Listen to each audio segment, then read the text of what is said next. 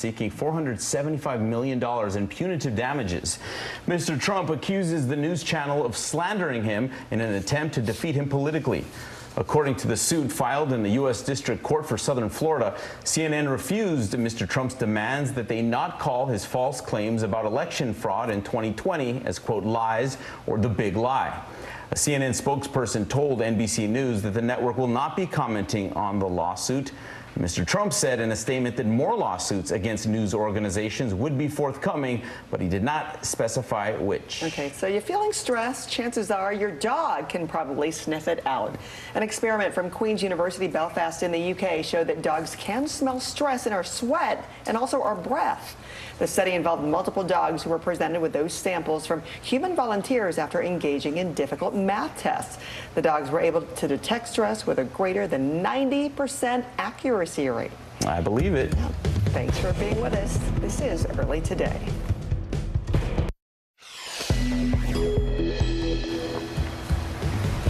The death toll is rising in the wake of Hurricane Ian. And 6 days after the storm slammed the Sunshine State, a number of Florida communities are still cut off from first responders. Our Kerry Sanders is in one of those communities. President Biden in Puerto Rico promising a massive federal relief. And tomorrow he'll head to Florida to survey the damage. This morning, Ukraine continues making strategic advances. This as Ukrainian officials send Elon Musk an F-bomb response after the billionaire infuriates the nation with a Twitter poll. A shocking new report finds that emotional and sexual abuse were systemic in women's soccer. Our Ann Thompson has the bombshell details. And the $120 million Will Smith feature that was held back after the Oscar slap is now set for release. Early Today starts right now. Good morning, I'm Frances Rivera. And I'm Philip Mena. We begin with the massive recovery efforts down in Florida. So far, 1,600 people have been rescued. Hundreds of firefighters are on the ground actively searching through piles of debris for any signs of life. Across the entire state of Florida, more than 450,000 still don't have electricity, and the death toll now stands at 106. In Fort Myers Beach, it could take up to a month to restore power. St. James City is now completely cut off after their main bridge was destroyed. Our Kerry Sanders is there. This is St. James City. Since last Wednesday when Hurricane Ian hit, this island community has been mostly cut off from contact with the outside world. Haven't seen any help from the government. 72-year-old Joe Lou rode it out here alone. What would you like people to know? Send help whenever, whatever. His front door looked like a wave pool. The water kept rising. Joe had a life jacket at the ready. Still, hurricanes will not chase him away. Not much you can do about it. That's Florida, hurricanes. St. James City sits at the tip of Pine Island. Its bridge to the mainland gone. Survivors here say friends with boats in Cape Coral and Fort Myers have taken it upon themselves to render aid. So far, there's been no FEMA water, ice, generators, food. Heather Hoffman made her way here finally to find her dad, Joe, alive. What's that like to finally know? There's no words. You know, the destruction is mind-boggling, but just to know that my loved ones are okay, that's the most important thing. St. James City was hit by the same 10-foot storm surge that took out portions of Sanibel Island's causeway and bridge. We made it to one of the newly formed sand spits where critical infrastructure was washed away. Communications is cut out. You can see the cables behind me like that orange line. It is why cell phone service is so critical. It's why part of AT&T's 180-member emergency response team, many of them veterans, launched from the mainland and 90 minutes later arrived on Sanibel Island. They've already powered up 2 of 4 cell phone towers here. The National Guard ferrying vehicles and more cell phone equipment in to bring communications back to the area islands. These people have been through a lot, and we're here to try to get them to reconnect with their families that are obviously concerned about them. AT&T opened their system in the hurricane zone to anyone with any service so they could text. We've seen 35 terabytes so far from other carriers, which is equivalent to 12 billion SMS messages. An all-out effort to help survivors finally reconnect with family. The survivors who lost everything say that they will stay put again and again, sleep outside, but underscoring the importance of this, they now have a connection to the outside world. Carrie, thank you. President Biden visited storm-ravaged Puerto Rico 2 weeks after Fiona barreled through the island. Mr. Biden pledged new financial assistance as the island slowly recovers. His trip coming exactly 5 years since we saw former President Trump tossing paper towels into a crowd in the wake of Hurricane Maria. Joining us from D.C. with more is Bree Jackson. Bree, good morning. Good morning, Philip. Well, President Biden sought to distance himself from his predecessor, pledging $60 million, vowing to make sure that the island gets the financial support that it needs. After Maria, Congress approved billions of dollars for Puerto Rico, much of it not having gotten here initially. We're going to make sure you get every single dollar promised. And I'm determined to help Puerto Rico build faster than in the past and stronger and better prepared for the future.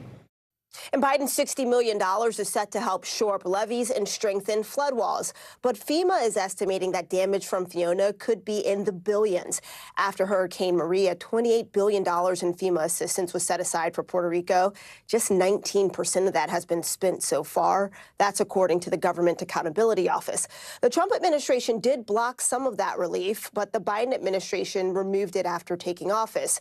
But setting bureaucracy aside, there's still the issue of rolling blackouts. The governor of Puerto Rico says power has been restored to 90% of the island, but in the south, there's over 100,000 Puerto Ricans still in the dark. Our Gabe Gutierrez spoke to a Luma official. Here's what he had to say. We've taken over a system that has been pretty much neglected for years, if not decades. And since we got here, we've been trying to rebuild as much as we can. We are doing everything we can to get the power back on. We will not stop until everybody's restored. And the White House press secretary told reporters the grid is a priority for the administration.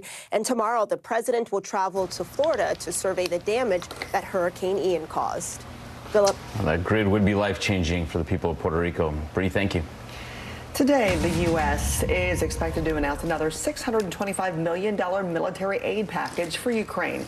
The AP reports that the delivery will include an additional 4 advanced rocket systems. The so-called HIMARS are seen as an important weapon on the battlefield, allowing Ukraine to disrupt Russian supply chains. The Ukrainian army retaking towns that Vladimir Putin just last week claimed were to become part of Russia. Aaron McLaughlin reports. Ukrainian forces say they're now making stunning gains to the south, liberating 2 territories in the occupied Kherson region, just days after a victory in the eastern town of Liman, hoisting the Ukrainian flag and tearing Russian signs down from areas where just days ago, Russian President Putin declared the Ukrainian territory would be Russia's forever. A long-awaited breakthrough in a bloody war that's potentially entering a new phase. While liberated areas have been left devastated by Russian occupation, including the village of Kamyanka. This man says a bomb blew a 30-foot hole in his backyard. How did you survive? I don't know, he says. Russian state TV now bluntly warning its viewers we should not be expecting good news, and airing this video of draftees training before heading to Ukraine. But around half of the soldiers conscripted in a region of the Far East now being sent home after being deemed unfit, according to a Russian official. The leader of Chechnya releasing this footage, claiming to show his teenage sons, including his 14-year-old, preparing for war. Days after the Putin ally called for Russia to use low-yield nuclear weapons on the battlefield. In a rare admission, Russia's defense ministry acknowledging what it calls Ukraine's, quote, superior tank units wedging into the depths of Russia's defenses in occupied Kherson. Back to you. Okay, Aaron, thank you. Kim Kardashian has reached a 7-figure settlement with the Securities and Exchange Commission after sharing a cryptocurrency ad with her 331 million Instagram followers without disclosing she was paid for the promo. NBC News' Tom Costello is breaking it down for us. She's a reality TV star and social media influencer with a staggering 331 million followers on Instagram, often pitching her own products, now paying more than $1.2 million for failing to disclose that she was paid $250,000 when she posted "Are you into crypto?" promoting a speculative cryptocurrency called Ethereum Max, though she did include #ad at the bottom. And so when a celebrity or influencer is touting it, it's important that the public understands that relationship. Investors have sued after suffering big losses when their crypto investments tanked. Kardashian, reportedly worth $1.8 billion, paid the settlement without admitting wrongdoing. She's prohibited from promoting cryptocurrencies for 3 years. Her attorney saying she wanted to get this matter behind her to avoid a protracted dispute. In recent years, the SEC has fined other celebrities too, including boxer Floyd Mayweather, music producer DJ Khaled, and actor Steven Seagal. The SEC is using Kim Kardashian as an example, as a shot across the bow to all sorts of other influencers, actors, models, and other people who use social media to promote different cryptocurrencies. The SEC says too many people have fallen prey to volatile cryptocurrency promises. Now it's applying the same financial disclosure laws that apply to stocks and bonds. All right, thanks to Tom for that report. Okay, a cold and rainy day ahead in the Northeast and Mid-Atlantic states. NBC meteorologist Michelle Grossman has your national forecast. Hi, Michelle. Good morning. Good morning, guys. Yeah, we're going to see the cloudy conditions continuing today. Also tomorrow before we start to clear things out. So we have a coastal low. It's what's left over from Ian, bringing these showers, bringing the clouds, breezy conditions, rainy too. And you can see some heavy rain in spots where you see the darker colors. That's where we're seeing the heaviest rain. That will be the case today into the early part of Wednesday before it's finally out of here. Also concerned with coastal flooding, 16 million people at risk. We saw a video yesterday of streets being inundated with water. Even some property damage is possible, especially in portions of Long Island into New Jersey, Delaware, and also Virginia. That will be the story throughout this Tuesday, expecting 1 to 3 inches of additional rainfall. We've already seen lots of rain so far in the past 3 days. That's a look at the big weather story of the day. Here's a closer look at your day ahead. All right, you need the jacket as you head out this morning in the Northeast, New England. We're also looking at showers, so grab the umbrella too. Temperatures in the 50s, lots of sunshine in the south. That's going to warm you up into the 80s, 88 in San Antonio, 87 in Houston.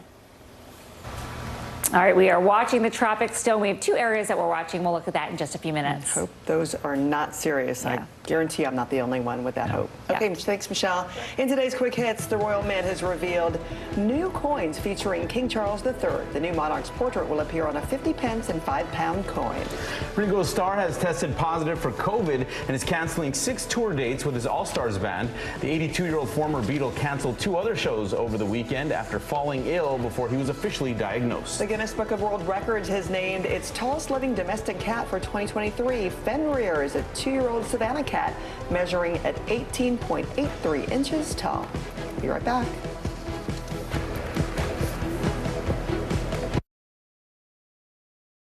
For Dateline Premium, subscribe now on Apple Podcasts.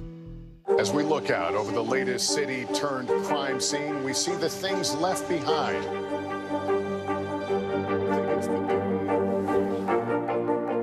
Can you tell us what it was like? Our NBC News exclusive.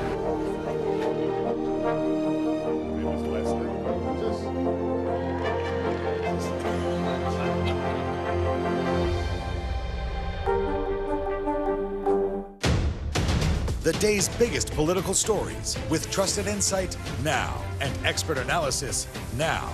A daily look at the politics behind the headlines. Meet the Press Now, streaming weekdays at 4 p.m. on NBC News Now. News is happening now. Look at what's making headlines around the world. Whenever it happens, wherever you are, it's here now. From Brooklyn, we're next to the subway station. The state's reservoirs are alarmingly low. War will pass them by.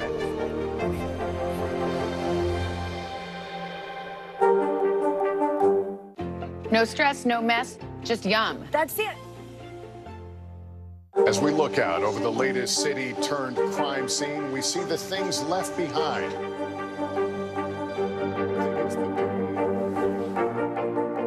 Can you tell us us what it was like? Our NBC News exclusive.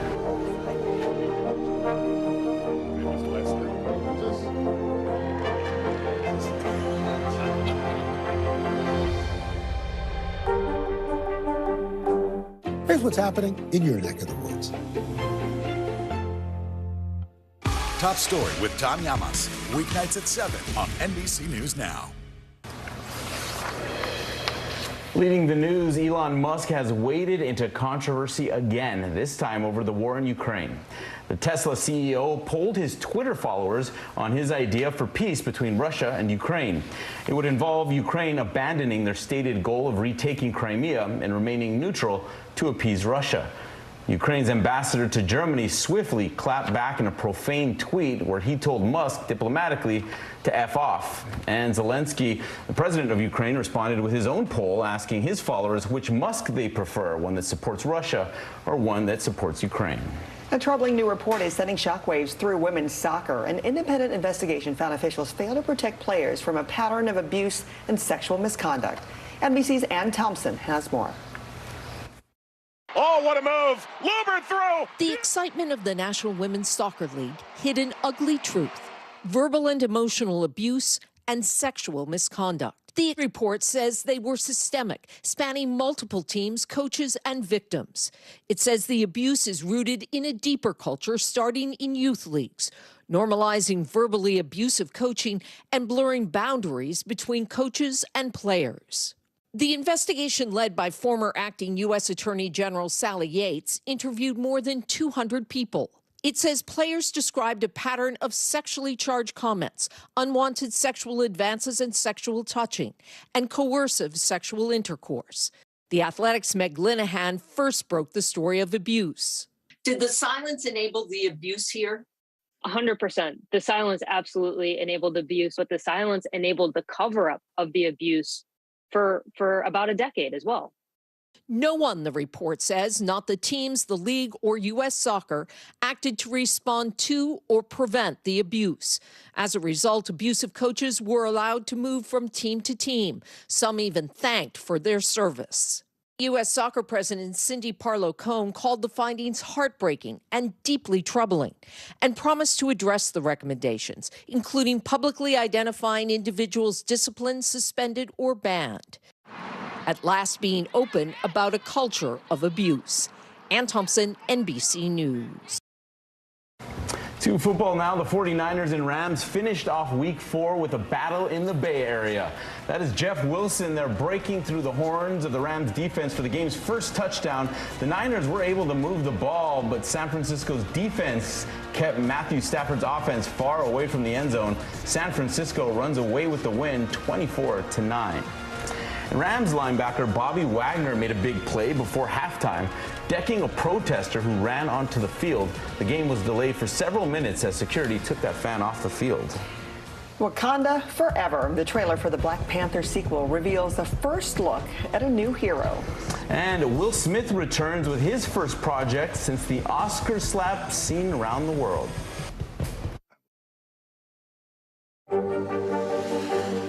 Tonight, I interviewed Secretary of Transportation Pete Buttigieg about the ongoing delays. You seem to be pointing the finger at the airlines. They're pointing the finger back. Mr. Secretary, when is this going to get better? NBC News, streaming free now. As we look out over the latest city-turned-crime scene, we see the things left behind.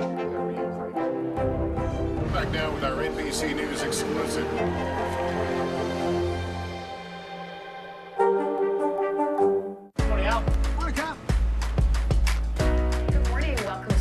I love mornings. They're full of possibility. And how you start your day sets the tone for the whole day. We need to pull up one extra chair at the table. We feel like we're right there with you. Just ahead, in this half hour, we're going to introduce you to... Because every day we start our morning so you can take on yours.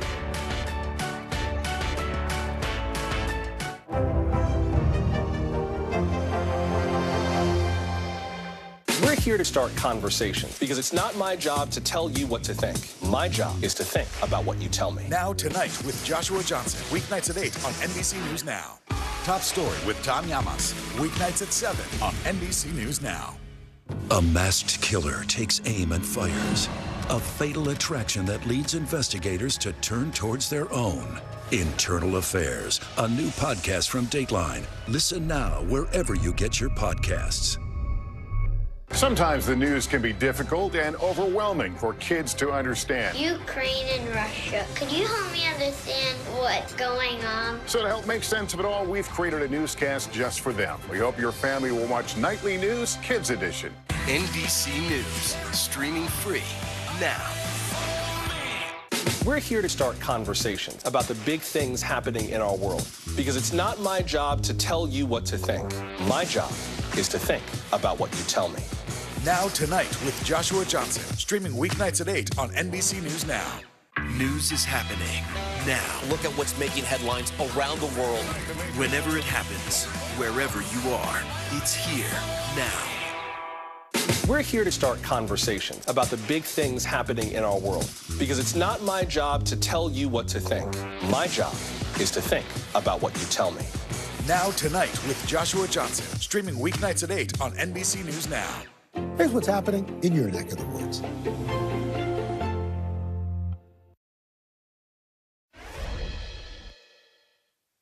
We know what you whisper. They have lost their protector. Now is our time to strike. Get ready to return to Wakanda. That's our first look at the sequel to Black Panther, which hints at a new hero taking over the late Chadwick Boseman. In memory of his iconic character, the memory of his iconic character will play a major role in the movie, which hits theaters November 11th.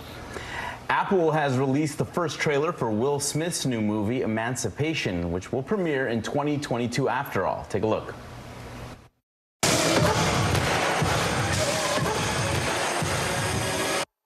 I will look in triumph at my enemies. The historical drama had been delayed to 2023 after Smith slapped presenter Chris Rock during last year's Oscar Awards, following a joke the comedian made about Will's wife, Jada. That initial delay has since been reversed since Smith's public apology. The film premieres in theaters on December 2nd and will stream a week later. Say I'm sorry and it's all back to normal, I guess. And how quickly, people will forgive when it comes to that. And our time warp, right? When was that, right? It does seem like a long time ago. It seems like a long time ago. All right, Michelle is monitoring new trouble in the tropics. That's next. And a TikTok star giving a life-changing surprise to street vendors. You get one beautiful life to live. Jenna doesn't stop till it's sold. We have this circle of women that love each other. This is a moment we're in right now. This is really electric. Love ya. Love you too. This is it. NBC News, streaming free now. Stay on top of breaking news and the biggest stories of the day with NBC News Daily. Thank you so much for joining us. I'm Morgan Radford. And I'm Vicki Wynn. I'm Aaron Gilchrist. And I'm Kate Snow. Get in-depth reporting from across the country. What's your reaction to the president's comments? And around the world. Are Ukrainians continuing to make advances? And ways you can take care of your health. Who should be getting tested? And frankly, how often? And your wallet. Costs are skyrocketing. How to manage soaring prices. NBC News Daily. Weekdays from 12 to 4 p.m. Eastern on NBC News Now. Morning, Al. Good morning. Welcome to Today. I love mornings. They're full of possibility. And how you start your day sets the tone for the whole day. We need to pull up one extra chair at the table. We feel like we're right there with you. Just ahead, in this half hour, we're going to introduce you to... Because every day we start our morning so you can take on yours. Sometimes the news can be difficult and overwhelming for kids to understand, so we've created a newscast just for them. We hope your family will watch Nightly News Kids Edition. No stress, no mess, just yum. That's it. News is happening now. Look at what's making headlines around the world. Whenever it happens, wherever you are. It's here now. The day's biggest political stories with trusted insight now and expert analysis now. A daily look at the politics behind the headlines. Meet the Press Now, streaming weekdays at 4 p.m. on NBC News Now. Sometimes the news can be difficult and overwhelming for kids to understand. Ukraine and Russia. Could you help me understand what's going on? So to help make sense of it all, we've created a newscast just for them. We hope your family will watch Nightly News Kids Edition. Hey, podcast fans, ready to unlock our true crime mysteries? Try Dateline Premium on Apple Podcasts. You'll get early access to originals, plus bonus content, and everything is ad-free. So head to Apple Podcasts now to subscribe. Welcome back on this Tuesday. We are tracking two potential systems that could become tropical depressions. There are two areas of showers and storms. One is east of the Windward Islands, a 30% chance of development in the next 5 days. And then further out in the Atlantic, we have a second system that has 80% chance of development in the next 2 days. But take a look at Spaghetti Mountains. This one takes it to the northwest and then kind of hooks it off into the ocean. So hopefully that will continue to be the trend. And then this one goes due west. So we're going to continue to track it for you guys. Back to you. Okay, thanks, Michelle. The massive TikTok tips helping change lives in San Diego is a story you'll be telling your friends about today.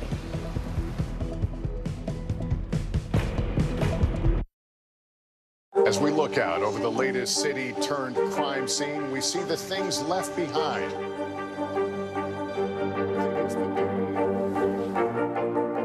Can you tell us what it was like? Our NBC News exclusive.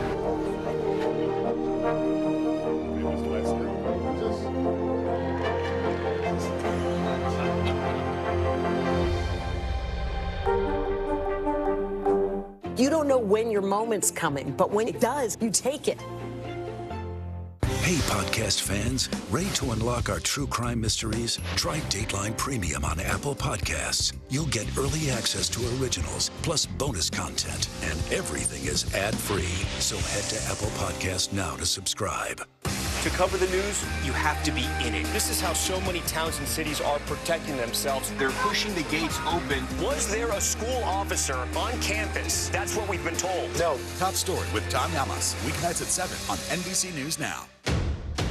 The day's biggest political stories with trusted insight now and expert analysis now.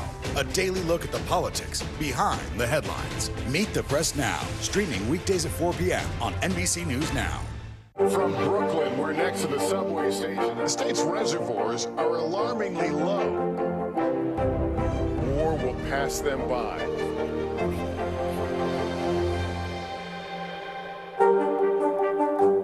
News is happening now. Look at what's making headlines around the world. Whenever it happens, wherever you are, it's here now. Hey, podcast fans, ready to unlock our true crime mysteries? Try Dateline Premium on Apple Podcasts. You'll get early access to originals, plus bonus content, and everything is ad-free. So head to Apple Podcasts now to subscribe.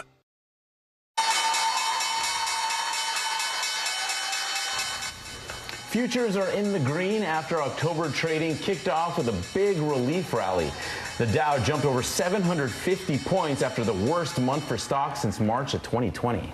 Now to San Diego, where a young Latino TikTok star is becoming a hero to street vendors. Here's Gary Schwartz. If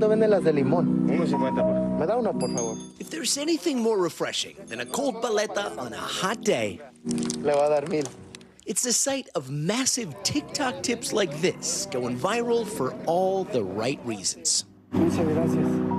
This is Jesus Morales, aka Juicy on TikTok, the man behind the hands filled with cash. And he searches out unsuspecting street vendors to give them gifts they can hardly believe. What's it like for you when you try to hand somebody $100 and you know they need it, and they give it back and they're like, no, I can't take it? The Latino community is hardworking, and they don't expect handouts. So it's like, it's really weird for it to happen. But again, I always let them know, hey, this money comes with a lot of luck. So far, he's given away hundreds of thousands of dollars donated by his followers. My parents came here with nothing, absolutely nothing besides a dream. And when they first came to the US, they were sleeping in a basement on a piece of cardboard. And I just imagine that And it's just like, dude, like, my parents have sacrificed so much just to be here, and, you know. We tagged along on one of Jesus's famous surprise taco stand takeovers. Oh, Jesus has now told them that he is going to help promote their business. They don't know about what's coming afterwards. But now you're just giving free tacos to everybody. Free tacos for an hour. Free tacos, tacos gratis, gratis. Come get your free tacos, guys, free tacos. End of the hour, the total bill just over $1,000. Sí, bastante dinero. They said that just with what they ate, it was about $50, so they think he's going to be spending a lot of money here. Plus an extra $1,000 tip. Y luego lo demás va a ser una propina para todos ustedes. Muchas gracias. So she just said that the owner of the stand, his son was involved in an accident today, was hit by a car, and he's in the hospital, and so they're here working, but this couldn't have come at a better time for this family. How often do you come and give somebody a tip or do something like this, and then they say, this came at the exact right time? It happens pretty often, to be quite honest, and, you know, I'm glad that we're able to help out. It's a reminder every day, you know, everybody, you know, street vendors, regular people, you know, being able to do things like this for them is just, it just means the world to me. And soon he'll set out again, hoping to lift up others, working towards their American dream. What a great story. You just have that on our For You page and keep it right there instead of keep on scrolling. What else do you want? Free tacos and big tips for those who deserve it. See you tomorrow.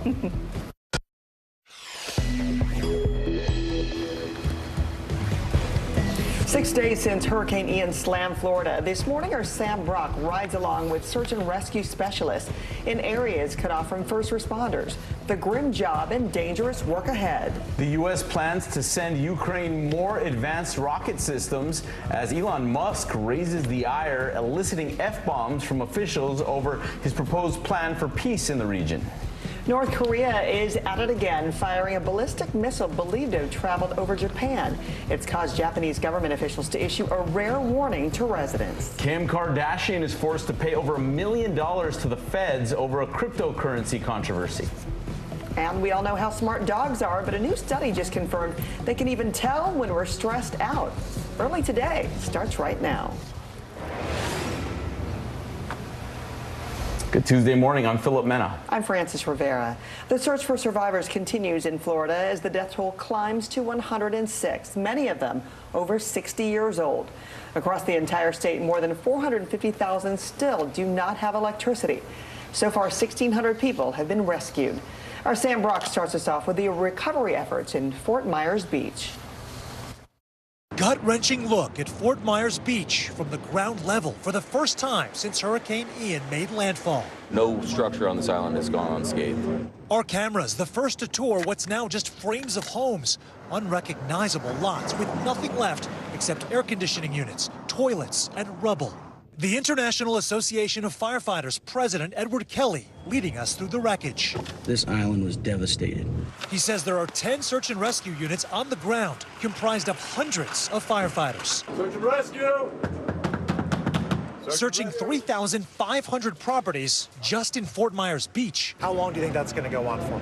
You know, it's a common question, and a lot of people want to know a time frame. And unfortunately, time frames are very dynamic, they're fluid.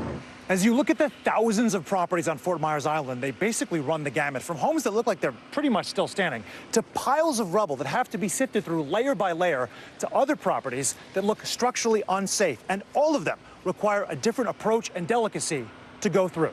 Search and rescue, anybody here? Anybody need help? For homes at risk of collapse, the process can take hours to protect anybody that could still be inside, as well as the emergency responders. We don't want to create more victims, and more victims from the storm and more victims from the rescuers. But criticism is growing around when Lee officials called for those evacuations. The National Hurricane Center cited life-threatening storm surge for Fort Myers at 5 p.m. Monday. On Tuesday morning, the first mandatory orders were issued and expanded throughout the day. I think that was a little late. I think it should have been like Monday, sometime Monday, because this is such a low-lying area. And even though it was hitting Tampa, Tampa's right there. It's their whole life. People don't want to leave their valuables behind. In the midst of this dark chapter, the chairman and CEO of Florida Power and Light says recent changes to the infrastructure will help expediting repairs. We believe we are going to be done with everybody who can accept power, and understand there are thousands of structures that will not be able to accept power by the close of business on Friday. A glimmer of light for a community still stunned by so much loss. This is my mother's house. This is my whole life. My mom was supposed to retire here and spend the rest of her life and be happy, and now we have nothing. Well, thanks to Sam for that report. President Biden visited storm-ravaged Puerto Rico 2 weeks after Fiona barreled through the island. Mr. Biden pledged new financial assistance as the island slowly recovers. His trip coming exactly 5 years since we saw former President Trump tossing paper towels into a crowd in the wake of Hurricane Maria. Joining us now from D.C. with more is Bree Jackson. Bree, good morning. Good morning, Philip. President Biden sought to distance himself from his predecessor, pledging $60 million to make sure the island gets the financial support it needs. After Maria, Congress approved billions of dollars for Puerto Rico, much of it not having gotten here initially. We're going to make sure you get every single dollar promised. And I'm determined to help Puerto Rico build faster than in the past and stronger and better prepared for the future. Biden's $60 million is set to help shore up levees and strengthen flood walls. But FEMA is estimating that damage from Fiona could be in the billions. After Hurricane Maria, $28 billion in FEMA assistance was set aside for Puerto Rico. Just 19% of that has been spent so far. That's according to the Government Accountability Office. The Trump administration did block some of that relief, but the Biden administration removed it after taking office. But setting aside bureaucracy, there's still the issue of the rolling blackouts. The governor of Puerto Rico says power has been restored to 90% of the island, but in the south, there are over 100,000 Puerto Ricans still in the dark. Our Gabe Gutierrez spoke to a Luma official who, here's what he had to say. We've taken over a system that has been pretty much neglected for years, if not decades. And since we got here, we've been trying to rebuild as much as we can. We are doing everything we can to get the power back on. We will not stop until everybody's restored. The White House press secretary told reporters the grid is a priority for the Biden administration. And tomorrow, the president will travel to Florida to survey the damage caused by Hurricane Ian. Philip? And nearly 500,000 people without power there in Florida. All right, Bree, thank you. In a major escalation, North Korea fired a ballistic missile over Japan for the first time in 5 years. Japanese officials believe it landed in the Pacific Ocean. According to the Japanese Prime Minister's office, authorities issued evacuation alerts to residents in the northeastern regions and suspended some trains. The Biden administration strongly condemned what they called a reckless and dangerous launch. In a statement, State Department spokesman Ned Price said that it posed an unacceptable threat to the Japanese public. This is the 5th round of weapons tests by North Korea in 10 days and was seen as an apparent response to military drills between South Korea and the U.S. The U.S. is stepping up the arming of Ukraine by sending 4 more advanced rocket systems, so-called HIMARS. That's according to the Associated Press. The delivery is part of a new $625 million aid package expected to be announced today. HIMARS are seen as an important weapon on the battlefield, allowing Ukraine to strike bridges and disrupt Russian supply chains. And as Ukrainian forces retake more and more towns from Russia, the country's National Guard is delivering vital humanitarian aid. As our Jay Gray reports, that mission is fraught with risk. Among the crumbled bricks, broken glass, and twisted metal, one of the few remaining residents patches a hole in his roof. But the scars of war in Kozachi-Lapan are too deep to hide. This small village, one of the first captured by Russian troops as they invaded in February, and it was just liberated by Ukraine forces 3 weeks ago. It's 3 kilometers from the front line, and the shelling is continuous here. Even as the battle rages. Literally 20 minutes ago, but the enemy struck the civilian population with cluster bombs. The Ukrainian National Guard continues its mission, providing food and water for those mostly older residents who refuse to leave or have nowhere else to go. These are our people. We will fight for them under any circumstances, despite all the difficulties and obstacles. Compelled to keep pushing through by the communities they serve. They believe in us. This gives us strength and confidence in our victory. Victories built one box, one village at a time. Jay Gray, NBC News, Kazakhstan, Ukraine. A troubling new report is sending shockwaves through the National Women's Soccer League. An independent investigation found officials failed to protect players from a pattern of verbal and emotional abuse and sexual misconduct. NBC's Ann Thompson has more. Oh, what a move! Luber through! The excitement of the National Women's Soccer League hid an ugly truth: verbal and emotional abuse and sexual misconduct. The report says they were systemic, spanning multiple teams, coaches, and victims. It says the abuse is rooted in a deeper culture starting in youth leagues, normalizing verbally abusive coaching and blurring boundaries between coaches and players. The investigation, led by former acting U.S. Attorney General Sally Yates, interviewed more than 200 people. It says players described a pattern of sexually charged comments, unwanted sexual advances and sexual touching, and coercive sexual intercourse. The Athletic's Meg Linehan first broke the story of abuse. Did the silence enable the abuse here? 100%. The silence absolutely enabled abuse, but the silence enabled the cover-up of the abuse for about a decade as well. No one, the report says, not the teams, the league, or U.S. Soccer, acted to respond to or prevent the abuse. As a result, abusive coaches were allowed to move from team to team. Some even thanked for their service. U.S. Soccer President Cindy Parlow-Cone called the findings heartbreaking and deeply troubling, and promised to address the recommendations, including publicly identifying individuals disciplined, suspended, or banned. At last being open about a culture of abuse. Ann Thompson, NBC News. Miami Dolphins star Tua Tagovailoa is officially sidelined this week. Miami ruled Tua out of Sunday's game against the Jets days after being stretchered off the field on Thursday Night Football. The team said there is no definite timeline for his return, but confirmed that the quarterback is in concussion protocols. And as he recovers, a division rival's fan base is leading the charge for Tua's foundation. Bills fans have spearheaded donations for the Tua Tagovailoa Foundation. They say over 1,700 donations have poured in from fans as of Monday.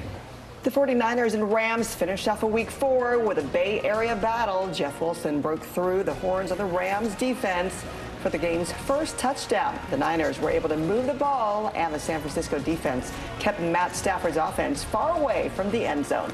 San Francisco runs away with a win 24-9. And Rams linebacker Bobby Wagner made a big play before halftime, decking a fan who ran onto the field, releasing that pink smoke. The game was delayed for several minutes as security took the man off the field. All right, let's take a look at our national weather with NBC meteorologist Michelle Grossman. Good morning, Michelle. Good morning to you guys. And we continue to watch rain falling. It's falling heavily at times throughout the Northeast, also the Mid-Atlantic, down through Virginia. We're looking at heavy rain where you see the darker colors. It's all due to what's left over from Ian, so sort of rotating back. We saw it Saturday, Sunday, Monday, then today. We're going to see it a little bit Wednesday before it finally moves out of here. We do have 16 million at risk from New England all the way through parts of Virginia. We could see flooded streets, also some property damage as that water makes its way inland. Also expecting 1 to 3 inches of rain. Could see locally higher amounts, but that will be the general rule as we go throughout the day. It's going to keep us cool, too, with the winds blowing. Winds could gust near 35 miles per hour. That's a look at the big weather story of the day. Here's a closer look at your day ahead. All right, we're looking at cool weather in the Northeast. You need the umbrella, you need the jacket. Temperatures in the 50s along the coast, and it's still feeling like summer in the south. Lots of sunshine. It will be dry with temperatures in the 80s, 86 in Dallas, 87 in San Angelo. All right, guys, we're watching the tropics, too. We're watching 2 systems that could become our next tropical depression. We'll look at that in a few minutes. All right, Michelle, thank you. Early today, back in 60 seconds with a new trailer for the first Will Smith movie since the infamous Oscar slap. And the feds catch up with Kim Kardashian, why she's being fined over $1 million for an Instagram post. A masked killer takes aim and fires. A fatal attraction that leads investigators to turn towards their own. Internal Affairs, a new podcast from Dateline. Listen now wherever you get your podcasts. Top Story with Tom Llamas is your news playlist on NBC News Now. And now, you can listen to it as a podcast. Available anytime and anywhere. These days, it feels like the news never stops. So let's get into it. What's happening right now, what it all means for you for an hour every day. It can be hard to keep up, so let's get started together. Hallie Jackson Now, weekdays at 5 on NBC News Now. News is happening now. Look at what's making headlines around the world. We're coming on the air with breaking news. This is a significant moment. Whenever it happens, wherever you are, NBC News, streaming free now. Sometimes the news can be difficult and overwhelming for kids to understand, so we've created a newscast just for them. We hope your family will watch Nightly News Kids Edition. Hallie Jackson Now, weekdays at 5 on NBC News Now. Sometimes the news can be difficult and overwhelming for kids to understand. Ukraine and Russia. Could you help me understand what's going on? So to help make sense of it all, we've created a newscast just for them. We hope your family will watch Nightly News Kids Edition. Hallie Jackson Now, weekdays at 5 on NBC News Now. The indictment of a former president, or perhaps candidate for president, would arguably tear the country apart. Is that your concern? Can you update us on the status of negotiations?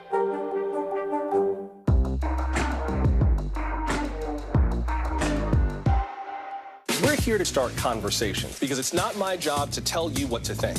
My job is to think about what you tell me. Now Tonight with Joshua Johnson, weeknights at 8 on NBC News Now.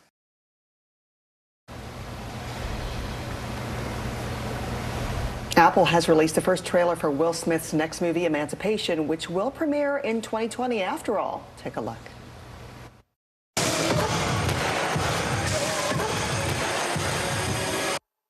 I will look in triumph at my enemies. The historical drama has been delayed to 2023 after Smith slapped presenter Chris Rock during the last Oscar Awards, following a joke the comedian made about Will Smith's wife, Jada. Well, that initial delay has since been reversed since Smith's public apology, and the film premieres in theaters on December 2nd and streams a week later.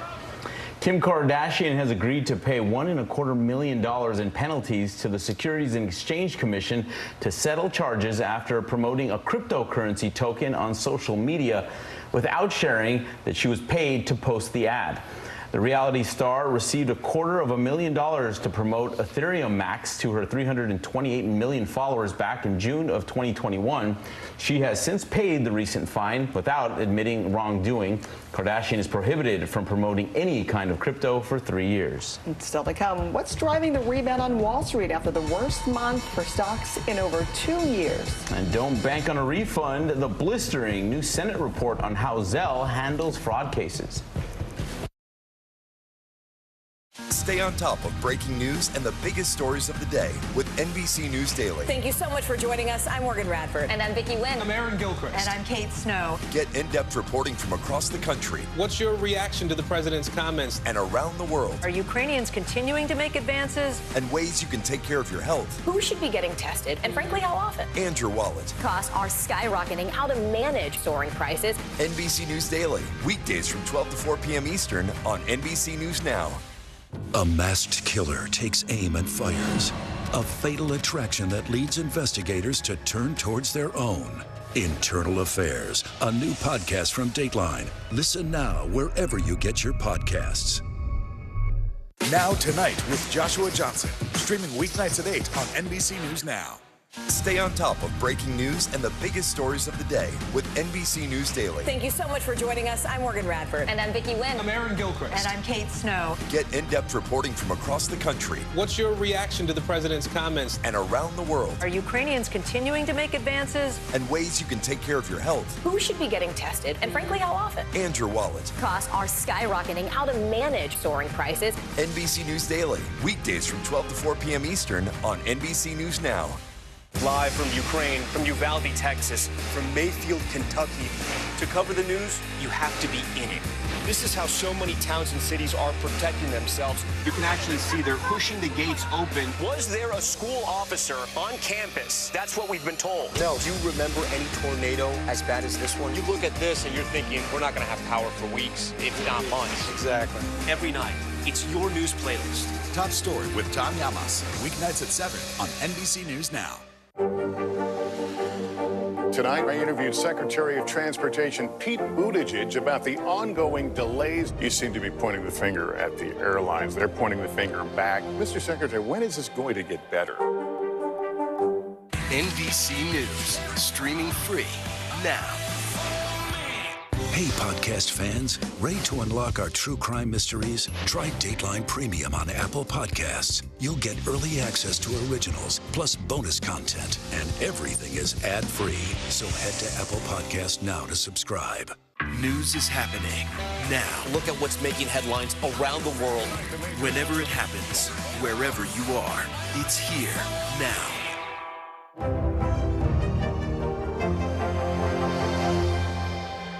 Hallie Jackson Now, weekdays at 5 on NBC News Now.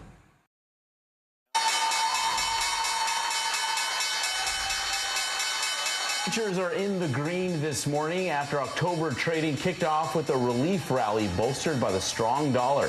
The Dow jumped over 750 points after the worst month for stocks since March of 2020. The S&P and NASDAQ also climbed over 2%.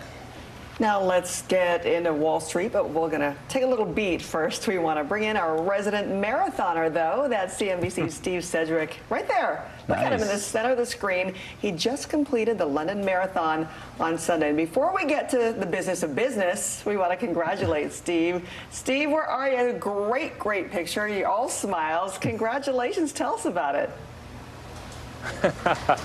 Oh, bless you. I totally didn't know you were going to do that, so thank you so much indeed. Yeah, it was a lot tougher than I thought. I failed dismally to beat my PB by a good 20 minutes, but that's really kind of you. Thank you, Francis. Oh, you know what? There's always the next time. The fact that you even did it and completed it. Very impressive. 100%. Well done on you. Okay, now let's get to this major shift in energy now, use in Europe.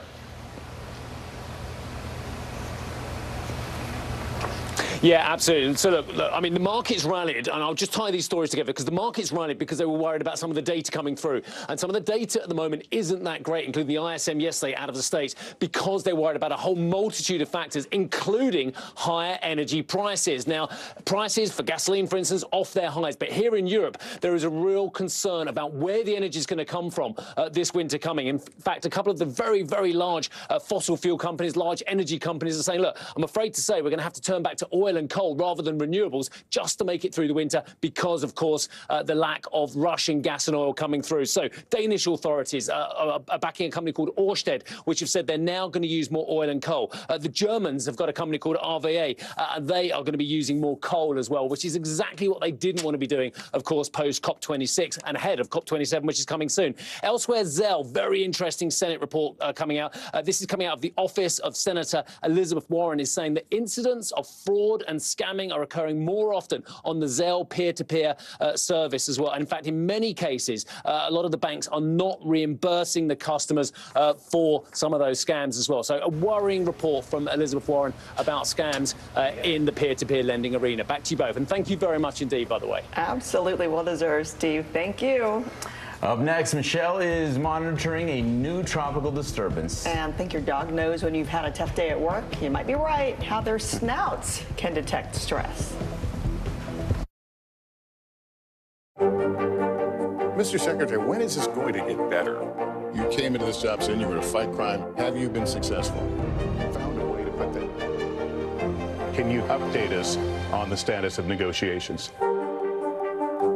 Hey, podcast fans, ready to unlock our true crime mysteries? Try Dateline Premium on Apple Podcasts. You'll get early access to originals, plus bonus content, and everything is ad-free. So head to Apple Podcasts now to subscribe. Now Tonight with Joshua Johnson, streaming weeknights at 8 on NBC News Now.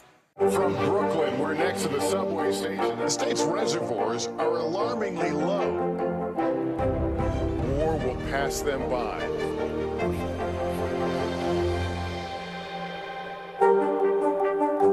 NBC News, streaming free now.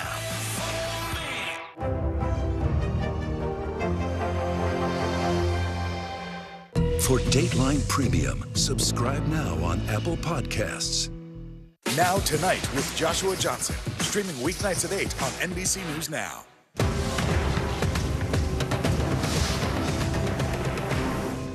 Stay on top of breaking news and the biggest stories of the day with NBC News Daily. Thank you so much for joining us. I'm Morgan Radford. And I'm Vicki Lynn. I'm Aaron Gilchrist. And I'm Kate Snow. Get in-depth reporting from across the country. What's your reaction to the president's comments? And around the world. Are Ukrainians continuing to make advances? And ways you can take care of your health. Who should be getting tested? And frankly, how often? And your wallet. Costs are skyrocketing. How to manage soaring prices. NBC News Daily. Weekdays from 12 to 4 p.m. Eastern on NBC News Now. NBC News, streaming free now. Top Story with Tom Llamas. Weeknights at 7 on NBC News Now. Good morning, I'm Joe Fryer. And I'm Savannah Sellers right now on Morning News Now. We're staying on top of the breaking situation in Ukraine. We are watching dangerous heat this week. Recession, I mean, is that where we're headed? Is there any way to avoid that? Morning News Now, streaming weekdays at 7. Sometimes the news can be difficult and overwhelming for kids to understand, so we've created a newscast just for them. We hope your family will watch Nightly News Kids Edition. We're here to start conversations because it's not my job to tell you what to think. My job is to think about what you tell me. Now Tonight with Joshua Johnson. Weeknights at 8 on NBC News Now. Welcome back on this Tuesday. We continue to watch the tropics. We are watching two systems that could be our next tropical depression. One is east of the Windward Islands. One is further out in the Atlantic. The first one has a 20% chance or 30% chance in the next 5 days becoming a tropical depression, bringing some showers to the Windward Islands. Back to you guys. All right. Thank you, Michelle. Our top stories are next, including the new $475 million lawsuit against CNN brought by former President Trump. Sometimes the news can be difficult and overwhelming for kids to understand. Ukraine and Russia. Could you help me understand what's going on? So to help make sense of it all, we've created a newscast just for them. We hope your family will watch Nightly News Kids Edition. News is happening now. Look at what's making headlines around the world. Whenever it happens, wherever you are, it's here now.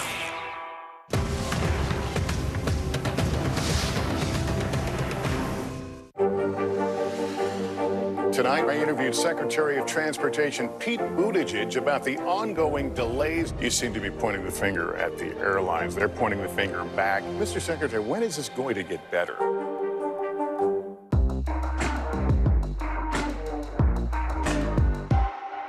As we look out over the latest city-turned-crime scene, we see the things left behind.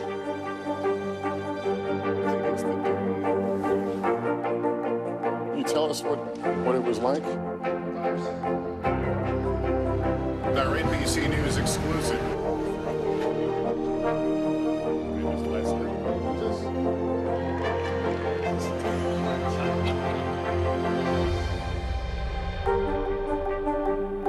Sometimes the news can be difficult and overwhelming for kids to understand. Ukraine and Russia. Could you help me understand what's going on? So to help make sense of it all, we've created a newscast just for them. We hope your family will watch Nightly News Kids Edition. The indictment of a former president, or perhaps candidate for president, would arguably tear the country apart. Is that your concern?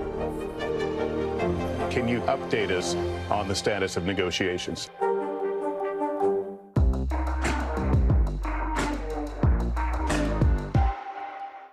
No stress, no mess, just yum. That's it.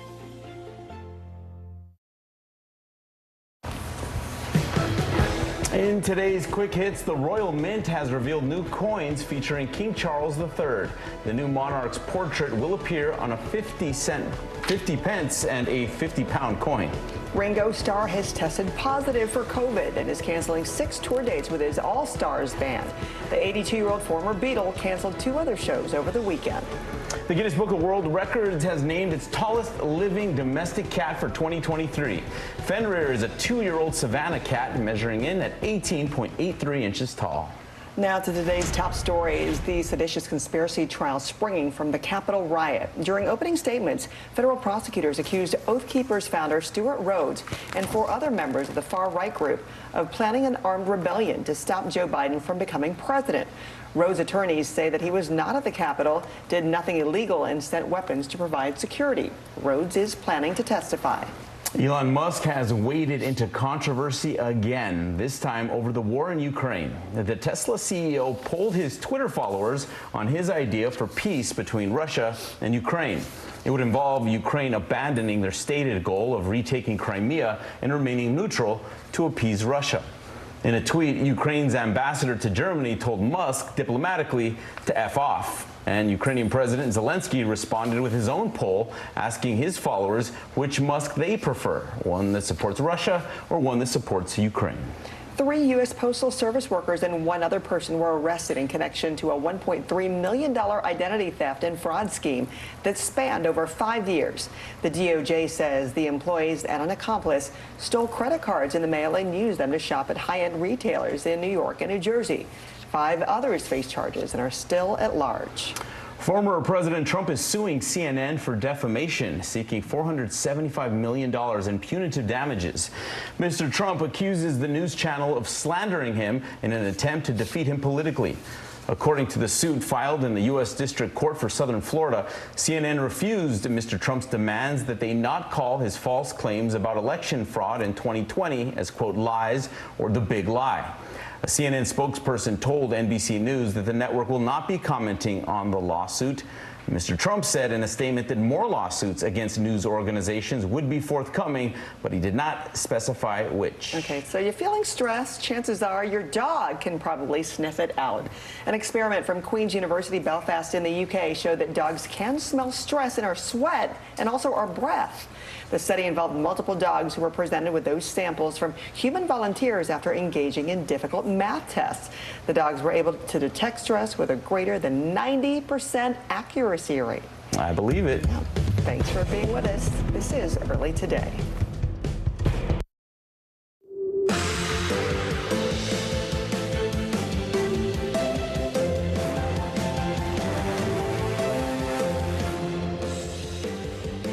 I'm Zinkley Asamoah in for Joe Fryer. And I'm Savannah Sellers right now on Morning News Now. Too late to evacuate. Officials in Southwest Florida are facing growing criticism this morning about when they called for evacuations ahead of Hurricane Ian, as new images come out of hard-hit Lee County show the extent of the devastation. It turns out more than half of the storm's deaths happened there, and the survivors say the call to leave came too late.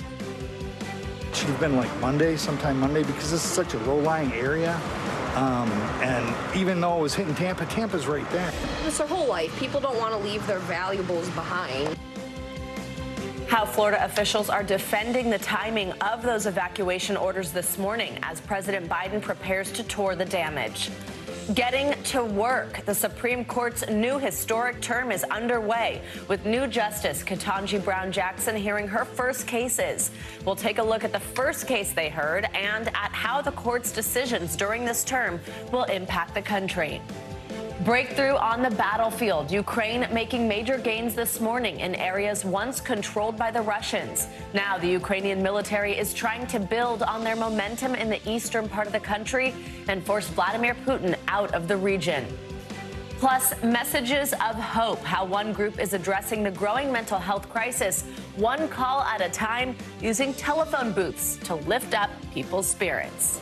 I'm so excited to share that one with you. It brought tears to my eyes going through that booth. So. Yeah, it sounds like an incredible story. We'll get to that a little later in the hour. We begin with the aftermath of Hurricane Ian, and this morning the impact of the storm is still growing a week after it made landfall. That's right. The number of people confirmed dead from the storm is rising, now at least 100 people, nearly all of them in Florida. Search and rescue teams were out again yesterday in hard-hit areas like Lee County, where power remains out in hundreds of thousands of homes and businesses. President Biden is pledging his support for the hard-hit area, and while visiting Puerto Rico yesterday to tour the destruction from Hurricane Fiona just 2 weeks ago, he promised to provide support to the island as well.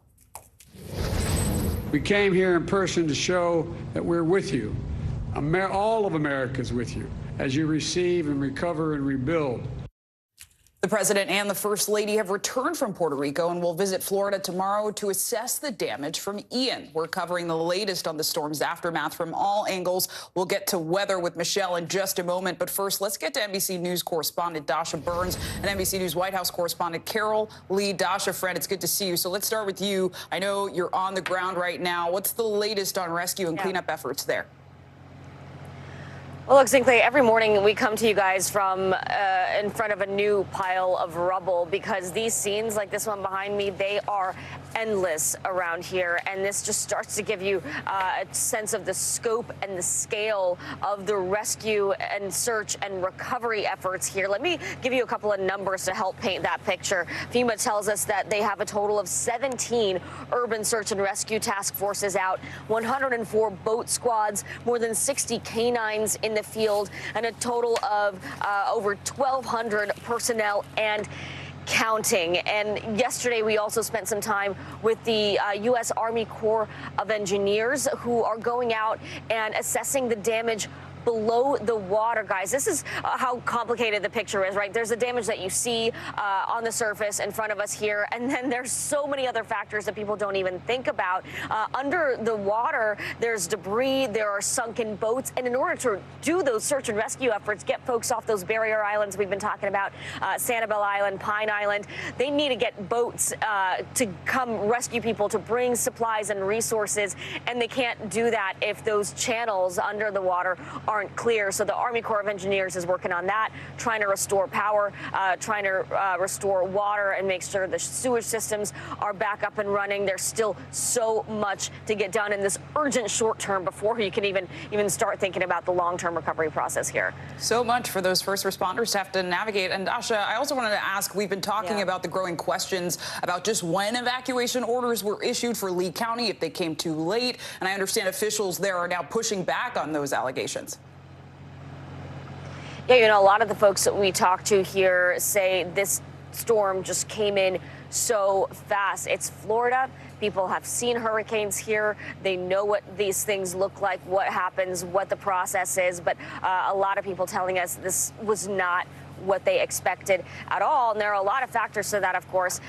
But yeah, officials are pushing back on allegations that there wasn't enough lead time for people to get out. Take a listen.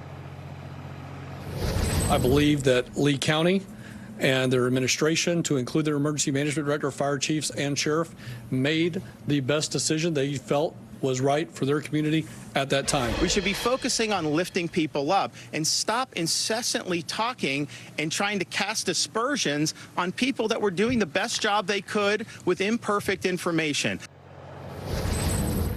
No, Zinkley, what I'll say is the folks that I've talked to, you know, couples who don't have small children, who don't have any complications, say that they probably could have gotten out in time if they were quicker on their feet. But if you have small kids, if you have disabilities, if you have any sort of complications, it's those individuals that had a much harder time getting out before the worst of it came. Yeah, time really matters when we're talking about natural disasters like this. And Carol, I want to bring you in. It's great to see you. So as I mentioned, the president toured damage in Puerto Rico yesterday, and during that, he announced $60 million in federal funding for the island. So what exactly will that money go towards? That's right. This is $60 million from the bipartisan infrastructure law, and it's intended to go toward helping Puerto Rico prepare for future storms. So going toward things like shoring up levees, creating a new flood warning system, and strengthening flood walls, things like that. And President Biden said these sorts of investments are critical because Puerto Rico is already still struggling to recover and get back on its feet from Hurricane Maria. Take a listen. After Maria, Congress approved billions of dollars for Puerto Rico, much of it not having gotten here initially. We're going to make sure you get every single dollar promised. And I'm determined to help Puerto Rico build faster than in the past and stronger and better prepared for the future. Now, President Biden also promised more money in the future for things like that power grid that's been so critical and has really struggled in Puerto Rico, and other types of investments into roads and bridges. So we'll see that money in the future. And Carol, I know Biden has another state, an area to visit because of natural disaster, Florida. What can we expect from his visit to look at the hurricane damage?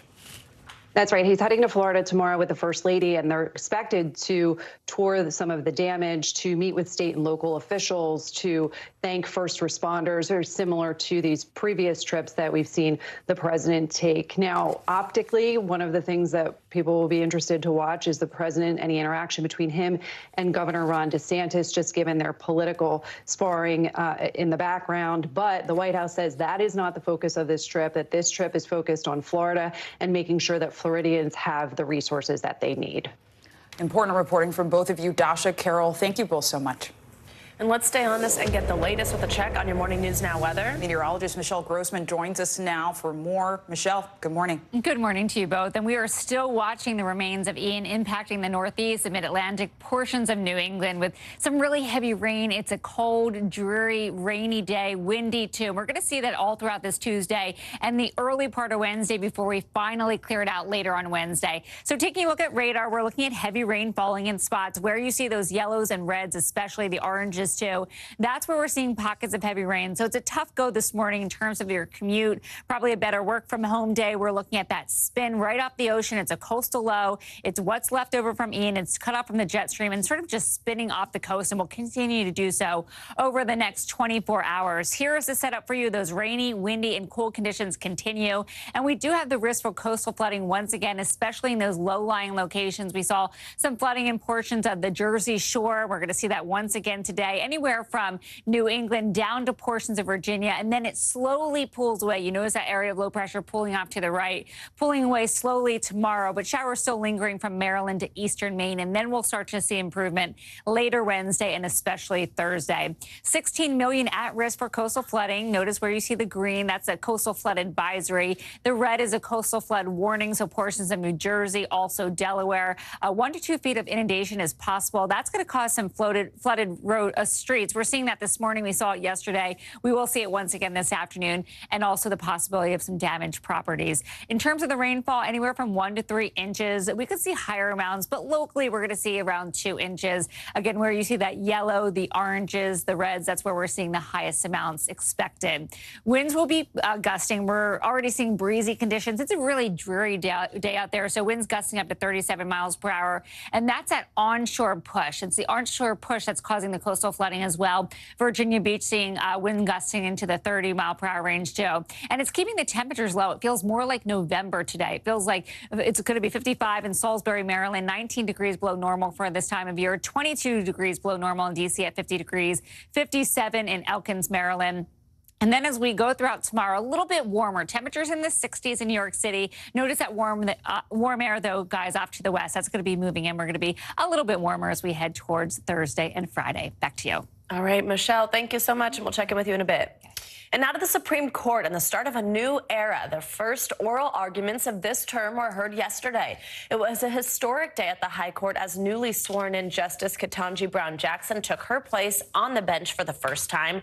This is also the first time 4 women have presided over the court. NBC News senior White House correspondent Kelly O'Donnell joins us now with the latest from this day. Hey, Kelly, good morning. So let's start with the new justice on the court. Ketanji Brown Jackson was an active participant, actually, on her first day on the job as the Supreme Court heard a challenge regarding wetlands regulation. What can you tell us about that, and just kind of walk us through what we saw from her, what her role was like yesterday, and if it gives us any clues as how she'll be as a justice? Well, being inside the courtroom for that oral argument, it was interesting to see when Justice Ketanji Brown Jackson first spoke up and began asking questions of the lawyers who were arguing the case, because it was the first chance to see her in action, engaging with the lawyers, showing her knowledge of the case, and working with her colleagues on the bench. And at times, some of the other justices who have more seniority on the Supreme Court referenced things that Justice Jackson said and worked that into some of their own questioning. And she clearly knew the case well, as you would expect. She's obviously got a lot of experience coming onto the High Court. And what was notable about it in some ways is the first day you might expect someone would sort of take it all in, perhaps sit back and watch how others did. She jumped right in and was fully engaged and participating. And it was a lively debate over an issue that in some ways is very technical, but has far-reaching impacts for people who own property in areas where there are wetlands that are potentially regulated by the federal government. So we learned a lot in that court session about what it means to be adjacent to a federally regulated wetland. And there was a lot of back and forth about the definitions the government would use. And Justice Jackson was asking the lawyer representing the people bringing this case, and it's been a long time fight against the EPA. Remember, a conservative court here, the justices who might be inclined to say less regulation. Justice Jackson is a part of the 3 justices on the liberal wing, so she doesn't change the balance. She was asking some questions about would those homeowners who purchased the land have had some advance warning about the fact that the property they were buying was a wetland and could have potentially been subject to this sort of regulation. So the particulars of that case will be known over time. What really stood out to me, Savannah, was that she was an active participant right from the start of her first case in oral argument. Yeah, absolutely. And Kelly, also quickly, the Supreme Court made one of its first rejections as well. This involved the MyPillow CEO in connection with the 2020 election. Tell us what happened there and where it goes from here. One of the standard things the court does at the beginning of the term is puts out a list of cases that they are either going to accept or reject, and they rejected the case of Mike Lindell, who has been a very prominent, regular rally goer, almost a star at the rallies for former President Trump. He has a defamation case that Dominion Voting Systems has brought against him because of his allegations that have been repeatedly known to be false about Dominion Voting Systems having improperly dealt with the 2020 election. He was trying to get the Supreme Court to take that case, and they said no. They rejected that. So a lower court will still go forward with Dominion suing Mike Lindell for defamation. That's one of the prominent cases that certainly popped off the page of many that the court was either accepting or rejecting yesterday. Savannah? Also, look ahead to today. The Supreme Court is set to hear arguments on an Alabama case that could potentially affect voting rights in the U.S. more broadly. What should we know about it? This will be one of the marquee cases of this term. And so as we learn more about how it unfolds today, this will dominate a lot of headlines. Voting rights in Alabama, when you think of all the ways that that could affect American life and how the issues of elections are so important in our national debate right now, this is a case where they're looking at Alabama and the electoral map there. And did the state legislature rewrite that map in a way that put black voters at a disadvantage by putting their concentrated power in just one congressional district, when across the state they actually represent almost 30% of the population, but they have the strongest representation in only one congressional district? That's part of what will play out today. We'll hear the oral arguments. This will be a case that people will be watching significantly. The court had previously already taken apart some of the 1965 landmark voting rights case. This is another in the line of that. And so it's one of the most watched cases of this term. And so this is a big day. There are already people lined up all across the street here, right to my right and my left here, waiting for some of the public seats to attend today's oral argument, because the court, for the first time in 2.5 years, is back open with some limited seating for the public after pretty tight COVID restrictions. Savannah? So much to watch for there, and some people, like you said, will get to see it in person. Kelly O'Donnell, thanks so much. And we want to take a closer look at 2 major cases the court will hear this term. Joining us now to discuss that is Professor Susan Carl. She's a law professor at American University. Professor, thank you for being here. So later this month, the court will hear arguments for 2 cases related to affirmative action, one involving Ivy League Harvard and the other involving the University of North Carolina, and whether or not they can use race as one of the factors in admissions. So can you just simply walk us through these cases and the impact a ruling like this could have on diversity, equity, and inclusion at universities? Sure. So as you mentioned, there are 2 cases. One involves a private university, Harvard University. The second involves a public university. And so there are 2 provisions at issue. One is a statute called Title VI of the Civil Rights Act, which prohibits discrimination on the basis of race in any program receiving federal money. So that would be every college and university in the United States. And the second one also involves the Equal Protection Clause of the Constitution, because that applies in a public university context. And the question is whether these schools can look at race as one of many factors in making individualized admissions decisions. So what both the universities say is that they don't discriminate on the basis of race, that they try to look at the whole person. And since race is a factor in a person's experiences and backgrounds in the United States today, they consider as one of many factors a person's race or their experience with race as they were children. Yeah. And Professor, it's not lost on me that Many experts say the outcome could have a ripple effect on diversity and inclusion programs beyond just academics. A decision in this case could have an impact on the workplace as well, right? Can you talk to us about that? Absolutely, yes. So especially around the Title VI issue, because Title VI of the Civil Rights Act is worded basically exactly the same as the part of the Civil Rights Act that prohibits discrimination in employment, which is Title VII. It is very likely that what the court says about race and consideration of race as a soft factor or one of many factors in college admissions would also apply to questions in the workplace about hiring, promotion, that kind of thing. So this is likely to be the case in which the court articulates its views about how race can be used in decision-making, both in college admissions and then later in employment. And Professor, quickly, this would be another chance for the Supreme Court to overturn precedent, just as they did with Roe v. Wade. Do you think if affirmative action is essentially overturned, it could mean current diversity and inclusion programs, academically and professionally, could be just thrown out?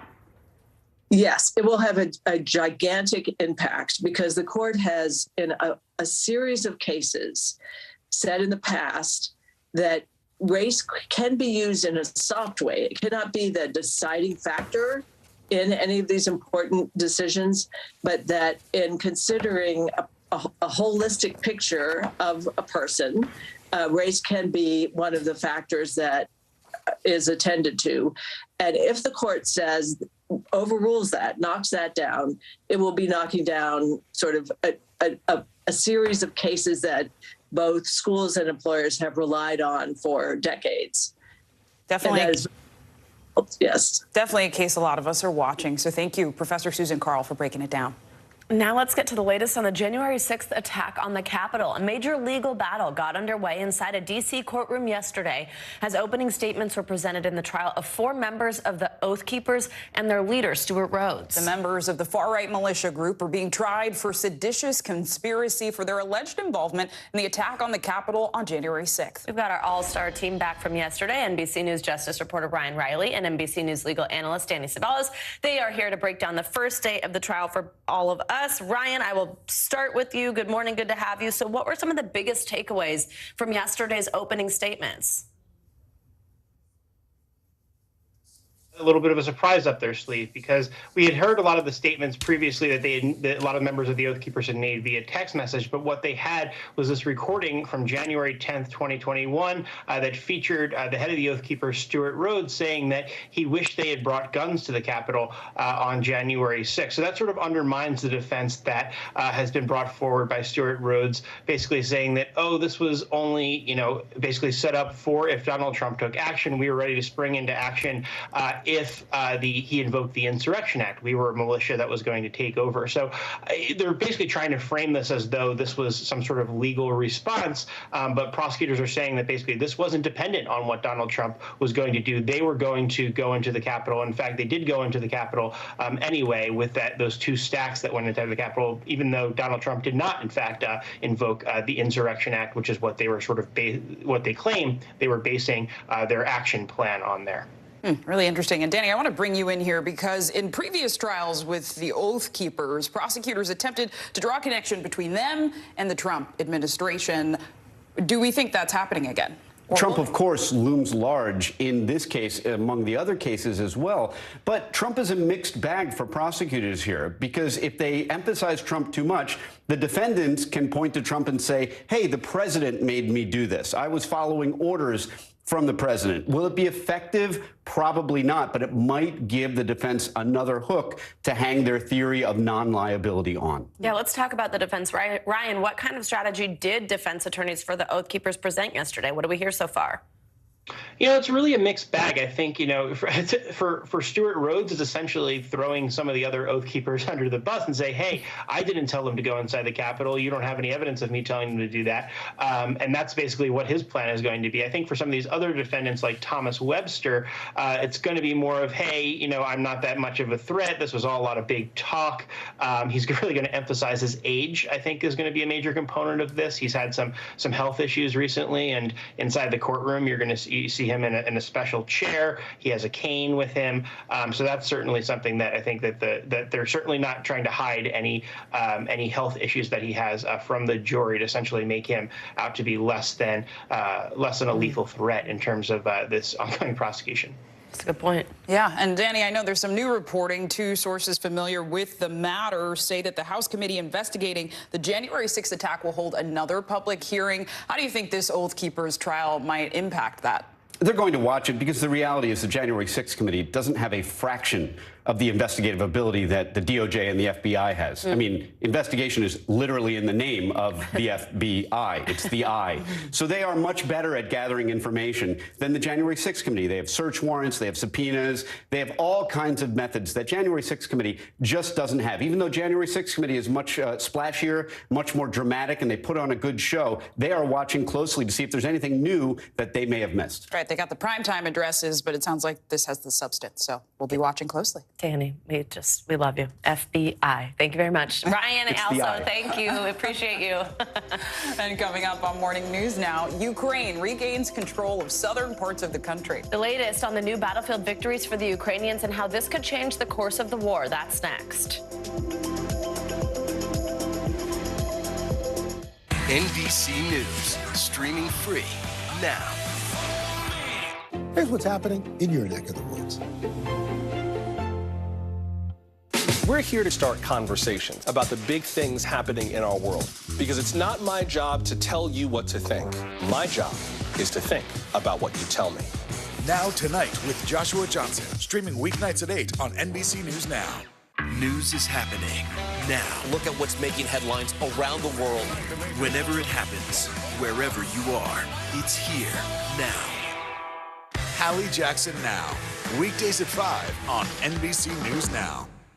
To cover the news, you have to be in it. This is how so many towns and cities are protecting themselves. They're pushing the gates open. Was there a school officer on campus? That's what we've been told. No. Top Story with Tom Yamas, weeknights at 7 on NBC News Now. As we look out over the latest city-turned-crime scene, we see the things left behind.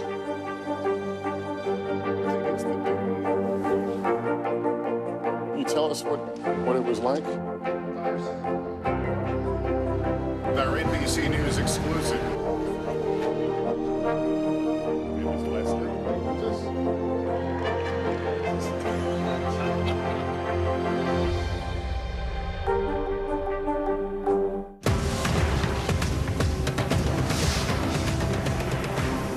We're here to start conversations, because it's not my job to tell you what to think. My job is to think about what you tell me. Now Tonight with Joshua Johnson, weeknights at 8 on NBC News Now. Sometimes the news can be difficult and overwhelming for kids to understand, so we've created a newscast just for them. We hope your family will watch Nightly News Kids Edition. You don't know when your moment's coming, but when it does, you take it. Now Tonight with Joshua Johnson, streaming weeknights at 8 on NBC News Now. To cover the news, you have to be in it. This is how so many towns and cities are protecting themselves. They're pushing the gates open. Was there a school officer on campus? That's what we've been told. No. Top Story with Tom Yamas, weeknights at 7 on NBC News Now. A masked killer takes aim and fires. A fatal attraction that leads investigators to turn towards their own. Internal Affairs, a new podcast from Dateline. Listen now wherever you get your podcasts. News is happening now. Look at what's making headlines around the world. Whenever it happens, wherever you are, it's here now. Now Tonight with Joshua Johnson, streaming weeknights at 8 on NBC News Now. Sometimes the news can be difficult and overwhelming for kids to understand. Ukraine and Russia. Could you help me understand what's going on? So to help make sense of it all, we've created a newscast just for them. We hope your family will watch Nightly News Kids Edition.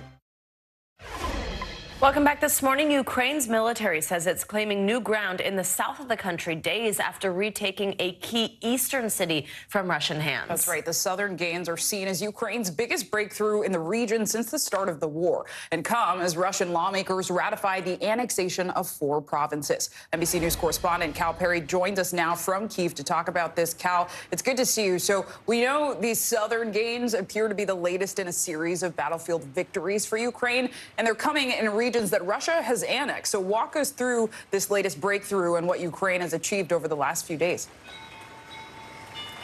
And as you've sort of said, when you look at the timeline here, it's pretty stunning. It was 72 hours ago when the Russian president, Vladimir Putin, said that Russia would annex these 4 regions and that everybody who lived within these regions would be Russian citizens forever. Since then, major gains by the Ukrainian military. First, on that eastern front, the city of Liman falling about 48 hours ago. Russian troops just abandoning their positions, pulling back. And now we understand the same thing, and you can see on this map, is happening in that region of Kherson, in the southern part of the country, south of Zaporizhia. That is where we understand now, according to Ukrainian Defense Ministry sources, that the Ukrainian army is breaking through those Russian lines. We've seen this now for 5-6 months, where Ukrainian troops are on the move. And when you talk to military experts, it's something they will tell you. That momentum is so key. It is hard to stop that momentum. And when you look at what's coming in the winter months ahead, there is an assumption on the ground that those positions, as it becomes colder, will become static. So what is clear about this is that the Ukrainian military is trying to take as much territory as they can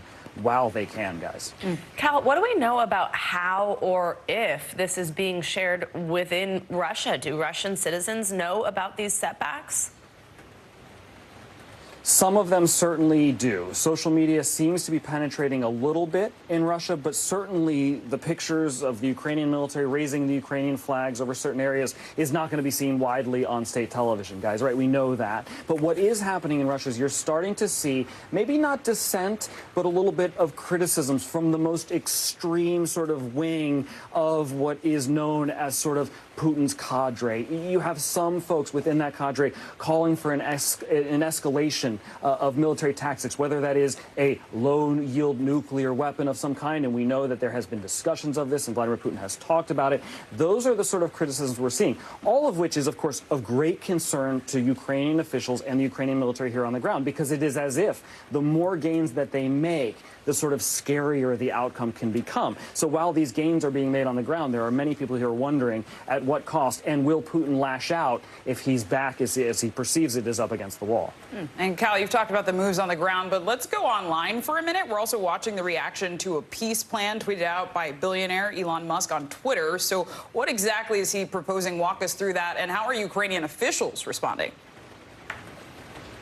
Yeah, causing a lot of drama, both here on Twitter, on social media, and I would imagine Russia as well. So there's the original tweet from Elon Musk where he lays out his idea for a Ukrainian-Russian peace plan, which includes giving basically back Crimea to Russia. Let's be very clear about something here. Elon Musk is not qualified to propose a peace plan, and so the reaction from the president of Ukraine, Volodymyr Zelensky, was the following tweet, which I think we can put up on the screen, which was an online poll basically mocking Elon Musk. Which Elon Musk do you like more? The one who supports Ukraine, the one who supports Russia? Now, Elon Musk did respond to that tweet.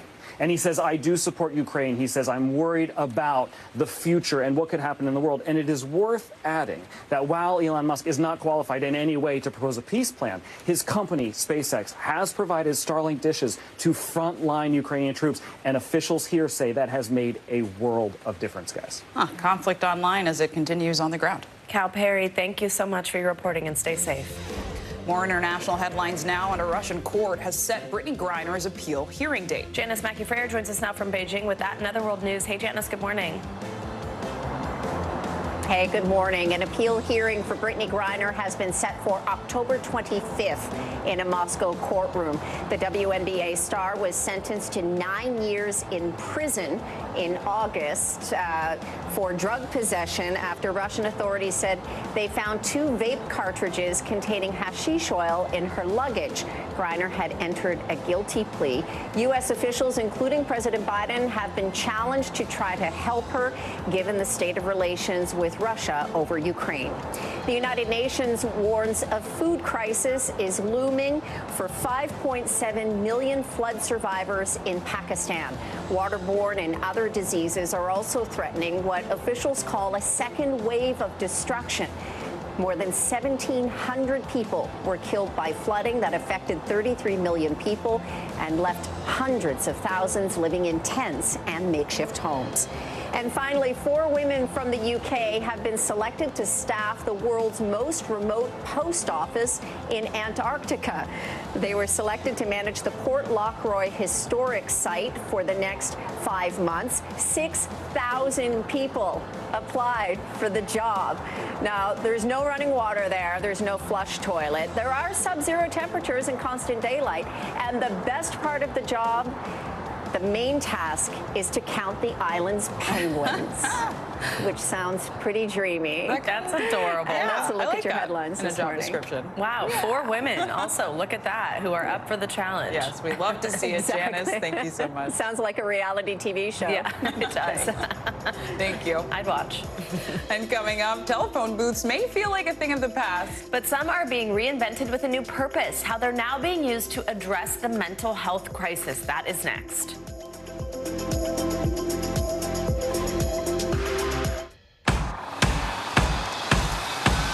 News is happening now. Look at what's making headlines around the world. Right now on Morning News Now. We're coming on the air with breaking news. And this is a significant moment. Whenever it happens, wherever you are, NBC News, streaming free now.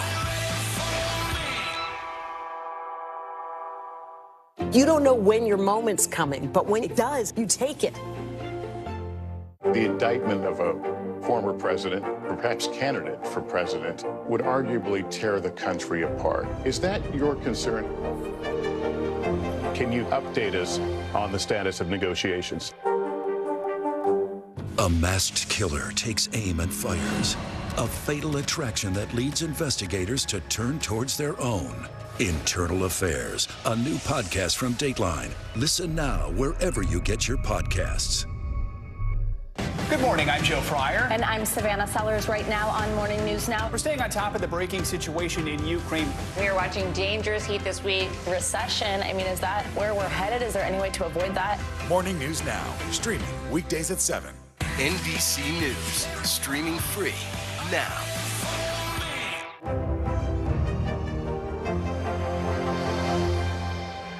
Live from Ukraine, from Uvalde, Texas, from Mayfield, Kentucky.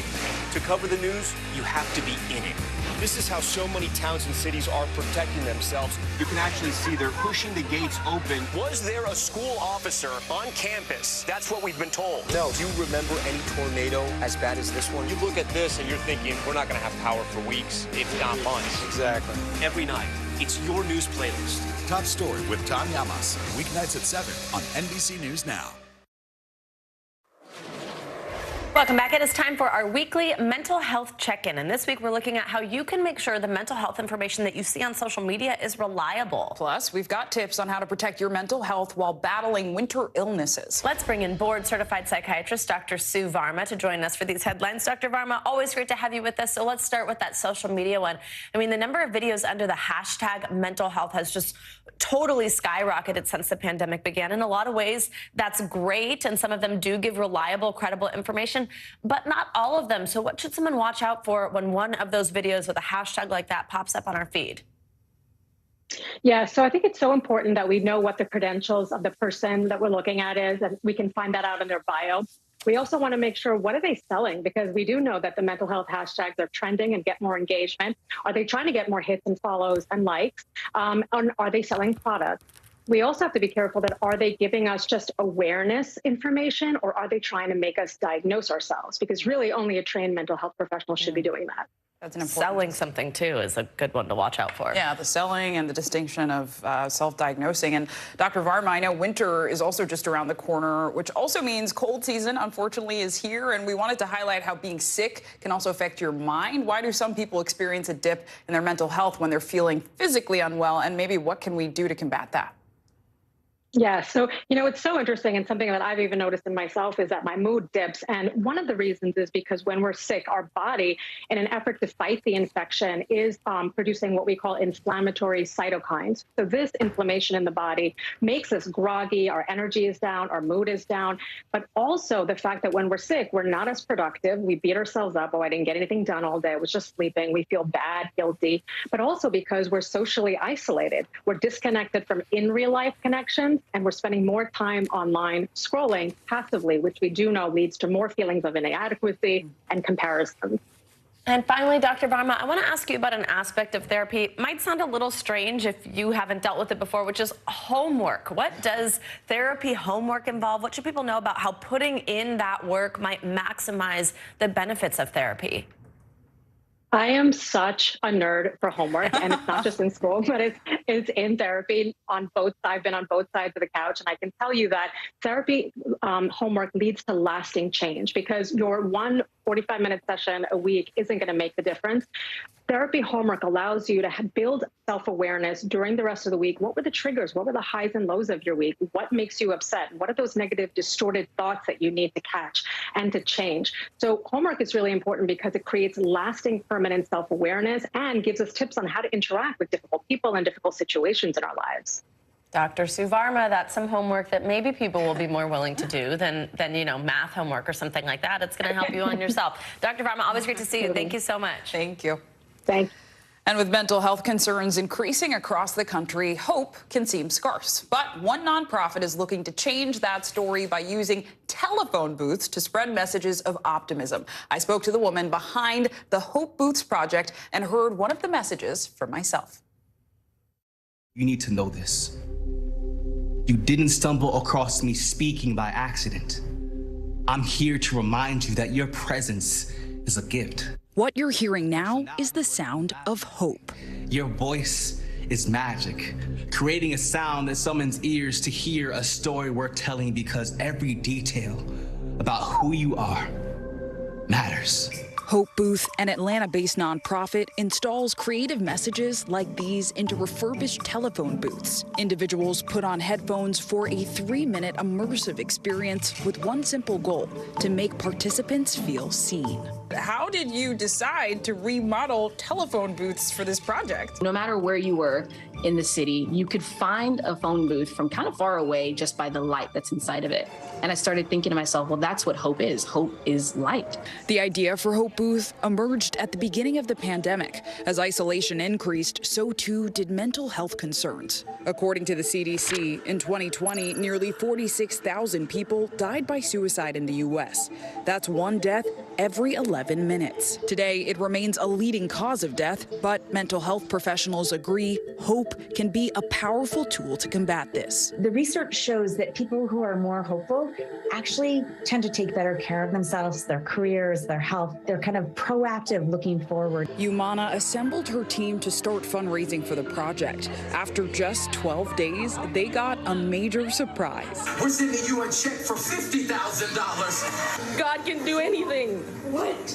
That was the most unbelievable moment, I think, of my life. Oklahoma-based Transformation Church's donation helped Hope Booth exceed their financial goal, hitting 106% and allowing for pop-ups around the country. Sean Anukwem encountered Hope Booth in Hoboken, New Jersey. When you understand who you are and that you have value, then all of a sudden your outlook changes. You are not invisible. That rock bottom is not the end, but the beginning of a rock climb. While Hope Booth spans the nation, Umana says this mission is personal. It's about 12 years ago where I almost lost my life to suicide. And the only thing that kept me moving forward was hope. As an action-oriented strength that's fueled by the belief that though everything around me may be crumbling, I will be okay. And she's not alone in this effort, with creatives across the country shining a light on mental health through installations. In Missouri, Randy Bacon creating a series called The Art of Being Me, showcasing portraits of individuals living with mental health conditions. In Pennsylvania, the Irish Diaspora Center created the Lights in the Darkness exhibit, 100 life-size figures representing the lives of those impacted by suicide and mental health. What's the use of our art and our creativity if it's not impacting the lives of those around us? Do you have hope given the level of mental health crises that are happening in the country? Hope is an internal work. Once I internally do that work, then I have the ability as an overflow and an outpouring to spread hope. Now say this with me. Oh, okay. I matter. I matter. Take this moment with you. Hold on to it. This hope is yours. I matter. Such a powerful statement. And Umana says the Hope Booth team wants to see these booths installed at street corners and local schools and even prisons so that all people can access this positive messaging. And Savannah, you know, when I did it, I got chills from the experience. It's just grounding to hear so many affirmations. Yeah, and so having to say I matter and having that, you know, really meditating on that for a minute. Yes. Yeah, absolutely. Yes. And so many are going through so much. So if you or anyone you know is struggling, you can call or text the Suicide and Crisis Hotline at 988. And coming up, the pandemic has raised a lot of questions about air quality, especially indoors. Up next, the potential dangers hidden in the air in your home and what you can do to improve it.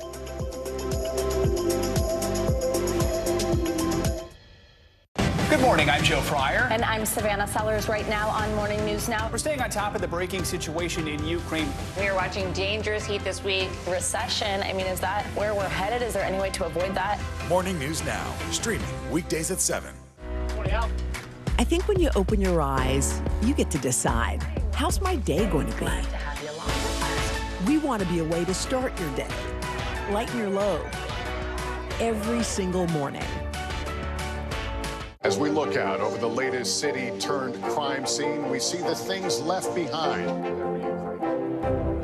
Back now with our NBC News exclusive.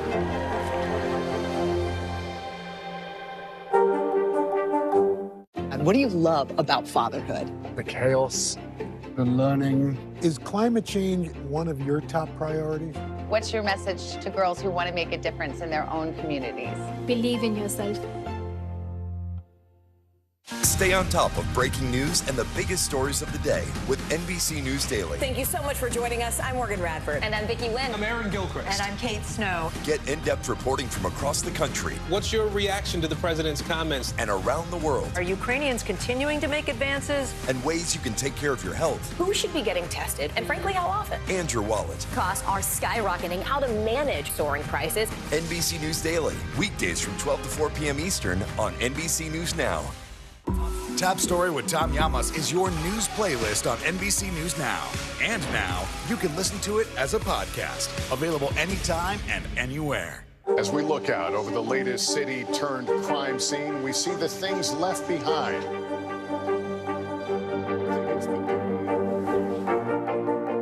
Can you tell us what it was like? Our NBC News exclusive.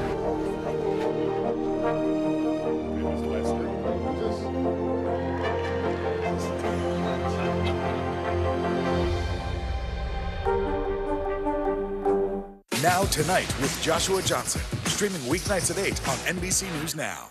NBC News, streaming free now. News is happening now. Look at what's making headlines around the world. Right now on Morning News Now. We're coming on the air with breaking news. And this is a significant moment. Whenever it happens, wherever you are, NBC News, streaming free now. Top Story with Tom Llamas, weeknights at 7 on NBC News Now. NBC News, streaming free now. Let's get to some money news. After a rocky period, stocks rallied Monday to start the new month and quarter in positive territory. But the Wall Street roller coaster may still have a few dips ahead. A major European bank is considering a restructuring plan, and gas prices keep rising in California. To get a little perspective, we're joined this morning by Rick Newman. He's a senior columnist with Yahoo Finance. Good morning, Rick. Thank you so much for joining us today. So let's start with the stock market. There was this rally yesterday, but it comes after some pretty big sell-offs. We've had this up and down, up and down. What can we expect as we head into the fourth quarter? Typically strong, actually, in midterm election years. But what do people at home need to know about their money and their stocks? I think we can expect more up and down. This is a very volatile market, and it's welcome, of course, when we see big gains like we saw yesterday. But what you'd rather see are steady incremental gains and less volatility. And the reason we're seeing these big sell-offs that sometimes followed by big gains, is that the market is trying to guess what's going to happen with interest rates. This is all about how much the Federal Reserve is going to hike interest rates. And that, of course, is all about inflation. So what happened yesterday is investors thought they saw some signs that perhaps inflation is easing, and that would suggest that maybe the Federal Reserve will not hike interest rates as much as everybody is expecting through the end of the year. But we just went through that same story over the summer when the market seemed to think the Fed would ease off, and then we got worse than expected inflation news, and that led to a big sell-off in September. So I think we're just going to see more of this volatility until things stabilize with interest rates. That's the basic story at this point. Yeah. I also want to ask you what I just mentioned about Credit Suisse. So shares at one of your biggest banks, they took this record hit yesterday, lows, before recovering as they're working through, as I mentioned, a potential restructuring plan. Walk us through why does this matter to somebody here at home? What does it mean exactly? What does it mean just generally overall for the markets? At this point, I think it's safe to say this does not matter to American investors. This relates to problems with one bank, Credit Suisse, obviously based in Switzerland. It's a big bank, but it has problems of its own making. It took a giant loss last year with this big investing problem called Archegos. That was a $5 billion loss. It's had some other losses, and these all seem to be Credit Suisse's problems alone. We do not see any signs of contagion. Ordinarily, I think if we had not been through the financial crisis in 2008, nobody would really be thinking about this, unless, of course, you would be a Credit Suisse shareholder. But everybody wants to know, is this just the tip of the iceberg? Right. Because that's what happened in 2008. And so far, there is no reason at all to think this reflects broader problems with other banks or throughout the financial industry. It is probably related to just this one bank, which is not even an American bank. Right. All right. Well, we love little nuggets of good news in these segments about finances. So that sounds like one. So thanks for that. Also, I mentioned gas prices. I mean, we've been seeing them drop, but California, they actually jumped 18 cents per gallon in just a week. What's behind that spike, and is it leading to a broader issue? Every time I fill up my car, I'm glad I don't live in California. Yeah. I'm sorry for the Californians who are watching, but California, I mean, always has the highest gas prices in the nation for a couple of reasons. First of all, they have the highest state gas tax in the country. And California really is more like a European country with regard to gas prices than part of the United States. It has what you might call a self-contained gasoline system. It refines all of its own, or most of its own gasoline anyway. And one of its refineries is offline at the moment. It will come back online, but with it being offline, there's just less gasoline available. So that pushes up the price. And because of other oddities related to California, it does not really have easy access to other supplies of gasoline from places like the Gulf Coast in the United States. So gasoline prices are always higher in California, and they are especially high now. And it's too bad because the rest of the country has gotten a bit of a break on gas prices during the last 3 months. Not the case in California. All right, Rick, thank you so much. Appreciate your time this morning, walking us through things everybody's thinking about. Thank you. Bye-bye.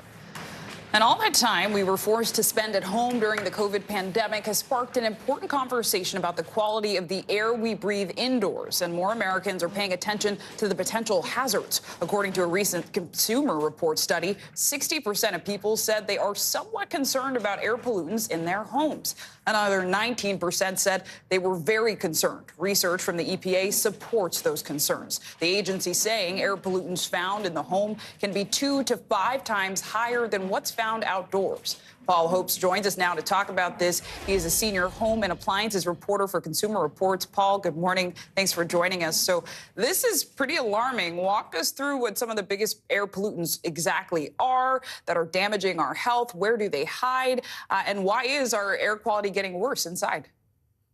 Absolutely. So, as you mentioned, air quality in part is getting worse because we've actually gotten better at building houses. So as we make these great sort of strides in terms of, sealing the envelope of the house, having energy efficient windows and doors, that's actually doing a better job, ironically, of trapping some of those indoor pollutants in the house with us.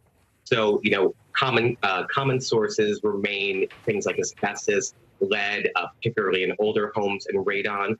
And then two of the most common indoor air pollutants remain nitrogen oxides and carbon monoxide, both of which can be produced from any gas or fossil fuel burning appliance.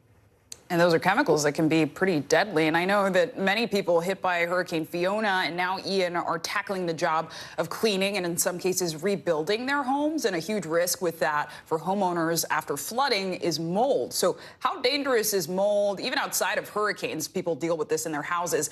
And can it be removed without professional help? Absolutely. So generally speaking, extensive mold damage like you're going to see in the aftermath of a hurricane is really a job best left to a licensed remediator or a pro. If people are cleaning up after a natural disaster, they can visit disasterassistance.gov and see if there are any programs for which they're eligible. Generally speaking, you want to leave, very minor, you can do minor mold remediation yourself. And you can use things like bleach, but typically speaking, especially adopt one of these. And Paul, briefly, are there any resources available that can help us fight against these air pollutants in our homes? I'm so glad we're talking about this because I actually just got an air purifier, but I'm aware not everyone can afford one. So what are some resources around better air quality? Absolutely. So, that is certainly one route you can go with an air purifier. You can make sure that the vacuum you use has a HEPA filtration filter on it. It's typically not an expensive feature to add. And then very small common sense things like replacing carpeting and even area rugs with hard floors, tile, or vinyl flooring really make a big difference in terms of where mold and mildew can hide out in the home. Super and helpful and informative. Paul Hope, thank you. Thank you. And coming up, keeping the faith in the wake of devastation. That's right. How Floridians are marking the Jewish high holidays during a time when it seems like hope is lost.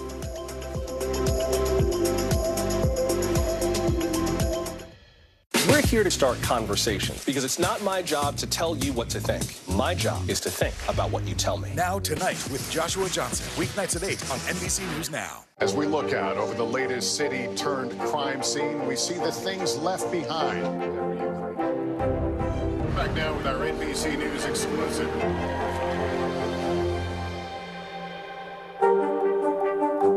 Now Tonight with Joshua Johnson, streaming weeknights at 8 on NBC News Now. Right now on NBC News Now, we begin with breaking news just coming in. What's happening now, what's happening next, and what it means for you. We're continuing to follow the Russian attack on Ukraine. There's an intense artillery battle underway. As we look out over the latest city-turned-crime scene, we see the things left behind. Fewer people are content to just offer their thoughts and prayers. Stunning testimony at the January 6th hearing. Americans face the highest inflation rate in decades. Parts of Virginia cleaning up after severe storms. Flames forcing thousands to evacuate. When do I play meteorologist? Only when the heat is this bad. Another special night of election coverage right here at NBC News Now. Results are coming in. This Tuesday is going to be huge. This is big when we're talking about November. This feels like an ideological fight to the death. Is there room for common ground? What do you think when you see the activism? Do you think this could have happened without social media? We're coming on the air with the news NBC Scoop. Bringing the news to you is not only a job, it's an honor. You don't know when your moment's coming, but when it does, you take it.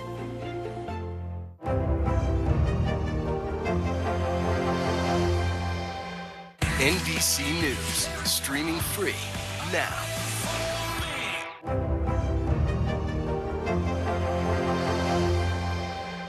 Here's what's happening in your neck of the woods. NBC News, streaming free now.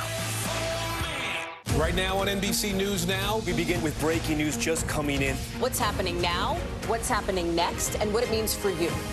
We're continuing to follow the Russian attack on Ukraine. There's an intense artillery battle underway. As we look out over the latest city-turned-crime scene, we see the things left behind. Fewer people are content to just offer their thoughts and prayers. Stunning testimony at the January 6th hearing. Americans face the highest inflation rate in decades. Parts of Virginia cleaning up after severe storms. Flames forcing thousands to evacuate. When do I play meteorologist? Only when the heat is this bad.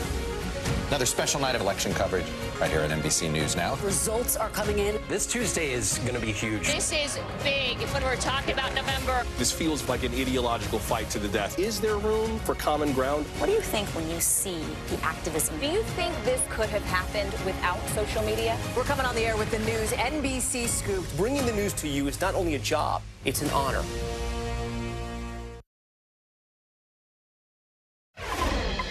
Welcome back. So Will Smith's first new project since that infamous slap at the Oscars will be released at the end of the year. It's a drama about enslaved people called Emancipation. And Smith plays a man who escapes a plantation in Louisiana during the Civil War. It will be released on December 2nd and will stream on Apple TV plus a week later.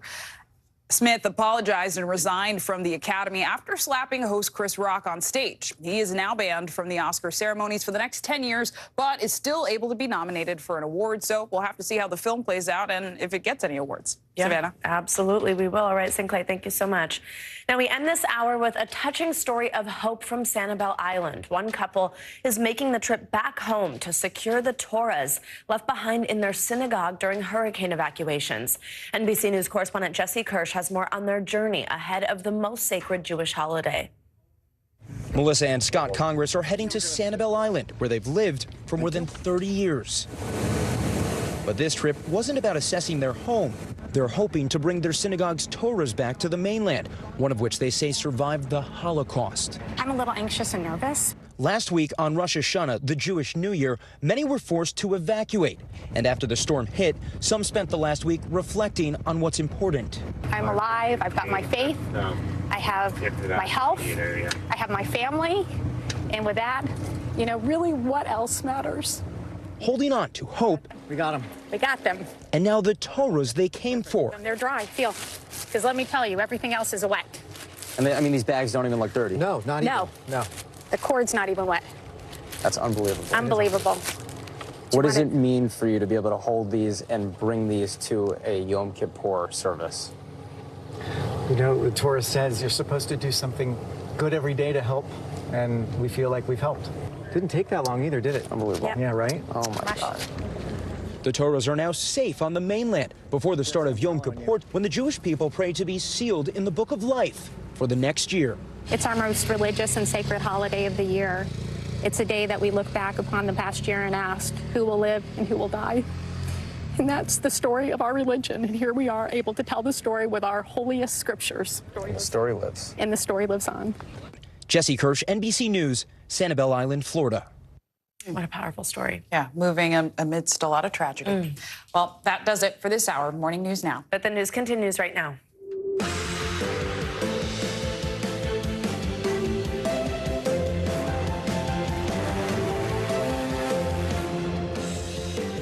Good morning, I'm Savannah Sellers. And I'm Sinclair Samoa, in for Joe Fryer. Right now on Morning News Now, presidential visit. President Biden set to visit Florida as Hurricane Ian's death toll reaches triple digits. This morning, the images we're getting of the devastation left behind from the ground level, drawing comparisons to some of the worst storms in American history.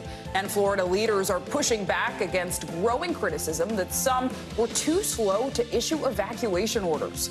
Supreme Court shutdown, a civil rights battle with national implications, is set to play out in the nation's highest court this morning. We'll take a closer look at the redistricting fight that voting rights advocates say disenfranchise black voters and the fallout that could come from this case in this historic term. Deadly trial. A manhunt is underway for a potential serial killer. The new surveillance image of a possible suspect and the ominous warnings from police after 5 separate murders. The search this morning before the killer strikes again. And Treasured Tome, a new dictionary, is set to redefine the history of American English by examining the role African Americans played in shaping how we speak today. How the project is digging into the past to help inform the future. I'm excited. I know. And brought to us by Harry Smith, none other. Yes, we love him. But we begin this morning with the latest in recovery efforts as people in Florida try to pick up the pieces in the wake of Hurricane Ian. This morning, rescue efforts are still going strong. Yeah, the death toll from the monster storm is now topping 100 people. NBC News correspondent Sam Brock has a closer look at the devastation in hard-hit Fort Myers Beach. Sam, good morning. Here in Fort Myers Beach, the depth of devastation just seems to be revealed with every step, defying what we thought might be possible. Over my shoulder, you're looking at boats here that are jumbled like toys at this marina. A boat hangar that was just built 6 months ago just ripped right up. Now, there are 3,500 structures in Fort Myers Beach. Almost all of them are either damaged or destroyed, complicating ongoing search and rescue efforts as there is more evidence right now. People asking why these evacuation orders may not have come in time. In between the sparsely populated homes on Fort Myers Beach are rows and rows of ripped up lots, some wiped clean of any trace of life. It's the first ground level look at this island that took some of the worst that Ian had to offer. The destructive hurricane claiming more than 100 lives, half here in Lee County. On Monday, search and rescue crews let us follow their frantic search for survivors and victims. Where does this rank for you? I mean, do you think, is this comparable to a Katrina? Absolutely. More than 1,000 people taking part in a massive rescue effort. That requires very extensive, tedious, very slow, methodical searching. As this morning, questions persist about whether the call for evacuations here in Lee County came soon enough. By last Monday at 5 p.m., the National Hurricane Center warned areas in Lee County were in danger of life-threatening storm surge. The county didn't start ordering evacuations until the next morning, hours after neighboring Charlotte County. Jeff Spotts, who's lived here for 40 years and survived the storm, has a different take. Do you feel like the government gave adequate notification for mandatory evacuations? Oh, yeah. It was all over the radio. I mean, I didn't leave because I'm dumb. Florida's governor also dismissing the Monday morning quarterbacking. We should be focusing on lifting people up and stop incessantly talking and trying to cast aspersions. Amid the tears. My mom was supposed to retire here and spend the rest of her life and be happy, and now we have nothing. There is light, too, as crews from Florida Power and Light have already restored electricity to nearly 2 million customers. The remaining 400,000 expected to get it back by Friday. Between storm hardening and the investments in smart grid technology, we have significantly shortened the amount of restoration time. The help coming from above as well. Lieutenant Nate Jones, a 29-year-old U.S. Coast Guard pilot, was one of the first on scene after the storm came ashore. His team rescuing 10 people and 6 pets. Jones following in the footsteps of his own father, Captain Bruce Jones, who helped rescue thousands of survivors during Katrina. This is what we trained for. This is why we joined. And when catastrophe strikes, we are racing to the call and ready to go out there and do our jobs. On the power and electricity front, which has been a major issue for so many residents here, Lee County is now below 50% of the residents who do not have power still. That number was at about 85 or 90% only a couple of days ago, so progress there. Many families, though, also explaining to me that their concerns range from gas to electricity to schools. The schools here being used as shelters for those who are displaced, and more than a dozen in Fort Myers damaged from the storm. That's the very latest in Fort Myers Beach. Sam Brock, NBC News. All right, Sam, thank you so much. Now, Sanibel Island is another hard-hit area in Lee County, of course. Dana Souza, Sanibel City Manager, joins us now. Thank you so much for your time this morning. I mean, not only was Sanibel hard hit, it was completely cut off. First, just tell us, what is the situation like on the island this morning? Thank you very much, and for continuing to focus on Sanibel. So we're still trying to get people back to the island, and we are cut off. We've established boat shuttle service that for our emergency responders and for our staff that need to get out to begin pushing the debris. Our emergency response contractor is on site and started moving barges into the area over the weekend, and they're beginning to unload equipment, heavier equipment that we need to continue the operation. The urban search and rescue team and some of the city teams as well completed the assessment of structures yesterday, and the majority of the structures on the island, residential and commercial properties, all have damage. The majority of them have major damage. Wow. So our access is limited. Yesterday we announced that we are going to start allowing residents to return to the island who have their own watercraft, so they can assess their own properties and try to recover personal property. But at the same time, it's a very dangerous situation with the debris fields that are out there around each and every property. So we don't want to give people the false impression that it's safe to go out there to access their properties. They really need to be very careful. Many properties should not be entered. Absolutely. You mentioned search and rescue operations. We were just seeing some video from the Coast Guard there of those. Of course, that was the biggest question for anybody who was on Sanibel Island, tried to ride out the storm there. Once there was then no power, no communication, was what is going on with those people? How have those search and rescue operations been going, and are they ongoing? They are. So the Fire and Rescue Department announced yesterday that they're going to begin their second round of property searches. Initially, that was completed a couple of days ago with police, fire, and the urban search and rescue team. Over 1,000 people were evacuated from the island after the storm, which exceeds the number of people who we thought were on island during the storm. Wow. We have 4 confirmed fatalities on the island. We hope it doesn't increase, but some of the properties that were severely damaged on the east and west end of the island, where condominiums were moved completely off their foundation and across the road, we're hoping that everybody evacuated those areas. But we have had a lot more happy endings than we have had sad endings. People reunited with their families after, a horrific day on the island during the storm. Absolutely. A little bit of good news there. Of course, one of the images that a lot of people have probably seen was the Sanibel Causeway, this crucial and only bridge linking the island to the mainland. Totally destroyed there. You can see right there, of course, impassable. What does the timeline look like to rebuild the causeway? Is there any idea on that? And also, how are people able to be functioning? How are people able to be getting to and from their property? As you mentioned, I know you mentioned these shuttle boats that have been set up, but just describe just how detrimental it is to have this one bridge, the only access way, destroyed. Well, it's our lifeline to the mainland. It's the umbilical cord that we all require to sustain our life on the island. It's gone, but that doesn't mean that it can't be rebuilt and that we can't have interim services.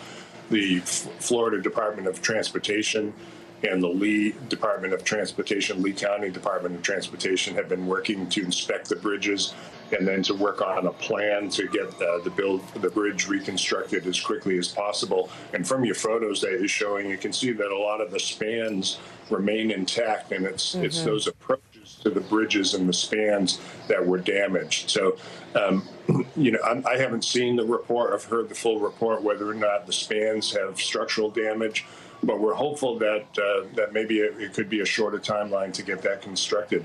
In the meantime, I've had discussions with the District Secretary of Florida DOT and Lee DOT, Lee County Manager's Office. Everybody is working together to try to establish short-term, mid-term, and then long-term ferry service to the island. So we know that it's a task at hand, but we're all working together to establish that service as quickly as possible. And one thing that I want to clarify is that we still have a curfew in place on the island. We're going to lift that tomorrow, so the curfew will be in effect from 7 p.m. to 7 a.m., where nobody should be on the island. We're just allowing people to come back to the island to try to get their belongings, take out some wet sheetrock so they can try to prevent mold spread, and then we really want them to leave because it's unsafe and we need to continue those operations. Important information there, and I like the way you put that. It's our umbilical cord, such an important piece of infrastructure right there. Dana Souza, though, thank you for some of that good news on the rescues that are going on. Thank you for your time this morning. We know it's a tough week. Thanks. We appreciate it. Thank you for following our story. Absolutely. We'll check in. And for more on the state of weather in our country, let's get a check at your Morning News Now weather. Which means that Michelle Grossman is back here in studio with us. Hey, Michelle. Hey there, guys. The good news is we're relatively quiet today, especially in the state of Florida. We have recovery efforts going on, as we just heard, and we're looking good in terms of weather here. And we will look good over the next couple of days. Temperatures not all that bad in the low 80s. We're looking at lots of sunshine, so that will be helpful today and over the next couple of days. We're looking at a coastal storm, though, in portions of the mid-Atlantic, the Northeast. This is all due to what's left over of Ian. This will finally be out of here tomorrow, but we have been talking about Ian for days and days, weeks, really, and hopefully we'll be able to put that name to rest and have it retire out of the hurricane names. We're looking at sunny and warm in the middle of the country. Lots of sunshine, actually really quiet. It will be warm, though. Temperatures in the 80s and 90s in the central and southern plains, way above normal for this time of year, in contrast to the Northeast, where we're feeling like November. Most of us not getting out of the 50s today. And then we have a stationary boundary that's draped, continues to be draped in portions of the northern plains into the southwest, the Rockies. We're looking at ongoing rain. We could see some embedded thunderstorms as well. Could see some flooding as well. So tomorrow we're going to keep that in place, kind of a repeat performance in the southwest, mild Midwest. We're going to start to warm it up here. It's a really comfortable day. And then as we go towards the east, the rain is lingering for the early part of the day in the mid-Atlantic. It will be out of here later on in the day, Wednesday. So improving conditions and more good news. We're looking at really quiet conditions in the southeast. Temperatures in the low 80s once again. So let's talk about this coastal storm because this really is the big story for the day. We have an area of low pressure. It's cut off from the jet stream. So the jet stream is like a conveyor belt at the grocery store. It kind of moves things along. And when it's so far to the north and the area of low pressure is cut off, it's going to sit and spin over the same area. And that's why we're seeing that counterclockwise flow is bringing in some wind. It's bringing in some coastal flooding, and it's bringing that rain that's really stuck in place. Until we move this out of here, it won't be until tomorrow. That's when we're not going to see that clearing. So we're going to see that storm finally drifting off tomorrow. But before that, it's cold, it's damp. We're seeing gusty winds, and we're also seeing some coastal flooding. We saw inundated roadways at the Jersey Shore. We're also seeing the potential for some property damage as well. Winds gusting up to 40 miles per hour later on today. That's adding to those dreary conditions. It's just a chilly day. It's feeling like the 40s, and then by this afternoon feeling like the 50s. Coastal storm continues today. Also tomorrow you see some heavy rainfall in spots, and we're going to see that as we head throughout the day. It's not going to be an all-day heavy rain event, but we're going to see pockets of that. 16 million at risk for some coastal flooding. The green is a coastal flood advisory, the red a coastal flood warning, and we're mainly concerned with flooded roadways and also some damaged properties. And we could add another 1 to 2 inches of rain on top of what we've already seen. It's been raining since Saturday, and it will be raining until tomorrow morning. Yeah, It's wow. just dreary. I know it is. Also, That's the word. 40s already in September. I know. That feels low, right? It's October. Oh, there we go. Well, still early October. Yeah. I mean, I wear my winter coat in. Yeah, So I know. It's chilly. Yeah, exactly. All right, Michelle. Thank you. Talk to you in a little bit. Thank you. Now to some legal news. It's the second day today for the new term of the Supreme Court. This after a historic and busy first day yesterday. New Justice Ketanji Brown Jackson was on the bench for her first oral argument, hearing a case yesterday regarding a challenge to the government's authority to regulate wetlands. Now, the Supreme Court will hear arguments on a case that will decide the fate of voting rights. NBC News Washington correspondent Yamiche Alcindor joins us now for more on this. Yamiche, it's always great to see you. What's up? Well, it's a big day here at the Supreme Court. Justices will hear oral arguments in a landmark case dealing with race, voting rights, and gerrymandering. I sat down with the plaintiffs and the defendant to hear about the significance of Merrill v. Milligan. Take a listen. For generations, Alabama has been home to seminal civil rights battles. It was here that Rosa Parks and Dr. Martin Luther King led the fight against Jim Crow laws. Now activists say there's a new front line for equality, redistricting. We would ask that federal courts would intervene and require them to look at the population, to look at the voting history of our state, and to produce maps that actually give Black Alabamians a chance to elect candidates of their choice in a way that actually represents their population in the state. Evan Milligan is talking about the marquee U.S. Supreme Court case bearing his name, Merrill v. Milligan. The case, which is before the court this week, centers on voting rights and gerrymandering. Currently, only one of the state's 7 congressional districts is majority Black. That's 14%. Alabama's population is 27% Black. Merrill and other plaintiffs say the newly drawn congressional maps dilutes the voting power of Black residents. They are demanding the state create a second majority Black district by breaking it up. We had to fight for freedom. We had to fight for the right to vote. And now we're fighting for redistricting. Democracy is under attack. And the country as we know it, if we continue on the road that we're on right now, we will not be able to recognize or even spell democracy in this country. Milligan, whose ancestors were enslaved 6 generations ago, comes from a family of civil rights activists. He says losing the case would be devastating for generations.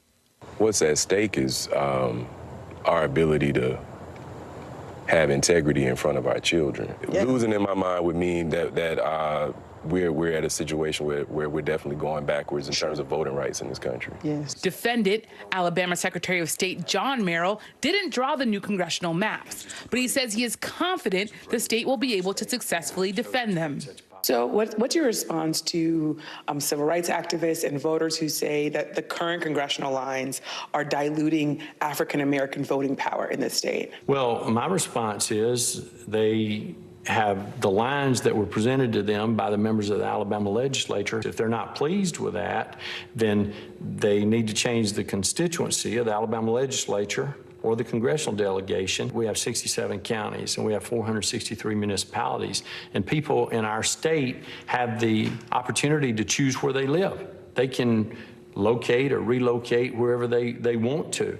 That's absurd. That's offensive. The notion that you have to move in order to get fairness, you have to move to be treated equally, is really something that's hard to believe that a responsible state official could say. Former Attorney General Eric Holder has focused much of his attention on fighting gerrymandering. Through a new group, the National Democratic Redistricting Committee, he's helped file lawsuits throughout the country over the past few years, including this case in Alabama. What does Alabama and that case represent overall for the United States? What is it a microcosm of? It's a microcosm of a larger problem. Gerrymandering negatively impacts the nation as a whole, but disproportionately negatively impacts people of color. This is fundamentally a question of fairness. Now both sides will make their oral arguments before the Supreme Court. And civil rights activists say that losing this case could further weaken the 1965 Voting Rights Act. But you heard it. Alabama officials say they're confident they can win this case. Zinkle? Fascinating reporting, Yamiche. Thank you. And now to a new breakthrough this morning by Ukrainian forces in the war with Russia. The military says it's regained ground in the southern Kherson region days after recapturing territory in the eastern part of the country. The victories mark another setback for Russia, which is now losing ground in regions it has recently annexed. NBC News correspondent Aaron McLaughlin joins us now from Kharkiv. Hey, Aaron, good morning. Hey, Savannah, good morning. A Kremlin spokesperson says it's likely that later today, President Putin will sign into law the illegal annexation of 4 Ukrainian territories. This, as President Zelensky says, they're making more gains on the battlefield.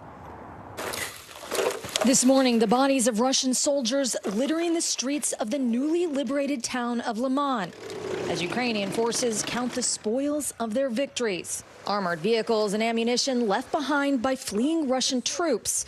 Now this machine will work for our armed forces. In the southern region of Kherson, a Russian official insists all is calm. But in a village nearby, Ukrainian soldiers raised their country's flag. A long-awaited breakthrough in a bloody battle that's been raging for weeks. Russian state TV now bluntly warning its viewers should not be expecting good news, as Russia struggles to mobilize additional forces with a draft that sent many men fleeing the country. In his evening address, the Ukrainian president pointed to the growing understanding that Russia made a mistake by starting this war. Meanwhile, billionaire Elon Musk tweeting his own unsolicited peace plan to end Russia's war in Ukraine, even asking his more than 100 million Twitter followers to vote it. President Zelensky responding with a poll of his own, asking his citizens which Elon Musk they like more, one who supports Ukraine or one who supports Russia.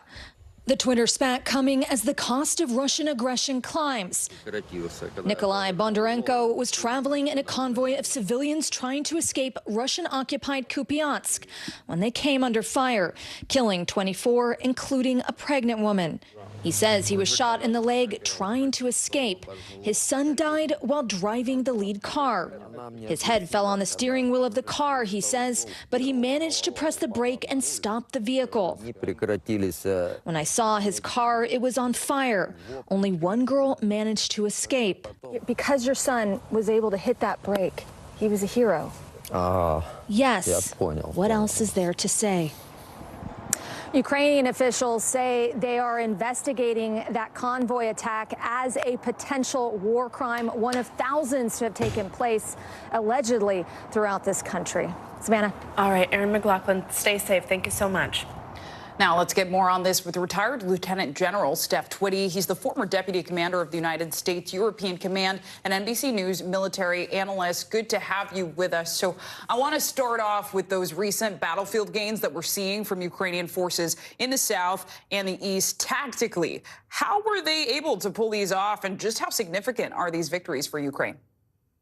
Yes, well, they're extremely significant. And let me just talk to you how they were able to pull it off. There's 3 key things. Number one, the will and the courage of the Ukrainian soldiers to fight. I mean, the audacity, you can see the inspiration that exudes from these soldiers. Number two, the Western weapons have absolutely made a difference in this fight. The HIMARS, the drones, the radars, the sensors, all been able to attack Russian logistics, supply lines, command and control, artillery. And then the third thing is they're attacking the Russians on two fronts, in the east and the south. So the Russians are unable to mass, something that they're known for, and they do well. And so that has prevented them from massing. And so that is why you're seeing the success of the Ukrainians. And given the Ukrainian successes, what kind of reaction do you think we could see from Russia's military? Do you think it could take more drastic action as these setbacks continue to mount? Specifically, I know the leader of Chechnya, which is a key Putin ally, has even called for using what are being called low-yield nuclear weapons. So what are you thinking? There are options out there that President Putin has. Number one, they could use chemical weapons. Number two, there can be tactical nukes, and then obviously nukes. So the Ukrainians are in a vulnerable period here. But what I will tell you is we should not let that deter us.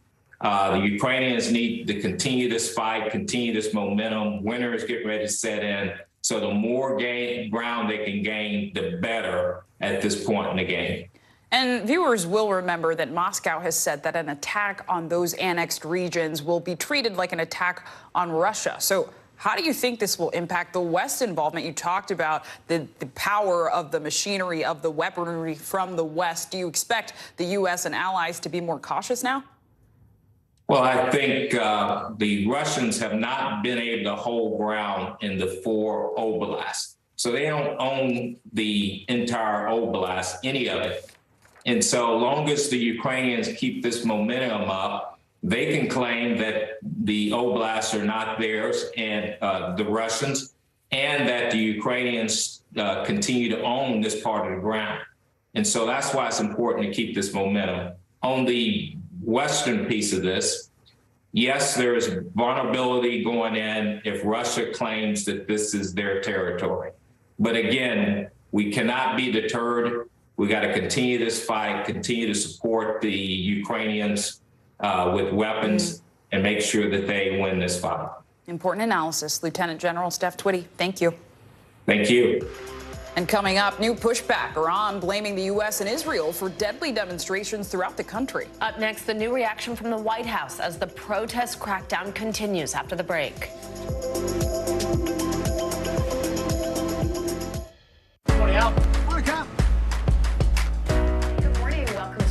I love mornings. They're full of possibility. And how you start your day sets the tone for the whole day. We need to pull up one extra chair at the table. We feel like we're right there with you. Just ahead, in this half hour, we're going to introduce you to... Because every day we start our morning so you can take on yours. A masked killer takes aim and fires. A fatal attraction that leads investigators to turn towards their own. Internal Affairs, a new podcast from Dateline. Listen now wherever you get your podcasts. Now Tonight with Joshua Johnson, streaming weeknights at 8 on NBC News Now. News is happening now. Look at what's making headlines around the world. Whenever it happens, wherever you are, it's here now. A masked killer takes aim and fires. A fatal attraction that leads investigators to turn towards their own. Internal Affairs, a new podcast from Dateline. Listen now wherever you get your podcasts. Tonight, I interviewed Secretary of Transportation Pete Buttigieg about the ongoing delays. You seem to be pointing the finger at the airlines. They're pointing the finger back. Mr. Secretary, when is this going to get better? For Dateline Premium, subscribe now on Apple Podcasts. News is happening now. Look at what's making headlines around the world. Whenever it happens, wherever you are, it's here now. To cover the news, you have to be in it. This is how so many towns and cities are protecting themselves. They're pushing the gates open. Was there a school officer on campus? That's what we've been told. No. Top Story with Tom Llamas, weeknights at 7 on NBC News Now. We're back now with the latest on the protests in Iran. The country's supreme leader is blaming the U.S. and Israel for planning the protests that have swept across Iran following the death of 22-year-old Mahsa Amini. NBC News Tehran Bureau Chief Ali Arouzi joins us now with the very latest. Hi, Ali. Good morning. Good morning, Savannah. Well, despite the authorities here coming down hard, very heavy-handed, pockets of protests still continue with women, even high school girls, at the helm across Iran. This morning, concern over renewed clashes in Iran's universities after 2 weeks of unrest and deadly protests sweeping across the country. On Monday, Iran's top technology university was shuttered following an hours-long standoff between students and the police that turned the prestigious institution into the latest flashpoint. Amnesty International denouncing police for violently attacking and arbitrarily arresting university students. The unrest ignited by the death of a young woman in the custody of Iran's morality police, flaring up for a third week despite government efforts to crack down. Campuses now a hotbed of dissent. And it's not just college campuses, resistance in high schools too. Footage shared by the New York-based Center for Human Rights in Iran, but that NBC News was unable to independently verify. The group says shows young Iranian girls removing their hijab while chanting from their schools. A stunning act of defiance and another sign of young women leading the way in these historic protests. Addressing the latest violence for the first time, Iran's supreme leader, Ayatollah Khamenei, expressed support to the security forces and condemned the riots on Monday, calling them a bitter incident and accusing the United States and Israel, Iran's arch adversaries, of orchestrating the disturbances. The latest harsh crackdown by security forces drawing widespread international condemnation. President Biden issuing a statement overnight saying, "I remain gravely concerned about the reports of the intensifying violent crackdown on peaceful protesters in Iran, including students and women who are demanding their equal rights and basic human dignity." Elsewhere, the protests that had engulfed the country following the arrest and the death of 22-year-old Mahsa Amini subsiding over the last week due to the massive security presence, arrests and internet blackout. Under 10 cities saw running battles with riot police, while women across Iran continue to defy the compulsory hijab, walking on the streets nationwide with their heads uncovered, waving their headscarves in the air. And Savannah, this severe crackdown hasn't stopped students and groups of defiant young women from continuing to challenge the authorities. In Tehran and other cities, there are still women who refuse to wear the compulsory hijab in public. You see young women standing on the sidewalk or running through heavy traffic-filled streets without a headscarf chanting, "Women, life, freedom," which has become the slogan of these protests. Guys? All right, Ali Arouzi, we will stay on this. Thank you so much for your reporting. And now for more international headlines, and as Japan issues a rare alert telling people to take shelter after a North Korean missile launch. Yeah, Janice Mackey-Frayer joins us now from Beijing with that and more. Hey, Janice. Hey, good morning. A major escalation by North Korea, launching a missile that flew a record 2,800 miles right over Japan, triggering warning sirens for people to take cover. It then landed in the Pacific Ocean, really ramping up tension in the region with concerns that Kim Jong-un is preparing for a nuclear test, something he hasn't done for 5 years.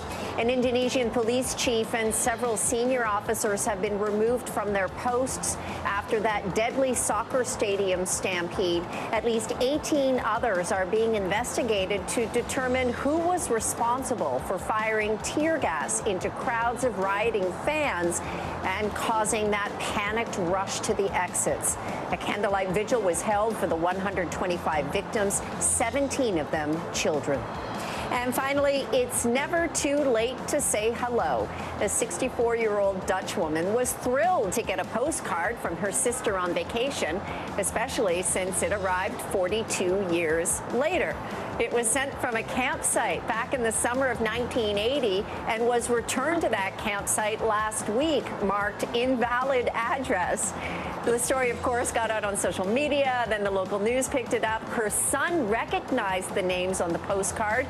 the campsite says it's more than happy to return the postcard to her, but this time they will send it in an envelope. And that is a look at your headlines today. It's always amazing to me when one of these pops up after years and years. You know? Where has it been? A new meaning for snail mail. Somebody just find it. Yeah, exactly. And apparently in good condition. Yeah, amazing. All right, Janice, thank you. Thank you. And back in the U.S., Florida and Texas leaders are continuing to send migrants from the border up north. Officials in New York are now responding by building an emergency shelter for the recent influx of migrants. But not everyone is on board with where the construction is taking place. Take a look. This is a migrant shelter under construction in New York City. Built in response to the influx of migrants, more than 14,000 asylum seekers arriving since the spring. Republican governors Ron DeSantis of Florida and Greg Abbott of Texas busing migrants to sanctuary or Democrat-led cities. I think what we're continuing to do is use every tool at our disposal to insulate the state of Florida from the negative ramifications of his reckless border policies. I'm just helping out our local communities who are located on the border and moving migrants from those locations up to New York, to D.C., to Chicago, and maybe some other locations. Now, New York is responding with a new plan, a temporary emergency shelter. There are currently at least 6 large industrial structures up and under construction. City officials are calling it the Orchard Beach Humanitarian Relief Center. It's expected to be heated and house up to 1,000 migrants. I'm curious and I'm concerned, about the environment it's being built in. I heard there was flooding. Construction began in late September, and it has the community divided. When you hear the idea of them being located in a flood zone, you have to ask your question, is this the city that we are? How do you feel about this shelter being built? It shouldn't be. No, where are we going to go? I walk here every day, and I'm not too sure it's going to be housing here and how safe it's going to be after the housing here. David Diaz is a board member with City Island Rising, a community-based organization for the area. He says migrants are welcome. I would love to see not be intense, not on cots, right? I would like better for that, but this is what we have now, so this is what we're going to have to deal with. What I'd rather see is people, open up their arms and show what a community can do. But not everyone is on board with the idea. FEMA deeming this very parking lot a special flood hazard area. This becomes like a lake. How are they going to manage that? Bill Stanton is president of the City Island Civic Association, which represents residents of City Island and identifies as apolitical. He believes moving migrants to Orchard Beach is unsafe. Theoretically, you can have a gang member, a drug mule, amongst these innocent migrants, endangering their safety and endangering the safety of the citizens of City Island and New York City in general. If not here, migrants housed here, where should they go? We need to pick a place that's more secure for all involved, where there's better logistics and people could be transported. The government's response to the criticisms? People live in flood zones. People live in flood zone, and when there's a flood that threatens that zone, we evacuate. And so there's nothing new here. The build set to be complete in at least 2 weeks as the city awaits the next onslaught of migrant arrivals. We don't know what's going to happen. So we're all upset. We can't control this. And we have a breaking development just last night. The New York mayor's office announced the site is being relocated to Randall's Island in northern Manhattan, believed to be in response to the massive blowback to the Orchard Island location we visited. Such an important conversation that we are not done hearing about, for sure. Absolutely. Yeah, all right. Thanks, Sinclair. Coming up, the manhunt for a possible serial killer in a Northern California city. The one thing investigators say the murders have in common, and the image of a person of interest police are searching for. Plus, an independent investigation exposing alleged systemic abuse in women's soccer. That story next.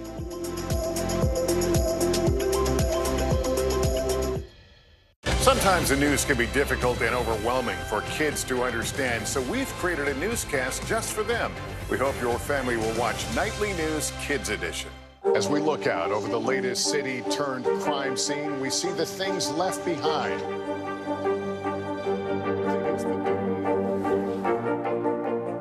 tell us what it was like? Our NBC News exclusive.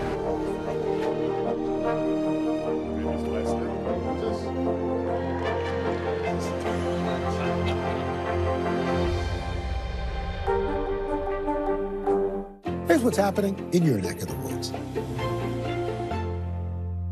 Sometimes the news can be difficult and overwhelming for kids to understand. Ukraine and Russia. Could you help me understand what's going on? So to help make sense of it all, we've created a newscast just for them. We hope your family will watch Nightly News Kids Edition. Stay on top of breaking news and the biggest stories of the day with NBC News Daily. Thank you so much for joining us. I'm Morgan Radford. And I'm Vicki Wynn. I'm Aaron Gilchrist. And I'm Kate Snow. Get in-depth reporting from across the country. What's your reaction to the president's comments? And around the world. Are Ukrainians continuing to make advances? And ways you can take care of your health. Who should be getting tested? And frankly, how often? And your wallet. Costs are skyrocketing. How to manage soaring prices. NBC News Daily. Weekdays from 12 to 4 p.m. Eastern on NBC News Now. Sometimes the news can be difficult and overwhelming for kids to understand, so we've created a newscast just for them. We hope your family will watch Nightly News Kids Edition. News is happening now. Look at what's making headlines around the world. We're coming on the air with breaking news. This is a significant moment. Whenever it happens, wherever you are, NBC News, streaming free now. Internal Affairs, the new podcast from Dateline. Listen now. Our show is about sparking conversations around today's biggest issues. The Fed raises interest rates. That controls inflation. Explain how that works. Is part of this that everyone's rethinking their jobs and their relationship to their employers? Could you just remind us why there are 9 justices on the Supreme Court instead of 3 or 20 or 2? It's not my job to tell you what to think. My job is to think about what you tell me. Now Tonight with Joshua Johnson, streaming weeknights at 8 on NBC News Now. Welcome back. Officials in Northern California believe a serial killer is stalking victims after 5 men were killed. NBC News national correspondent Miguel Almaguer has more on that story, including the video police believe could be a clue. The seemingly unidentifiable, grainy still image capturing only the back of a person of interest is perhaps the best lead police in Stockton, California have. Searching for an apparent serial killer roaming the streets, police say 5 men have already been shot to death and fear the next victim could come any day. You need to be aware of your surroundings. Be alert. Have your head on a swivel. Calling the murders interconnected, police say their killer is stalking victims as they walk alone after dark in poorly lit areas, spanning a radius of a few square miles. After the first homicide this summer, most came weeks apart, except for the latest murders, separated by only days. The killing spree generating a flurry of headlines, but few leads. While little is known about a suspect or suspects, the victims' lives are coming into focus. He was there for me. I wish I could have watched out for him. Jerry Lopez's big brother Lorenzo was the last known victim. Salvador Dubedy Jr., a loving husband, was one of the first. His wife too scared to show her face. It's been tremendous tragedy for our family, and we just want answers. With police ruling out gang violence, robberies, and hate crimes, an $85,000 reward is being offered for information leading to an arrest. The desperate hunt for a serial killer before they strike again. Authorities are now beefing up their police presence across the city of Stockton. Investigators are also going over hundreds of hours of doorbell video in the neighborhood where the murders took place. They hope they are one big break away from finding their killer. Back to you. All right, Miguel, thank you so much. And now we turn to women's soccer and a new bombshell report involving the National Women's Soccer League. A year-long independent investigation has uncovered emotional and verbal abuse as well as sexual misconduct within the league. NBC News correspondent Ann Thompson joins us now for more. Ann? Good morning. This report is over 300 pages long, and it provides a glimpse into the ugly reality of the National Women's Soccer League and what investigators describe as the organization's failure to keep players safe. This morning, a damaging look behind the scenes of the National Women's Soccer League as a new report describes years of verbal and emotional abuse and sexual misconduct within the organization, calling it systemic, spanning multiple teams, coaches, and victims. Investigators conducted more than 200 interviews and spoke with over 100 current and former NWSL and U.S. national team players. According to the report, teams, the league, and the National Federation repeatedly failed to respond appropriately when confronted with player reports and evidence of abuse. We're talking about sustained, degrading, and manipulative conduct that was all about power. Former acting U.S. Attorney General Sally Yates led the independent investigation commissioned by U.S. Soccer last year after multiple reports described allegations of abuse by NWSL coaches. They call it systemic. How widespread was this? The barriers were not there, the consequences were not there, and thus it allowed a systemic problem to flourish for years. The Athletic first breaking the report of past players accusing former coach Paul Riley of sexual and verbal abuse. The allegations created an uproar across the league, including player protests during games and Riley's ultimate firing. Mana Shim played for Riley on the Portland Thorns, telling her story on Today last October. It's so prevalent. It's not just this team. It's not just this coach. It's across the league. It's across the sport, and we have to do something about it. And the report also alleges the systemic abuse in women's soccer isn't just at the professional level. Verbal and particularly emotional abuse is common in youth soccer as well. In the wake of Monday's alarming report, U.S. Soccer says it's taking immediate action. The Federation's president called the findings heartbreaking and deeply troubling. Now, we reached out to Paul Riley for comment. Last year, he denied all accusations to The Athletic. And in their statement about the report, U.S. Soccer says some of their new protections for players includes hiring a safe sport coordinator to oversee athlete safety and adding additional background check requirements for its employees. Sinclair? Important and devastating reporting, Ann. Thank you. Coming up, language lesson. A new dictionary is examining the role of African Americans in shaping American English. That's right. The researchers digging into the history of diction that's helped define the way we speak. Next.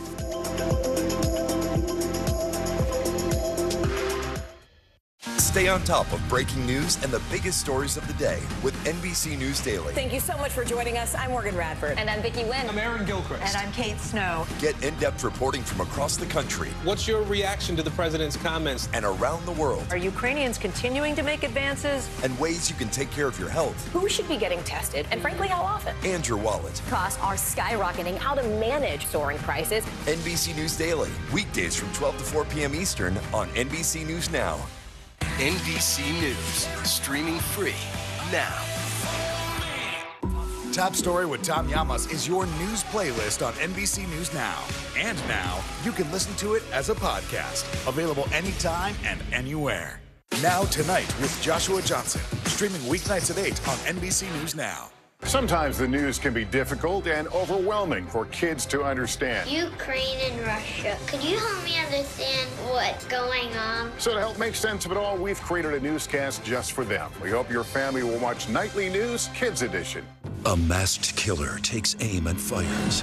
A fatal attraction that leads investigators to turn towards their own. Internal Affairs, a new podcast from Dateline. Listen now wherever you get your podcasts.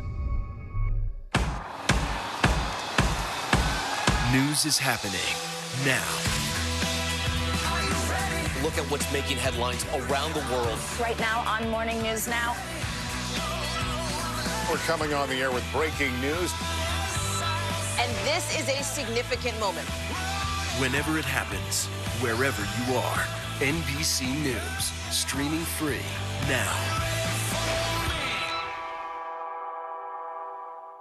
And what do you love about fatherhood? The chaos, the learning. Is climate change one of your top priorities? What's your message to girls who want to make a difference in their own communities? Believe in yourself.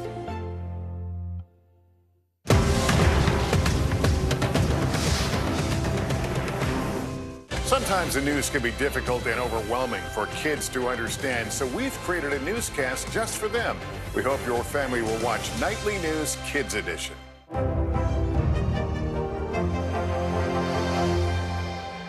NBC News, streaming free now.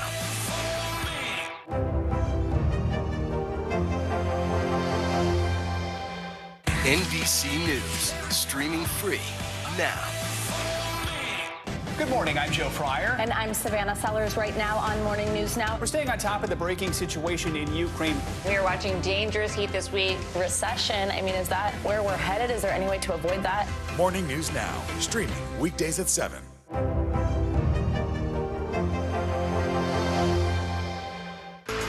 Welcome back. Now we're going to get you some business headlines, and MasterCard is coming out with a new software to help combat fraud. Yeah, CNBC's Silvana Henao joins us now with more on this and other news. Good morning, Silvana.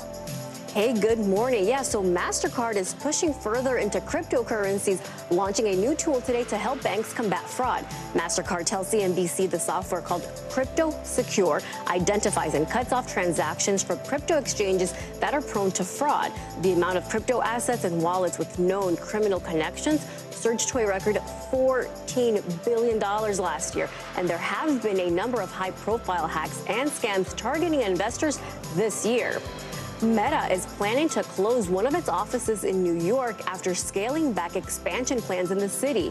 Bloomberg reports the company is exercising an option to terminate its lease on Park Avenue South in Manhattan. Meta is still moving ahead with plans for an office near Penn Station. The latest move comes as the company is freezing hiring and restructuring some teams to cut costs. And Twitter has finally rolled out the edit button, but U.S. users will have to wait. Twitter Blue members in Canada, Australia, and New Zealand will get the first shot at trying the feature. Twitter has been testing the highly requested edit button and says the experiment went well. Users who send a tweet will have 30 minutes to make edits and can make changes up to 5 times during that time frame, guys. Up to 5 times? Yeah, wow. Up to 5 times, yeah. So misspelling, maybe bad punctuation somewhere. I was going to say, yeah. But you need to slow down on your initial tweeting if you need 5 edits. Yeah. Right? That's what I thought. I was like, wow, that's a lot. Yes. Well, Silvana, thanks for keeping us informed. Yeah, thank you. Now, a group of scholars are looking to track the history of African Americans in the U.S. by creating a dictionary. NBC News correspondent Harry Smith sat down with the editor-in-chief of the soon-to-be Oxford English Dictionary of African American English for a closer look at the project. Leave it to Henry Louis Gates to own one of the most treasured tomes in the history of the English language. This is the first edition of Samuel Johnson's Dictionary of the English Language, published, my friend, in 1755. This has pride of place in my library.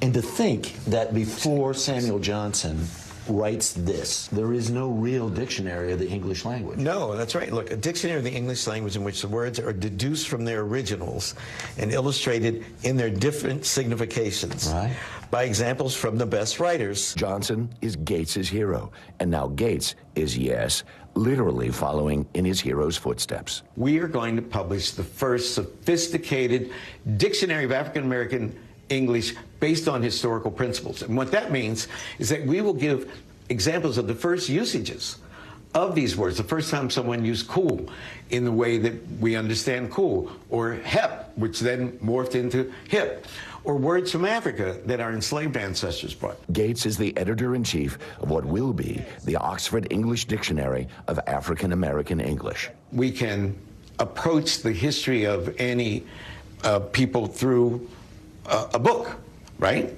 But you can also understand the history of a people through the language that they use, the usages that evolved over time. So if you read this dictionary once it's finished, from A to Z, if you read it like Malcolm X read the dictionary when he was in prison, you will have encountered the history of the African American people, but in a completely counterintuitive way. From the metaphors and similes of old spirituals. Swing low, sweet chariot. To the wordplay and poetry of Snoop Dogg. It's called for shizzle. Now, for shizzle means, you know, in your world, you might say, hey, for sure.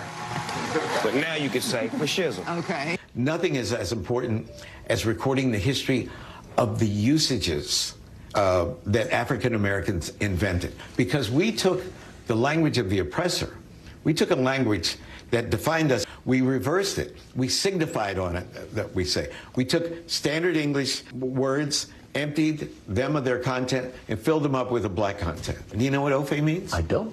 Well, if you look at black newspapers like the Chicago Defender or the Pittsburgh Courier in the early years of the 20th century, often in the headlines they'll say, Ofe does this, or so-and-so, something about an Ofe. Ofe is Pig Latin for foe, F-O-E, right?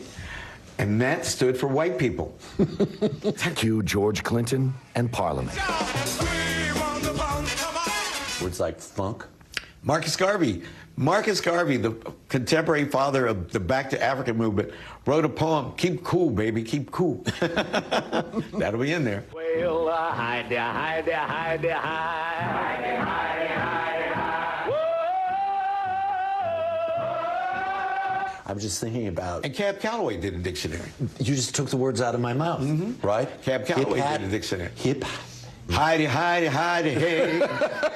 Hidey, hidey, hidey, ho. What the hell does that mean? Good question. Gates and about a dozen other scholars mean to find out. There's a line from a spiritual. I love to tell the story of Jesus and his... Well, for me, I love to tell the story about people of African descent. That's my job. That's what I was put here to do. Harry Smith, NBC News. And coming up, a story of true sibling love. Yeah, how one woman's quick thinking helped save her disabled brother's lives as the stormwater from Hurricane Ian started to rush into their home. We are talking to her live. That's next.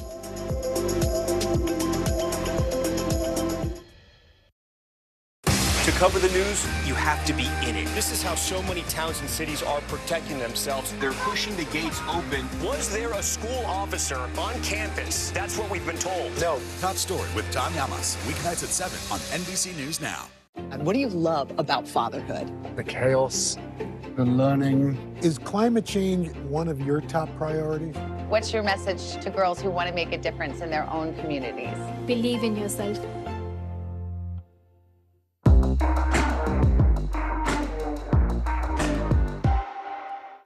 Top Story with Tom Llamas is your news playlist on NBC News Now. And now, you can listen to it as a podcast. Available anytime and anywhere. NBC News, streaming free now.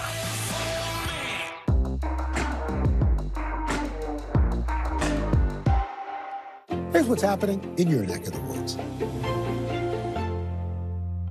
A masked killer takes aim and fires. A fatal attraction that leads investigators to turn towards their own. Internal Affairs, a new podcast from Dateline. Listen now wherever you get your podcasts. NBC News, streaming free now.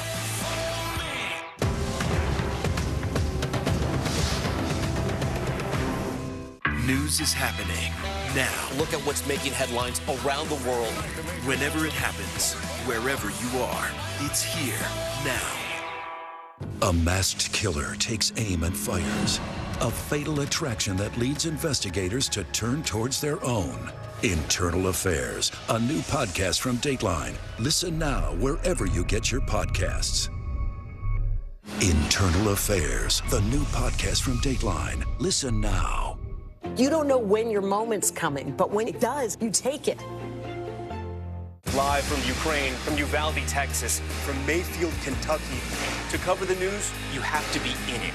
This is how so many towns and cities are protecting themselves. You can actually see they're pushing the gates open. Was there a school officer on campus? That's what we've been told. No. Do you remember any tornado as bad as this one? You look at this and you're thinking, we're not going to have power for weeks, if not months. Exactly. Every night, it's your news playlist. Top Story with Tom Llamas, weeknights at 7 on NBC News Now.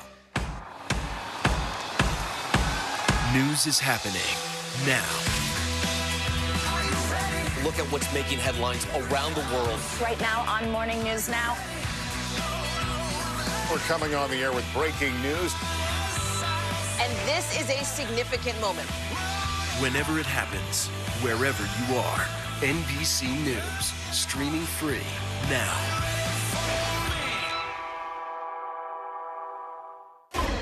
Welcome back. We end this hour with the moving story of one woman who battled to save her brothers during Hurricane Ian. Darcy Bishop was at home with her two brothers, Russell and Todd, who were both born with cerebral palsy and have limited mobility. And when the floodwaters came rushing in, she hurried to get them to safety, carrying Russell to the second floor as the water began to rise. The pair made it up a handful of stairs before Darcy could not go any further. She sat with her brothers as the water rose, touching their feet and waiting. And today we have Darcy Bishop with us to talk about her experience. Darcy, thank you for being here. We're so glad you are safe. I'm sorry, I think I see a cast on your arm, so I hope you're healing okay. Just to start, how are you coping since this hurricane and your family? It's just overwhelming. It's just, it's not very hard to talk about.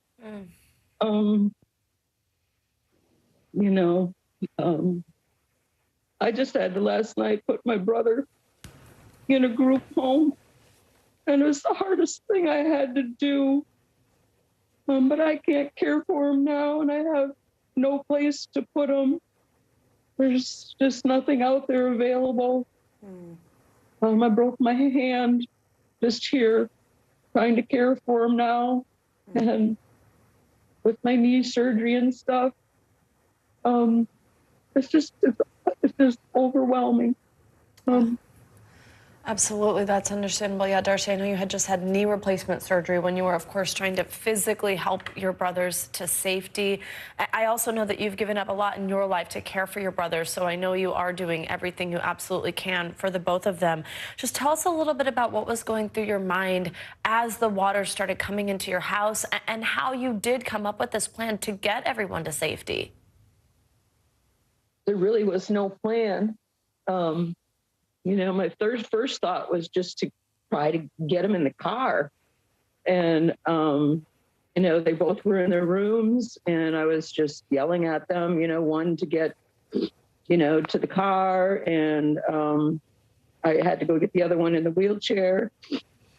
And by the time I did that, it was knee deep, and the front door went open, and the garage door, I went to the car, and the car was already flooding. Couldn't do that, so it was just a matter of trying to get to the stairs and get him upstairs. And I got the one brother that could walk to the stairs, guided him there.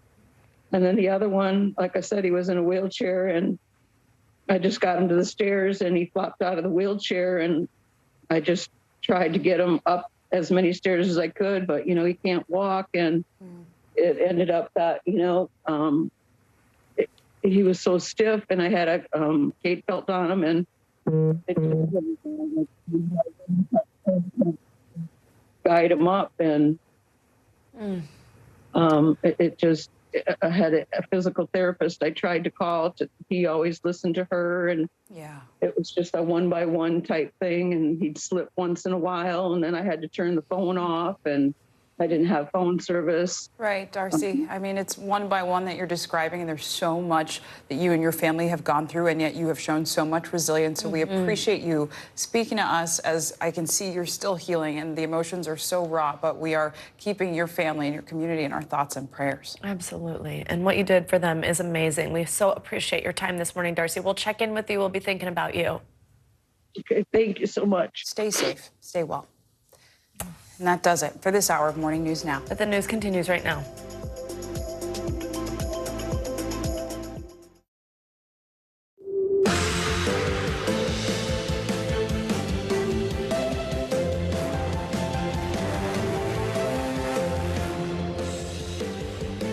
I'm Zinkley Asamoah in for Joe Fryer. And I'm Savannah Sellers right now on Morning News Now. Too late to evacuate. Officials in Southwest Florida are facing growing criticism this morning about when they called for evacuations ahead of Hurricane Ian, as new images come out of hard-hit Lee County show the extent of the devastation. It turns out more than half of the storm's deaths happened there, and the survivors say the call to leave came too late.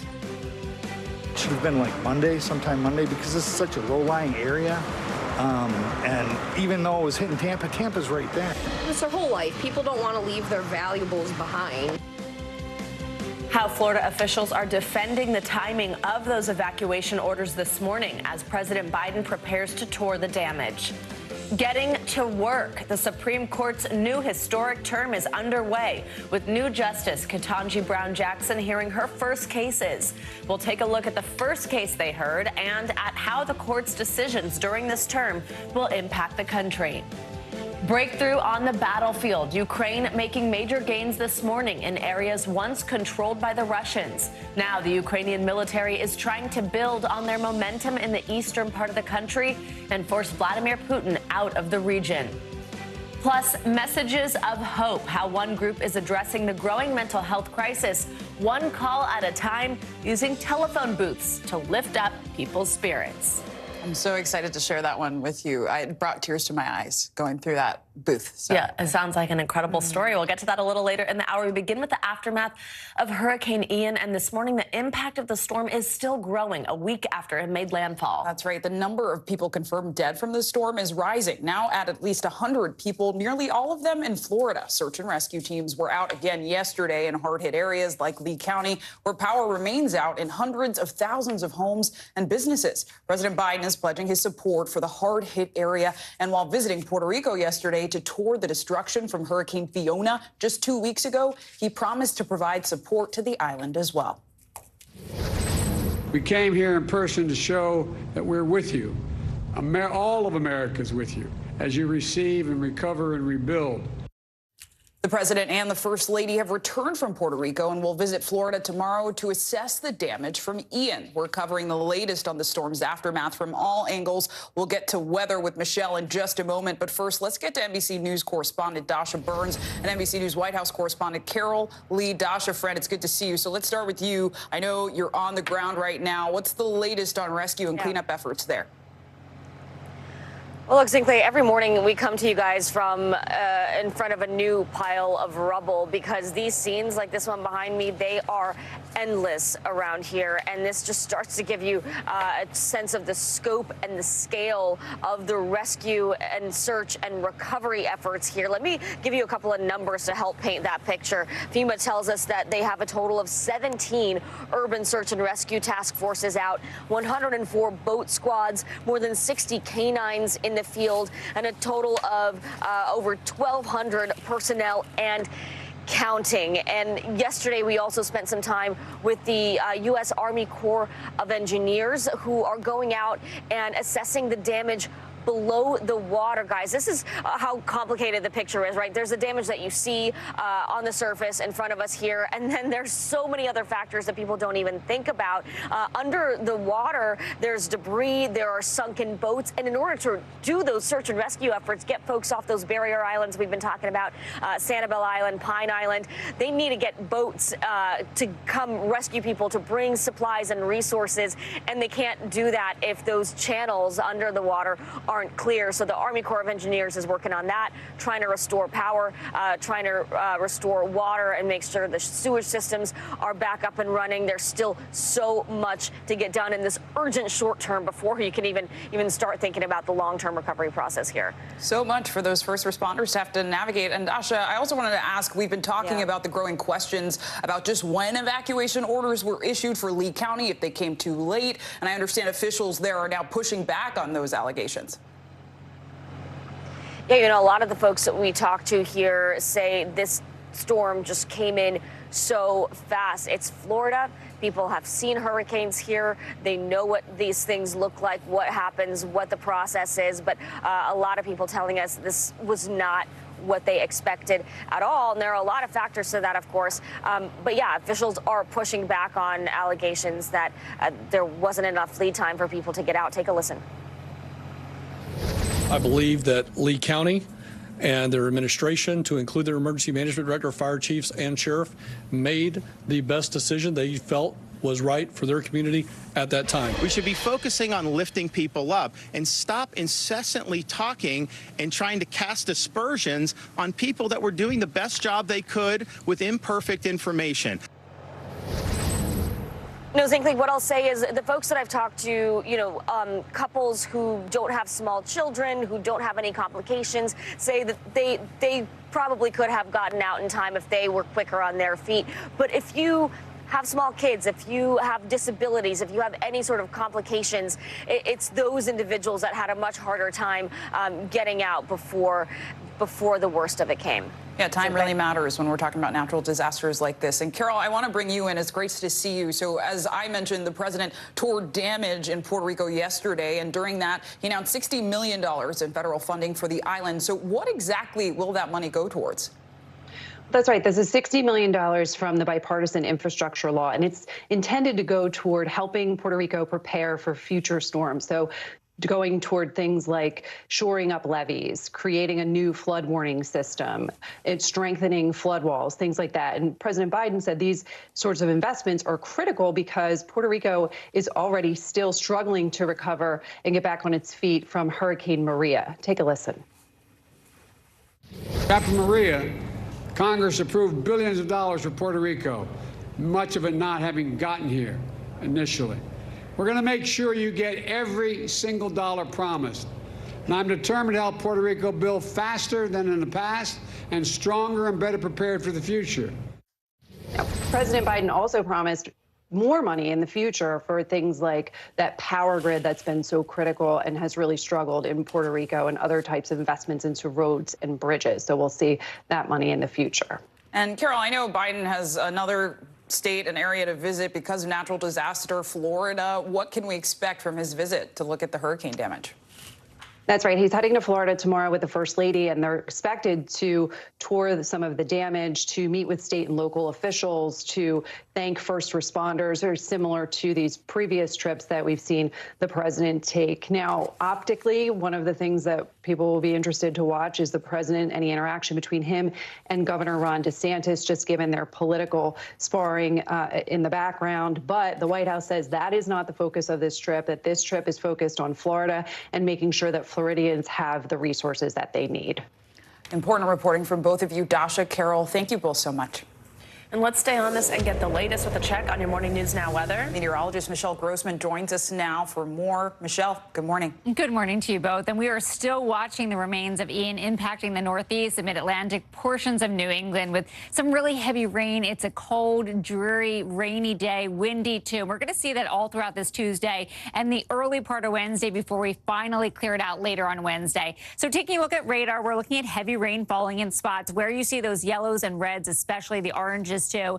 That's where we're seeing pockets of heavy rain. So it's a tough go this morning in terms of your commute, probably a better work from home day. We're looking at that spin right off the ocean. It's a coastal low. It's what's left over from Ian. It's cut off from the jet stream and sort of just spinning off the coast, and will continue to do so over the next 24 hours. Here is the setup for you. Those rainy, windy, and cool conditions continue. And we do have the risk for coastal flooding once again, especially in those low-lying locations. We saw some flooding in portions of the Jersey Shore. We're going to see that once again today, anywhere from New England down to portions of Virginia, and then it slowly pulls away. You notice that area of low pressure pulling off to the right, pulling away slowly tomorrow, but showers still lingering from Maryland to eastern Maine, and then we'll start to see improvement later Wednesday and especially Thursday. 16 million at risk for coastal flooding. Notice where you see the green, that's a coastal flood advisory. The red is a coastal flood warning, so portions of New Jersey, also Delaware. 1 to 2 feet of inundation is possible. That's going to cause some flooded road streets. We're seeing that this morning. We saw it yesterday.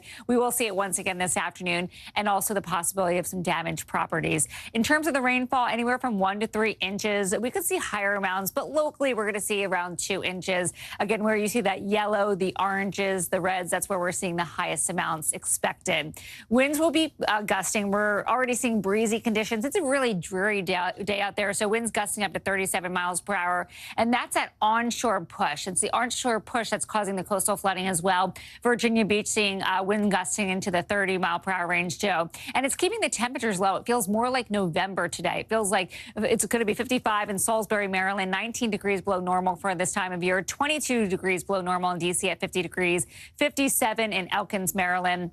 And then as we go throughout tomorrow, a little bit warmer. Temperatures in the 60s in New York City. Notice that warm air, though, guys, off to the west. That's going to be moving in. We're going to be a little bit warmer as we head towards Thursday and Friday. Back to you. All right, Michelle, thank you so much, and we'll check in with you in a bit. And now to the Supreme Court and the start of a new era. The first oral arguments of this term were heard yesterday. It was a historic day at the High Court as newly sworn-in Justice Ketanji Brown Jackson took her place on the bench for the first time. This is also the first time 4 women have presided over the court. NBC News senior White House correspondent Kelly O'Donnell joins us now with the latest from this day. Hey, Kelly, good morning. So let's start with the new justice on the court. Ketanji Brown Jackson was an active participant, actually, on her first day on the job as the Supreme Court heard a challenge regarding wetlands regulation. What can you tell us about that, and just kind of walk us through what we saw from her, what her role was like yesterday, and if it gives us any clues as how she'll be as a justice? Well, being inside the courtroom for that oral argument, it was interesting to see when Justice Ketanji Brown Jackson first spoke up and began asking questions of the lawyers who were arguing the case, because it was the first chance to see her in action, engaging with the lawyers, showing her knowledge of the case, and working with her colleagues on the bench. And at times, some of the other justices who have more seniority on the Supreme Court referenced things that Justice Jackson said and worked that into some of their own questioning. And she clearly knew the case well, as you would expect. She's obviously got a lot of experience coming onto the High Court. And what was notable about it in some ways is the first day you might expect someone would sort of take it all in, perhaps sit back and watch how others did. She jumped right in and was fully engaged and participating. And it was a lively debate over an issue that in some ways is very technical, but has far-reaching impacts for people who own property in areas where there are wetlands that are potentially regulated by the federal government. So we learned a lot in that court session about what it means to be adjacent to a federally regulated wetland. And there was a lot of back and forth about the definitions the government would use. And Justice Jackson was asking the lawyer representing the people bringing this case, and it's been a long time fight against the EPA. Remember, a conservative court here, the justices who might be inclined to say less regulation. Justice Jackson is a part of the 3 justices on the liberal wing, so she doesn't change the balance. She was asking some questions about would those homeowners who purchased the land have had some advance warning about the fact that the property they were buying was a wetland and could have potentially been subject to this sort of regulation. So the particulars of that case will be known over time. What really stood out to me, Savannah, was that she was an active participant right from the start of her first case in oral argument. Yeah, absolutely. And Kelly, also quickly, the Supreme Court made one of its first rejections as well. This involved the MyPillow CEO in connection with the 2020 election. Tell us what happened there and where it goes from here.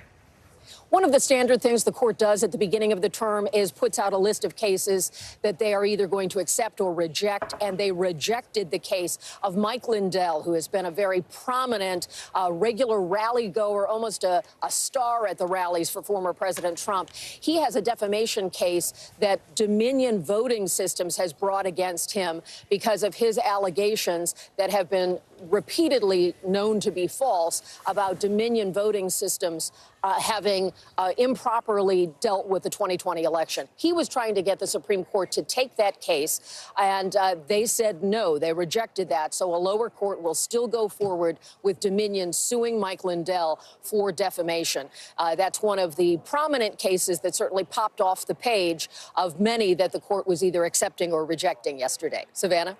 Also, look ahead to today. The Supreme Court is set to hear arguments on an Alabama case that could potentially affect voting rights in the U.S. more broadly. What should we know about it?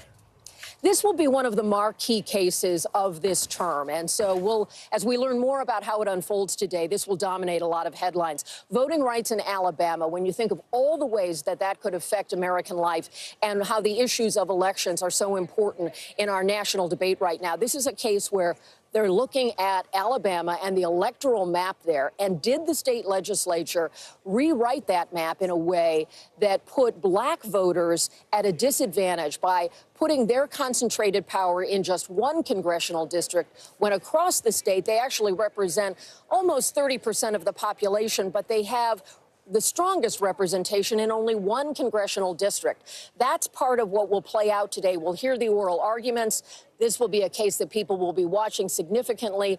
The court had previously already taken apart some of the 1965 landmark voting rights case. This is another in the line of that. And so it's one of the most watched cases of this term. And so this is a big day. There are already people lined up all across the street here, right to my right and my left here, waiting for some of the public seats to attend today's oral argument, because the court, for the first time in 2.5 years, is back open with some limited seating for the public after pretty tight COVID restrictions. Savannah? So much to watch for there, and some people, like you said, will get to see it in person. Kelly O'Donnell, thanks so much. And we want to take a closer look at two major cases the court will hear this term. Joining us now to discuss that is Professor Susan Carl. She's a law professor at American University. Professor, thank you for being here. So later this month, the court will hear arguments for two cases related to affirmative action, one involving Ivy League Harvard and the other involving the University of North Carolina, and whether or not they can use race as one of the factors in admissions. So can you just simply walk us through these cases and the impact a ruling like this could have on diversity, equity, and inclusion at universities? Sure. So there, as you mentioned, there are two cases. One involves a private university, Harvard University. The second involves a public university. And so there are two provisions at issue. One is a statute called Title VI of the Civil Rights Act, which prohibits discrimination on the basis of race in any program receiving federal money. So that would be every college and university in the United States. And the second one also involves the Equal Protection Clause of the Constitution, because that applies in a public university context. And the question is whether these schools can look at race as one of many factors in making individualized admissions decisions. So what both the universities say is that they don't discriminate on the basis of race, that they try to look at the whole person. And since race is a factor in a person's experiences and backgrounds in the United States today, they consider as one of many factors a person's race or their experience with race as they were children. Yeah. And Professor, it's not lost on me that many experts say the outcome could have a ripple effect on diversity and inclusion programs beyond just academics. A decision in this case could have an impact on the workplace as well, right? Can you talk to us about that?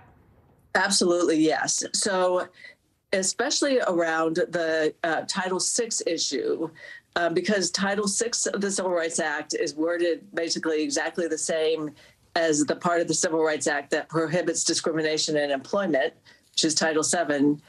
It is very likely that what the court says about race and consideration of race as a soft factor or one of many factors in college admissions would also apply to questions in the workplace about hiring, promotion, that kind of thing.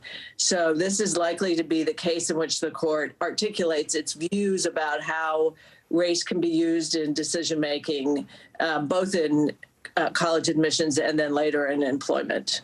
And Professor, quickly, this would be another chance for the Supreme Court to overturn precedent, just as they did with Roe v. Wade. Do you think if affirmative action is essentially overturned, it could mean current diversity and inclusion programs, academically and professionally, could be just thrown out?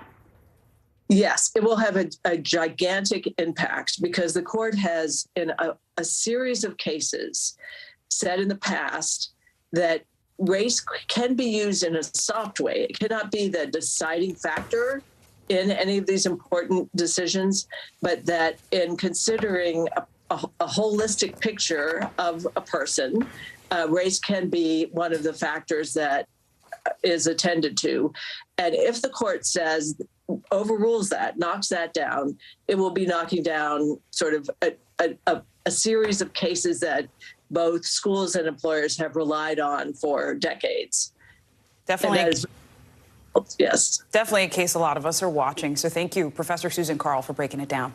Now let's get to the latest on the January 6th attack on the Capitol. A major legal battle got underway inside a D.C. courtroom yesterday as opening statements were presented in the trial of 4 members of the Oath Keepers and their leader, Stuart Rhodes. The members of the far-right militia group are being tried for seditious conspiracy for their alleged involvement in the attack on the Capitol on January 6th. We've got our all-star team back from yesterday. NBC News Justice reporter Ryan Riley and NBC News legal analyst Danny Sabalas. They are here to break down the first day of the trial for all of us. Ryan, I will start with you. Good morning. Good to have you. So what were some of the biggest takeaways from yesterday's opening statements? A little bit of a surprise up their sleeve, because we had heard a lot of the statements previously that a lot of members of the Oath Keepers had made via text message, but what they had was this recording from January 10th, 2021, that featured the head of the Oath Keepers, Stuart Rhodes, saying that he wished they had brought guns to the Capitol on January 6th. So that sort of undermines the defense that has been brought forward by Stuart Rhodes, basically saying that, oh, this was only, basically set up for if Donald Trump took action, we were ready to spring into action if he invoked the Insurrection Act. We were a militia that was going to take over. So they're basically trying to frame this as though this was some sort of legal response, but prosecutors are saying that basically this wasn't dependent on what Donald Trump was going to do. They were going to go into the Capitol. In fact, they did go into the Capitol anyway with those 2 stacks that went into the Capitol, even though Donald Trump did not, in fact, invoke the Insurrection Act, which is what they were sort of what they claim they were basing their action plan on there. Really interesting. And Danny, I want to bring you in here because in previous trials with the Oath Keepers, prosecutors attempted to draw a connection between them and the Trump administration. Do we think that's happening again? Trump, of course, looms large in this case, among the other cases as well. But Trump is a mixed bag for prosecutors here, because if they emphasize Trump too much, the defendants can point to Trump and say, hey, the president made me do this. I was following orders from the president. Will it be effective? Probably not, but it might give the defense another hook to hang their theory of non-liability on. Yeah, let's talk about the defense. Ryan, what kind of strategy did defense attorneys for the Oath Keepers present yesterday? What do we hear so far?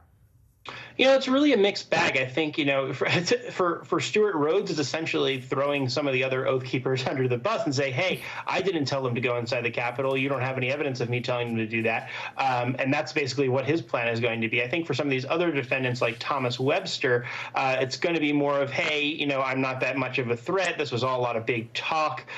He's really going to emphasize his age, I think, is going to be a major component of this. He's had some health issues recently, and inside the courtroom, you're going to see him in a special chair. He has a cane with him.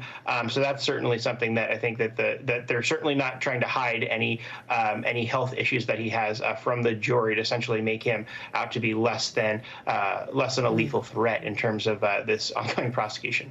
That's a good point. Yeah, and Danny, I know there's some new reporting. 2 sources familiar with the matter say that the House committee investigating the January 6th attack will hold another public hearing. How do you think this Oath Keepers trial might impact that?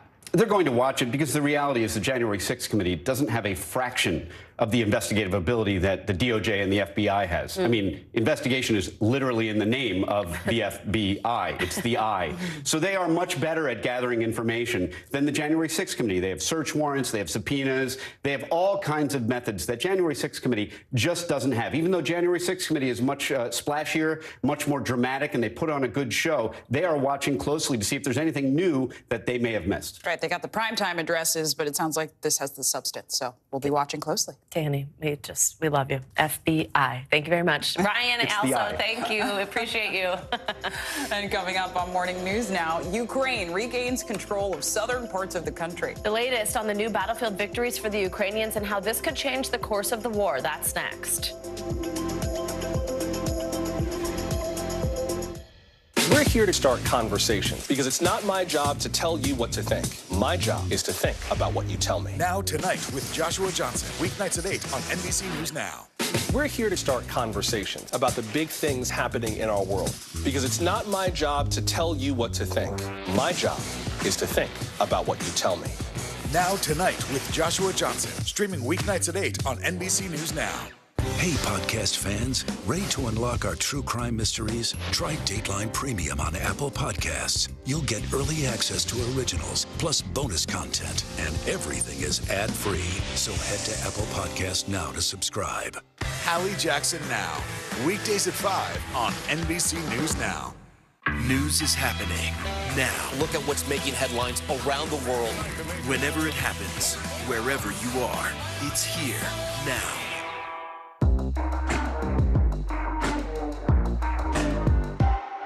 Sometimes the news can be difficult and overwhelming for kids to understand. Ukraine and Russia. Could you help me understand what's going on? So to help make sense of it all, we've created a newscast just for them. We hope your family will watch Nightly News Kids Edition.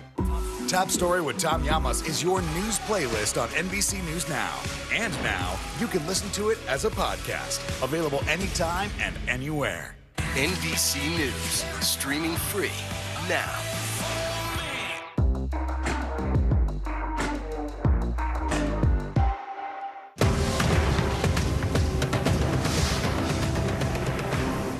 NBC News, streaming free now.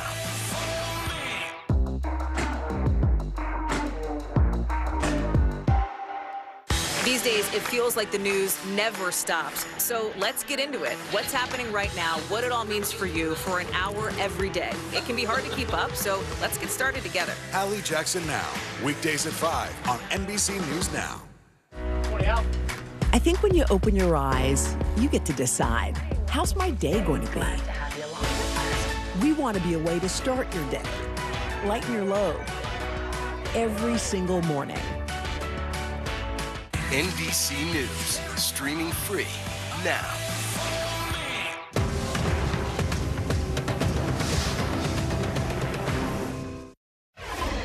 Welcome back this morning. Ukraine's military says it's claiming new ground in the south of the country days after retaking a key eastern city from Russian hands. That's right. The southern gains are seen as Ukraine's biggest breakthrough in the region since the start of the war, and come as Russian lawmakers ratify the annexation of 4 provinces. NBC News correspondent Cal Perry joins us now from Kyiv to talk about this. Cal, it's good to see you. So we know these southern gains appear to be the latest in a series of battlefield victories for Ukraine, and they're coming in regions that Russia has annexed. So walk us through this latest breakthrough and what Ukraine has achieved over the last few days. And as you've sort of said, when you look at the timeline here, it's pretty stunning. It was 72 hours ago when the Russian president, Vladimir Putin, said that Russia would annex these 4 regions and that everybody who lived within these regions would be Russian citizens forever. Since then, major gains by the Ukrainian military. First, on that eastern front, the city of Liman falling about 48 hours ago. Russian troops just abandoning their positions, pulling back. And now we understand the same thing, and you can see on this map, is happening in that region of Kherson, in the southern part of the country, south of Zaporizhia. That is where we understand now, according to Ukrainian Defense Ministry sources, that the Ukrainian army is breaking through those Russian lines. We've seen this now for 5-6 months, where Ukrainian troops are on the move. And when you talk to military experts, it's something they will tell you. That momentum is so key. It is hard to stop that momentum. And when you look at what's coming in the winter months ahead, there is an assumption on the ground that those positions, as it becomes colder, will become static. So what is clear about this is that the Ukrainian military is trying to take as much territory as they can while they can, guys. Cal, what do we know about how or if this is being shared within Russia? Do Russian citizens know about these setbacks?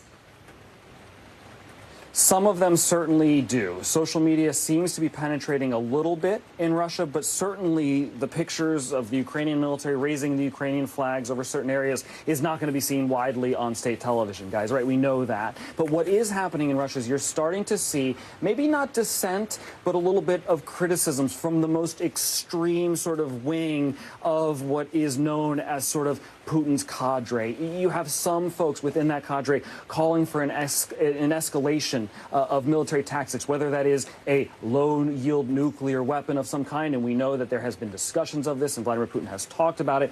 Those are the sort of criticisms we're seeing, all of which is, of course, of great concern to Ukrainian officials and the Ukrainian military here on the ground, because it is as if the more gains that they make, the sort of scarier the outcome can become. So while these gains are being made on the ground, there are many people who are wondering at what cost, and will Putin lash out if he's back as he perceives it is up against the wall. And Cal, you've talked about the moves on the ground, but let's go online for a minute. We're also watching the reaction to a peace plan tweeted out by billionaire Elon Musk on Twitter. So what exactly is he proposing? Walk us through that, and how are Ukrainian officials responding? Yeah, causing a lot of drama, both here on Twitter, on social media, and I would imagine Russia as well. So there's the original tweet from Elon Musk where he lays out his idea for a Ukrainian-Russian peace plan, which includes giving basically back Crimea to Russia. Let's be very clear about something here. Elon Musk is not qualified to propose a peace plan, and so the reaction from the president of Ukraine, Volodymyr Zelensky, was the following tweet, which I think we can put up on the screen, which was an online poll basically mocking Elon Musk. Which Elon Musk do you like more? The one who supports Ukraine, the one who supports Russia? Now, Elon Musk did respond to that tweet. And he says, I do support Ukraine. He says, I'm worried about the future and what could happen in the world. And it is worth adding that while Elon Musk is not qualified in any way to propose a peace plan, his company, SpaceX, has provided Starlink dishes to frontline Ukrainian troops. And officials here say that has made a world of difference, guys. Conflict online as it continues on the ground. Cal Perry, thank you so much for your reporting and stay safe. More international headlines now, and a Russian court has set Brittany Griner's appeal hearing date. Janice Mackey-Frayer joins us now from Beijing with that and other world news. Hey, Janice, good morning. Hey, good morning. An appeal hearing for Brittany Griner has been set for October 25th in a Moscow courtroom. The WNBA star was sentenced to 9 years in prison in August for drug possession after Russian authorities said they found 2 vape cartridges containing hashish oil in her luggage. Griner had entered a guilty plea. U.S. officials, including President Biden, have been challenged to try to help her, given the state of relations with Russia over Ukraine. The United Nations warns a food crisis is looming for 5.7 million flood survivors in Pakistan. Waterborne and other diseases are also threatening what officials call a second wave of destruction. More than 1,700 people were killed by flooding that affected 33 million people and left hundreds of thousands living in tents and makeshift homes. And finally, 4 women from the UK have been selected to staff the world's most remote post office in Antarctica. They were selected to manage the Port Lockroy historic site for the next 5 months. 6,000 people applied for the job. Now, there's no running water there. There's no flush toilet. There are sub-zero temperatures and constant daylight. And the best part of the job, the main task is to count the island's penguins, which sounds pretty dreamy. That's adorable. And that's a look I like at your that headlines in a this job morning. description. Wow, 4 women also, look at that, who are up for the challenge. Yes, we love to see it, Janice. Thank you so much. Sounds like a reality TV show. Yeah, it does. Thank you. I'd watch. And coming up, telephone booths may feel like a thing of the past. But some are being reinvented with a new purpose, how they're now being used to address the mental health crisis. That is next.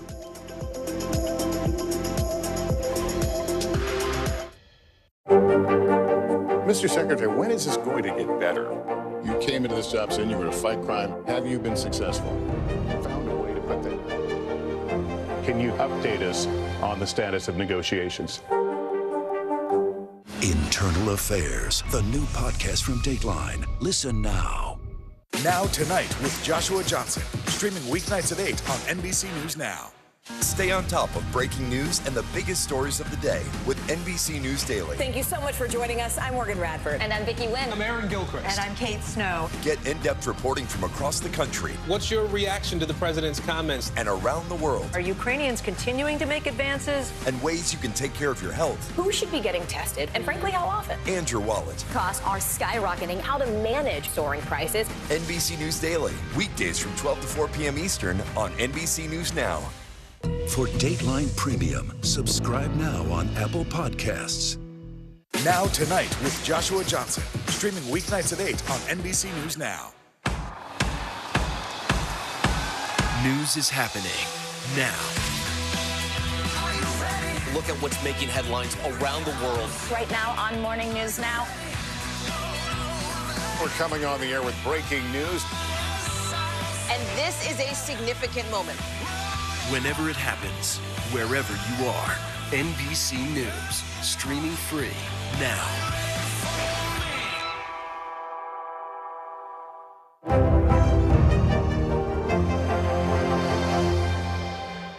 News is happening now. Look at what's making headlines around the world.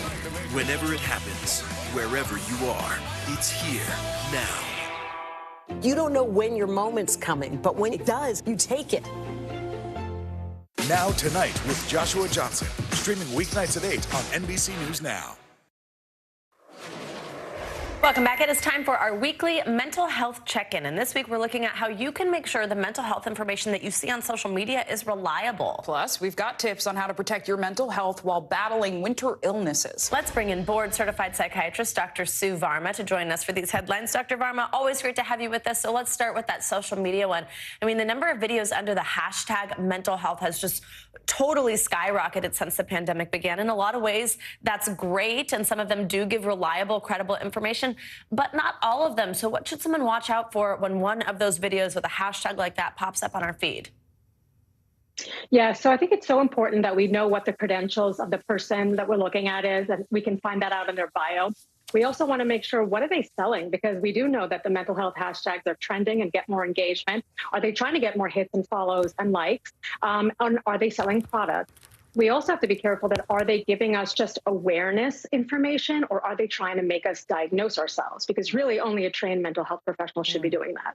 That's an important. Selling something, too, is a good one to watch out for. Yeah, the selling and the distinction of self-diagnosing. And Dr. Varma, I know winter is also just around the corner, which also means cold season, unfortunately, is here. And we wanted to highlight how being sick can also affect your mind. Why do some people experience a dip in their mental health when they're feeling physically unwell? And maybe what can we do to combat that? Yeah, so, it's so interesting, and something that I've even noticed in myself is that my mood dips. And one of the reasons is because when we're sick, our body, in an effort to fight the infection, is producing what we call inflammatory cytokines. So this inflammation in the body makes us groggy, our energy is down, our mood is down, but also the fact that when we're sick, we're not as productive. We beat ourselves up. Oh, I didn't get anything done all day. I was just sleeping. We feel bad, guilty, but also because we're socially isolated. We're disconnected from in real life connections, and we're spending more time online scrolling passively, which we do know leads to more feelings of inadequacy and comparison. And finally, Dr. Varma, I want to ask you about an aspect of therapy. It might sound a little strange if you haven't dealt with it before, which is homework. What does therapy homework involve? What should people know about how putting in that work might maximize the benefits of therapy? I am such a nerd for homework, and it's not just in school, but it's in therapy on both sides. I've been on both sides of the couch, and I can tell you that therapy homework leads to lasting change, because your one 45-minute session a week isn't going to make the difference. Therapy homework allows you to build self-awareness during the rest of the week. What were the triggers? What were the highs and lows of your week? What makes you upset? What are those negative, distorted thoughts that you need to catch and to change? So homework is really important because it creates lasting, permanent self-awareness and gives us tips on how to interact with difficult people and difficult situations in our lives. Dr. Sue Varma, that's some homework that maybe people will be more willing to do than math homework or something like that. It's going to help you on yourself. Dr. Varma, always great to see you. Thank you so much. Thank you. Thanks. And with mental health concerns increasing across the country, hope can seem scarce. But one nonprofit is looking to change that story by using telephone booths to spread messages of optimism. I spoke to the woman behind the Hope Booths Project and heard one of the messages for myself. You need to know this. You didn't stumble across me speaking by accident. I'm here to remind you that your presence is a gift. What you're hearing now is the sound of hope. Your voice is magic, creating a sound that summons ears to hear a story worth telling, because every detail about who you are matters. Hope Booth, an Atlanta-based nonprofit, installs creative messages like these into refurbished telephone booths. Individuals put on headphones for a 3-minute immersive experience with one simple goal: to make participants feel seen. How did you decide to remodel telephone booths for this project? No matter where you were in the city, you could find a phone booth from kind of far away just by the light that's inside of it. And I started thinking to myself, well, that's what hope is. Hope is light. The idea for Hope Booth emerged at the beginning of the pandemic. As isolation increased, so too did mental health concerns. According to the CDC, in 2020, nearly 46,000 people died by suicide in the U.S. That's one death every 11 minutes. Today, it remains a leading cause of death, but mental health professionals agree hope hope can be a powerful tool to combat this. The research shows that people who are more hopeful actually tend to take better care of themselves, their careers, their health. They're kind of proactive looking forward. Umana assembled her team to start fundraising for the project. After just 12 days, they got a major surprise. We're sending you a check for $50,000. God can do anything. What? That was the most unbelievable moment, I think, of my life. Oklahoma-based Transformation Church's donation helped Hope Booth exceed their financial goal, hitting 106% and allowing for pop-ups around the country. Sean Anukwem encountered Hope Booth in Hoboken, New Jersey. When you understand who you are and that you have value, then all of a sudden your outlook changes. You are not invisible. That rock bottom is not the end, but the beginning of a rock climb. While Hope Booth spans the nation, Umana says this mission is personal. It's about 12 years ago where I almost lost my life to suicide. And the only thing that kept me moving forward was hope. As an action-oriented strength that's fueled by the belief that though everything around me may be crumbling, I will be okay. And she's not alone in this effort, with creatives across the country shining a light on mental health through installations. In Missouri, Randy Bacon creating a series called The Art of Being Me, showcasing portraits of individuals living with mental health conditions. In Pennsylvania, the Irish Diaspora Center created the Lights in the Darkness exhibit, 100 life-size figures representing the lives of those impacted by suicide and mental health. What's the use of our art and our creativity if it's not impacting the lives of those around us? Do you have hope given the level of mental health crises that are happening in the country? Hope is an internal work. Once I internally do that work, then I have the ability as an overflow and an outpouring to spread hope. Now say this with me. Oh, okay. I matter. I matter. Take this moment with you. Hold on to it. This hope is yours. I matter. Such a powerful statement. And Umana says the Hope Booth team wants to see these booths installed at street corners and local schools and even prisons so that all people can access this positive messaging. And Savannah, you know, when I did it, I got chills from the experience. It's just grounding to hear so many affirmations. Yeah, and so having to say I matter and having that, you know, really meditating on that for a minute. Yes. Yeah, absolutely. Yes. And so many are going through so much. So if you or anyone you know is struggling, you can call or text the Suicide and Crisis Hotline at 988. And coming up, the pandemic has raised a lot of questions about air quality, especially indoors. Up next, the potential dangers hidden in the air in your home and what you can do to improve it.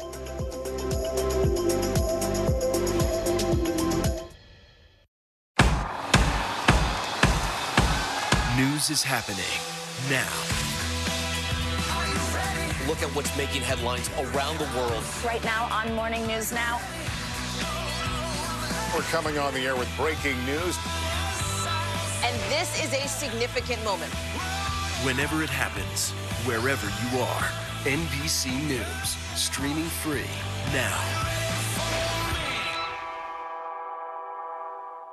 Our show is about sparking conversations around today's biggest issues. The Fed raises interest rates. That controls inflation. Explain how that works. Is part of this that everyone's rethinking their jobs and their relationship to their employers? Could you just remind us why there are 9 justices on the Supreme Court instead of 3 or 20 or 2? It's not my job to tell you what to think. My job is to think about what you tell me. Now Tonight with Joshua Johnson, streaming weeknights at 8 on NBC News Now. Stay on top of breaking news and the biggest stories of the day with NBC News Daily. Thank you so much for joining us. I'm Morgan Radford. And I'm Vicki Wynn. I'm Aaron Gilchrist. And I'm Kate Snow. Get in-depth reporting from across the country. What's your reaction to the president's comments? And around the world. Are Ukrainians continuing to make advances? And ways you can take care of your health. Who should be getting tested? And frankly, how often? And your wallet. Costs are skyrocketing. How to manage soaring prices. NBC News Daily. Weekdays from 12 to 4 p.m. Eastern on NBC News Now. Here's what's happening in your neck of the woods.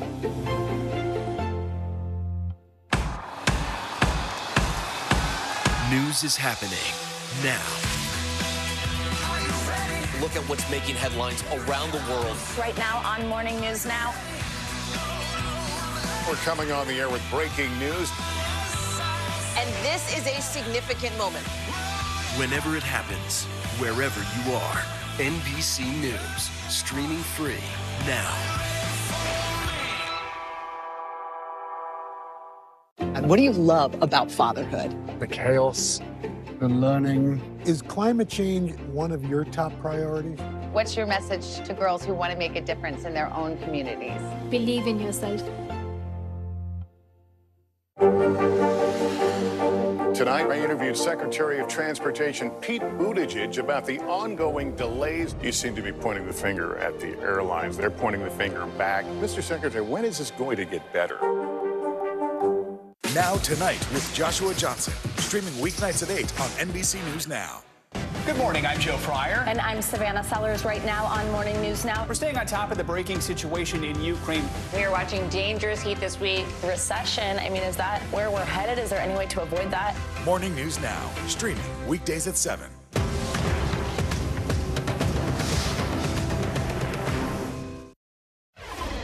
Let's get to some money news. After a rocky period, stocks rallied Monday to start the new month and quarter in positive territory. But the Wall Street roller coaster may still have a few dips ahead. A major European bank is considering a restructuring plan, and gas prices keep rising in California. To get a little perspective, we're joined this morning by Rick Newman. He's a senior columnist with Yahoo Finance. Good morning, Rick. Thank you so much for joining us today. So let's start with the stock market. There was this rally yesterday, but it comes after some pretty big sell-offs. We've had this up and down, up and down. What can we expect as we head into the fourth quarter? Typically strong, actually, in midterm election years. But what do people at home need to know about their money and their stocks? I think we can expect more up and down. This is a very volatile market, and it's welcome, of course, when we see big gains like we saw yesterday.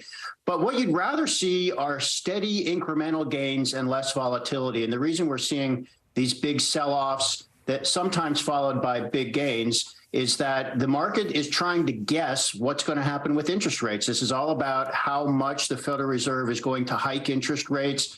And that, of course, is all about inflation. So what happened yesterday is investors thought they saw some signs that perhaps inflation is easing, and that would suggest that maybe the Federal Reserve will not hike interest rates as much as everybody is expecting through the end of the year.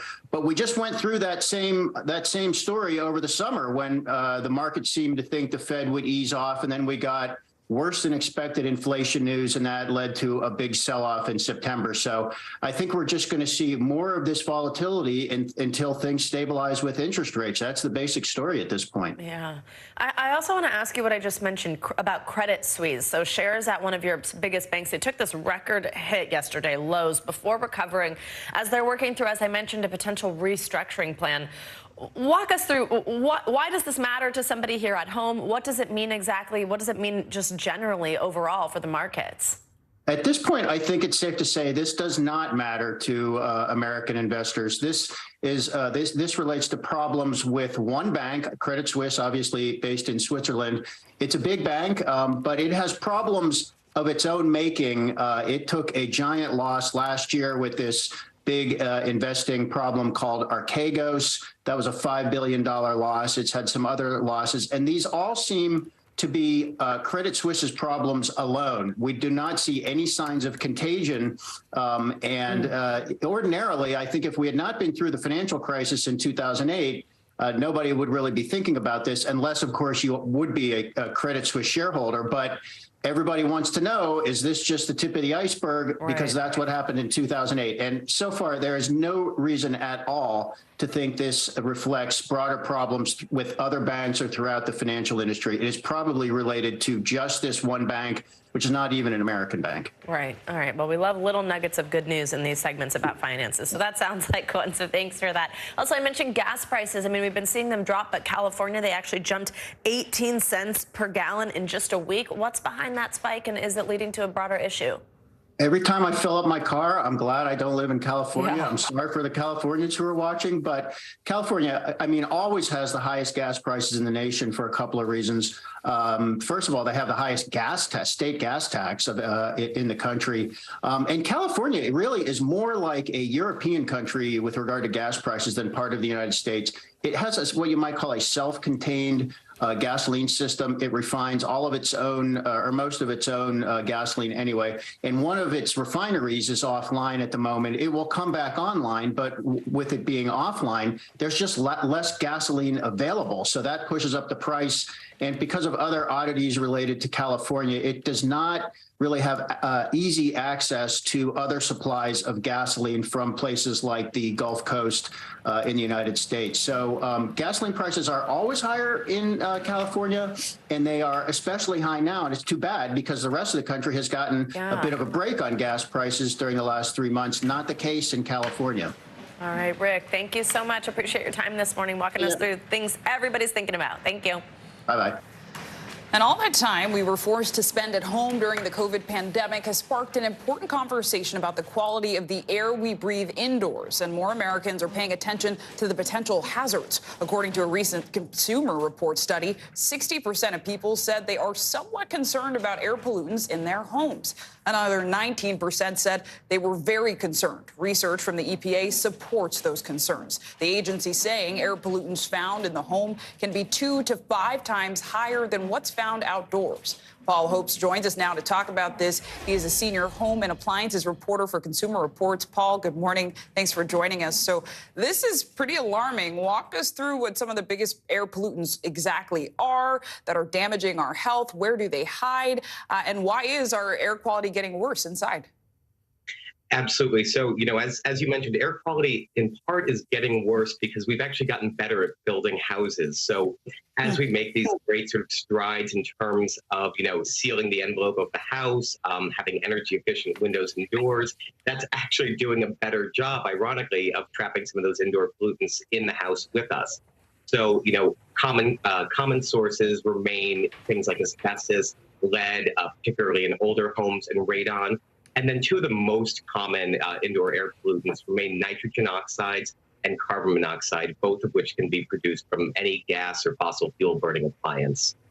And those are chemicals that can be pretty deadly. And I know that many people hit by Hurricane Fiona and now Ian are tackling the job of cleaning and in some cases rebuilding their homes. And a huge risk with that for homeowners after flooding is mold. So how dangerous is mold? Even outside of hurricanes, people deal with this in their houses.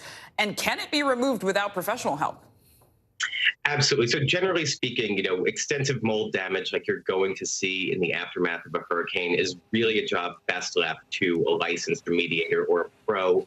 If people are cleaning up after a natural disaster, they can visit disasterassistance.gov and see if there are any programs for which they're eligible.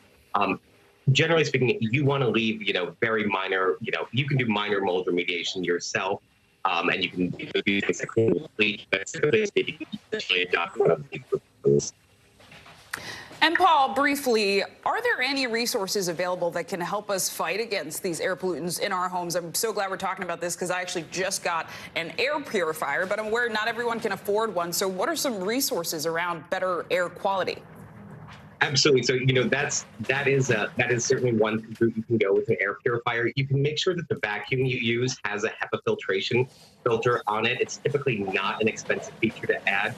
And then very small common sense things like replacing carpeting and even area rugs with hard floors, tile, or vinyl flooring really make a big difference in terms of where mold and mildew can hide out in the home. Super and helpful and informative. Paul Hope, thank you. Thank you. And coming up, keeping the faith in the wake of devastation. That's right. How Floridians are marking the Jewish high holidays during a time when it seems like hope is lost.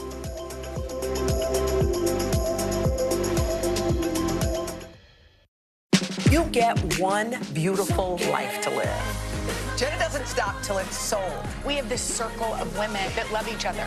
This is a moment we're in right now. This is really electric. Love ya. I love you too. This is it. Internal Affairs, the new podcast from Dateline. Listen now. News is happening now. Look at what's making headlines around the world. Right now on Morning News Now. We're coming on the air with breaking news. And this is a significant moment. Whenever it happens, wherever you are, NBC News, streaming free now. News is happening now. Look at what's making headlines around the world. Whenever it happens, wherever you are, it's here now. Live from Ukraine, from Uvalde, Texas, from Mayfield, Kentucky. To cover the news, you have to be in it.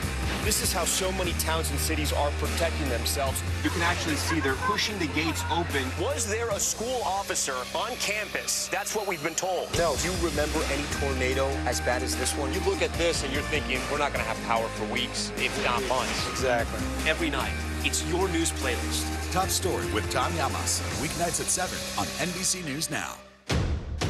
The day's biggest political stories with trusted insight now and expert analysis now. A daily look at the politics behind the headlines. Meet the Press Now, streaming weekdays at 4 p.m. on NBC News Now.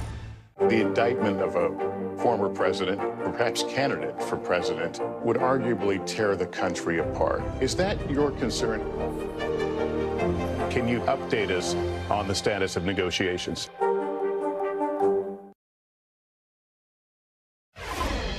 Welcome back. So Will Smith's first new project since that infamous slap at the Oscars will be released at the end of the year. It's a drama about enslaved people called Emancipation. And Smith plays a man who escapes a plantation in Louisiana during the Civil War. It will be released on December 2nd and will stream on Apple TV plus a week later.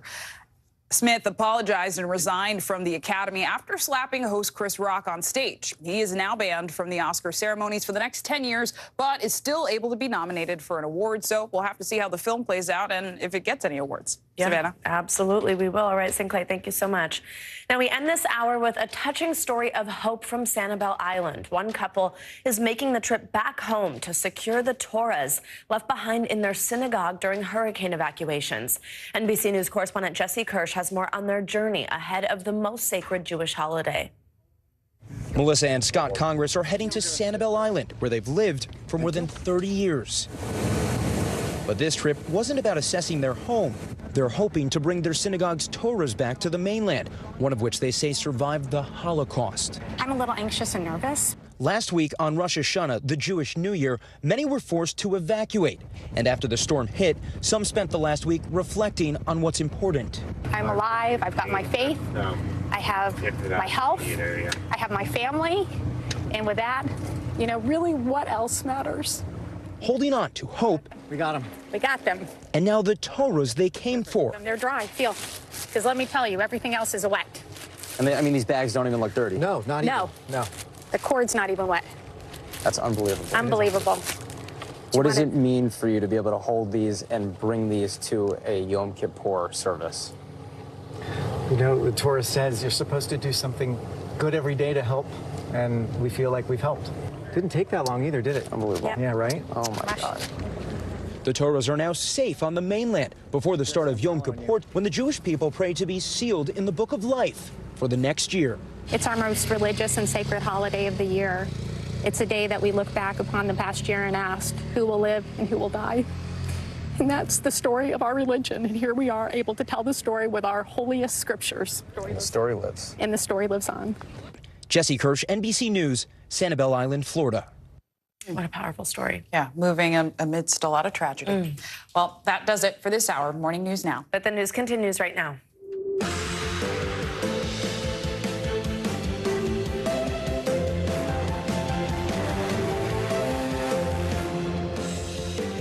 Good morning, I'm Savannah Sellers. And I'm Sinclair Samoa, in for Joe Fryer. Right now on Morning News Now, presidential visit. President Biden set to visit Florida as Hurricane Ian's death toll reaches triple digits. This morning, the images we're getting of the devastation left behind from the ground level, drawing comparisons to some of the worst storms in American history. And Florida leaders are pushing back against growing criticism that some were too slow to issue evacuation orders. Supreme Court shutdown, a civil rights battle with national implications, is set to play out in the nation's highest court this morning. We'll take a closer look at the redistricting fight that voting rights advocates say disenfranchised black voters and the fallout that could come from this case in this historic term. Deadly trial. A manhunt is underway for a potential serial killer. The new surveillance image of a possible suspect and the ominous warnings from police after 5 separate murders. The search this morning before the killer strikes again. And treasure tome, a new dictionary is set to redefine the history of American English by examining the role African Americans played in shaping how we speak today, how the project is digging into the past to help inform the future. I'm excited. I know. And brought to us by Harry Smith, none other. Yes, we love him. But we begin this morning with the latest in recovery efforts as people in Florida try to pick up the pieces in the wake of Hurricane Ian. This morning, rescue efforts are still going strong. Yeah, the death toll from the monster storm is now topping 100 people. NBC News correspondent Sam Brock has a closer look at the devastation in hard-hit Fort Myers Beach. Sam, good morning. Here in Fort Myers Beach, the depth of devastation just seems to be revealed with every step, defying what we thought might be possible. Over my shoulder, you're looking at boats here that are jumbled like toys at this marina. A boat hangar that was just built 6 months ago just ripped right up. Now, there are 3,500 structures in Fort Myers Beach. Almost all of them are either damaged or destroyed, complicating ongoing search and rescue efforts as there is more evidence right now. People asking why these evacuation orders may not have come in time. In between the sparsely populated homes on Fort Myers Beach are rows and rows of ripped up lots, some wiped clean of any trace of life. It's the first ground level look at this island that took some of the worst that Ian had to offer. The destructive hurricane claiming more than 100 lives, half here in Lee County. On Monday, search and rescue crews let us follow their frantic search for survivors and victims. Where does this rank for you? I mean, do you think, is this comparable to a Katrina? Absolutely. More than 1,000 people taking part in a massive rescue effort. That requires very extensive, tedious, very slow, methodical searching. As this morning, questions persist about whether the call for evacuations here in Lee County came soon enough. By last Monday at 5 p.m., the National Hurricane Center warned areas in Lee County were in danger of life-threatening storm surge. The county didn't start ordering evacuations until the next morning, hours after neighboring Charlotte County. Jeff Spots, who's lived here for 40 years and survived the storm, has a different take. Do you feel like the government gave adequate notification for mandatory evacuations? Oh, yeah. It was all over the radio. I mean, I didn't leave because I'm dumb. Florida's governor also dismissing the Monday morning quarterbacking. We should be focusing on lifting people up and stop incessantly talking and trying to cast aspersions. Amid the tears. My mom was supposed to retire here and spend the rest of her life and be happy, and now we have nothing. There is light, too, as crews from Florida Power and Light have already restored electricity to nearly 2 million customers. The remaining 400,000 expected to get it back by Friday. Between storm hardening and the investments in smart grid technology, we have significantly shortened the amount of restoration time. The help coming from above as well. Lieutenant Nate Jones, a 29-year-old U.S. Coast Guard pilot, was one of the first on scene after the storm came ashore. His team rescuing 10 people and 6 pets. Jones following in the footsteps of his own father, Captain Bruce Jones, who helped rescue thousands of survivors during Katrina. This is what we trained for. This is why we joined. And when catastrophe strikes, we are racing to the call and ready to go out there and do our jobs. On the power and electricity front, which has been a major issue for so many residents here, Lee County is now below 50% of the residents who do not have power still. That number was at about 85 or 90% only a couple of days ago, so progress there. Many families, though, also explaining to me that their concerns range from gas to electricity to schools. The schools here being used as shelters for those who are displaced, and more than a dozen in Fort Myers damaged from the storm. That's the very latest in Fort Myers Beach. Sam Brock, NBC News. All right, Sam, thank you so much. Now, Sanibel Island is another hard-hit area in Lee County, of course. Dana Souza, Sanibel City Manager, joins us now. Thank you so much for your time this morning. I mean, not only was Sanibel hard hit, it was completely cut off. First, just tell us, what is the situation like on the island this morning? Thank you very much, and for continuing to focus on Sanibel. So we're still trying to get people back to the island, and we are cut off. We've established boat shuttle service that for our emergency responders and for our staff that need to get out to begin pushing the debris. Our emergency response contractor is on site and started moving barges into the area over the weekend, and they're beginning to unload equipment, heavier equipment that we need to continue the operation. The urban search and rescue team and some of the city teams as well completed the assessment of structures yesterday, and the majority of the structures on the island, residential and commercial properties, all have damage. The majority of them have major damage. Wow. So our access is limited. Yesterday we announced that we are going to start allowing residents to return to the island who have their own watercraft so they can assess their own properties and try to recover personal property. But at the same time, it's a very dangerous situation with the debris fields that are out there around each and every property. So we don't want to give people the false impression that it's safe to go out there to access their properties. They really need to be very careful. Many properties should not be entered. Absolutely. You mentioned search and rescue operations. We were just seeing some video from the Coast Guard there of those. Of course, that was the biggest question for anybody who was on Sanibel Island, tried to ride out the storm there. Once there was then no power, no communication, was what is going on with those people? How have those search and rescue operations been going, and are they ongoing? They are. So the Fire and Rescue Department announced yesterday that they're going to begin their second round of property searches. Initially, that was completed a couple of days ago with police, fire, and the urban search and rescue team. Over 1,000 people were evacuated from the island after the storm, which exceeds the number of people who we thought were on island during the storm. Wow. We have 4 confirmed fatalities on the island. We hope it doesn't increase, but some of the properties that were severely damaged on the east and west end of the island, where condominiums were moved completely off their foundation and across the road, we're hoping that everybody evacuated those areas. But we have had a lot more happy endings than we have had sad endings. People reunited with their families after, a horrific day on the island during the storm. Absolutely. A little bit of good news there. Of course, one of the images that a lot of people have probably seen was the Sanibel Causeway, this crucial and only bridge linking the island to the mainland. Totally destroyed there. You can see right there, of course, impassable. What does the timeline look like to rebuild the causeway? Is there any idea on that? And also, how are people able to be functioning? How are people able to be getting to and from their property? As you mentioned, I know you mentioned these shuttle boats that have been set up, but just describe just how detrimental it is to have this one bridge, the only access way, destroyed. Well, it's our lifeline to the mainland. It's the umbilical cord that we all require to sustain our life on the island.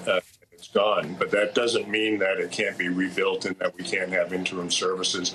The Florida Department of Transportation and the Lee Department of Transportation, Lee County Department of Transportation, have been working to inspect the bridges and then to work on a plan to get the bridge reconstructed as quickly as possible. And from your photos that you're showing, you can see that a lot of the spans remain intact, and it's those approaches to the bridges and the spans that were damaged. So, I haven't seen the report. I've heard the full report whether or not the spans have structural damage, but we're hopeful that that maybe it could be a shorter timeline to get that constructed. In the meantime, I've had discussions with the District Secretary of Florida DOT and Lee DOT, Lee County Manager's Office. Everybody is working together to try to establish short-term, mid-term, and then long-term ferry service to the island. So we know that it's a task at hand, but we're all working together to establish that service as quickly as possible. And one thing that I want to clarify is that we still have a curfew in place on the island.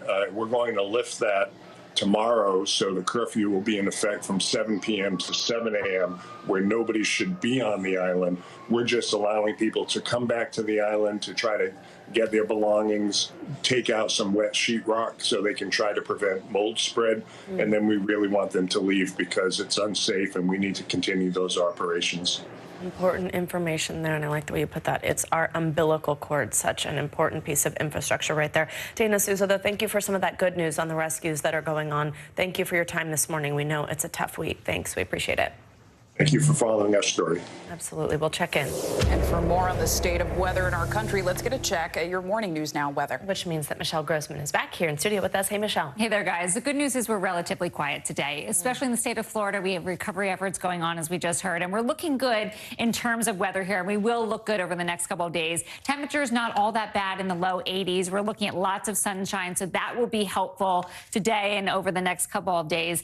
We're looking at a coastal storm, though, in portions of the mid-Atlantic, the Northeast. This is all due to what's left over of Ian. This will finally be out of here tomorrow, but we have been talking about Ian for days and days, weeks, really, and hopefully we'll be able to put that name to rest and have it retire out of the hurricane names. We're looking sunny and warm in the middle of the country. Lots of sunshine, actually really quiet. It will be warm, though. Temperatures in the 80s and 90s in the central and southern plains, way above normal for this time of year, in contrast to the Northeast, where we're feeling like November. Most of us not getting out of the 50s today. And then we have a stationary boundary that's draped, continues to be draped in portions of the northern plains into the southwest, the Rockies. We're looking at ongoing rain. We could see some embedded thunderstorms as well. Could see some flooding as well. So tomorrow we're going to keep that in place, kind of a repeat performance in the southwest, mild Midwest. We're going to start to warm it up here. It's a really comfortable day. And then as we go towards the east, the rain is lingering for the early part of the day in the mid-Atlantic. It will be out of here later on in the day, Wednesday. So improving conditions and more good news. We're looking at really quiet conditions in the southeast.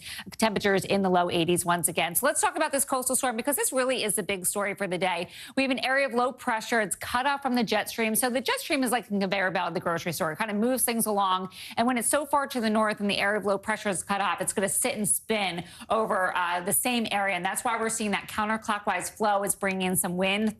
It's bringing in some coastal flooding, and it's bringing that rain that's really stuck in place. Until we move this out of here, it won't be until tomorrow. That's when we're not going to see that clearing. So we're going to see that storm finally drifting off tomorrow. But before that, it's cold, it's damp. We're seeing gusty winds, and we're also seeing some coastal flooding. We saw inundated roadways at the Jersey Shore. We're also seeing the potential for some property damage as well. Winds gusting up to 40 miles per hour later on today. That's adding to those dreary conditions. It's just a chilly day. It's feeling like the 40s, and then by this afternoon feeling like the 50s. Coastal storm continues today. Also tomorrow you see some heavy rainfall in spots, and we're going to see that as we head throughout the day. It's not going to be an all-day heavy rain event, but we're going to see pockets of that. 16 million at risk for some coastal flooding. The green is a coastal flood advisory. The red, a coastal flood warning. And we're mainly concerned with flooded roadways and also some damaged properties. And we could add another 1 to 2 inches of rain on top of what we've already seen. It's been raining since Saturday, and it will be raining until tomorrow morning. Yeah, wow. It's just dreary. I know it is.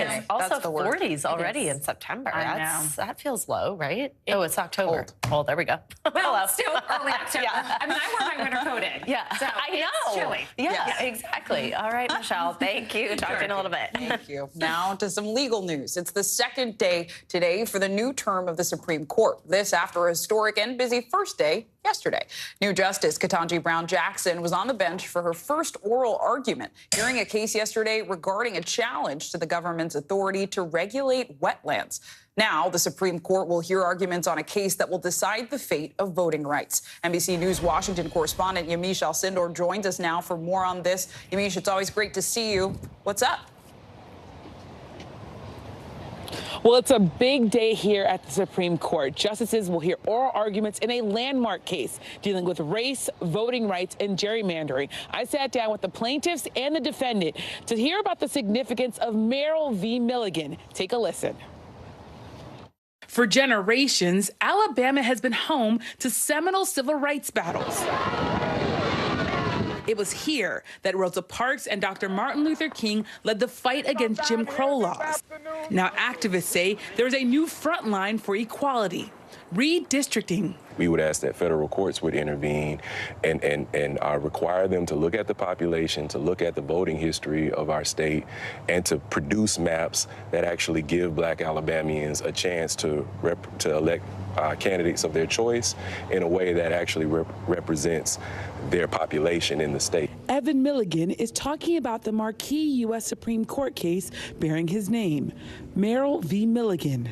The case, which is before the court this week, centers on voting rights and gerrymandering. Currently, only one of the state's 7 congressional districts is majority Black. That's 14%. Alabama's population is 27% Black. Merrill and other plaintiffs say the newly drawn congressional maps dilutes the voting power of black residents. They are demanding the state create a second majority black district by breaking it up. We had to fight for freedom. We had to fight for the right to vote. And now we're fighting for redistricting. Democracy is under attack. And the country as we know it, if we continue on the road that we're on right now, we will not be able to recognize or even spell democracy in this country.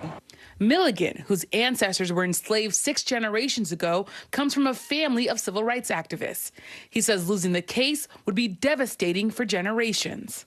What's at stake is our ability to have integrity in front of our children. Yeah. Losing in my mind would mean that we're at a situation where we're definitely going backwards in terms of voting rights in this country. Yes. Defendant, Alabama Secretary of State John Merrill, didn't draw the new congressional maps, but he says he is confident the state will be able to successfully defend them.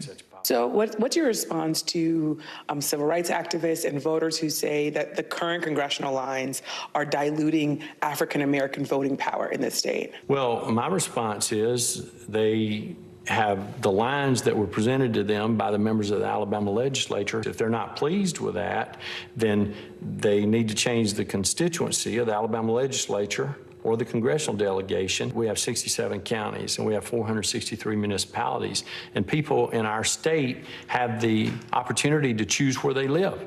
They can locate or relocate wherever they want to. That's absurd. That's offensive. The notion that you have to move in order to get fairness, you have to move to be treated equally, is really something that's hard to believe that a responsible state official could say. Former Attorney General Eric Holder has focused much of his attention on fighting gerrymandering. Through a new group, the National Democratic Redistricting Committee, he's helped file lawsuits throughout the country over the past few years, including this case in Alabama. What does Alabama and that case represent overall for the United States? What is it a microcosm of? It's a microcosm of a larger problem. Gerrymandering negatively impacts the nation as a whole, but disproportionately negatively impacts people of color. This is fundamentally a question of fairness. Now both sides will make their oral arguments before the Supreme Court. And civil rights activists say that losing this case could further weaken the 1965 Voting Rights Act. But you heard it. Alabama officials say they're confident they can win this case. Zinkle? Fascinating reporting, Yamiche. Thank you. And now to a new breakthrough this morning by Ukrainian forces in the war with Russia. The military says it's regained ground in the southern Kherson region days after recapturing territory in the eastern part of the country. The victories mark another setback for Russia, which is now losing ground in regions it has recently annexed. NBC News correspondent Aaron McLaughlin joins us now from Kharkiv. Hey, Aaron, good morning. Hey, Savannah, good morning. A Kremlin spokesperson says it's likely that later today, President Putin will sign into law the illegal annexation of 4 Ukrainian territories. This, as President Zelensky says, they're making more gains on the battlefield. This morning, the bodies of Russian soldiers littering the streets of the newly liberated town of Liman as Ukrainian forces count the spoils of their victories. Armored vehicles and ammunition left behind by fleeing Russian troops. Now this machine will work for our armed forces. In the southern region of Kherson, a Russian official insists all is calm. But in a village nearby, Ukrainian soldiers raised their country's flag. A long-awaited breakthrough in a bloody battle that's been raging for weeks. Russian state TV now bluntly warning its viewers should not be expecting good news, as Russia struggles to mobilize additional forces with a draft that sent many men fleeing the country. In his evening address, the Ukrainian president pointed to the growing understanding that Russia made a mistake by starting this war. Meanwhile, billionaire Elon Musk tweeting his own unsolicited peace plan to end Russia's war in Ukraine, even asking his more than 100 million Twitter followers to vote it. President Zelensky responding with a poll of his own, asking his citizens which Elon Musk they like more, one who supports Ukraine or one who supports Russia. The Twitter spat coming as the cost of Russian aggression climbs. Nikolai Bondarenko was traveling in a convoy of civilians trying to escape Russian-occupied Kupiansk when they came under fire, killing 24, including a pregnant woman. He says he was shot in the leg trying to escape. His son died while driving the lead car.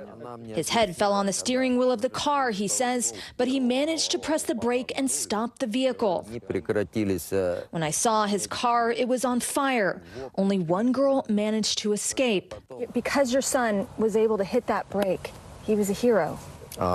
Yes. What else is there to say? Ukrainian officials say they are investigating that convoy attack as a potential war crime, one of thousands to have taken place allegedly throughout this country. Savannah. All right, Erin McLaughlin, stay safe. Thank you so much. Now, let's get more on this with retired Lieutenant General Steph Twitty. He's the former Deputy Commander of the United States European Command and NBC News military analyst. Good to have you with us. So I want to start off with those recent battlefield gains that we're seeing from Ukrainian forces in the south and the east tactically. How were they able to pull these off, and just how significant are these victories for Ukraine? Yes, well, they're extremely significant. And let me just talk to you how they were able to pull it off. There's three key things. Number one, the will and the courage of the Ukrainian soldiers to fight. I mean, the audacity, you can see the inspiration that exudes from these soldiers. Number two, the Western weapons have absolutely made a difference in this fight. The HIMARS, the drones, the radars, the sensors, all been able to attack Russian logistics, supply lines, command and control, artillery. And then the third thing is they're attacking the Russians on two fronts, in the east and the south. So the Russians are unable to mass, something that they're known for, and they do well. And so that has prevented them from massing. And so that is why you're seeing the success of the Ukrainians. And given the Ukrainian successes, what kind of reaction do you think we could see from Russia's military? Do you think it could take more drastic action as these setbacks continue to mount? Specifically, I know the leader of Chechnya, which is a key Putin ally, has even called for using what are being called low-yield nuclear weapons. So what are you thinking? There are options out there that President Putin has. Number one, they could use chemical weapons. Number two, there can be tactical nukes, and then obviously nukes. So the Ukrainians are in a vulnerable period here. But what I will tell you is we should not let that deter us. The Ukrainians need to continue this fight, continue this momentum. Winter is getting ready to set in. So the more ground they can gain, the better at this point in the game. And viewers will remember that Moscow has said that an attack on those annexed regions will be treated like an attack on Russia. So how do you think this will impact the West's involvement? You talked about the power of the machinery, of the weaponry from the West. Do you expect the U.S. and allies to be more cautious now? Well, I think the Russians have not been able to hold ground in the 4 oblasts. So they don't own the entire oblast, any of it. And so long as the Ukrainians keep this momentum up, they can claim that the oblasts are not theirs, and the Russians, and that the Ukrainians continue to own this part of the ground. And so that's why it's important to keep this momentum. On the Western piece of this, yes, there is vulnerability going in if Russia claims that this is their territory. But again, we cannot be deterred. We got to continue this fight, continue to support the Ukrainians with weapons, and make sure that they win this fight. Important analysis. Lieutenant General Steph Twitty, thank you. Thank you. And coming up, new pushback. Iran blaming the U.S. and Israel for deadly demonstrations throughout the country. Up next, the new reaction from the White House as the protest crackdown continues after the break.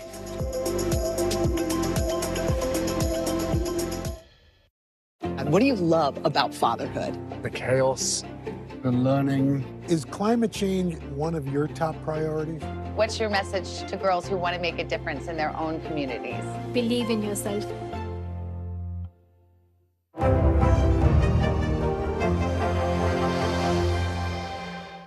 News is happening Now, look at what's making headlines around the world. We're coming on the air with breaking news. This is a significant moment. Whenever it happens, wherever you are.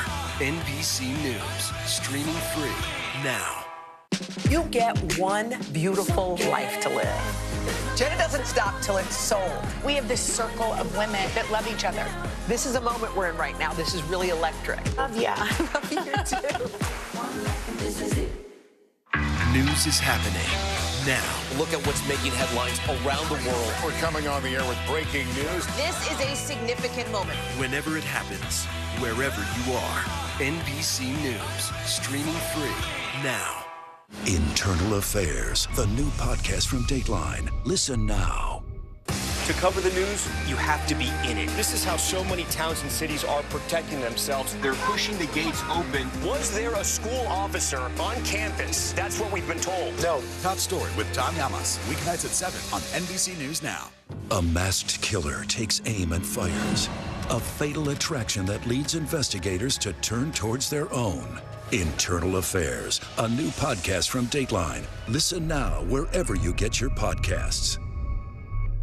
News is happening now. Look at what's making headlines around the world. Whenever it happens, wherever you are, it's here now. Tonight, I interviewed Secretary of Transportation Pete Buttigieg about the ongoing delays. You seem to be pointing the finger at the airlines. They're pointing the finger back. Mr. Secretary, when is this going to get better? We're here to start conversations because it's not my job to tell you what to think. My job is to think about what you tell me. Now Tonight with Joshua Johnson, weeknights at 8 on NBC News Now. You get one beautiful life to live. What are you going to do? This show is so fun, but having you as a positive force means really the world to me. Jenna doesn't stop till it's sold, okay? We have this circle of women that love each other. I decided I'm going to go with the rhythm of life. And you love riding the wave. This is a moment we're in right now. This is really electric. Love ya. I love you too. Sometimes the news can be difficult and overwhelming for kids to understand, so we've created a newscast just for them. We hope your family will watch Nightly News Kids Edition.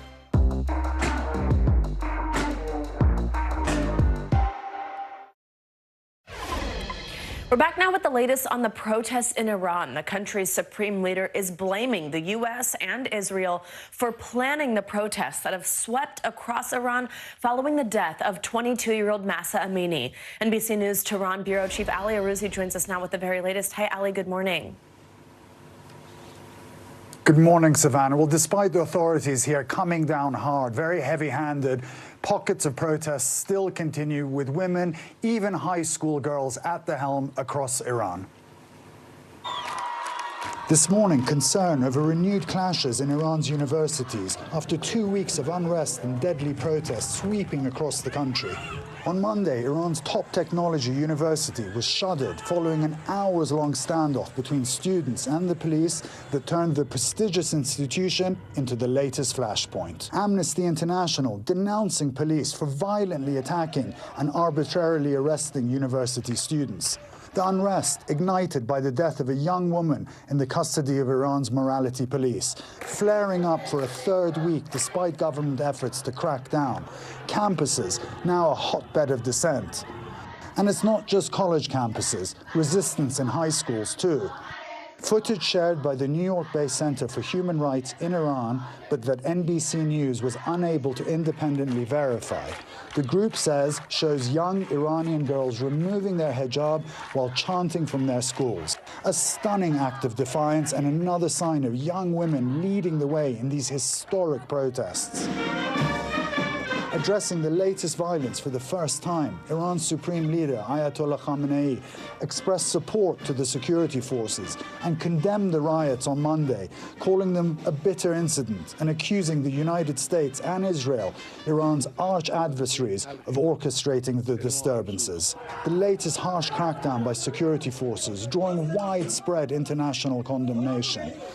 President Biden issuing a statement overnight saying, "I remain gravely concerned about the reports of the intensifying violent crackdown on peaceful protesters in Iran, including students and women who are demanding their equal rights and basic human dignity." Elsewhere, the protests that had engulfed the country following the arrest and the death of 22-year-old Mahsa Amini subsiding over the last week due to the massive security presence, arrests and internet blackout. Under 10 cities saw running battles with riot police, while women across Iran continue to defy the compulsory hijab, walking on the streets nationwide with their heads uncovered, waving their headscarves in the air.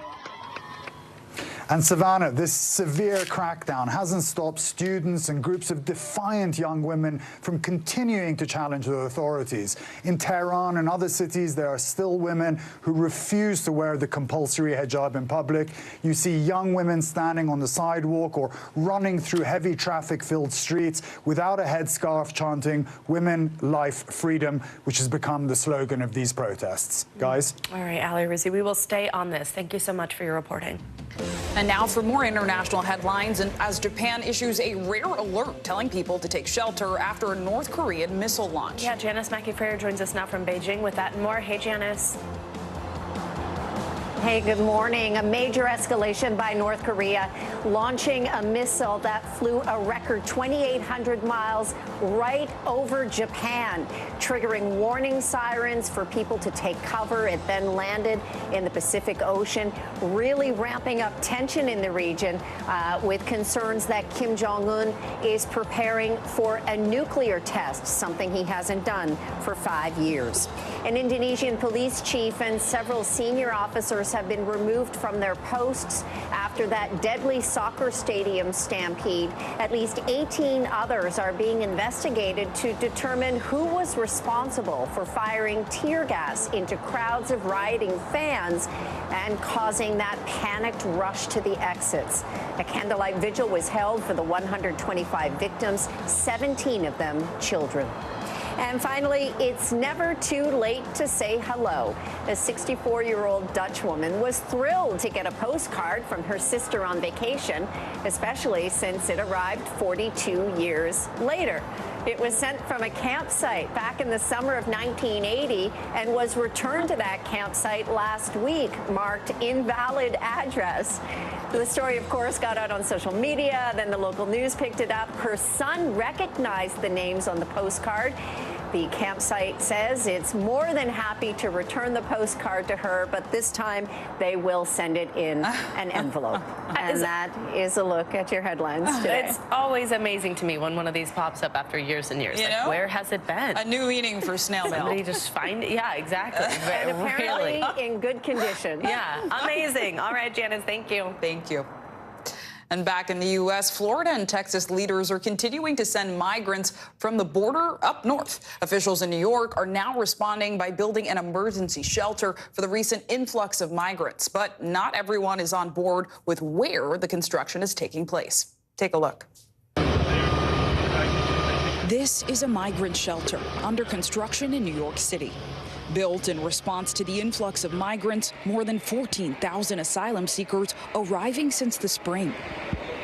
Republican governors Ron DeSantis of Florida and Greg Abbott of Texas busing migrants to sanctuary or Democrat-led cities. I think what we're continuing to do is use every tool at our disposal to insulate the state of Florida from the negative ramifications of his reckless border policies. I'm just helping out our local communities who are located on the border and moving migrants from those locations up to New York, to D.C., to Chicago, and maybe some other locations.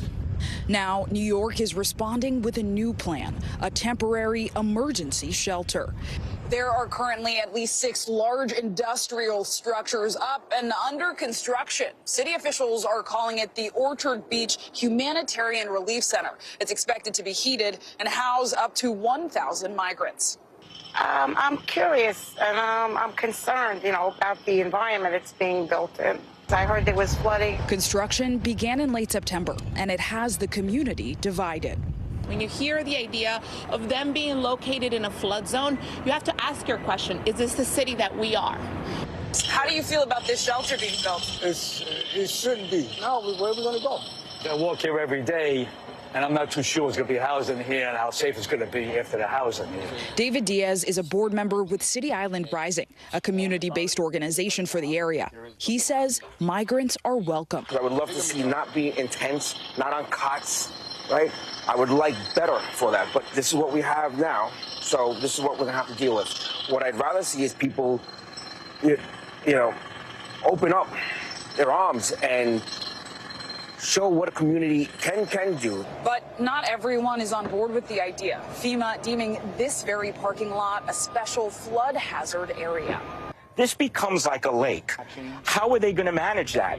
Bill Stanton is president of the City Island Civic Association, which represents residents of City Island and identifies as apolitical. He believes moving migrants to Orchard Beach is unsafe. Theoretically, you can have a gang member, a drug mule, amongst these innocent migrants, endangering their safety and endangering the safety of the citizens of City Island and New York City in general. If not here, migrants housed here, where should they go? We need to pick a place that's more secure for all involved, where there's better logistics and people could be transported. The government's response to the criticisms? People live in flood zones. You know, people live in flood zone, and when there's a flood that threatens that zone, we evacuate. And so there's nothing new here. The build set to be complete in at least 2 weeks as the city awaits the next onslaught of migrant arrivals. We don't know what's going to happen. So we're all upset. We can't control this. And we have a breaking development just last night. The New York mayor's office announced the site is being relocated to Randall's Island in northern Manhattan, believed to be in response to the massive blowback to the Orchard Island location we visited.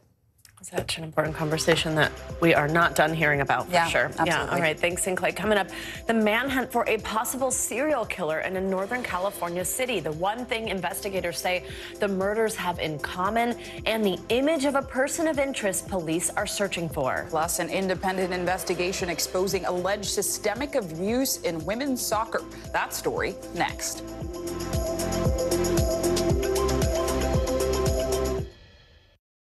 These days, it feels like the news never stops. So let's get into it. What's happening right now, what it all means for you for an hour every day. It can be hard to keep up, so let's get started together. Hallie Jackson Now, weekdays at 5 on NBC News Now.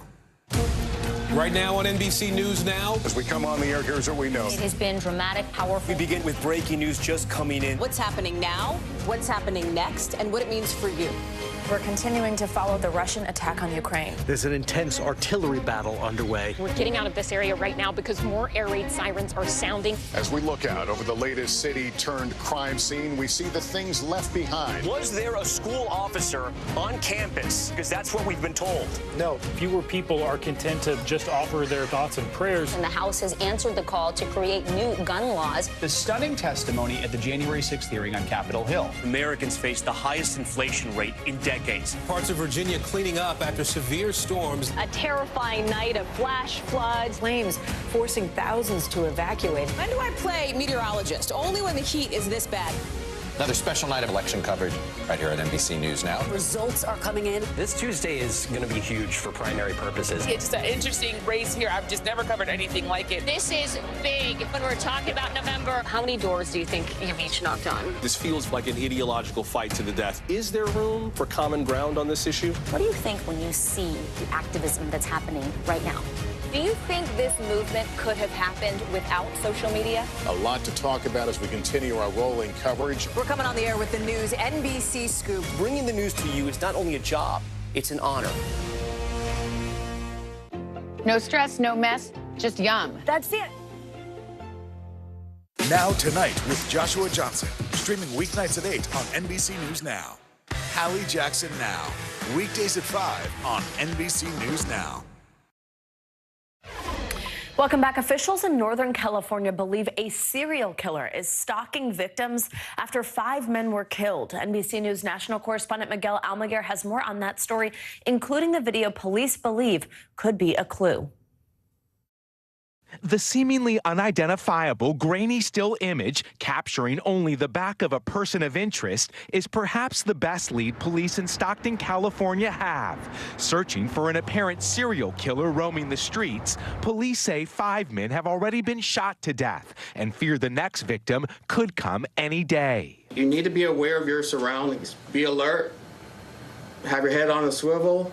Calling the murders interconnected, police say their killer is stalking victims as they walk alone after dark in poorly lit areas, spanning a radius of a few square miles. After the first homicide this summer, most came weeks apart, except for the latest murders, separated by only days. The killing spree generating a flurry of headlines, but few leads. While little is known about a suspect or suspects, the victims' lives are coming into focus.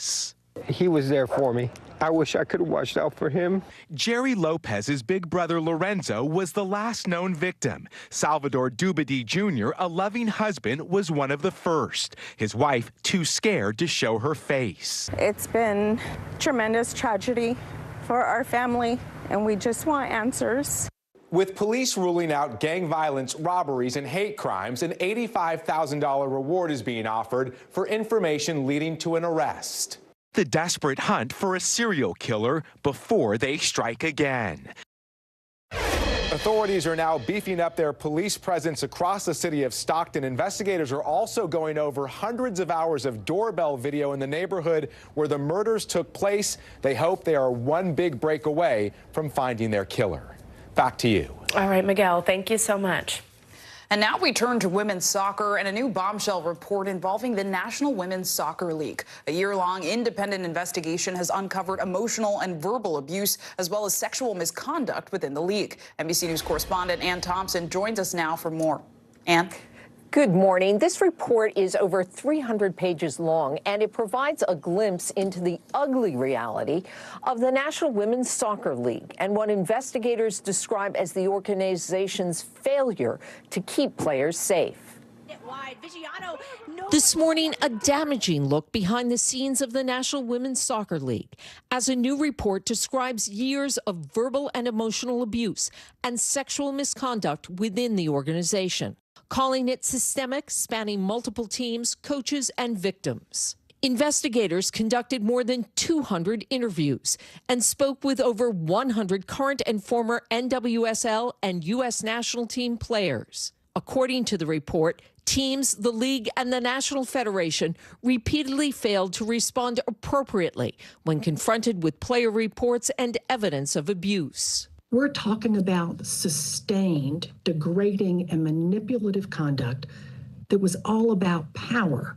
Former acting U.S. Attorney General Sally Yates led the independent investigation commissioned by U.S. Soccer last year after multiple reports described allegations of abuse by NWSL coaches. They call it systemic. How widespread was this? The barriers were not there, the consequences were not there, and thus it allowed a systemic problem to flourish for years. The Athletic first breaking the report of past players accusing former coach Paul Riley of sexual and verbal abuse. The allegations created an uproar across the league, including player protests during games and Riley's ultimate firing. Mana Shim played for Riley on the Portland Thorns, telling her story on Today last October. It's so prevalent. It's not just this team. It's not just this coach. It's across the league. It's across the sport, and we have to do something about it. And the report also alleges the systemic abuse in women's soccer isn't just at the professional level. Verbal and particularly emotional abuse is common in youth soccer as well. In the wake of Monday's alarming report, U.S. Soccer says it's taking immediate action. The Federation's president called the findings heartbreaking and deeply troubling. Now, we reached out to Paul Riley for comment. Last year, he denied all accusations to The Athletic. And in their statement about the report, U.S. Soccer says some of their new protections for players includes hiring a safe sport coordinator to oversee athlete safety and adding additional background check requirements for its employees. Sinclair? Important and devastating reporting, Ann. Thank you. Coming up, language lesson. A new dictionary is examining the role of African Americans in shaping American English. That's right. The researchers digging into the history of diction that's helped define the way we speak. Next.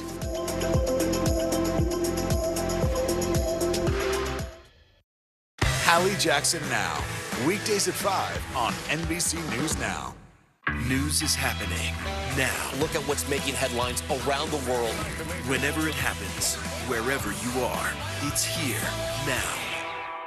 Here's what's happening in your neck of the woods.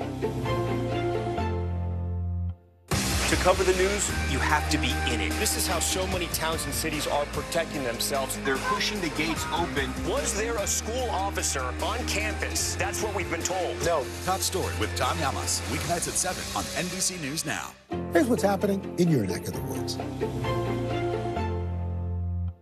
Hallie Jackson Now. Weekdays at 5 on NBC News Now. And what do you love about fatherhood? The chaos, the learning. Is climate change one of your top priorities? What's your message to girls who want to make a difference in their own communities? Believe in yourself. We're here to start conversations about the big things happening in our world, because it's not my job to tell you what to think. My job is to think about what you tell me. Now Tonight with Joshua Johnson, streaming weeknights at 8 on NBC News Now. The indictment of a former president, or perhaps candidate for president, would arguably tear the country apart. Is that your concern? Can you update us on the status of negotiations? You get one beautiful life to live. What are you going to do? This show is so fun, but having you as a positive force means really the world to me. Jenna doesn't stop till it's sold, okay? We have this circle of women that love each other. I decided I'm going to go with the rhythm of life. And you love riding the wave. This is a moment we're in right now. This is really electric. Yeah. I love you too. News is happening now. Look at what's making headlines around the world. We're coming on the air with breaking news. This is a significant moment. Whenever it happens, wherever you are, NBC News, streaming free now. Sometimes the news can be difficult and overwhelming for kids to understand. Ukraine and Russia. Could you help me understand what's going on? So to help make sense of it all, we've created a newscast just for them. We hope your family will watch Nightly News Kids Edition. You don't know when your moment's coming, but when it does, you take it. Hallie Jackson Now. Weekdays at 5 on NBC News Now. For Dateline Premium, subscribe now on Apple Podcasts. News is happening now. Look at what's making headlines around the world. We're coming on the air with breaking news. This is a significant moment. Whenever it happens, wherever you are, NBC News, streaming free now. Welcome back. Now we're going to get you some business headlines, and MasterCard is coming out with a new software to help combat fraud. Yeah, CNBC's Silvana Henao joins us now with more on this and other news. Good morning, Silvana. Hey, good morning. Yeah, so MasterCard is pushing further into cryptocurrencies, launching a new tool today to help banks combat fraud. MasterCard tells CNBC the software called Crypto Secure identifies and cuts off transactions from crypto exchanges that are prone to fraud. The amount of crypto assets and wallets with known criminal connections surged to a record $14 billion last year. And there have been a number of high-profile hacks and scams targeting investors this year. Meta is planning to close one of its offices in New York after scaling back expansion plans in the city. Bloomberg reports the company is exercising an option to terminate its lease on Park Avenue South in Manhattan. Meta is still moving ahead with plans for an office near Penn Station. The latest move comes as the company is freezing hiring and restructuring some teams to cut costs. And Twitter has finally rolled out the edit button, but U.S. users will have to wait. Twitter Blue members in Canada, Australia, and New Zealand will get the first shot at trying the feature. Twitter has been testing the highly requested edit button and says the experiment went well. Users who send a tweet will have 30 minutes to make edits and can make changes up to 5 times during that time frame, guys. Up to 5 times? Yeah, wow. Up to 5 times, yeah. So misspelling, maybe bad punctuation somewhere. I was going to say, yeah. But you need to slow down on your initial tweeting if you need 5 edits. Yeah. Right? That's what I thought. I was like, wow, that's a lot. Yes. Well, Savannah, thanks for keeping us informed. Yeah, thank you. Now, a group of scholars are looking to track the history of African Americans in the U.S. by creating a dictionary. NBC News correspondent Harry Smith sat down with the editor-in-chief of the soon-to-be Oxford English Dictionary of African American English for a closer look at the project. Leave it to Henry Louis Gates to own one of the most treasured tomes in the history of the English language. This is the first edition of Samuel Johnson's Dictionary of the English Language, published, my friend, in 1755. This has pride of place in my library. And to think that before Samuel Johnson writes this, there is no real dictionary of the English language. No, that's right. Look, a dictionary of the English language in which the words are deduced from their originals and illustrated in their different significations by examples from the best writers. Johnson is Gates's hero, and now Gates is, yes, literally following in his hero's footsteps. We are going to publish the first sophisticated dictionary of African American English based on historical principles. And what that means is that we will give examples of the first usages of these words, the first time someone used cool in the way that we understand cool, or hep, which then morphed into hip, or words from Africa that our enslaved ancestors brought. Gates is the editor-in-chief of what will be the Oxford English Dictionary of African American English. We can approach the history of any people through a book, right? But you can also understand the history of a people through the language that they use, the usages that evolved over time. So if you read this dictionary once it's finished, from A to Z, if you read it like Malcolm X read the dictionary when he was in prison, you will have encountered the history of the African American people, but in a completely counterintuitive way. From the metaphors and similes of old spirituals, swing low, sweet chariot, to the wordplay and poetry of Snoop Dogg. It's called for shizzle. Now, for shizzle means, you know, in your world, you might say, hey, for sure.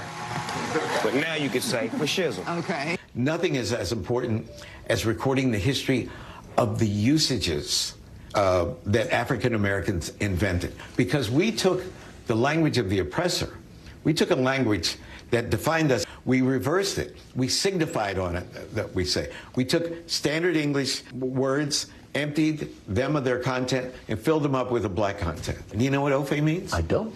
Well, if you look at black newspapers like the Chicago Defender or the Pittsburgh Courier in the early years of the 20th century, often in the headlines they'll say, Ofe does this, or so-and-so, something about an Ofe. Ofe is Pig Latin for foe, F-O-E, right? And that stood for white people. Cue George Clinton and Parliament. Words like funk.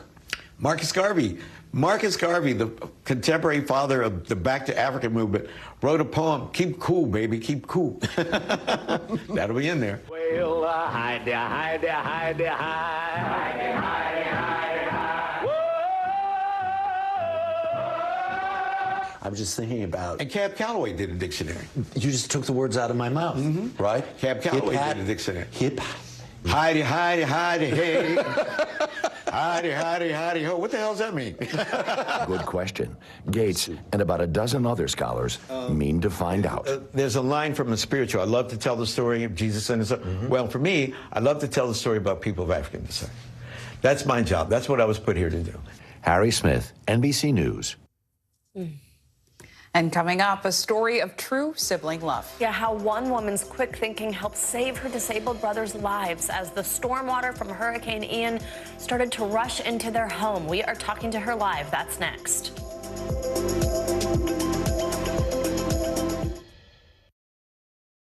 These days, it feels like the news never stops. So let's get into it. What's happening right now, what it all means for you for an hour every day. It can be hard to keep up, so let's get started together. Hallie Jackson Now, weekdays at 5 on NBC News Now.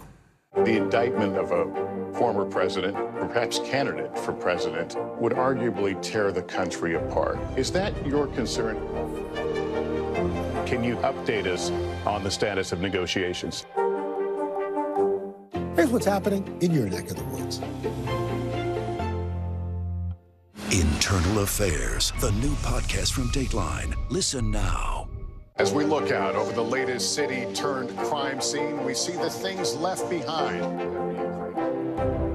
Back now with our NBC News exclusive.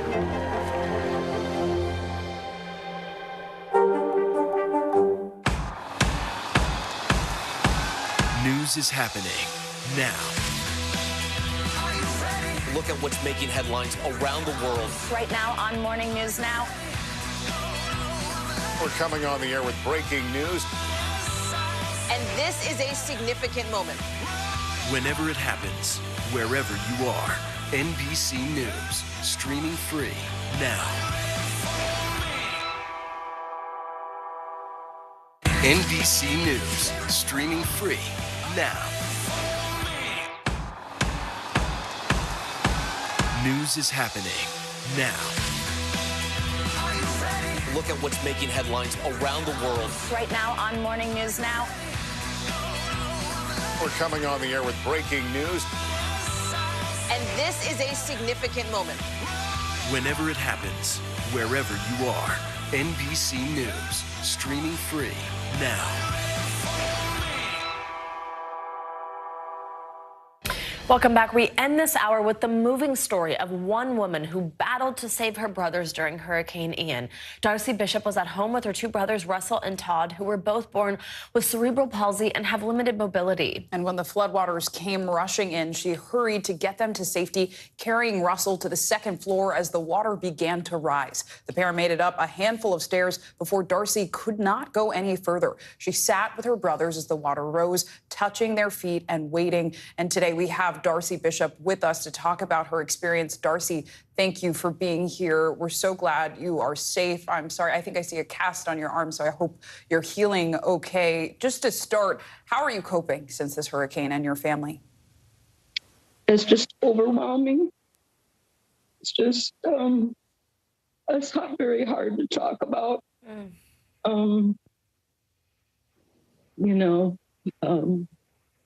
I just had to last night put my brother in a group home, and it was the hardest thing I had to do. But I can't care for him now, and I have no place to put him. There's just nothing out there available. I broke my hand just here trying to care for him now, and with my knee surgery and stuff. It's just overwhelming. Absolutely, that's understandable. Yeah, Darcy, I know you had just had knee replacement surgery when you were, of course, trying to physically help your brothers to safety. I also know that you've given up a lot in your life to care for your brothers, so I know you are doing everything you absolutely can for the both of them. Just tell us a little bit about what was going through your mind as the water started coming into your house and how you did come up with this plan to get everyone to safety. There really was no plan. My first thought was just to try to get them in the car. And, they both were in their rooms, and I was just yelling at them, one to get, to the car. And I had to go get the other one in the wheelchair. And by the time I did that, it was knee deep, and the front door went open, and the garage door, I went to the car, and the car was already flooding. Couldn't do that. So it was just a matter of trying to get to the stairs and get him upstairs. And I got the one brother that could walk to the stairs, guided him there. And then the other one, like I said, he was in a wheelchair, and I just got him to the stairs, and he flopped out of the wheelchair, and I just tried to get him up as many stairs as I could, but, he can't walk. And it ended up that, he was so stiff, and I had a gate belt on him, and it just guide him up, and I had a physical therapist I tried to call. He always listened to her, and it was just a one-by-one type thing, and he'd slip once in a while, and then I had to turn the phone off, and I didn't have phone service. Right, Darcy. I mean, it's one by one that you're describing, and there's so much that you and your family have gone through, and yet you have shown so much resilience. So we appreciate you speaking to us. As I can see, you're still healing, and the emotions are so raw, but we are keeping your family and your community in our thoughts and prayers. Absolutely. And what you did for them is amazing. We so appreciate your time this morning, Darcy. We'll check in with you. We'll be thinking about you. Okay, thank you so much. Stay safe. Stay well. And that does it for this hour of Morning News Now. But the news continues right now.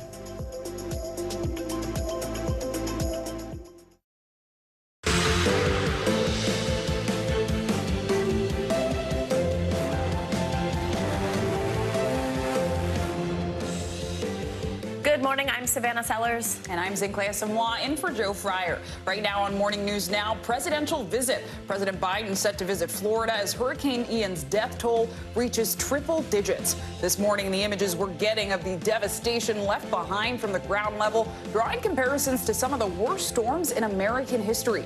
And Florida leaders are pushing back against growing criticism that some were too slow to issue evacuation orders.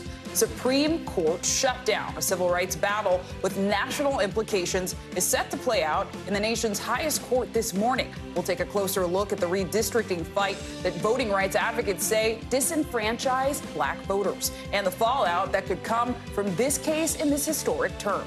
Deadly trial. A manhunt is underway for a potential serial killer. The new surveillance image of a possible suspect and the ominous warnings from police after 5 separate murders. The search this morning before the killer strikes again. And Treasured Tome, a new dictionary, is set to redefine the history of American English by examining the role African Americans played in shaping how we speak today. How the project is digging into the past to help inform the future. I'm excited. I know. And brought to us by Harry Smith, none other. Yes, we love him. But we begin this morning with the latest in recovery efforts as people in Florida try to pick up the pieces in the wake of Hurricane Ian. This morning, rescue efforts are still going strong. Yeah, the death toll from the monster storm is now topping 100 people. NBC News correspondent Sam Brock has a closer look at the devastation in hard-hit Fort Myers Beach. Sam, good morning.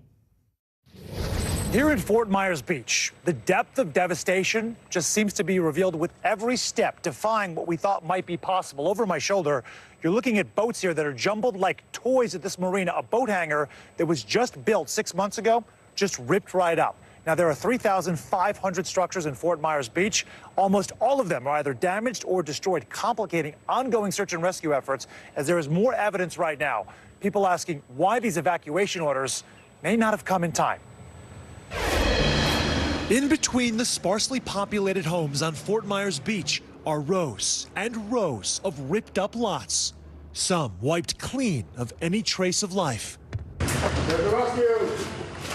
It's the first ground level look at this island that took some of the worst that Ian had to offer. The destructive hurricane claiming more than 100 lives, half here in Lee County. On Monday, search and rescue crews let us follow their frantic search for survivors and victims. Where does this rank for you? I mean, do you think, is this comparable to a Katrina? Absolutely. More than 1,000 people taking part in a massive rescue effort. That requires very extensive, tedious, very slow, methodical searching. As this morning, questions persist about whether the call for evacuations here in Lee County came soon enough. By last Monday at 5 p.m., the National Hurricane Center warned areas in Lee County were in danger of life-threatening storm surge. The county didn't start ordering evacuations until the next morning, hours after neighboring Charlotte County. Jeff Spotts, who's lived here for 40 years and survived the storm, has a different take. Do you feel like the government gave adequate notification for mandatory evacuations? Oh, yeah. It was all over the radio. I mean, I didn't leave because I'm dumb. Florida's governor also dismissing the Monday morning quarterbacking. We should be focusing on lifting people up and stop incessantly talking and trying to cast aspersions. Amid the tears. My mom was supposed to retire here and spend the rest of her life and be happy, and now we have nothing. There is light, too, as crews from Florida Power and Light have already restored electricity to nearly 2 million customers. The remaining 400,000 expected to get it back by Friday. Between storm hardening and the investments in smart grid technology, we have significantly shortened the amount of restoration time. The help coming from above as well. Lieutenant Nate Jones, a 29-year-old U.S. Coast Guard pilot, was one of the first on scene after the storm came ashore. His team rescuing 10 people and 6 pets. Jones following in the footsteps of his own father, Captain Bruce Jones, who helped rescue thousands of survivors during Katrina. This is what we trained for. This is why we joined. And when catastrophe strikes, we are racing to the call and ready to go out there and do our jobs. On the power and electricity front, which has been a major issue for so many residents here, Lee County is now below 50% of the residents who do not have power still. That number was at about 85 or 90% only a couple of days ago, so progress there. Many families, though, also explaining to me that their concerns range from gas to electricity to schools. The schools here being used as shelters for those who are displaced, and more than a dozen in Fort Myers damaged from the storm. That's the very latest in Fort Myers Beach. Sam Brock, NBC News.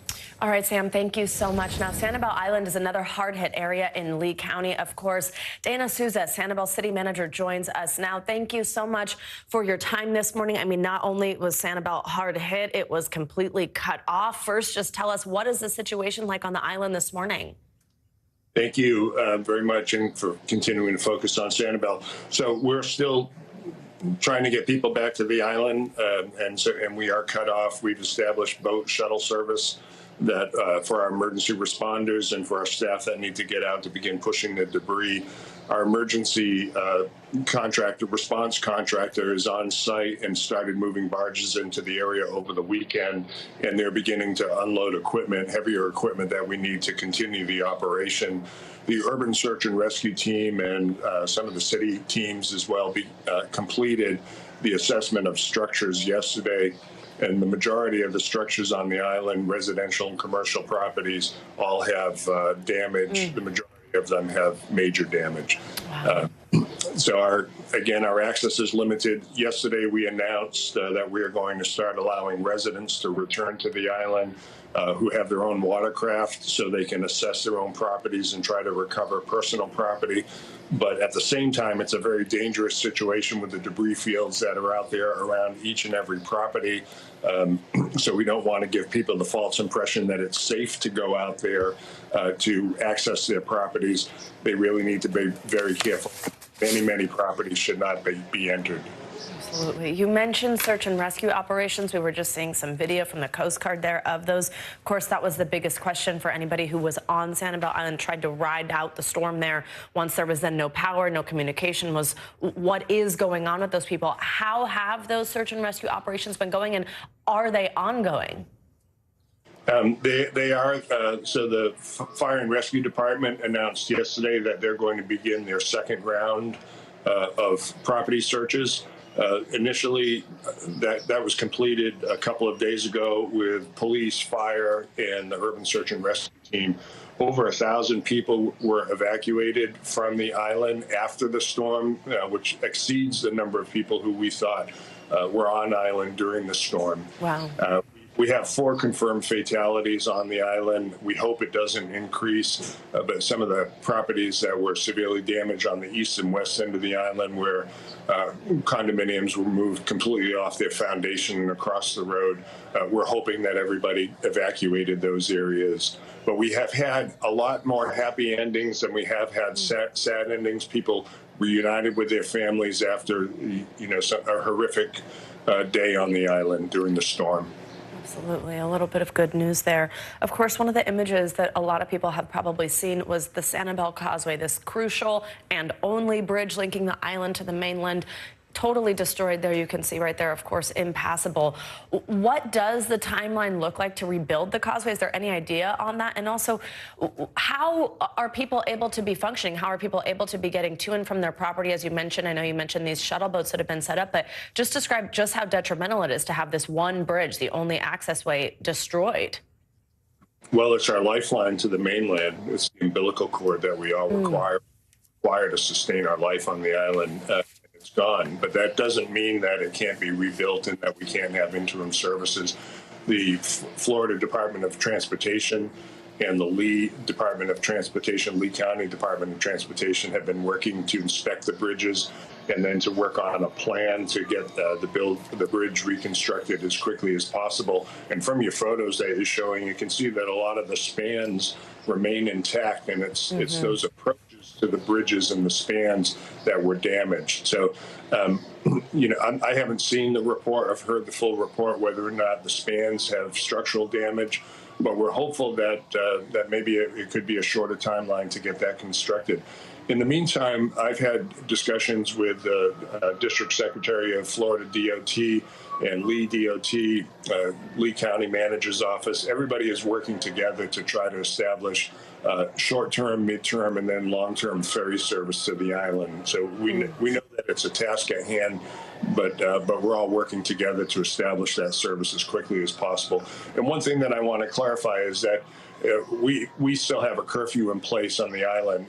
We're going to lift that tomorrow, so the curfew will be in effect from 7 p.m. to 7 a.m., where nobody should be on the island. We're just allowing people to come back to the island to try to get their belongings, take out some wet sheetrock so they can try to prevent mold spread, and then we really want them to leave because it's unsafe and we need to continue those operations. Important information there, and I like the way you put that. It's our umbilical cord, such an important piece of infrastructure right there. Dana Souza, though, thank you for some of that good news on the rescues that are going on. Thank you for your time this morning. We know it's a tough week. Thanks. We appreciate it. Thank you for following our story. Absolutely. We'll check in. And for more on the state of weather in our country, let's get a check at your Morning News Now weather. Which means that Michelle Grossman is back here in studio with us. Hey, Michelle. Hey there, guys. The good news is we're relatively quiet today, especially in the state of Florida. We have recovery efforts going on, as we just heard, and we're looking good in terms of weather here. We will look good over the next couple of days. Temperatures not all that bad in the low 80s. We're looking at lots of sunshine, so that will be helpful today and over the next couple of days. We're looking at a coastal storm, though, in portions of the mid-Atlantic, the Northeast. This is all due to what's left over of Ian. This will finally be out of here tomorrow, but we have been talking about Ian for days and days, weeks, really, and hopefully we'll be able to put that name to rest and have it retire out of the hurricane names. We're looking at sunny and warm in the middle of the country. Lots of sunshine, actually really quiet. It will be warm, though. Temperatures in the 80s and 90s in the central and southern plains, way above normal for this time of year, in contrast to the Northeast, where we're feeling like November. Most of us not getting out of the 50s today. And then we have a stationary boundary that's draped, continues to be draped in portions of the northern plains into the southwest, the Rockies. We're looking at ongoing rain. We could see some embedded thunderstorms as well. Could see some flooding as well. So tomorrow we're going to keep that in place, kind of a repeat performance in the southwest, mild Midwest. We're going to start to warm it up here. It's a really comfortable day. And then as we go towards the east, the rain is lingering for the early part of the day in the mid-Atlantic. It will be out of here later on in the day, Wednesday. So improving conditions and more good news. We're looking at really quiet conditions in the southeast. Temperatures in the low 80s once again. So let's talk about this coastal storm, because this really is the big story for the day. We have an area of low pressure. It's cut off from the jet stream. So the jet stream is like the conveyor belt at the grocery store. It kind of moves things along. And when it's so far to the north and the area of low pressure is cut off, it's going to sit and spin over the same area. And that's why we're seeing that counterclockwise flow is bringing in some wind. It's bringing in some coastal flooding, and it's bringing that rain that's really stuck in place. Until we move this out of here, it won't be until tomorrow. That's when we're not going to see that clearing. So we're going to see that storm finally drifting off tomorrow. But before that, it's cold, it's damp. We're seeing gusty winds, and we're also seeing some coastal flooding. We saw inundated roadways at the Jersey Shore. We're also seeing the potential for some property damage as well. Winds gusting up to 40 miles per hour later on today. That's adding to those dreary conditions. It's just a chilly day. It's feeling like the 40s, and then by this afternoon feeling like the 50s. Coastal storm continues today. Also tomorrow you see some heavy rainfall in spots, and we're going to see that as we head throughout the day. It's not going to be an all-day heavy rain event, but we're going to see pockets of that. 16 million at risk for some coastal flooding. The green is a coastal flood advisory. The red, a coastal flood warning. And we're mainly concerned with flooded roadways and also some damaged properties. And we could add another 1 to 2 inches of rain on top of what we've already seen. It's been raining since Saturday, and it will be raining until tomorrow morning. Yeah, It's wow. just dreary. I know it is. Also 40s already in September. I know. That feels low, right? It's October. Oh, there we go. Well, still early October. Yeah. I mean, I wear my winter coat in. Yeah, So I know. It's chilly. Yeah, exactly. All right, Michelle, thank you. Talk to you in a little bit. Thank you. Now to some legal news. It's the second day today for the new term of the Supreme Court. This after a historic and busy first day yesterday. New Justice Ketanji Brown Jackson was on the bench for her first oral argument, hearing a case yesterday regarding a challenge to the government's authority to regulate wetlands.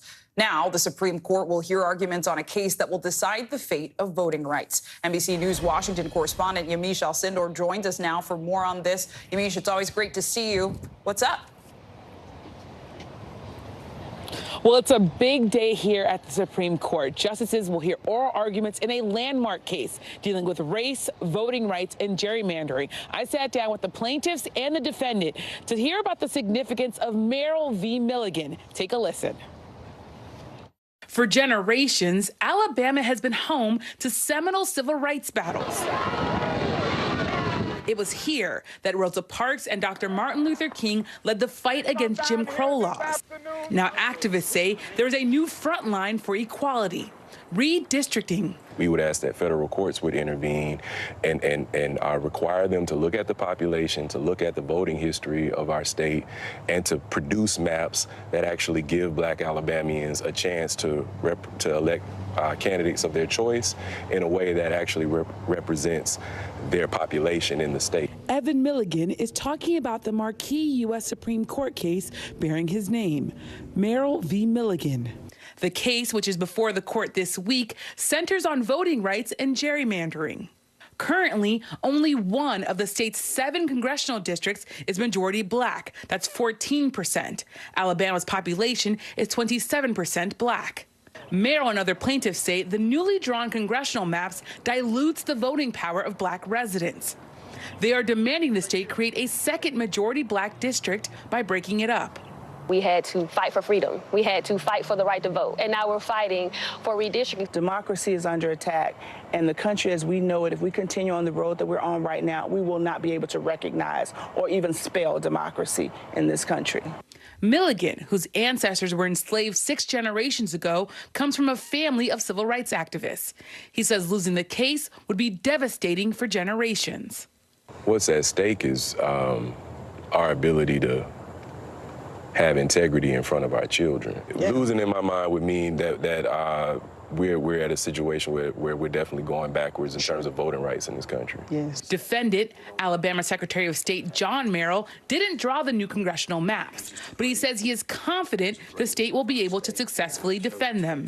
So what's your response to civil rights activists and voters who say that the current congressional lines are diluting African-American voting power in this state? Well, my response is they have the lines that were presented to them by the members of the Alabama legislature. If they're not pleased with that, then they need to change the constituency of the Alabama legislature or the congressional delegation. We have 67 counties and we have 463 municipalities, and people in our state have the opportunity to choose where they live.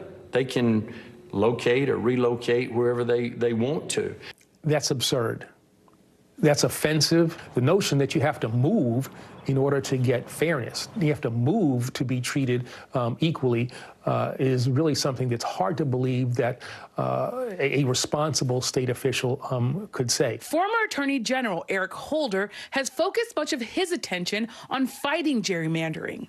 Through a new group, the National Democratic Redistricting Committee, he's helped file lawsuits throughout the country over the past few years, including this case in Alabama. What does Alabama and that case represent overall for the United States? What is it a microcosm of? It's a microcosm of a larger problem. Gerrymandering negatively impacts the nation as a whole, but disproportionately negatively impacts people of color. This is fundamentally a question of fairness. Now both sides will make their oral arguments before the Supreme Court. And civil rights activists say that losing this case could further weaken the 1965 Voting Rights Act. But you heard it. Alabama officials say they're confident they can win this case. Zinkle? Fascinating reporting, Yamiche. Thank you.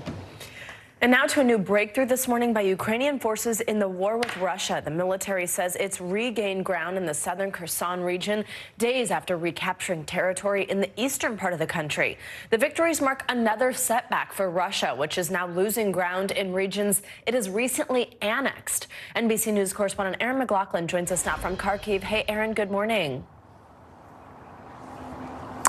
Hey, Savannah, good morning. A Kremlin spokesperson says it's likely that later today, President Putin will sign into law the illegal annexation of 4 Ukrainian territories. This, as President Zelensky says, they're making more gains on the battlefield. This morning, the bodies of Russian soldiers littering the streets of the newly liberated town of Liman as Ukrainian forces count the spoils of their victories. Armored vehicles and ammunition left behind by fleeing Russian troops. Now this machine will work for our armed forces. In the southern region of Kherson, a Russian official insists all is calm. But in a village nearby, Ukrainian soldiers raised their country's flag. A long-awaited breakthrough in a bloody battle that's been raging for weeks. Russian state TV now bluntly warning its viewers should not be expecting good news, as Russia struggles to mobilize additional forces with a draft that sent many men fleeing the country. In his evening address, the Ukrainian president pointed to the growing understanding that Russia made a mistake by starting this war. Meanwhile, billionaire Elon Musk tweeting his own unsolicited peace plan to end Russia's war in Ukraine, even asking his more than 100 million Twitter followers to vote it. President Zelensky responding with a poll of his own, asking his citizens which Elon Musk they like more, one who supports Ukraine or one who supports Russia. The Twitter spat coming as the cost of Russian aggression climbs. Nikolai Bondarenko was traveling in a convoy of civilians trying to escape Russian-occupied Kupiansk when they came under fire, killing 24, including a pregnant woman. He says he was shot in the leg trying to escape. His son died while driving the lead car. His head fell on the steering wheel of the car, he says, but he managed to press the brake and stop the vehicle. When I saw his car, it was on fire. Only one girl managed to escape. Because your son was able to hit that brake, he was a hero. Yes. What else is there to say? Ukrainian officials say they are investigating that convoy attack as a potential war crime, one of thousands to have taken place allegedly throughout this country. Savannah. All right, Erin McLaughlin, stay safe. Thank you so much. Now let's get more on this with retired Lieutenant General Steph Twitty. He's the former Deputy Commander of the United States European Command and NBC News military analyst. Good to have you with us. So I want to start off with those recent battlefield gains that we're seeing from Ukrainian forces in the south and the east tactically. How were they able to pull these off, and just how significant are these victories for Ukraine? Yes, well, they're extremely significant. And let me just talk to you how they're able to pull it off. There's 3 key things. Number one, the will and the courage of the Ukrainian soldiers to fight. I mean, the audacity, you can see the inspiration that exudes from these soldiers. Number 2, the Western weapons have absolutely made a difference in this fight. The HIMARS, the drones, the radars, the sensors, all been able to attack Russian logistics, supply lines, command and control, artillery. And then the third thing is they're attacking the Russians on 2 fronts, in the east and the south. So the Russians are unable to mass, something that they're known for and they do well. And so that has prevented them from massing. And so that is why you're seeing the success of the Ukrainians. And given the Ukrainian successes, what kind of reaction do you think we could see from Russia's military? Do you think it could take more drastic action as these setbacks continue to mount? Specifically, I know the leader of Chechnya, which is a key Putin ally, has even called for using what are being called low-yield nuclear weapons. So what are you thinking? There are options out there that President Putin has. Number one, they could use chemical weapons. Number 2, there can be tactical nukes and then obviously nukes. So the Ukrainians are in a vulnerable period here. But what I will tell you is we should not let that deter us. The Ukrainians need to continue this fight, continue this momentum. Winter is getting ready to set in. So the more ground they can gain, the better at this point in the game. And viewers will remember that Moscow has said that an attack on those annexed regions will be treated like an attack on Russia. So how do you think this will impact the West's involvement? You talked about the power of the machinery, of the weaponry from the West. Do you expect the U.S. and allies to be more cautious now? Well, I think the Russians have not been able to hold ground in the 4 oblasts. So they don't own the entire oblast, any of it. And so long as the Ukrainians keep this momentum up, they can claim that the oblasts are not theirs and the Russians, and that the Ukrainians continue to own this part of the ground. And so that's why it's important to keep this momentum. On the western piece of this, yes, there is vulnerability going in if Russia claims that this is their territory. But again, we cannot be deterred. We got to continue this fight, continue to support the Ukrainians with weapons and make sure that they win this fight. Important analysis. Lieutenant General Steph Twitty, thank you. Thank you. And coming up, new pushback. Iran blaming the U.S. and Israel for deadly demonstrations throughout the country. Up next, the new reaction from the White House as the protest crackdown continues after the break.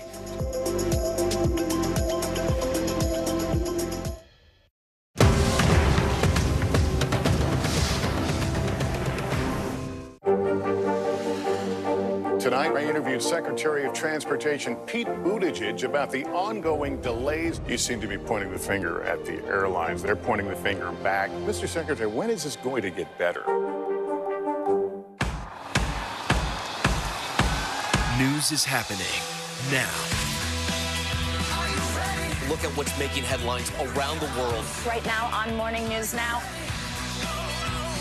We're coming on the air with breaking news. And this is a significant moment. Whenever it happens, wherever you are, NBC News, streaming free now. To cover the news, you have to be in it. This is how so many towns and cities are protecting themselves. They're pushing the gates open. Was there a school officer on campus? That's what we've been told. No. Top Story with Tom Llamas, weeknights at 7 on NBC News Now. As we look out over the latest city-turned-crime scene, we see the things left behind. Back now with our NBC News exclusive.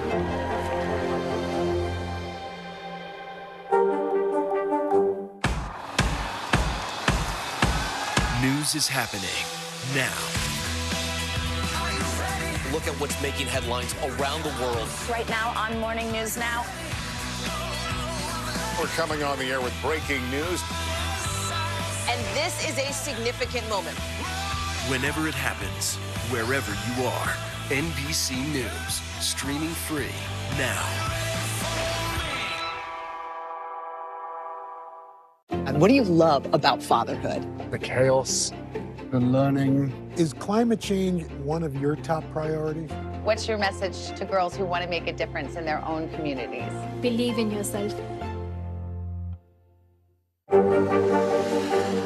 Tonight, I interviewed Secretary of Transportation Pete Buttigieg about the ongoing delays. You seem to be pointing the finger at the airlines. They're pointing the finger back. Mr. Secretary, when is this going to get better? Live from Ukraine, from Uvalde, Texas, from Mayfield, Kentucky. To cover the news, you have to be in it.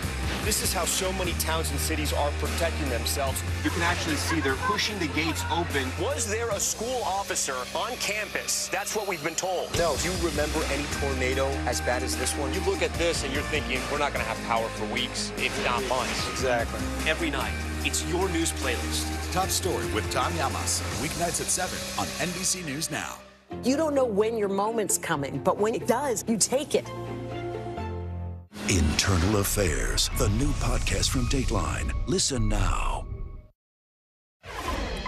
We're back now with the latest on the protests in Iran. The country's supreme leader is blaming the U.S. and Israel for planning the protests that have swept across Iran following the death of 22-year-old Mahsa Amini. NBC News Tehran Bureau Chief Ali Arouzi joins us now with the very latest. Hi, Ali. Good morning. Good morning, Savannah. Well, despite the authorities here coming down hard, very heavy-handed, pockets of protests still continue with women, even high school girls, at the helm across Iran. This morning, concern over renewed clashes in Iran's universities after 2 weeks of unrest and deadly protests sweeping across the country. On Monday, Iran's top technology university was shuttered following an hours-long standoff between students and the police that turned the prestigious institution into the latest flashpoint. Amnesty International denouncing police for violently attacking and arbitrarily arresting university students. The unrest ignited by the death of a young woman in the custody of Iran's morality police, flaring up for a third week despite government efforts to crack down. Campuses now a hotbed of dissent. And it's not just college campuses, resistance in high schools too. Footage shared by the New York-based Center for Human Rights in Iran, but that NBC News was unable to independently verify. The group says shows young Iranian girls removing their hijab while chanting from their schools. A stunning act of defiance and another sign of young women leading the way in these historic protests. Addressing the latest violence for the first time, Iran's supreme leader, Ayatollah Khamenei, expressed support to the security forces and condemned the riots on Monday, calling them a bitter incident and accusing the United States and Israel, Iran's arch adversaries, of orchestrating the disturbances. The latest harsh crackdown by security forces drawing widespread international condemnation. President Biden issuing a statement overnight saying, "I remain gravely concerned about the reports of the intensifying violent crackdown on peaceful protesters in Iran, including students and women who are demanding their equal rights and basic human dignity." Elsewhere, the protests that had engulfed the country following the arrest and the death of 22-year-old Mahsa Amini subsiding over the last week due to the massive security presence, arrests and internet blackout. Under 10 cities saw running battles with riot police, while women across Iran continue to defy the compulsory hijab, walking on the streets nationwide with their heads uncovered, waving their headscarves in the air. And Savannah, this severe crackdown hasn't stopped students and groups of defiant young women from continuing to challenge the authorities. In Tehran and other cities, there are still women who refuse to wear the compulsory hijab in public. You see young women standing on the sidewalk or running through heavy traffic-filled streets without a headscarf chanting, "Women, Life, Freedom," which has become the slogan of these protests. Guys? All right, Ali Rizzi, we will stay on this. Thank you so much for your reporting. And now for more international headlines, and as Japan issues a rare alert telling people to take shelter after a North Korean missile launch. Yeah, Janice Mackey-Frayer joins us now from Beijing with that and more. Hey, Janice. Hey, good morning. A major escalation by North Korea launching a missile that flew a record 2,800 miles right over Japan, triggering warning sirens for people to take cover. It then landed in the Pacific Ocean, really ramping up tension in the region with concerns that Kim Jong-un is preparing for a nuclear test, something he hasn't done for 5 years.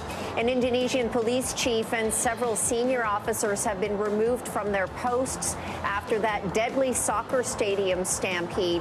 At least 18 others are being investigated to determine who was responsible for firing tear gas into crowds of rioting fans and causing that panicked rush to the exits.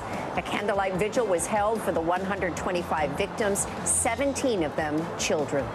And finally, it's never too late to say hello. A 64-year-old Dutch woman was thrilled to get a postcard from her sister on vacation, especially since it arrived 42 years later. It was sent from a campsite back in the summer of 1980 and was returned to that campsite last week, marked invalid address. The story, of course, got out on social media. Then the local news picked it up. Her son recognized the names on the postcard. The campsite says it's more than happy to return the postcard to her, but this time they will send it in an envelope. And that is a look at your headlines today. It's always amazing to me when one of these pops up after years and years. You like, know? where has it been? A new meaning for snail mail. Somebody just find it. Yeah, exactly. And apparently in good condition. Yeah, amazing. All right, Janice, thank you. Thank you. And back in the U.S., Florida and Texas leaders are continuing to send migrants from the border up north. Officials in New York are now responding by building an emergency shelter for the recent influx of migrants. But not everyone is on board with where the construction is taking place. Take a look. This is a migrant shelter under construction in New York City. Built in response to the influx of migrants, more than 14,000 asylum seekers arriving since the spring.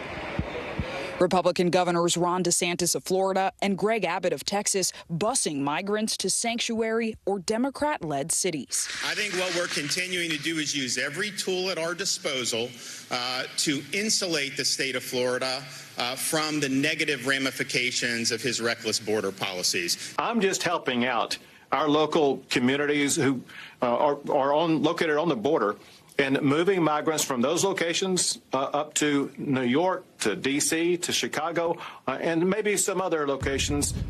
Now, New York is responding with a new plan, a temporary emergency shelter. There are currently at least 6 large industrial structures up and under construction. City officials are calling it the Orchard Beach Humanitarian Relief Center. It's expected to be heated and house up to 1,000 migrants.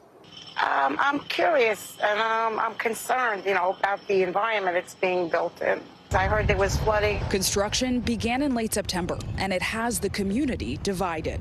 When you hear the idea of them being located in a flood zone, you have to ask your question, is this the city that we are? How do you feel about this shelter being built? It shouldn't be. No, where are we going to go? I walk here every day, and I'm not too sure it's going to be housed in here and how safe it's going to be after the housing here. David Diaz is a board member with City Island Rising, a community-based organization for the area. He says migrants are welcome. I would love to see not be intense, not on cots, right? I would like better for that, but this is what we have now, so this is what we're going to have to deal with. What I'd rather see is people, open up their arms and show what a community can do. But not everyone is on board with the idea. FEMA deeming this very parking lot a special flood hazard area. This becomes like a lake. How are they going to manage that?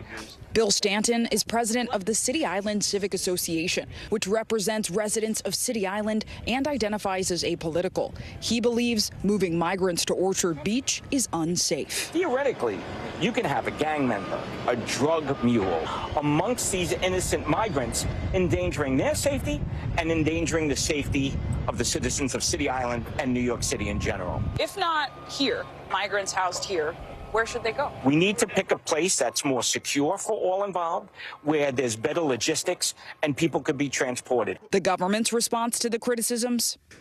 People live in flood zones. People live in flood zone, and when there's a flood that threatens that zone, we evacuate. And so there's nothing new here. The build set to be complete in at least 2 weeks as the city awaits the next onslaught of migrant arrivals. We don't know what's going to happen. So we're all upset. We can't control this. And we have a breaking development. Just last night, the New York mayor's office announced the site is being relocated to Randall's Island in northern Manhattan, believed to be in response to the massive blowback to the Orchard Island location we visited. Such an important conversation that we are not done hearing about, for sure. Absolutely. Yeah, all right, thanks, Sinclair. Coming up, the manhunt for a possible serial killer in a Northern California city. The one thing investigators say the murders have in common, and the image of a person of interest police are searching for. Plus, an independent investigation exposing alleged systemic abuse in women's soccer. That story next.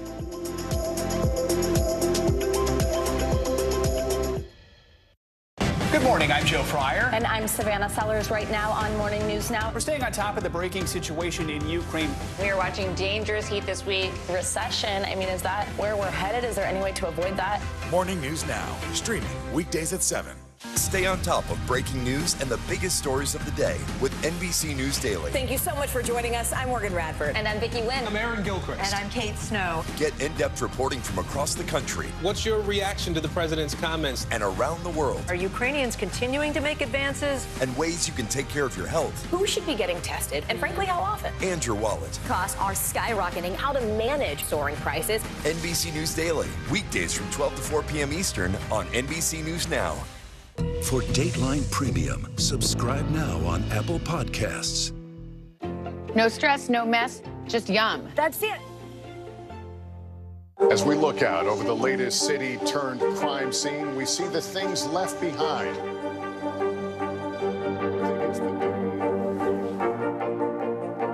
tell us what it was like? Our NBC News exclusive.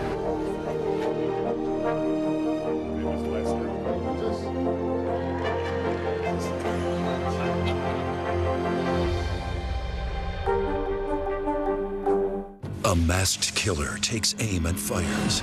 A fatal attraction that leads investigators to turn towards their own. Internal Affairs, a new podcast from Dateline. Listen now wherever you get your podcasts. The day's biggest political stories with trusted insight now and expert analysis now. A daily look at the politics behind the headlines. Meet the Press Now, streaming weekdays at 4 p.m. on NBC News Now. No stress, no mess, just yum. That's it. Stay on top of breaking news and the biggest stories of the day with NBC News Daily. Thank you so much for joining us. I'm Morgan Radford. And I'm Vicki Wynn. I'm Aaron Gilchrist. And I'm Kate Snow. Get in-depth reporting from across the country. What's your reaction to the president's comments? And around the world. Are Ukrainians continuing to make advances? And ways you can take care of your health. Who should be getting tested, and frankly, how often? And your wallet. Costs are skyrocketing. How to manage soaring prices. NBC News Daily, weekdays from 12 to 4 p.m. Eastern on NBC News Now. Welcome back. Officials in Northern California believe a serial killer is stalking victims after 5 men were killed. NBC News national correspondent Miguel Almaguer has more on that story, including the video police believe could be a clue. The seemingly unidentifiable, grainy still image capturing only the back of a person of interest is perhaps the best lead police in Stockton, California have. Searching for an apparent serial killer roaming the streets, police say 5 men have already been shot to death and fear the next victim could come any day. You need to be aware of your surroundings. Be alert. Have your head on a swivel. Calling the murders interconnected, police say their killer is stalking victims as they walk alone after dark in poorly lit areas, spanning a radius of a few square miles. After the first homicide this summer, most came weeks apart, except for the latest murders, separated by only days. The killing spree generating a flurry of headlines, but few leads. While little is known about a suspect or suspects, the victims' lives are coming into focus. He was there for me. I wish I could have watched out for him. Jerry Lopez's big brother Lorenzo was the last known victim. Salvador Dubedy Jr., a loving husband, was one of the first. His wife too scared to show her face. It's been tremendous tragedy for our family, and we just want answers. With police ruling out gang violence, robberies, and hate crimes, an $85,000 reward is being offered for information leading to an arrest. The desperate hunt for a serial killer before they strike again. Authorities are now beefing up their police presence across the city of Stockton. Investigators are also going over hundreds of hours of doorbell video in the neighborhood where the murders took place. They hope they are one big break away from finding their killer. Back to you. All right, Miguel, thank you so much. And now we turn to women's soccer and a new bombshell report involving the National Women's Soccer League. A year-long independent investigation has uncovered emotional and verbal abuse as well as sexual misconduct within the league. NBC News correspondent Ann Thompson joins us now for more. Ann? Good morning. This report is over 300 pages long, and it provides a glimpse into the ugly reality of the National Women's Soccer League and what investigators describe as the organization's failure to keep players safe. This morning, a damaging look behind the scenes of the National Women's Soccer League, as a new report describes years of verbal and emotional abuse and sexual misconduct within the organization, calling it systemic, spanning multiple teams, coaches, and victims. Investigators conducted more than 200 interviews and spoke with over 100 current and former NWSL and U.S. national team players. According to the report, teams, the league, and the National Federation repeatedly failed to respond appropriately when confronted with player reports and evidence of abuse. We're talking about sustained, degrading, and manipulative conduct that was all about power. Former acting U.S. Attorney General Sally Yates led the independent investigation commissioned by U.S. Soccer last year after multiple reports described allegations of abuse by NWSL coaches. They call it systemic. How widespread was this? The barriers were not there, the consequences were not there, and thus it allowed a systemic problem to flourish for years. The Athletic first breaking the report of past players accusing former coach Paul Riley of sexual and verbal abuse. The allegations created an uproar across the league, including player protests during games and Riley's ultimate firing. Mana Shim played for Riley on the Portland Thorns, telling her story on Today last October. It's so prevalent. It's not just this team. It's not just this coach. It's across the league. It's across the sport, and we have to do something about it. And the report also alleges the systemic abuse in women's soccer isn't just at the professional level. Verbal and particularly emotional abuse is common in youth soccer as well. In the wake of Monday's alarming report, U.S. Soccer says it's taking immediate action. The federation's president called the findings heartbreaking and deeply troubling. Now, we reached out to Paul Riley for comment. Last year, he denied all accusations to The Athletic. And in their statement about the report, U.S. Soccer says some of their new protections for players includes hiring a safe sport coordinator to oversee athlete safety and adding additional background check requirements for its employees. Sinclair? Important and devastating reporting, Ann. Thank you. Coming up, language lesson. A new dictionary is examining the role of African Americans in shaping American English. That's right. The researchers digging into the history of diction that's helped define the way we speak. Next.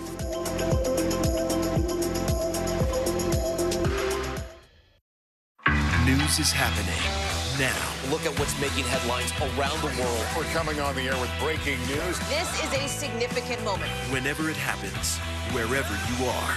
NBC News, streaming free now. A masked killer takes aim and fires.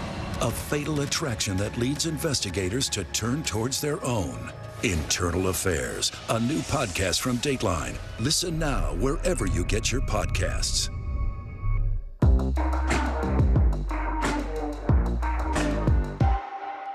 What do you love about fatherhood? The chaos, the learning. Is climate change one of your top priorities? What's your message to girls who want to make a difference in their own communities? Believe in yourself.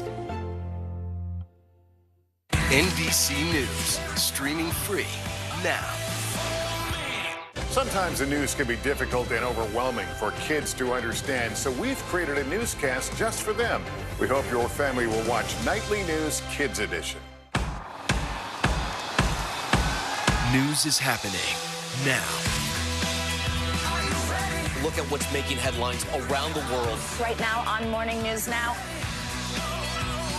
We're coming on the air with breaking news. And this is a significant moment. Whenever it happens, wherever you are. NBC News, streaming free now. You get one beautiful life to live. What are you going to do? This show is so fun, but having you as a positive force means really the world to me. Jenna doesn't stop till it's sold, okay? We have this circle of women that love each other. I decided I'm going to go with the rhythm of life. And you love riding the wave. This is a moment we're in right now. This is really electric. Yeah. I love you too. Hallie Jackson Now, weekdays at 5 on NBC News Now. We're here to start conversations because it's not my job to tell you what to think. My job is to think about what you tell me. Now tonight with Joshua Johnson, weeknights at 8 on NBC News Now. These days, it feels like the news never stops. So let's get into it. What's happening right now, what it all means for you for an hour every day. It can be hard to keep up, so let's get started together. Hallie Jackson Now, weekdays at 5 on NBC News Now. NBC News, streaming free now. Top Story with Tom Llamas is your news playlist on NBC News Now. And now, you can listen to it as a podcast. Available anytime and anywhere. We're here to start conversations because it's not my job to tell you what to think. My job is to think about what you tell me. Now tonight with Joshua Johnson, weeknights at 8 on NBC News Now. Welcome back. Now we're going to get you some business headlines, and MasterCard is coming out with a new software to help combat fraud. Yeah, CNBC's Silvana Henao joins us now with more on this and other news. Good morning, Silvana. Hey, good morning. Yeah, so MasterCard is pushing further into cryptocurrencies, launching a new tool today to help banks combat fraud. MasterCard tells CNBC the software called Crypto Secure identifies and cuts off transactions from crypto exchanges that are prone to fraud. The amount of crypto assets and wallets with known criminal connections surged to a record $14 billion last year. And there have been a number of high-profile hacks and scams targeting investors this year. Meta is planning to close one of its offices in New York after scaling back expansion plans in the city. Bloomberg reports the company is exercising an option to terminate its lease on Park Avenue South in Manhattan. Meta is still moving ahead with plans for an office near Penn Station. The latest move comes as the company is freezing hiring and restructuring some teams to cut costs. And Twitter has finally rolled out the edit button, but U.S. users will have to wait.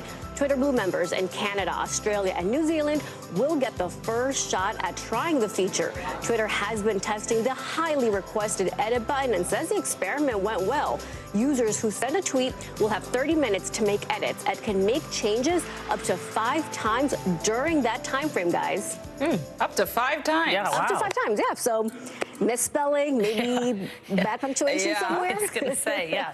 But you need to slow down on your initial tweeting if you need 5 edits. Yeah. Right? That's what I thought. I was like, wow, that's a lot. Yes. Well, Silvana, thanks for keeping us informed. Yeah, thank you.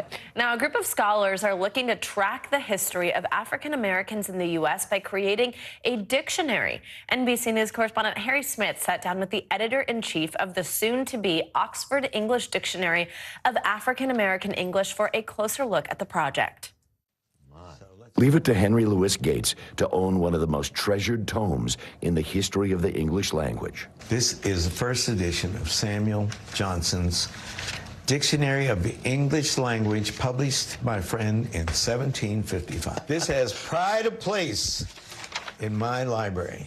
And to think that before Samuel Johnson writes this, there is no real dictionary of the English language. No, that's right. Look, a dictionary of the English language in which the words are deduced from their originals and illustrated in their different significations by examples from the best writers. Johnson is Gates's hero, and now Gates is, yes, literally following in his hero's footsteps. We are going to publish the first sophisticated dictionary of African American English based on historical principles. And what that means is that we will give examples of the first usages of these words, the first time someone used cool in the way that we understand cool, or hep, which then morphed into hip, or words from Africa that our enslaved ancestors brought. Gates is the editor-in-chief of what will be the Oxford English Dictionary of African American English. We can approach the history of any people through a book, right? But you can also understand the history of a people through the language that they use, the usages that evolved over time. So if you read this dictionary once it's finished, from A to Z, if you read it like Malcolm X read the dictionary when he was in prison, you will have encountered the history of the African American people, but in a completely counterintuitive way. From the metaphors and similes of old spirituals, swing low, sweet chariot, to the wordplay and poetry of Snoop Dogg. It's called for shizzle. Now, for shizzle means, you know, in your world, you might say, hey, for sure. But now you could say for shizzle. Okay. Nothing is as important as recording the history of the usages that African Americans invented. Because we took the language of the oppressor, we took a language that defined us, we reversed it, we signified on it, that we say. We took standard English words, emptied them of their content, and filled them up with a black content. And you know what Ofe means? I don't. Well, if you look at black newspapers like the Chicago Defender or the Pittsburgh Courier in the early years of the 20th century, often in the headlines they'll say, Ofe does this, or so-and-so, something about an Ofe. Ofe is Pig Latin for foe, F-O-E, right? And that stood for white people. Cue George Clinton and Parliament. Words like funk, Marcus Garvey, the contemporary father of the Back to Africa movement, wrote a poem, "Keep cool, baby, keep cool." That'll be in there. Well, hide there, hide there, hide there, hide. Hide there, hide there, hide there, hide. I'm just thinking about... And Cab Calloway did a dictionary. You just took the words out of my mouth, right? Cab Calloway did a dictionary. Hip. Hidey, hidey, hidey, hey. Hidey, hidey, hidey, ho. What the hell does that mean? Good question. Gates and about a dozen other scholars mean to find out. There's a line from the spiritual. I love to tell the story of Jesus and his... Well, for me, I love to tell the story about people of African descent. That's my job. That's what I was put here to do. Harry Smith, NBC News. And coming up, a story of true sibling love. Yeah, how one woman's quick thinking helped save her disabled brothers' lives as the stormwater from Hurricane Ian started to rush into their home. We are talking to her live. That's next.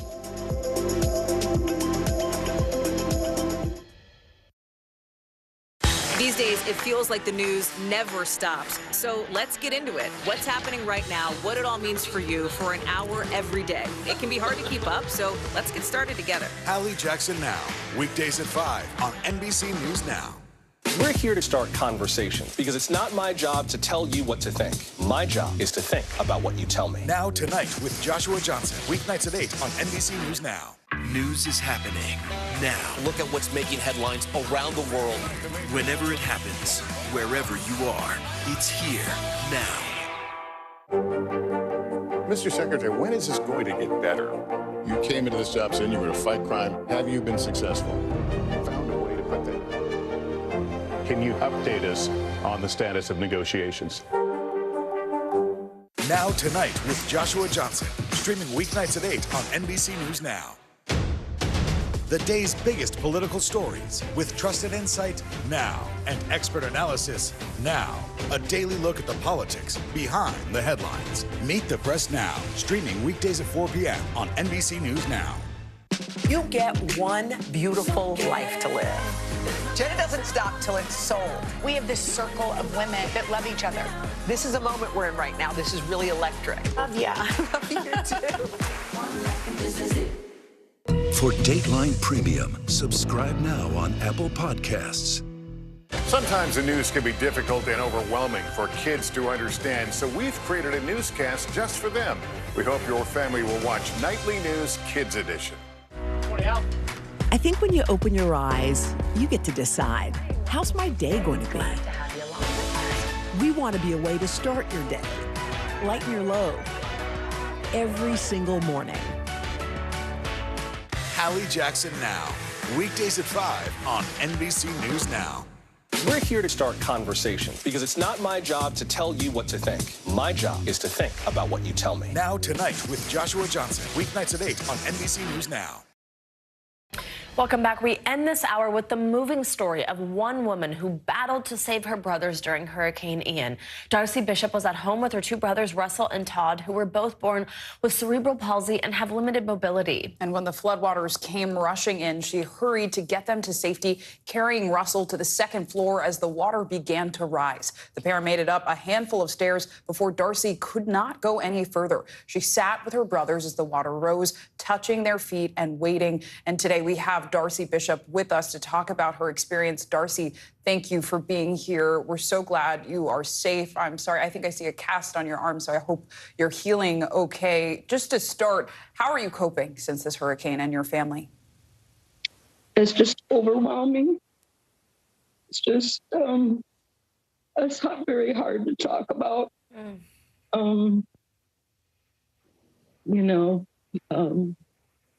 I just had to last night put my brother in a group home, and it was the hardest thing I had to do. But I can't care for him now, and I have no place to put him. There's just nothing out there available. I broke my hand just here, trying to care for him now, and with my knee surgery and stuff. It's just overwhelming. Absolutely, that's understandable. Yeah, Darcy, I know you had just had knee replacement surgery when you were, of course, trying to physically help your brothers to safety. I also know that you've given up a lot in your life to care for your brothers, so I know you are doing everything you absolutely can for the both of them. Just tell us a little bit about what was going through your mind as the water started coming into your house and how you did come up with this plan to get everyone to safety. There really was no plan. You know, my first thought was just to try to get them in the car. And, you know, they both were in their rooms and I was just yelling at them, you know, one to get, you know, to the car. And I had to go get the other one in the wheelchair. And by the time I did that, it was knee deep and the front door went open and the garage door, I went to the car and the car was already flooding. Couldn't do that, so it was just a matter of trying to get to the stairs and get them upstairs. And I got the one brother that could walk to the stairs, guided him there. And then the other one, like I said, he was in a wheelchair and I just got him to the stairs and he flopped out of the wheelchair and I just tried to get him up as many stairs as I could, but, you know, he can't walk. And it ended up that, you know, he was so stiff and I had a gate belt on him and it just guide him up and I had a physical therapist I tried to call. He always listened to her and it was just a one-by-one type thing and he'd slip once in a while and then I had to turn the phone off and I didn't have phone service. Right, Darcy. I mean, it's one by one that you're describing, and there's so much that you and your family have gone through, and yet you have shown so much resilience. So we appreciate you speaking to us. As I can see, you're still healing, and the emotions are so raw, but we are keeping your family and your community in our thoughts and prayers. Absolutely. And what you did for them is amazing. We so appreciate your time this morning, Darcy. We'll check in with you. We'll be thinking about you.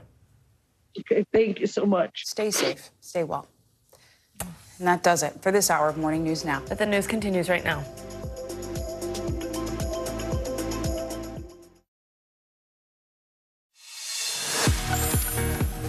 Hi there, everyone. I'm Morgan Radford. And I'm Vicki Wynn. NBC News Daily starts right now.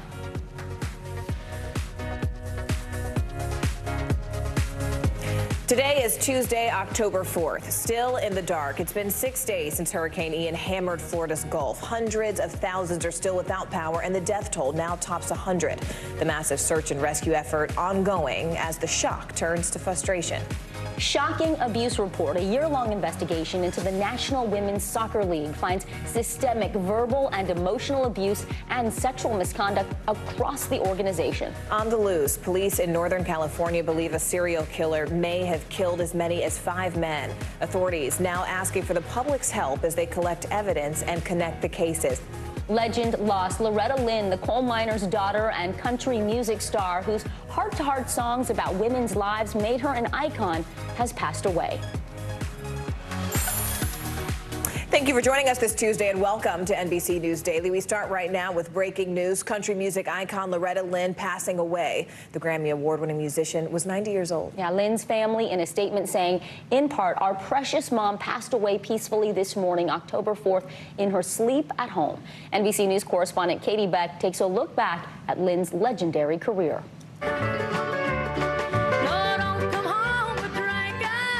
Loretta Lynn sang about what she knew. Honey, could you stop at the market? It wasn't always pretty, but it was raw and it was real. And you ain't woman enough to take my man. That authenticity helped earn her a place in country music history. Born in 1932 in Butcher Hollow, Kentucky, the country legend came from humble beginnings. Her blue-collar pride was the focus of her career-catapulting biographical song, Coal Miner's Daughter. A best-selling book, later made into an Oscar-winning film starring Sissy Spacek and Tommy Lee Jones. As Loretta told it, she found the love of her life, Oliver Mooney Lynn, when she was just 13. But Dew, as she called him, was not an ideal husband. Loretta dealt with his drinking and cheating by singing about it. He says if it's true, write it. So that's what I do. Despite the hardships, Lynn and Dew stayed together until his death in 1996. I don't know, it just made me feel so special. This moment's liberation, honey, it's gonna start right now. Many of her songs had a feminist slant, almost unheard of during this era in country music, singing about sensitive topics people just didn't talk about in public, like birth control. And her Dear Uncle Sam in 1966 was one of country music's first songs to mourn American lives lost in the Vietnam War.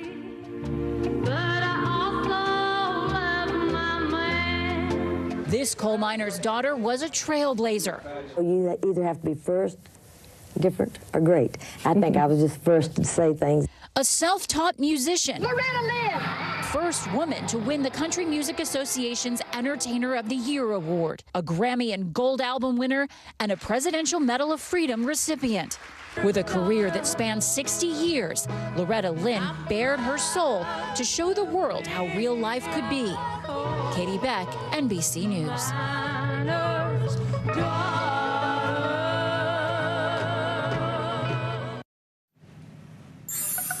We're currently following the devastation from Hurricane Ian, which is now coming into clearer focus. Now, 6 days after Ian battered the Florida coast, massive recovery efforts are ramping up.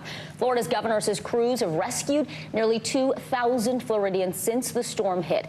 Ian has claimed at least 100 lives in the state, half of those deaths in Lee County alone. That's where we find NBC News correspondent Jesse Kirsch, who's joining us now live from Fort Myers Beach, Florida. Jesse, I know that you got some pretty rare access to one of those hard-hit areas there. What exactly did you see? What are people facing right now? Yeah, so we were able to get on a boat and travel to Sanibel Island. At this point, that is one of the only ways to get to that cutoff community because the major roadway into that community, the Sanibel Causeway, has been blown out by the storm. And we were able to see from water going through where the road should be. And you can see behind me here, I just want to quickly point out what we're looking at on Fort Myers Beach. In this community, you can see more of the devastation, just one of the scenes here. But what stands out is this is quite a large structure and just shows you how powerful the storm was to be able to mangle these kinds of buildings and toss boats around. When we were on our way to Sanibel Island, we saw, as I mentioned, a major roadway blown out by the storm. And when we got there, we got an idea of how hard it is to be rebuilding and bringing infrastructure ashore. We've seen helicopters flying overhead with vehicles in tow. And on the island, we were seeing a small barge bringing to land a small vehicle. And so, again, this is a reminder that they can't just drive somewhere. So that causeway, as we're showing you right there, is blown out. And what I want to show you now is what we saw on land. There was a small barge that pulled toward the docks, and this barge had a small vehicle from AT&T on it, and they were trying to get it onto land. They had to build a ramp by hand, essentially, and improvise a way to get this vehicle onto land. You can see they had to tow it and pull it out of the water because it's very shallow and it's very steep. And so you can't just drive off of this. And we saw this play out over the better part of a half an hour. This was just for one small vehicle that AT&T was using. So you can imagine the Herculean effort is requiring to get all of these communities up and running again. And that is just one piece of what we saw. And along the way, we saw boats and tree lines. We saw mangled docks, all kinds of destruction on the way to Sanibel Island, just echoing what we've been seeing throughout these hard-hit communities. Jesse, we see firsthand the treacherous conditions for the first responders. You've been on the ground for several days now, talking to so many of the families coming back to see what's left. And for some of them, sometimes it's not very much at all. What is your sense of what people are planning to do? Do they want to stay and rebuild? Or are you hearing that a lot of folks want to leave? Yeah, well, Vicki, you talk about people coming back. Some people still aren't allowed back. And in fact, a short time ago, the sheriff here in Lee County was talking about trying to make it safe and accessible for people to get back to their communities. We were able to go to shore with a family that was getting some Torahs that belonged to their synagogue so they could use them for Yom Kippur services when that solemn holiday begins tonight. But largely, people aren't able to get to that community. We were only allowed to go because we had this special escort with authorities. So at this point, some people may not even be able to get to their homes. It's also hard to access the areas that are reopening. The sheriff just talked about as well. At this point, they're still at less than half of the traffic lights operational. So you can imagine that's creating an issue. But I think there's this realization from some people as well that they're alive. The people we've spoken with are alive, and that's what stands out to them. Back to you. NBC News correspondent Jesse Kirsch. Jesse, thank you so much. We turn now to an independent investigation that found a culture of abuse within U.S. women's pro soccer. A 172-page report outlined sexual, verbal, and emotional misconduct by coaches, misconduct that allegedly was repeatedly ignored by the league. Instead, investigators found unethical practices were considered normal and even entrenched in the sport, starting at the youth level. NBC News correspondent Ann Thompson joins us now. Ann, thanks for joining us. One, how far not only did the abuse go back, but how far did the cover-up go back? So the abuse went back. They say it's happened over the 10 years, basically, of this league that has been going on. And the cover-up has existed. The players did come forward, just no one bothered to listen to them. And which is stunning to me, because especially when you think of what's gone on in the last 10 years, we know physical and sexual abuse happens, and we know it happens to people who don't have power, whether it's children or particularly women. And in this case, it was young women who wanted to play professional soccer, who worked for a league that was on a shoestring, and the people who ran the league feared that any sense of scandal would sink the league financially. So these women, in effect, were sacrificed to keep the league afloat. Now they've come forward to tell their stories, and this is the result. This is such a damning report, the conclusions that were reached. And what are the executives who are in charge, the people who should be held accountable? What are they saying? Well, the head of the U.S. Soccer Federation said that one of the things they're going to do is they are going to put out, they're going to create a new office of player safety, basically, so that there is somebody who oversees and makes sure the players are safe. The other thing they're going to do is do more extensive background checks on these coaches, because much like in the Catholic Church, remember when we saw abusive priests move from parish to parish? In this case, abusive coaches went from team to team. And that is, and nobody knew about the abuse beforehand. In fact, in one case, and this will really make you crazy, the coach was actually thanked for his service. Oh my gosh. Oh. Yeah. And the truth is, I mean, this isn't just about soccer, right? This is something that we've seen in women's gymnastics. This is something we have seen in other sports cultures. So what did the investigators make any recommendations as to what we can do to really change the fundamental culture? Well, I think what they're talking about, what these recommendations get to, is this basic power imbalance that happens, and you've seen it time and time again in these instances, is you've got people who have power and people who don't have any power. And how do you make that level? And how do you make sure the people who don't have power are listened to? If they had listened to these women, the professional soccer league would not be in the position it's in today. Wow. Really important to bring these issues to light. NBC News correspondent Ann Thompson, thank you, Ann, so much. Turning now to our Money Minute. Are you tired of having to buy another iPhone charger simply because nothing else is compatible? Well, a new ruling in the EU might actually force Apple to use a universal phone cord. A lot of people have been following this, especially because we are getting new phones all the time. Joining us now is CNBC Tech Check co-anchor Deirdre Bosa. Deirdre, talk to us about this rule and when it could take effect there and maybe affect us here in the U.S. Well, my hand up, too. It is frustrating. So the proposed rule was approved today by the European Parliament in a lopsided vote. If it gets final approval from the EU, which is expected, it will go into effect at the end of 2024. So it creates a new standard for charging, requiring all mobile phones, tablets, and cameras sold in Europe to use the relatively new USB Type-C charging port. USB-C has become increasingly popular, and it's already been adopted by the likes of Samsung. Now, Apple saw this coming, and while it does worry the mandate will, in its words, stifle innovation, it is reportedly testing future iPhone models that will comply with the rule. Now, among other stories we're watching today, MasterCard telling CNBC it has new software to help banks identify and stop transactions from suspicious crypto exchanges. It uses artificial intelligence to assess the risk of illicit activity using data on the public blockchain. And Starbucks is one of the few companies that helps cover the costs of in vitro fertilization for its part part-time employees. CNBC.com reports on some women who got jobs at the coffee chain because they could not afford IVF on their own. They credit the company for making it possible to start a family. Back over to you guys. Wow, look at that. Yeah. All right, CNBC's Deirdre Bosa for us there. Deirdre, thank you. A massive manhunt for a possible serial killer happening right now in California. Coming up next, the clues police hope will lead them to the person behind those killings. You're watching NBC News Daily.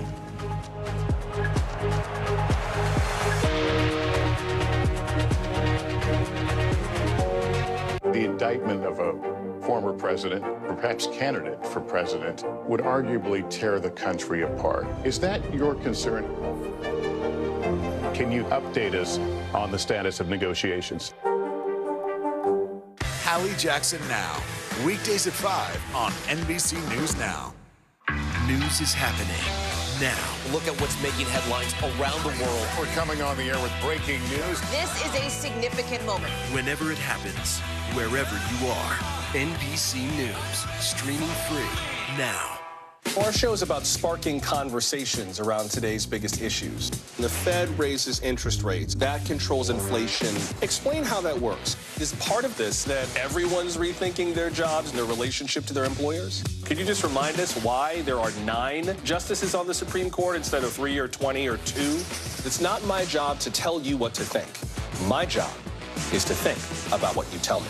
Now Tonight with Joshua Johnson, streaming weeknights at 8 on NBC News Now. Hey, podcast fans, ready to unlock our true crime mysteries? Try Dateline Premium on Apple Podcasts. You'll get early access to originals, plus bonus content, and everything is ad-free. So head to Apple Podcasts now to subscribe. Top Story with Tom Llamas, weeknights at 7 on NBC News Now. From Brooklyn, we're next to the subway station. The state's reservoirs are alarmingly low. War will pass them by.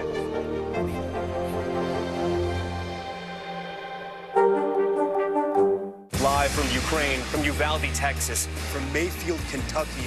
To cover the news, you have to be in it. This is how so many towns and cities are protecting themselves. You can actually see they're pushing the gates open. Was there a school officer on campus? That's what we've been told. No. Do you remember any tornado as bad as this one? You look at this and you're thinking, we're not going to have power for weeks, if not months. Exactly. Every night, it's your news playlist. Top Story with Tom Llamas, weeknights at 7 on NBC News Now. News is happening now. Look at what's making headlines around the world. We're coming on the air with breaking news. This is a significant moment. Whenever it happens, wherever you are. NBC News, streaming free now. Top Story with Tom Llamas, weeknights at 7 on NBC News Now. In California, a manhunt is underway for a possible serial killer. Police are investigating a series of 5 deadly shootings that occurred just miles apart and appear to be related. CNBC's Scott Cohn has more on the search for a killer and a community gripped by fear.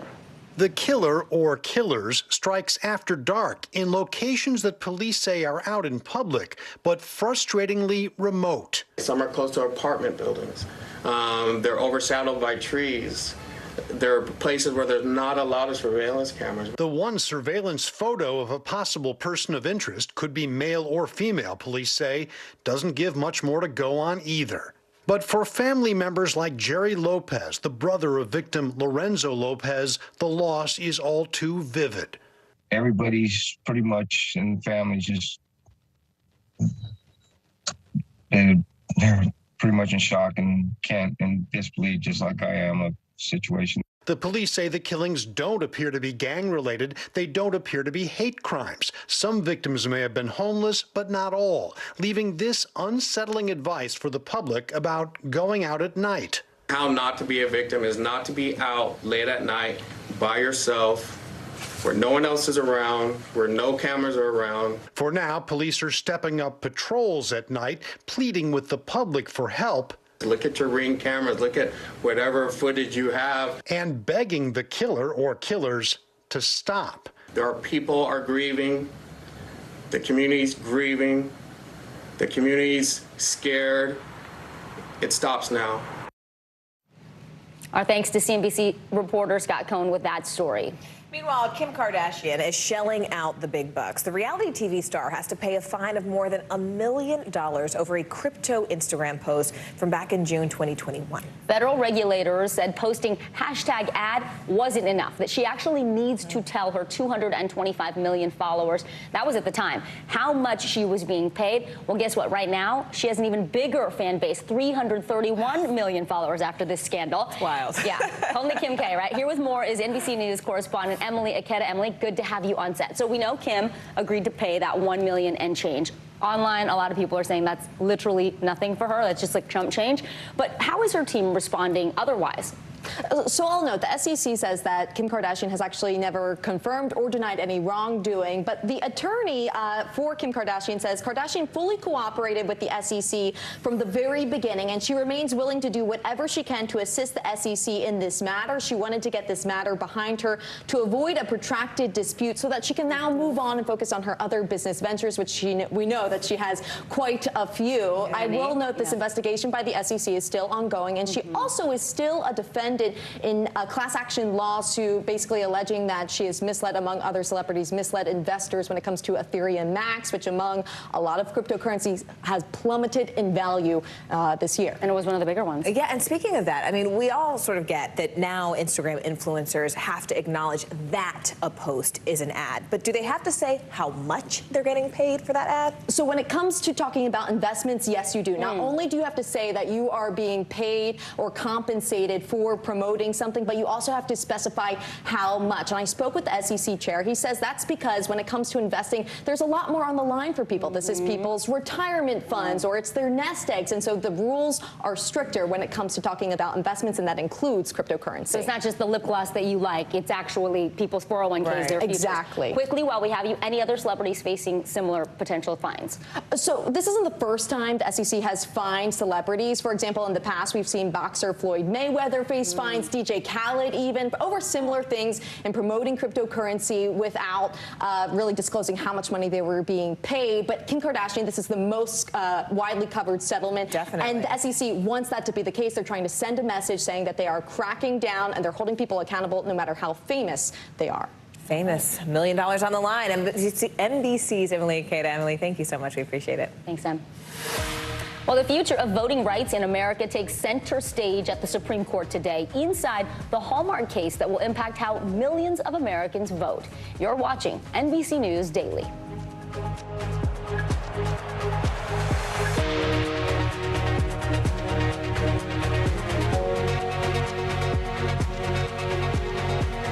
Live from Ukraine, from Uvalde, Texas, from Mayfield, Kentucky.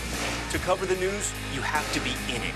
This is how so many towns and cities are protecting themselves. You can actually see they're pushing the gates open. Was there a school officer on campus? That's what we've been told. No. Do you remember any tornado as bad as this one? You look at this and you're thinking, we're not going to have power for weeks, if not months. Exactly. Every night, it's your news playlist. Top Story with Tom Llamas, weeknights at 7 on NBC News Now. What do you love about fatherhood? The chaos, the learning. Is climate change one of your top priorities? What's your message to girls who want to make a difference in their own communities? Believe in yourself. The day's biggest political stories with trusted insight now and expert analysis now. A daily look at the politics behind the headlines. Meet the Press Now, streaming weekdays at 4 p.m. on NBC News Now. Top Story with Tom Llamas, weeknights at 7 on NBC News Now.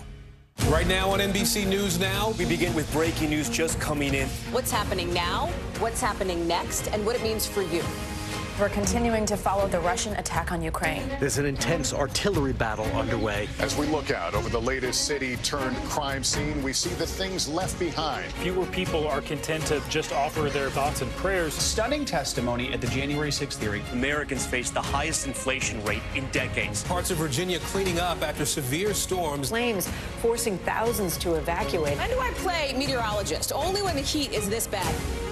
Another special night of election coverage right here at NBC News Now. Results are coming in. This Tuesday is going to be huge. This is big when we're talking about November. This feels like an ideological fight to the death. Is there room for common ground? What do you think when you see the activism? Do you think this could have happened without social media? We're coming on the air with the news NBC Scoop. Bringing the news to you is not only a job, it's an honor. Tonight, I interviewed Secretary of Transportation Pete Buttigieg about the ongoing delays. You seem to be pointing the finger at the airlines. They're pointing the finger back. Mr. Secretary, when is this going to get better? We're here to start conversations because it's not my job to tell you what to think. My job is to think about what you tell me. Now Tonight with Joshua Johnson. Weeknights at 8 on NBC News Now. A Colorado man is filing a federal lawsuit against a local sheriff's department. Newly released video shows Travis Cole strapped into a chair and tased while in custody. Cole says the incident at the Boulder County Jail has left him simply traumatized. Here's NBC News Digital reporter Maya Eaglin with those details. Dramatic video out of Colorado, now at the center of a newly filed lawsuit. And the video you're about to see is disturbing. Want to go? Video shows the September 2020 incident where Boulder County Sheriff's deputies restrained Travis Cole in a chair before tasing him. I've never been treated like that in my life. Sergeant Christopher Mecca deployed his stun gun and resigned after the incident to avoid termination. He was later sentenced to probation after being arrested on misdemeanor counts of third-degree assault and official misconduct. Cole's suit names Mecca, as well as the Boulder County Sheriff and several other deputies, as defendants. But the lawsuit alleges that race was, quote, a motivating factor in the decision to use excessive force. When Sergeant Mecca was questioned as to why he had tased Mr. Cole, what he said was he knew it would look bad to use what he called brute force against an African-American man. And so what he did was he took Mr. Cole's race into account as he was considering what kind of unnecessary force to use. The 2022 incident took place after Cole said he had been celebrating his birthday with his then girlfriend. The pair began arguing, and that's when someone called the police. Cole was brought to the Boulder County Jail on domestic violence charges and obstructing a peace officer. The domestic violence counts were ultimately dropped, but he did plead guilty to obstructing a peace officer. The Boulder County Sheriff's Office said that Cole was intoxicated and had been physically combative with arresting officers that night. An edited 3-minute-long video provided to NBC News by his attorney shows Cole restrained with a spit sock placed over his head. According to an arrest affidavit, it was because police say Cole was, quote, uncooperative. According to the suit, Mecca then started taunting Cole as he was restrained. You ain't nothing. They were being rough with me, just pulling on my neck and just jerking me back and forth, and I had to ask them why are you guys being rough with me like this? It was then, according to the suit, that Mecca used his taser on Cole for around 5 seconds. When I first felt that voltage, that electrocution, it really shocked me. To me, it just felt, when he did that to me, I couldn't protect myself. Legal experts say Cole's strongest argument is excessive force. Cole may not need his equal protection claims in order to win in court. He has an excessive force claim that right now looks pretty strong, given the video evidence right there showing the amount of force used against him. Mecca did not respond to our request for comment, but Sheriff Joe Peel told NBC News in a statement that the agency had, quote, a policy in place prohibiting the use of tasers on a restrained inmate at the time of this event, and that the sheriff's office acted quickly to hold the former employee accountable. Who do you think should be held accountable for this? This is not a case about one rogue sergeant. This is a case about an entire department that allowed for brutality and unconstitutional conduct against a defenseless Black man. Maya Eaglin, NBC News. Well, we are in the home stretch of what is shaping up to be one of the most pivotal midterm elections in recent history. NBCLX national political editor Noah Pransky sat down with the chair of a bipartisan group of lawmakers who's focusing on preserving elections and democracy. You have more confidence in our election officials than the theories that say it's corrupt? I have absolute confidence in the system. And not only do I have confidence in the system, if you look at all the people who have testified in the January 6th hearing, Bill Barr and the entire Trump Justice Department had confidence in that system, and they all testified under oath to that. His White House counsel's office had confidence in the system, and they all told him that, and they testified under oath to that. So the American people need to understand, when you put Donald Trump's people under oath, that they have said the same thing that we're saying. So I think what we're trying to do is get back to integrity in elections instead of the grievances of Donald Trump and past elections. And that was NBC LX national political editor Noah Pransky reporting. Well, the busy airline industry is bracing for even more jet lag. How a plane shortage could impact your travel this holiday season. You're watching NBC News Daily.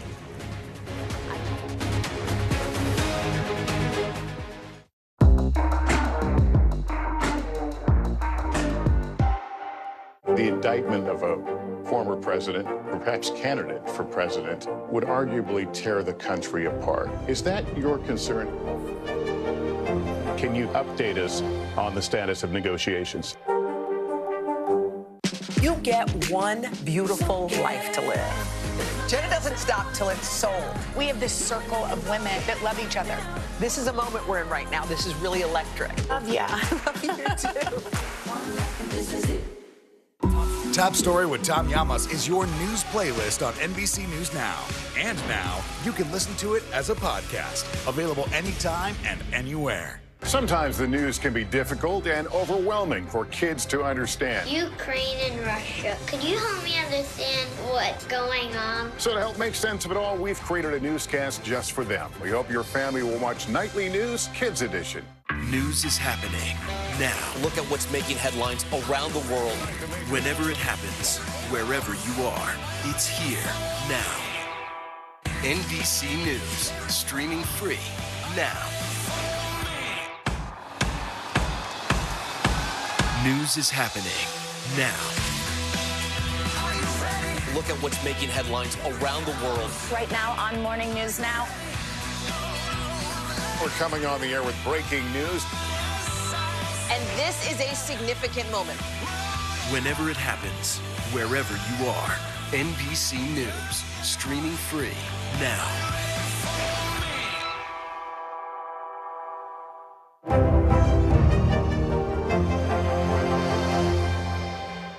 For Dateline Premium, subscribe now on Apple Podcasts. Sometimes the news can be difficult and overwhelming for kids to understand. Ukraine and Russia. Could you help me understand what's going on? So to help make sense of it all, we've created a newscast just for them. We hope your family will watch Nightly News Kids Edition. Tonight, I interviewed Secretary of Transportation Pete Buttigieg about the ongoing delays. You seem to be pointing the finger at the airlines. They're pointing the finger back. Mr. Secretary, when is this going to get better? NBC News, streaming free now.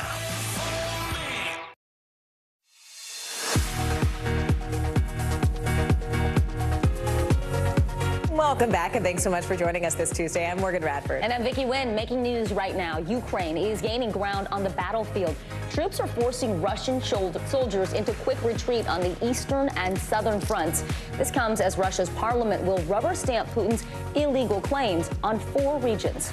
An update to a story we aired on Monday. New York City Mayor Eric Adams will move his migrant tent camp in the Bronx to Randall's Island, and this is after it flooded. Now, previously, activists had already voiced concerns over the flood risk and the remote location of the original camp. And an American scientist is a co-winner of the Nobel Prize in Physics. Dr. John Clauser won as part of a team that researches quantum information science, focusing on how light and matter act on an atomic scale. The cash prize for a Nobel win is worth nearly $900,000. But you know, it's better than the cash. The pride, the medal, pride, the knowledge, and what they share with the rest of us. We're the real winners for getting the benefit of their knowledge. All right, so with the busy travel season fast approaching, airlines are now facing a potential jet shortage. Yeah, staffing shortages are also impacting flights, and experts say now is the time to get your plans in order. Here's NBC News correspondent Tom Costello with the story. Good day from a rainy and cloudy Washington, D.C. You know, we've been reporting for months about the staffing shortages the airlines are dealing with.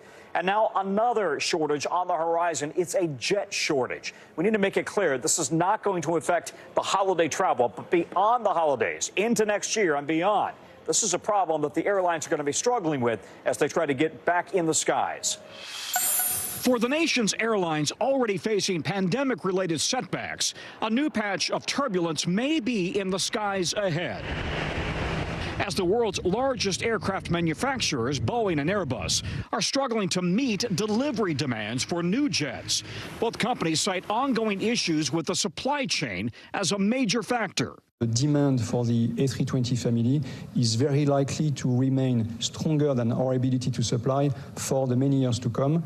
Southwest Airlines operates exclusively Boeing 737s. We're not getting airplanes as fast as we would like. We don't really need them yet, honestly, because we still don't have the staffing flying ratio at a point where we can grow. But next year we will. A potential jet shortage not an issue for the immediate future, but experts say it may be further down the line for airlines coming off a summer travel season packed with delays, cancellations, and trimmed down schedules, as well as the ongoing critical flight crew shortage. The airlines still don't have the pilot staff that they need to fly the schedules they were promising earlier this summer and earlier this year. The airlines would love to have more planes in their stables. But right now, their bigger concern is making sure that they have the staffing that they need to meet the demand, not only for the holidays, but going into next year. All of it as Americans are making travel plans for the busy period from Thanksgiving through the end of the year. The folks at the Fare Tracker website, Hopper.com, forecast more than half of Americans plan to travel over Thanksgiving, Christmas, or both. And as some travelers encounter airfare sticker shock, Hopper recommends booking by the end of next week to avoid even higher prices. Domestic airfare for Thanksgiving is averaging about $280 round trip currently. That's up 25% from last year. Domestic airfare for Christmas is averaging about $430 round trip, and that's up 55% from last year. So if you have not yet booked those holiday travel plans, keep in mind that the cheapest days to fly are going to be the week before Thanksgiving week, if you can fly that early, and then the Tuesday and Wednesday before Christmas, then the Tuesday, Wednesday after Christmas, after Thanksgiving. If you're trying to do it in the run-up to Thanksgiving and immediately on the backside, you're going to pay the most. Same with Christmas and New Year's. Back to you. Now we know. Tom Costello, thank you. Just 2 days into its term, the Supreme Court has heard oral arguments on a marquee voting rights case from Alabama. It is the latest showdown over the Federal Voting Rights Act, and it could have far-reaching effects on the power of minority voters across the country. Here's NBC News Washington correspondent Yamiche Alcindor. I do not. Alabama has been home to seminal civil rights battles.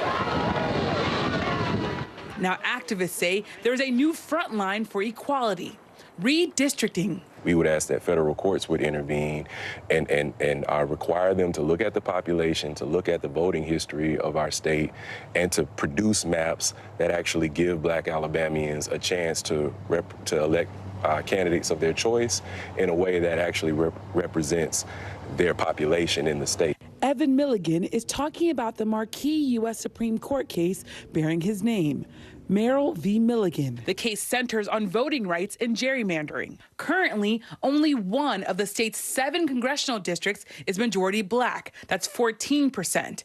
Alabama's population is 27% Black. Milligan and other plaintiffs say the newly drawn congressional map dilutes the voting power of Black residents. They are demanding the state create a second majority Black district by breaking it up. We had to fight for freedom. We had to fight for the right to vote. And now we're fighting for redistricting. Democracy is under attack.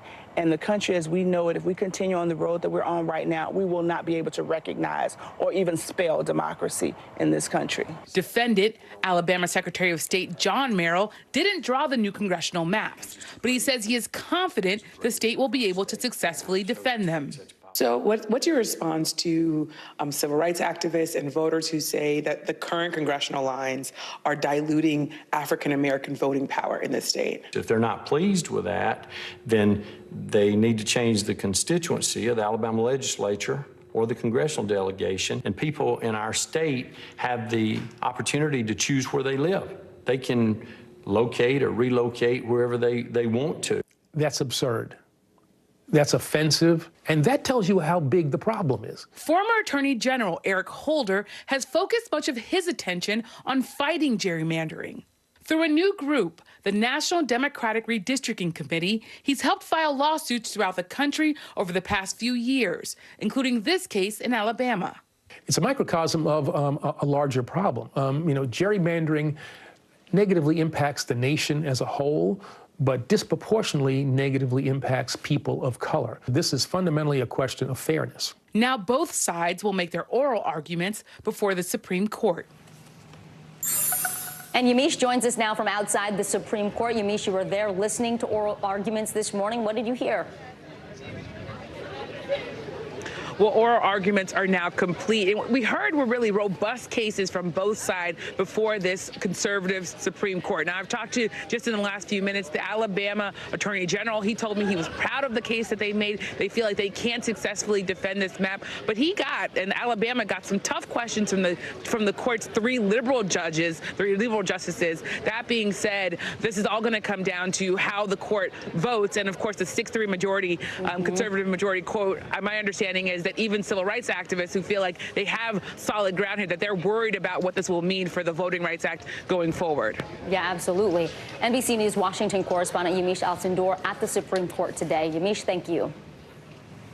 Well, Vicki, it's everywhere and it's nowhere. That's how a former manager at Google described the invasive presence of so-called big tech and how it's quietly infiltrating every aspect of American life. Well, now that same ex-Google employee is the president of a messaging app called Signal. It's designed to provide total privacy for its users.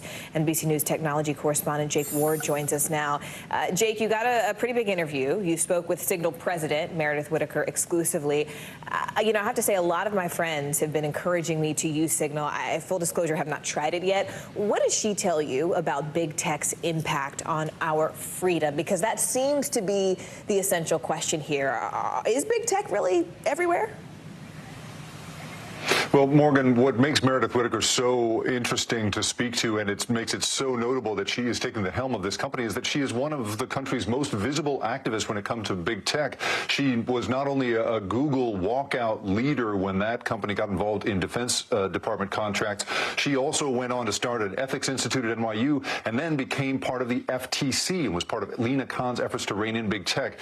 What makes her interesting is that she really has this ringside seat to the ways in which companies have made all of us the product. You know the saying that if the product is free, then you are the product? That's the thing. So what we're seeing here is that. Here's how she describes that invisible quality to the data and how it's controlling our lives. Have a look. A lot of, the way tech works is sort of ephemeral in a sense. It's in the background. We can walk down the street, not know we're being profiled by facial recognition cameras. Those images can be sent to different data brokers, and they can inform AI models that then inform our chances of employment. We have no idea any of this is happening. Her hope here, she told me, is to basically make Signal a way of communicating not only between us, but also communicating to everybody that we need to start thinking differently about how we're using these ostensibly free apps, you guys. All right, NBC News technology correspondent Jake Ward. Jake, great interview, great reporting. Thanks so much for sharing it with us. I want to go overseas for a moment, where protests in Iran are sweeping the country, ignited by the death of 22-year-old Mahsa Amini. She died after being arrested by their so-called morality police. The demonstrations are the biggest in years, with women calling for more rights. But now Iran's supreme leader is responding and blaming the U.S. NBC News foreign correspondent Molly Hunter joins us now. Molly, it has been night after night of protests with tens of millions, if not more, eyes on Iran now. What are the demonstrators telling you about this cause and why they continue to basically risk their lives? What is their message to the world, and what kind of fundamental changes are they demanding?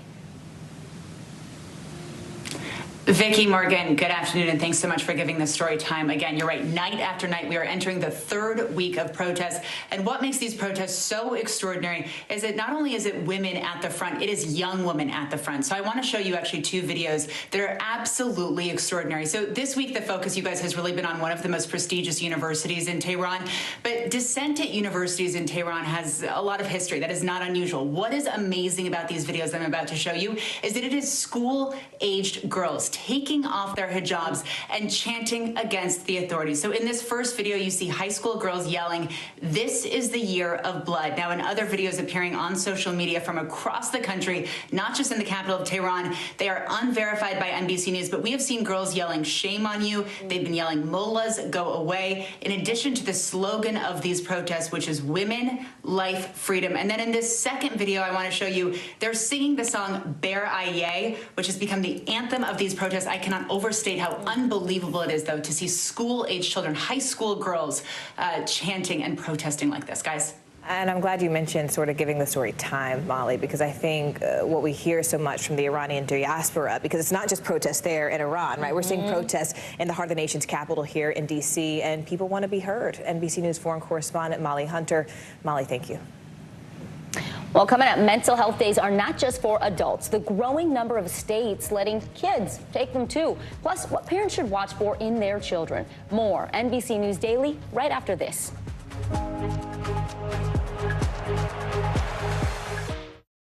NBC News, streaming free now. And what do you love about fatherhood? The chaos, the learning. Is climate change one of your top priorities? What's your message to girls who want to make a difference in their own communities? Believe in yourself. We're here to start conversations because it's not my job to tell you what to think. My job is to think about what you tell me. Now Tonight with Joshua Johnson, weeknights at 8 on NBC News Now. Stay on top of breaking news and the biggest stories of the day with NBC News Daily. Thank you so much for joining us. I'm Morgan Radford. And I'm Vicki Wynn. I'm Aaron Gilchrist. And I'm Kate Snow. Get in-depth reporting from across the country. What's your reaction to the president's comments? And around the world. Are Ukrainians continuing to make advances? And ways you can take care of your health. Who should be getting tested? And frankly, how often? And your wallet. Costs are skyrocketing. How to manage soaring prices. NBC News Daily. Weekdays from 12 to 4 p.m. Eastern on NBC News Now. I think when you open your eyes, you get to decide, how's my day going to be? We want to be a way to start your day, lighten your load, every single morning. For Dateline Premium, subscribe now on Apple Podcasts. We're here to start conversations about the big things happening in our world because it's not my job to tell you what to think. My job is to think about what you tell me. Now Tonight with Joshua Johnson, streaming weeknights at 8 on NBC News Now.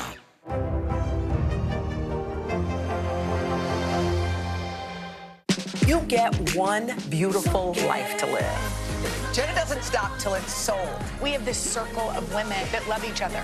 This is a moment we're in right now. This is really electric. Love ya. Love you too. NBC News, streaming free now. Sometimes the news can be difficult and overwhelming for kids to understand, so we've created a newscast just for them. We hope your family will watch Nightly News Kids Edition. News is happening now. Look at what's making headlines around the world. We're coming on the air with breaking news. This is a significant moment. Whenever it happens, wherever you are, NBC News, streaming free now. For Dateline Premium, subscribe now on Apple Podcasts. Well, anxiety and depression can be crippling and indiscriminate against people of any race, gender, or even age. Yeah, an important note. That's why more schools are honing in on educating kids as well as parents about their mental health. Joining us now is psychotherapist Nero Feliciano with how to identify signs of anxiety and depression early. Nero, it's so good to have you here. So we obviously know this is something that affects a lot of adults, but when it comes to kids, what do we know about how early anxiety and depression can manifest? And as parents, what are some of the symptoms and signs we should look out for? Earlier than you think, even as young as age 3. And our statistics say 5.7 million kids in the U.S. prior to COVID were diagnosed with anxiety. That number went up almost 30% post-COVID. So we have to be aware, and symptoms and signs, really just refusal to do certain things. Sometimes there's specific phobias of things and places. Separation can often trigger anxiety. But for kids, they can't always articulate what that fear is. So we have to look at body language and behavior. Are they sweating, stomach ache, headache, sometimes throwing up? I had a kid who had that. It's not fun. And just changes in behavior, sleeping behavior, eating behavior. For kids and adolescents, anger can also be a sign for both anxiety and depression. You know, it's interesting. I'm hearing you talk about, I feel like casually we always almost use anxiety and depression interchangeably. And they're distinct things. I come from a family of psychologists. My uncle explained it as, you know, anxiety is like a cousin of depression. It can present very similarly, but the cause is different. If you're looking at a child, how do you tell when something has transitioned or become exclusively depression? That's a very good question. Again, like I said, it's trickier with kids because some of the symptoms overlap, like anger. But depression usually doesn't have the same energy to it as anxiety. We're looking at more of a hopelessness, lack of joy, lack of motivation to do some of the things that they normally enjoyed. And then again, that sleeping change, the eating change, the lack of engaging in things that they normally do. So we just want to look at those signs and how it's manifesting in that child. Can I ask, Can I ask just a follow-up question to that? And this is a sort of a tricky one. How do you tell the difference between depression and sadness? I once heard someone say, you don't medicate sadness. You might medicate or treat depression, but sadness is a normal range of human emotion. How do you tell the difference? That's right, because all of us feel sad. All of us have bad days. Depression is more pervasive. So we're looking, when you're diagnosing major depression, a period of over 2 weeks or more. And generally we know when it comes to our kids, this is not our kid. This is not the kid that we normally see. We're seeing something that is off with this child, and it's prolonged. It doesn't come and go. And it's more global, not just in certain situations, pervasive throughout basically the whole day. Nero, before we let you go, let's talk about the uplift. What are some of the things that we can do to help our kids, and when do you need to seek professional help versus doing some talking exercises and working with your own children? That's right. So that's a really important question. And we seek professional help when it begins to interfere with their day and we can't get them out of it. But many things we can do. Number one, check your own frustration, because having kids with anxiety and depression can be very frustrating. Empathize. Statements like, I know this is hard for you. I'm here for you. We're going to get through this together. Don't push them initially. Give them time to talk about their feelings. Try not to resolve it right away. And then especially with anxiety, there are a lot of things we can do to help them regulate their emotions. Breathing exercises. We want to stimulate the vagus nerve to take them out of fight or flight, blowing bubbles. Ice is really good. Ice packs on the chest, holding ice, eating lemons. That can help with anxiety. Interesting. But then connecting them with people who love them and things they enjoy when they don't have motivation to do it, and make them laugh. Make them laugh. Kids love funny stories, funny family memories. Little something that can uplifting. switch them. Yep. I have to say, I think that's also great for us to remember, treating adults with similar grace. Nero Feliciano, thank you so much. Thank you. You're watching NBC News Daily.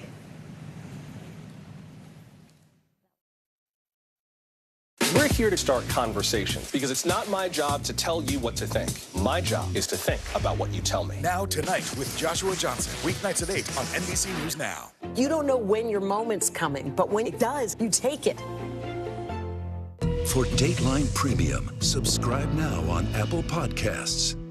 Sometimes the news can be difficult and overwhelming for kids to understand. Ukraine and Russia. Could you help me understand what's going on? So to help make sense of it all, we've created a newscast just for them. We hope your family will watch Nightly News Kids Edition. The indictment of a former president, perhaps candidate for president, would arguably tear the country apart. Is that your concern? Can you update us on the status of negotiations?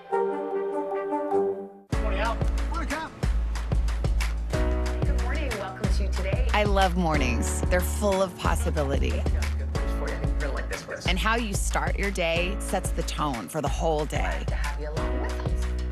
We need to pull up one extra chair at the table. We feel like we're right there with you. Just ahead in this half hour, we're going to introduce you to Because every day we start our morning so you can take on yours. Right now on NBC News Now, we begin with breaking news just coming in. What's happening now, what's happening next, and what it means for you.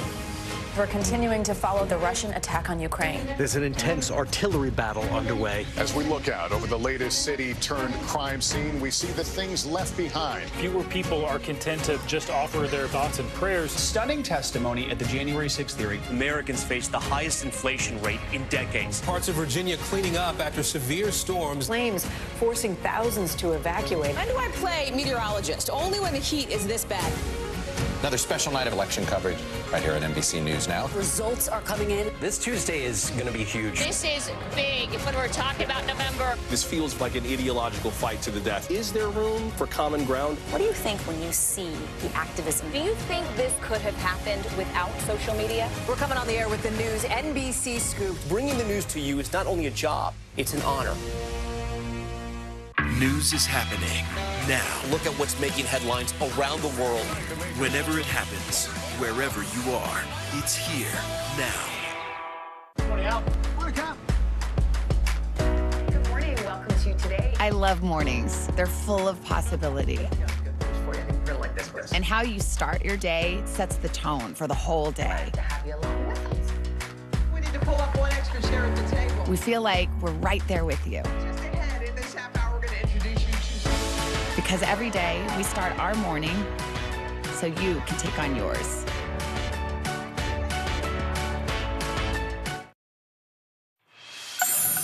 Harvard professor and host of the PBS series Finding Your Roots, Henry Louis Gates Jr. has a new job. He is now editor-in-chief of the new Oxford Dictionary of African American English. Well, Gates says the new book will offer a better understanding of the relationship that Black Americans have with the English language. NBC News correspondent Harry Smith spoke with him about his new gig.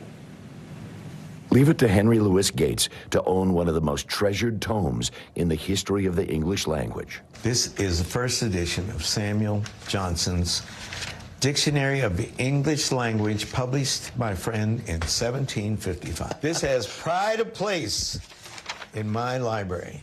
And to think that before Samuel Johnson writes this, there is no real dictionary of the English language. No, that's right. Look, a dictionary of the English language in which the words are deduced from their originals and illustrated in their different significations. Right.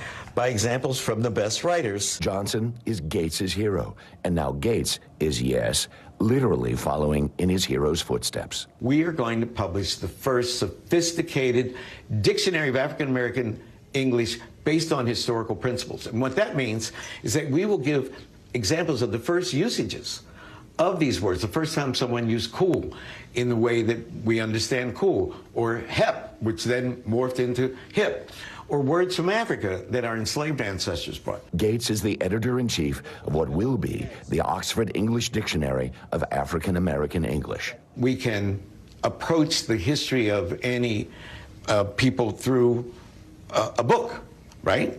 But you can also understand the history of a people through the language that they use, the usages that evolved over time.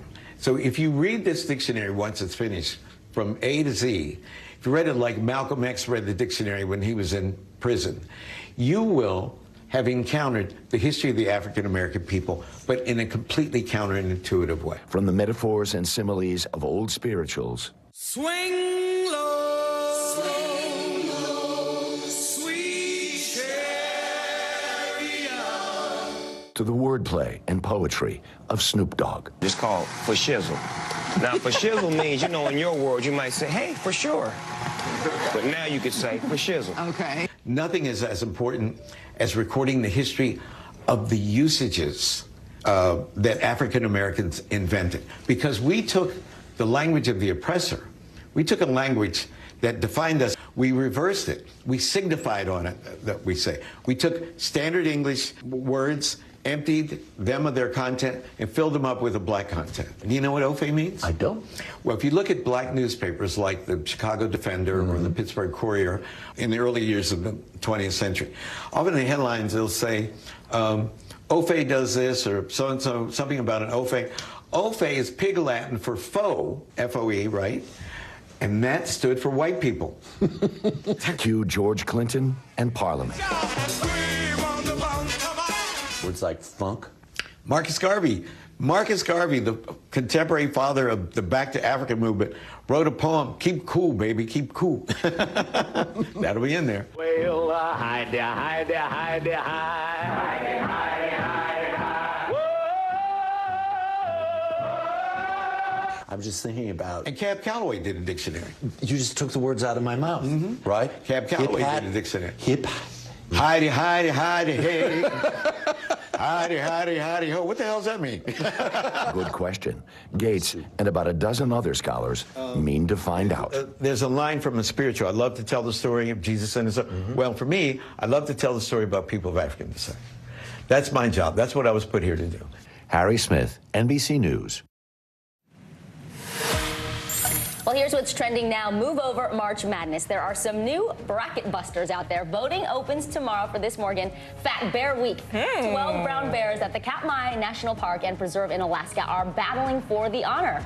You can vote online, pick which bear you think fattened up the most over the summer before these creatures go and hibernate for winter, and the winner will be announced next week on what's called Fat Bear Tuesday. Yeah, I'll be there. Quite the honor. From bears to a legendary beetle, COVID-19 is forcing Ringo Starr to cancel more than a half dozen concerts across the U.S. and Canada this week. The 82-year-old drummer is recovering at home and says he hopes to get back on the road very, very soon.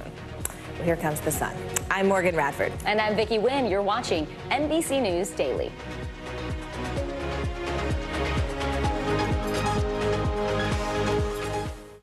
You get one beautiful life to live. What are you going to do? This show is so fun, but having you as a positive force means really the world to me.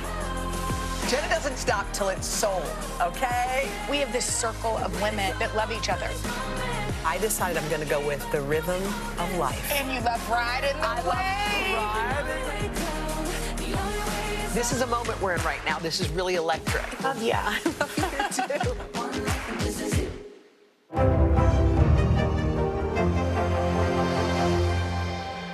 Right now on NBC News Now, we begin with breaking news just coming in. What's happening now, what's happening next, and what it means for you.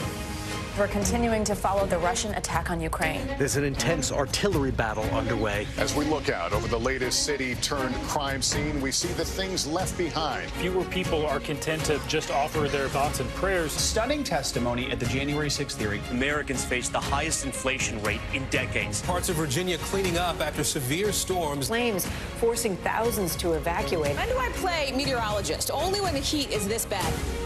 Another special night of election coverage right here at NBC News Now. Results are coming in. This Tuesday is going to be huge. This is big when we're talking about November. This feels like an ideological fight to the death. Is there room for common ground? What do you think when you see the activism? Do you think this could have happened without social media? We're coming on the air with the news NBC Scoop. Bringing the news to you is not only a job, it's an honor. News is happening now. To look at what's making headlines around the world. We're coming on the air with breaking news. This is a significant moment. Whenever it happens, wherever you are, NBC News, streaming free now. To cover the news, you have to be in it. This is how so many towns and cities are protecting themselves. They're pushing the gates open. Was there a school officer on campus? That's what we've been told. No. Top story with Tom Llamas, weeknights at 7 on NBC News Now. The indictment of a former president, or perhaps candidate for president, would arguably tear the country apart. Is that your concern? Can you update us on the status of negotiations? NBC News, streaming free now. Top story with Tom Llamas, weeknights at 7 on NBC News Now. Hi, everyone. Good Tuesday to you. I'm Vicki Wynn. I'm Morgan Radford. Thanks so much for joining us here on NBC News Daily, which starts right now.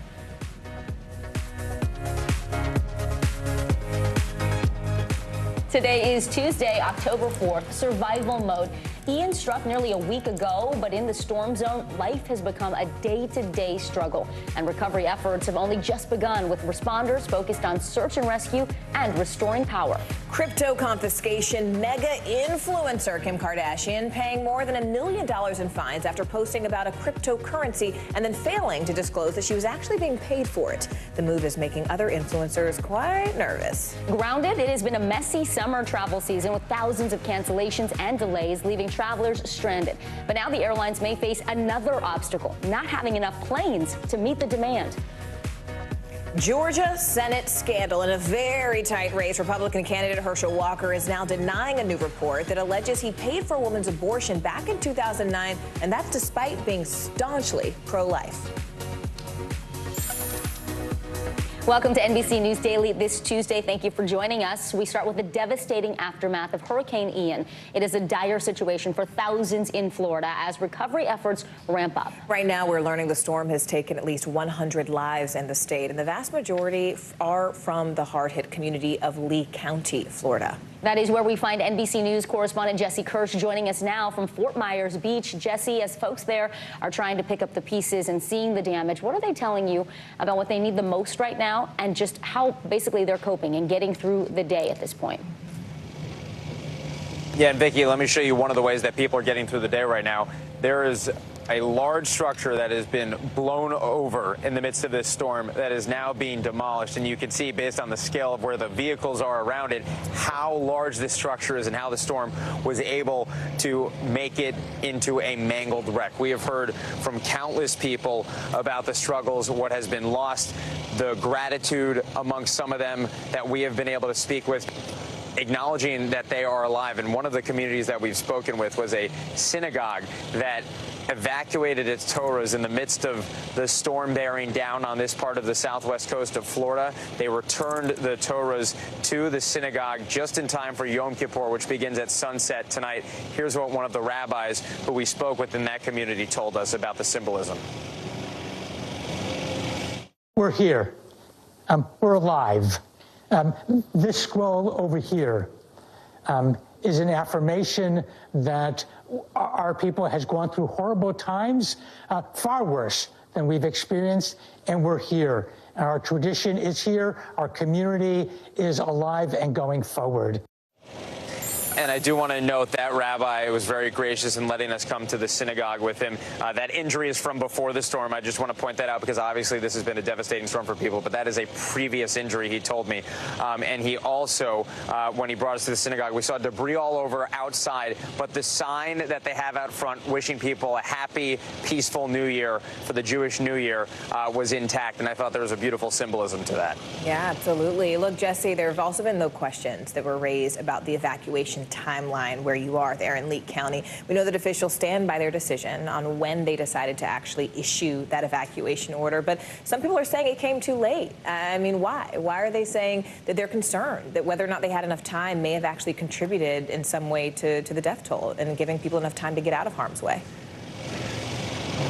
Yeah, Morgan, I spoke with some residents about this over the weekend. The people we spoke with seemed to be pretty understanding of the evolving situation and echoed somewhat what we heard from the governor, which is the point that at one point this was supposed to trend far north from where we are now, more than 100 miles north of here, and that the storm was unpredictable. But the questions have been raised because even one county north of here in Charlotte County had issued its first evacuation orders several hours before they started to be issued in this county. But I did speak with someone who used to run emergency management here for the state of Florida, and he said every county is going to be making its decisions individually because something as mundane, perhaps to the outside eye, as people's thoughts of a prior hurricane could impact that decision. So if people remember the impact of a previous hurricane in their county, it may not have hit a neighboring county in the same way. And so something as simple in a way as that could influence how decisions are made about the evacuation.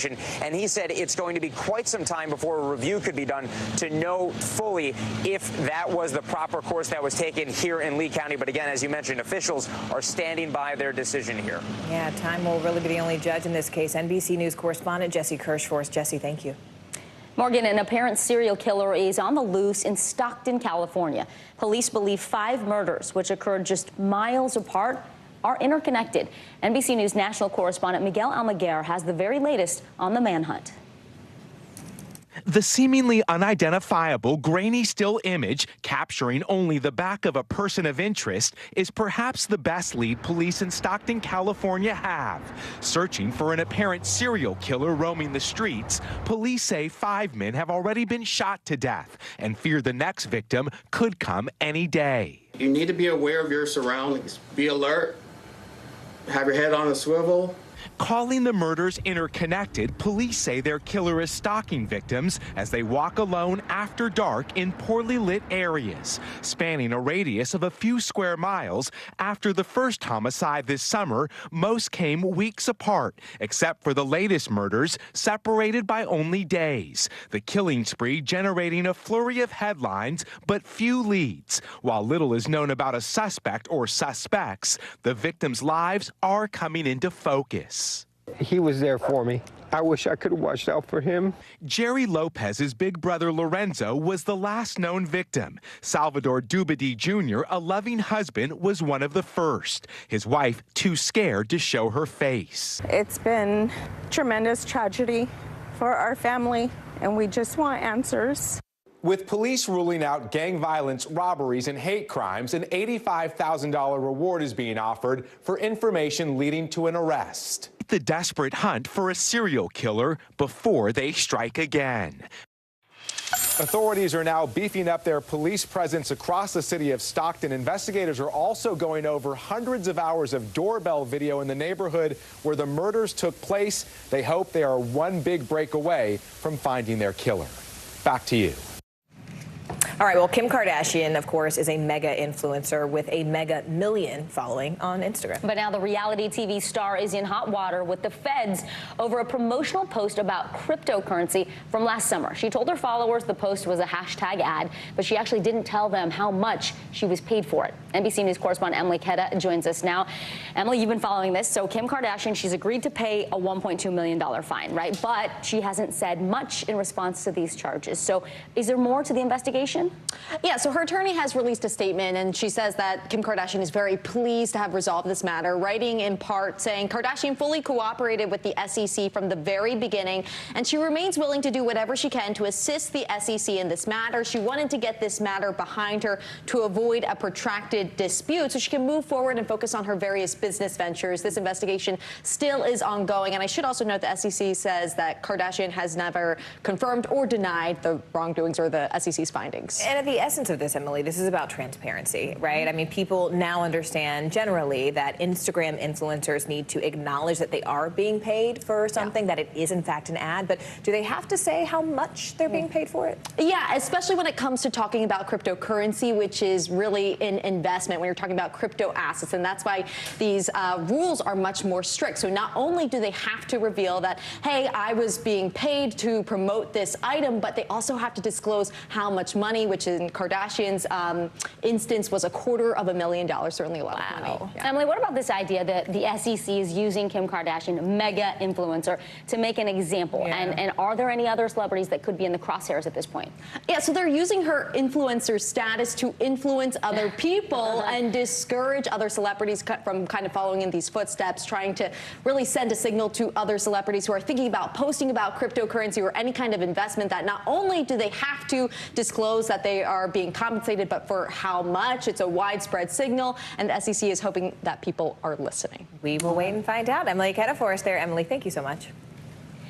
We are going to turn now to your Money Minute. Billionaire Elon Musk is trying to buy Twitter again. Yet again. In fact, sources are telling CNBC that he sent a letter to the company proposing to move forward with the original deal at $54.20 per share. Joining us now is CNBC senior markets correspondent Dominic Chu.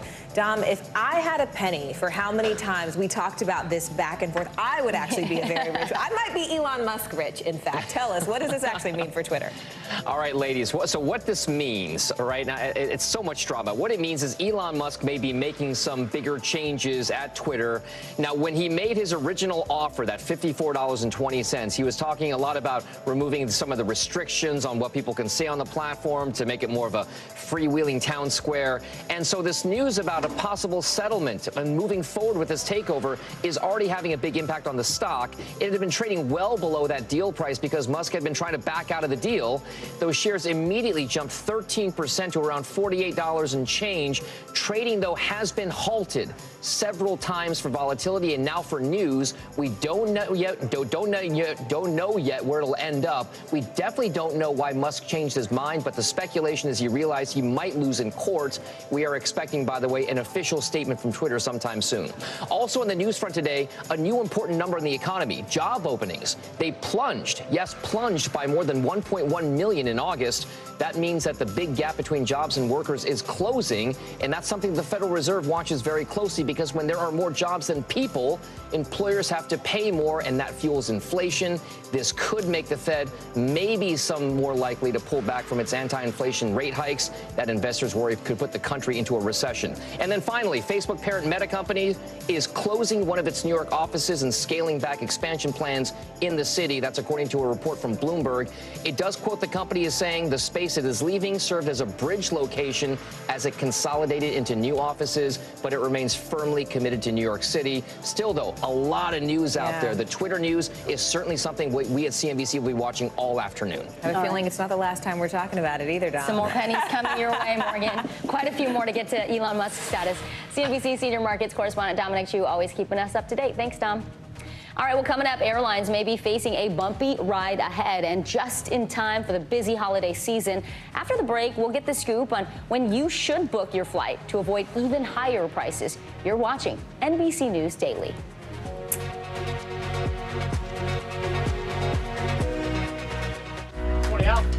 I think when you open your eyes, you get to decide, how's my day going to be?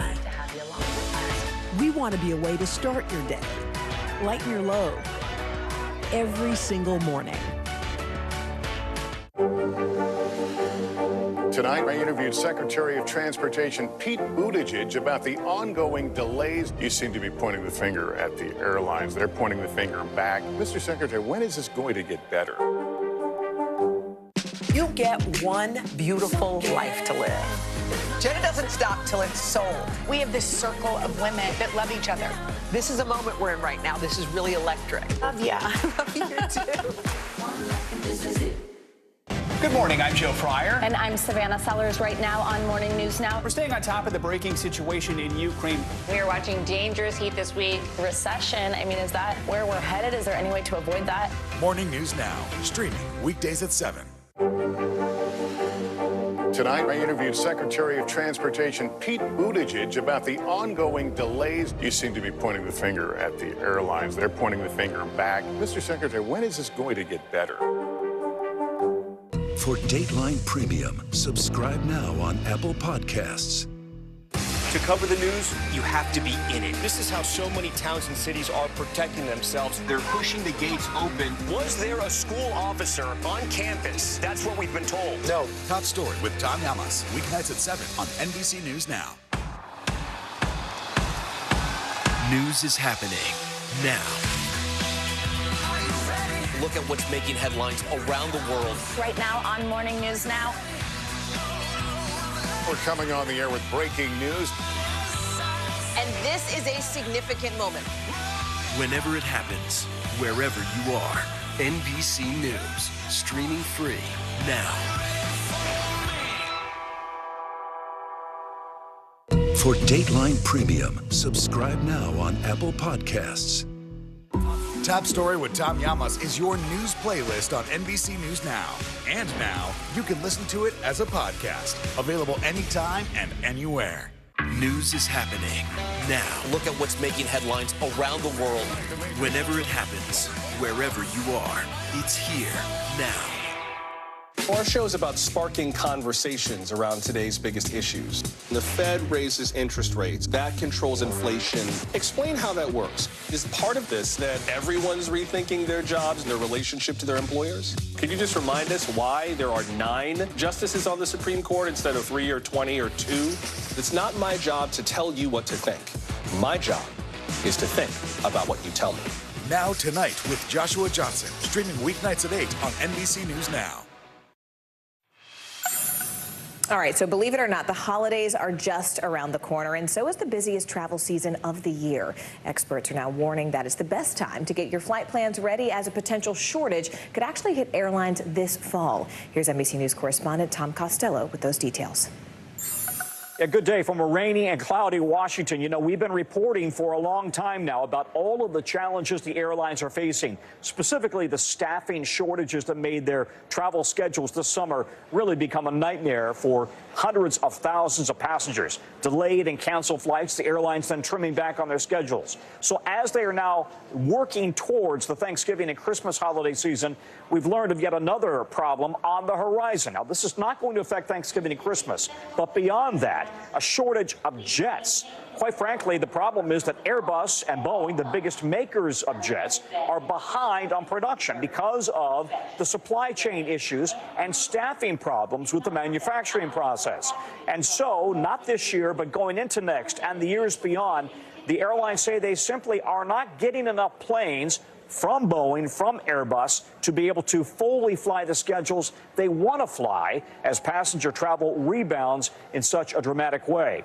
By the way, as you now book your Thanksgiving and Christmas holiday, keep in mind that airfares are going to be a lot more this year, 25% more just for Thanksgiving, even more for Christmas. And the best days to fly, the week before Thanksgiving, if you want to fly that early, and then on Christmas, the Tuesday and Wednesday before Christmas, and then immediately the Tuesday, Wednesday after Christmas and after the New Year's. Those are the best days to fly if you want to get the cheapest deals. If you try to fly on Thanksgiving Eve and on the Saturday or Sunday after Thanksgiving, you're going to pay the most. Back to you.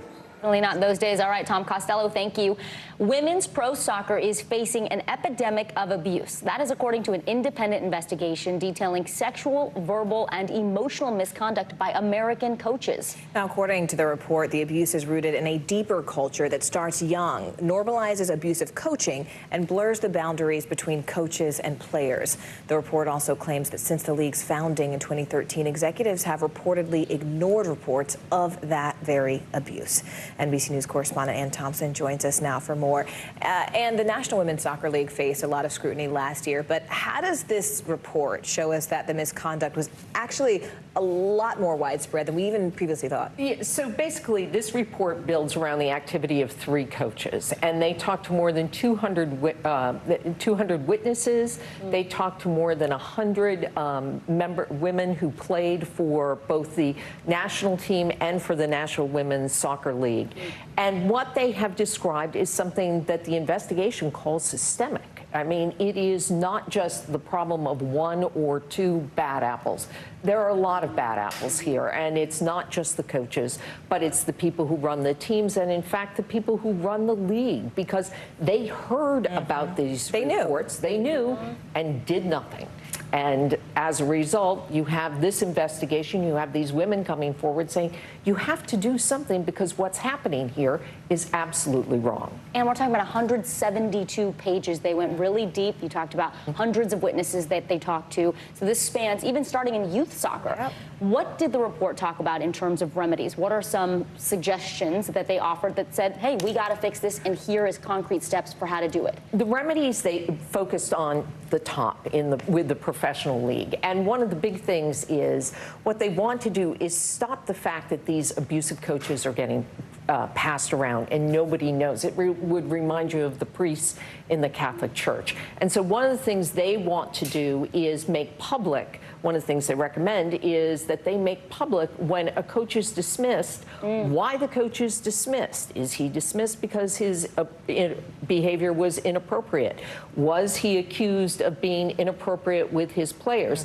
Then the other team would have that knowledge. And they point to, in one case, that an abusive coach was actually thanked for his service. Can you imagine that? And then went on to coach another team. It's so heartbreaking because we're talking about how you sort of fix the problem, but so many people have not talked about how they stopped the culture from existing in the first place from the ground up. Well, and I think that's what's really infuriating to me about this is that this happened in the last 10 years. And it keeps happening. NBC News correspondent Ann Thompson for us. Thank you so much, Ann. You're watching NBC News Daily. Right now on NBC News Now. As we come on the air, here's what we know. It has been dramatic, powerful. We begin with breaking news just coming in. What's happening now, what's happening next, and what it means for you. We're continuing to follow the Russian attack on Ukraine. There's an intense artillery battle underway. We're getting out of this area right now because more air raid sirens are sounding. As we look out over the latest city-turned-crime scene, we see the things left behind. Was there a school officer on campus? Because that's what we've been told. No. Fewer people are content to just offer their thoughts and prayers. And the House has answered the call to create new gun laws. The stunning testimony at the January 6th hearing on Capitol Hill. Americans face the highest inflation rate in decades. Parts of Virginia cleaning up after severe storms. A terrifying night of flash floods. Flames forcing thousands to evacuate. When do I play meteorologist? Only when the heat is this bad. Another special night of election coverage right here at NBC News Now. Results are coming in. This Tuesday is going to be huge for primary purposes. It's an interesting race here. I've just never covered anything like it. This is big. When we're talking about November, how many doors do you think you've each knocked on? This feels like an ideological fight to the death. Is there room for common ground on this issue? What do you think when you see the activism that's happening right now?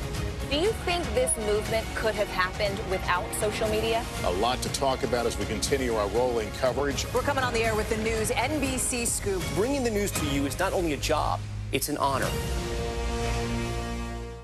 News is happening now. Look at what's making headlines around the world. We're coming on the air with breaking news. This is a significant moment. Whenever it happens, wherever you are, NBC News, streaming free now. Our show is about sparking conversations around today's biggest issues. The Fed raises interest rates. That controls inflation. Explain how that works. Is part of this that everyone's rethinking their jobs and their relationship to their employers? Could you just remind us why there are 9 justices on the Supreme Court instead of 3 or 20 or 2? It's not my job to tell you what to think. My job is to think about what you tell me. Now Tonight with Joshua Johnson, streaming weeknights at 8 on NBC News Now. Tonight, I interviewed Secretary of Transportation Pete Buttigieg about the ongoing delays. You seem to be pointing the finger at the airlines. They're pointing the finger back. Mr. Secretary, when is this going to get better? It was a tearful day in court. A Florida jury is considering whether the Parkland school shooter deserves the death penalty. On Monday, they heard from the killer himself. The gunman detailed his intentions in a chilling video interview with a state expert back in March. Tony Pepitone from our Miami station WTVJ has this report. An answer today for those who may wonder why their loved ones died on Valentine's Day. Had difficulty with Valentine's Day because he had no one to love or no one to love him, and so that was a day of his choosing.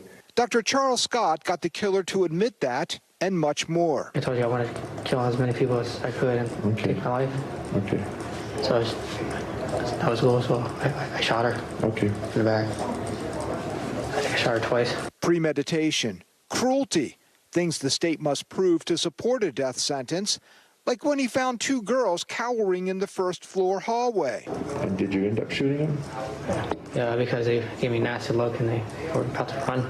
Okay, what do you mean they gave you a nasty look? Like that. To show premeditation, Scott asked when his urges to be a school shooter spiked. When I saw violent videos on YouTube. Okay, what kind of violent videos did you see? War videos. Syrian war videos. And did that make it more go up or more go down? More go up. Okay. And then I watched documentaries. Okay, what kind of documentaries? Columbine Massacre documentary. Right. I think it was 42 hours or something. There was same thing, but with Virginia Tech. While defense experts painted the killer as mentally deficient and learning disabled, Dr. Scott showed he was a quick study when it came to murder. Did you learn anything from reading those facts? Yeah, they watched the corners. They kept the distance away from people. And they went in as fast as possible. Okay. And the police didn't do anything. After just more than 6 minutes, he was done. Today, we learned why. How come you stopped at that moment? I couldn't find anyone to kill.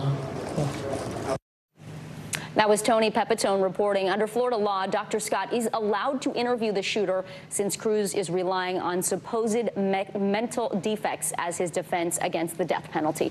As of now, closing arguments are scheduled to begin next Monday. Morgan? Well, Vicki, Japan is reeling after North Korea conducted a missile test directly over the country. Alarms rang out as the missile flew over, eventually landing in the Pacific Ocean. Japan was not warned at all before that test. Here's NBC News foreign correspondent Janice Mackey-Frayer. This is a major escalation by North Korea. An intermediate-range ballistic missile flew a record 2,800 miles right over Japan, triggering warning sirens for millions of people to take cover.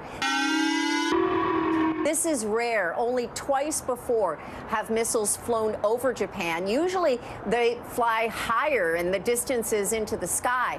Officials say this one flew 22 minutes before crashing into the Pacific Ocean.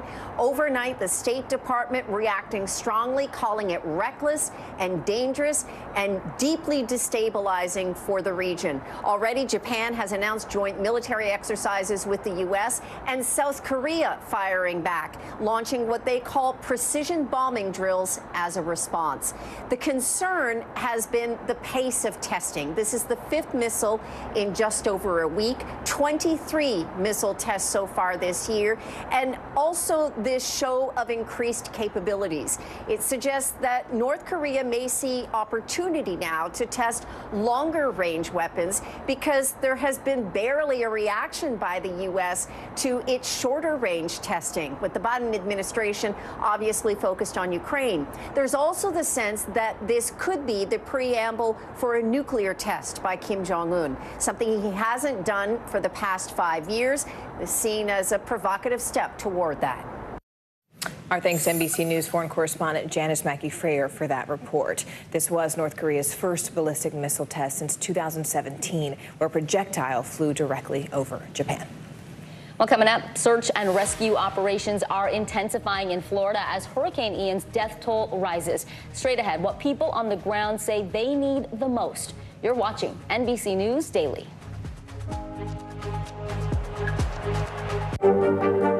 Mr. Secretary, when is this going to get better? You came into this job saying you were going to fight crime. Have you been successful? Found a way to put that. Can you update us on the status of negotiations? To cover the news, you have to be in it. This is how so many towns and cities are protecting themselves. They're pushing the gates open. Was there a school officer on campus? That's what we've been told. No. Top Story with Tom Llamas, weeknights at 7 on NBC News Now. Morning, Al. Morning, Cap. Good morning. Welcome to Today. I love mornings. They're full of possibility. And how you start your day sets the tone for the whole day. To have you along with us. We need to pull up one extra chair at the table. We feel like we're right there with you. Just ahead in this half hour, we're going to introduce you to... Because every day we start our morning so you can take on yours. News is happening now. Look at what's making headlines around the world. Whenever it happens, wherever you are, it's here now. You get one beautiful life to live. What are you going to do? This show is so fun, but having you as a positive force means really the world to me. Jenna doesn't stop till it's sold, okay? We have this circle of women that love each other. I decided I'm going to go with the rhythm of life. And you love riding the wave. This is a moment we're in right now. This is really electric. Love ya. I love you too.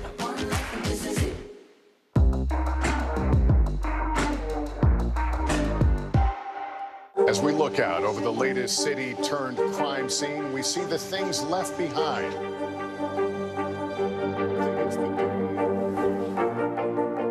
Can you tell us what it was like? Our NBC News exclusive.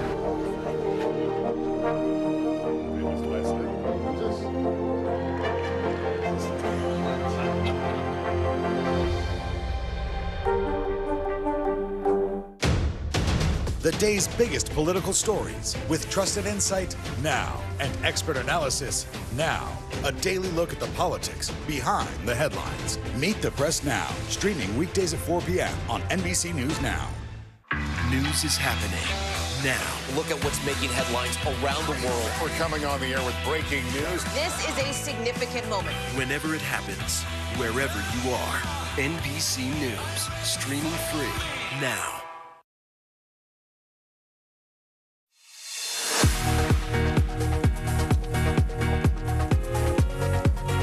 Welcome back this Tuesday. I'm Vicki Wynn. I'm Morgan Radford, making news right now. The man accused of killing 6 people and injuring dozens more at a Wisconsin parade last year managed to delay his trial. Darrell Brooks was so disruptive in court that the judge had to take 10 recesses before forcing him to watch the rest of the proceedings from another room. Brooks faces more than 70 charges, including first-degree intentional homicide.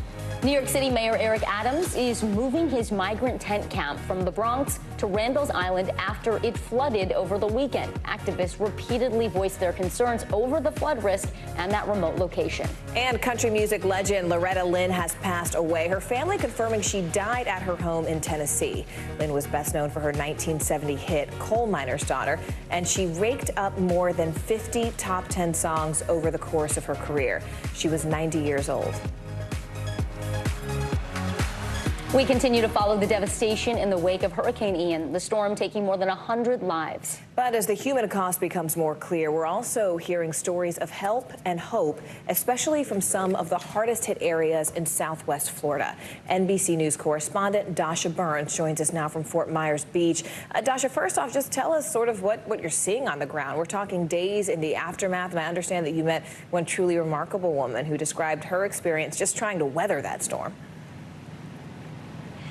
Yeah, Morgan, as we get further away from the event and the search and rescue effort continues here, we're talking about all of these numbers, right? But one of the things that you don't hear necessarily in those numbers is the story of some of the unsung heroes of this tragedy, the stories of hope that have been coming out here. And we got a chance to sit down with a woman named Eileen. She's a nurse a pediatric ICU nurse at Golisano Children's Hospital here.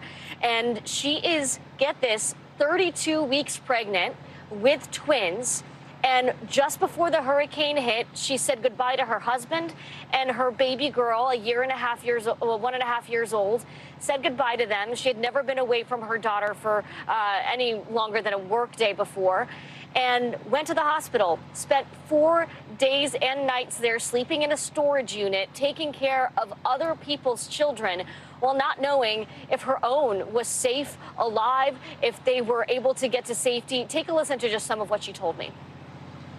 I lost contact with my husband very early on. So you didn't know what was going on? If they were okay, if our retention pond behind our house flooded and the house was underwater, if they were alive, no. Can they get to somewhere? Can someone get to them? And the answer to that question was no, because at some point during the hurricane, as we were checking on our coworkers, we called 911 for welfare checks once the storm was over, and there was no 911. There was no 911. Can you imagine that experience as a mother and a mother-to-be of twins? Their home, thankfully, is okay. They've got some damage to the roof. They've got some pipes burst. They're going to have to scramble to get that place ready for these 2 babies that are coming in just a couple of weeks here.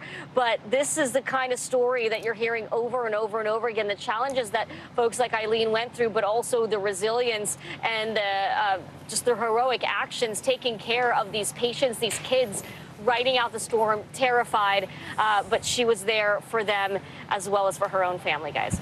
Truly heroic. We wish her a very safe, healthy birth with those 2 babies coming. But yeah, we thank our first responders. NBC News correspondent Dasha Burns, thank you for bringing us that special story. Now let's head out west where there's a chilling story coming out of California. An 8-month-old girl, her parents and her uncle were kidnapped from their family business in Northern California's Merced County. Right now, authorities are describing the suspect as armed and dangerous, and police are asking for the public's help in finding this man, who they believe is that suspect. NBC News correspondent Niala Charles joins us now from Los Angeles. Niala, it's good to see you. Can you tell us sort of at this moment what we know about the man that police believe to be that suspect, and really what do we know about what his particular motive might be? Hey, Morgan, the victim's family telling our affiliate KSEE the family has been missing since yesterday morning, taken from their trucking business. So investigators are getting closer and closer to the critical first 48 hours here. So far, the sheriff's office says they don't have a motive. All they know is that an entire family is gone and they're doing everything they can to find them. Investigators say it's not even clear how many people are involved yet. So far, there haven't been any ransom requests or demands, which makes you wonder what the end game is here or if the suspect has any plans to return the family at all. This is what the sheriff had to say about it last night. We have a lowlife out there that kidnapped an 8-month-old baby, her mom, her dad, and her uncle. We've got evidence to indicate that the individuals involved in this destroyed evidence in an attempt to cover the tracks. Detectives are looking for evidence around the clock, not stopping until they have a break in the case. They're on the ground and in the air looking for anything that can lead them to the family. Again, the first 48 hours are crucial here, especially since detectives don't know what the suspect wants. Morgan. Nyla, you mentioned these clues. I mean, how can people help police find the suspect?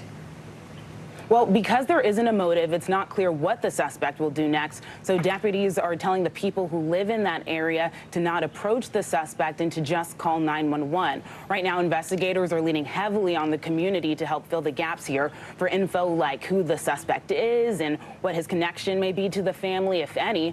And detectives are also asking the public for any information on the family's background. All right, NBC News correspondent Nyla Charles for us there. Nyla, thank you. Morgan, Georgia Senate Republican candidate Herschel Walker is firing back at the Daily Beast. The news outlet is reporting Walker paid for an ex-girlfriend's abortion more than a decade ago. The pro-life candidate says he will take the website to court, claiming they published a, quote, defamatory lie. NBC News chief White House correspondent Kristen Welker joins us now. Kristen, good to see you. First off, let's talk about these allegations. What do we know, and how is Walker responding right now? Hi, Vicki. Well, this was a real bombshell that broke overnight. The Daily Beast reporting that Georgia Republican Senate candidate Herschel Walker, who opposes abortion in all cases without exceptions, paid for an abortion for a former girlfriend back in 2009. Now, the Daily Beast says the woman supported her claims with a get well card from Walker and an image of a signed check from Walker. The Daily Beast says it also spoke with one of the woman's friends who, according to the news outlet, reportedly took care of that woman after the procedure. Now, this is important. NBC News has not yet verified the allegations or independently reviewed the documents used in the Daily Beast report. But for his part, Herschel Walker released a statement firing back, firmly denying this, saying, quote, this is a flat out lie. I deny this in the strongest possible terms. This is another repugnant hatchet job from a Democrat activist disguised as a reporter. Walker also spoke out forcefully overnight. It is a flat out lie. And now you know how important this seat is. This seat is very important, that they'll do anything to win this seat. Now, the politics of this, broadly speaking, Vicki, Walker is currently locked in a really tight race with Democratic candidate Raphael Warnock, and Georgia is just critical to Republicans' path to winning back the Senate. And abortion has emerged in a number of key races after Roe v. Wade was overturned as a key issue. And we are just 5 weeks until the midterm elections. 5 weeks, that's right. It's already October, hard to believe. Kristen, we know that Walker's son, Christian, has weighed in. It's not pretty. What's he saying, Kristen? You're absolutely right. This is a 23-year-old. He's also a conservative activist. Christian Walker tweeting overnight. I'll read you a little bit of what he tweeted. Quote, I know my mom and I would appreciate it if my father stopped lying and making a mockery of us. Walker's son also claiming Walker is not a family man and accused him of abuse. Now, Walker tweeted back, quote, I love my son no matter what. Walker has been at the center of a number of controversies in the past, including allegations of children born out of wedlock and being accused of holding a gun to his ex-wife's head. That's an incident that he has blamed on his mental health struggles. And today, top Republicans, and this is important, are rushing to defend him, including Rick Scott and, of course, Senate Minority Leader Mitch McConnell, as well as the NRSC. And I just spoke to a source who's close to the Walker campaign, who was defiant, who said they are not going to take this lying down, Vicki. Well, Kristen, on that note, there have already been a lot of personal attacks on Herschel Walker in this campaign, and yet he has been able to keep the race close. So if this story is true, if these allegations that he paid for someone's abortion are true, do you think it's going to matter to voters? Well, that's the big question, and we'll have to wait and see. This is a very close race again, Vicki, and this is one of the races that is being most closely watched by both Democrats and Republicans. Republicans see this as one of their best chances as a pickup, but what will the broader impact be? We know that abortion has been a key issue, but we are in the post-Trump era where these types of controversies do not take on the same type of meaning sometimes as they did before former President Trump was in office. So we'll have to see what, if any, impact this has on the broader outcome of the race. But this is certainly significant given the prominence of the issue of abortion. Vicki. And Kristen, you touched on this a little bit earlier, but you said that Republicans have rushed to Herschel Walker's defense. What are some of those key Republicans saying? Well, look, they are saying that these are political attacks, and they are saying that they are standing by their candidate, standing by Herschel Walker, and they're not pulling the funding from this campaign. So I think it really underscores the fact that this is, at this point, an all-hands-on-deck defense of Herschel Walker, again, in this critical race that they see as a potential pickup. And what do we know about the woman at the center of this? Kristen, has anyone heard from her? Has she spoken directly to any media sources? Well, NBC News has not been in contact with the woman, but we know what she has alleged to the Daily Beast, which is, again, that Herschel Walker paid for an abortion back in 2009, Vicki. All right, NBC News chief White House correspondent and a Weekend Today co-anchor, Kristen Welker. Thank you, Kristen. Thanks. So imagine navigating a medical emergency during a natural disaster. What you need to know to keep you and your family prepared after the break. More NBC News Daily right after this.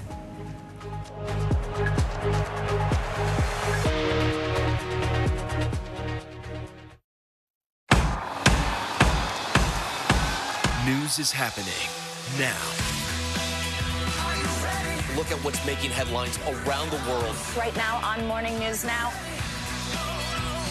We're coming on the air with breaking news. And this is a significant moment. Whenever it happens, wherever you are, NBC News, streaming free now.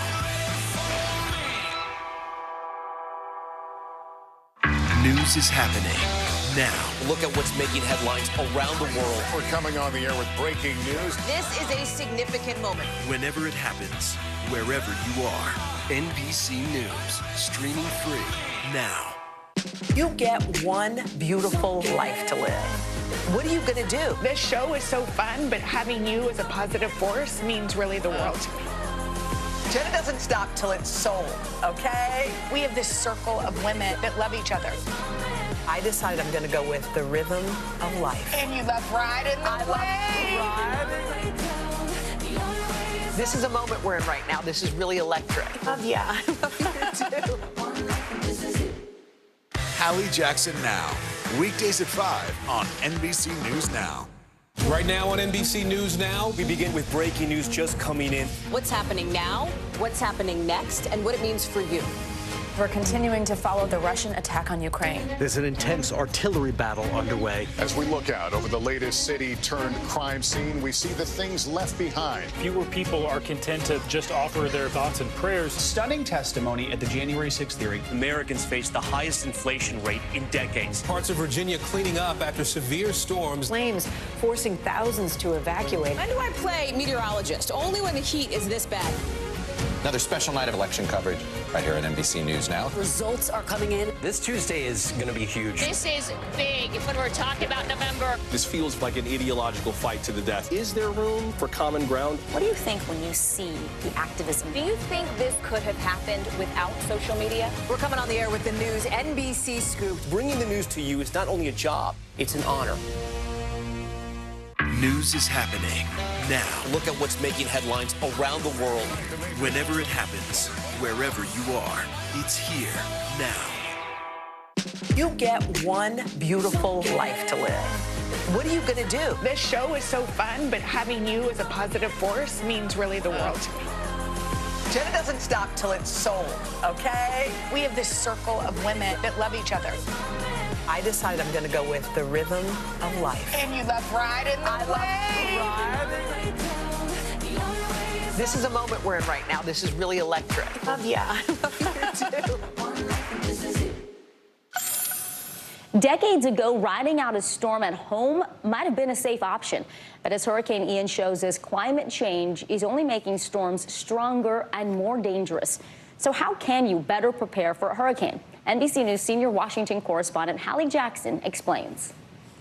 2.5 million people in Florida ordered to evacuate because of Hurricane Ian. But getting out of your house for a storm isn't always easy. The idea of just leaving everything and going off and getting in the highway, and it represents a huge psychological barrier for people to leave. It's also expensive. Evacuating can cost as much as $5,000. More than 1 in every 10 Floridians lives under the poverty line, and about half of all Americans couldn't cover $1,000 in emergency expenses with savings, according to a recent survey. Plus, gas prices, they surge before a storm. Traffic backs up for miles, so even a full tank might not be enough. And hotel rooms aren't cheap if they're even available. My poor brother, he was booked at a hotel and went to go to the hotel, and they had canceled, so he had no place to go. There's also a psychological hurdle. Weather forecasts can be uncertain, and people can develop a false sense of security or optimism. Meteorologists talk about storm surge, but it never seems to hit, and so I think that forms a little complacency for us. And there's herd mentality, too, where you might feel pressure to do what your neighbors are doing. I don't even think we realized that it was as bad as it was. All of our neighbors that have lived there for 30 years or so were not scared. They said this happens all the time. We have this collective decision where we feel safety in herds, and so we often decide that we're going to stay with other people. Having a plan ahead of time is key to being ready for anything, but ultimately the decision to evacuate or not is personal and complicated. You have a choice. I can either stay put, which is my familiar environment. Whenever you're away, where's the most safe place you can possibly think of to be? But it's your home. Our thanks to NBC's Hallie Jackson for that report. Now, if you chose to ride out the storm at home, there's one more major hurdle to keep in mind. Hospitals might not actually be able to help you in an emergency. Yeah, we really saw that. In the case of Hurricane Ian, 16 Florida hospitals had to evacuate. At least 9 hospitals were stuck without water during the storm. So if the hospital is not an option during a natural disaster, what can you actually do to help save yourself or a loved one? We have some answers. With us now is NBC News medical fellow Dr. Akshay Syal. Dr. Syal, thanks for being here. So first off, that is the consideration. A lot of people are caregivers. They live with someone who may need medical care in an emergency. What should they be doing now ahead of the next major natural disaster? I mean, so we've all heard this term before, right? Prepare ahead. But let's talk about what that actually means. And I want to highlight two groups of patients here: cancer patients and dialysis patients, patients who have, end-stage kidney disease. And so, we talked to some experts about what can you really do to prepare, and they had some great tips. And the first one is find a center. If you're somebody who's going to require regular infusions of medications or regular dialysis treatments, don't just Google Maps a center and say, oh, I'll go there if something happens. Call the center, make sure they take your insurance, make sure they know you exist, maybe even register there. And that way, if there is a disaster coming, they will be prepared, you'll be prepared, and everybody will really You'll know where to go. Exactly. And speaking of that preparation, what supplies should everyone have in their house just in case of an emergency? So FEMA actually has a great list of this, disaster emergency kits. And, there's a couple things from a medical perspective. There's food, water, and everything like that. But also having an extra supply of medications on hand. If you're somebody who gets your prescriptions in a 30-day supply, maybe talk to your doctor about, can I get 90 days, if you're in that disaster risk. Other things include a first aid kit, of course, and a list of, sort of sanitary cleaning, antiseptic devices, too. Can we switch gears with the remaining time and just talk about the trauma? A lot of people are in shock right now, and then the trauma sets in. What are some things people can do to help their loved ones cope? So, this actually surprised me, and it probably shouldn't have, but we see, a list of people who are, addicted to substances, that substance abuse centers actually get really busy after this. And we see from other hurricanes, we don't know for this one, but we see for other hurricanes that people tend to relapse. People who have a history of substance abuse tend to relapse. People cope in different ways, so this isn't terribly surprising. But if you are a loved one of somebody who has had a problem in the past, make sure you're keeping an eye on them, checking in on them every day. If you see any signs, warning signs, there is a hotline. SAMHSA has a hotline for substance abuse. It's definitely something you want to keep an eye on. And maybe checking with your sponsors or your support groups? Absolutely, absolutely. Really important data. Dr. Akshay Sayal, thank you so much for joining us. We really appreciate it. Anytime. Thank you. You are watching NBC News Daily.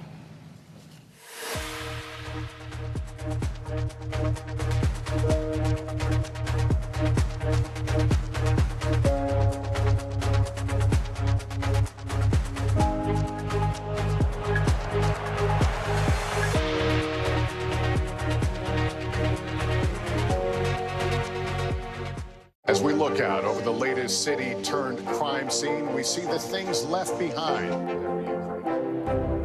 Back now with our NBC News exclusive.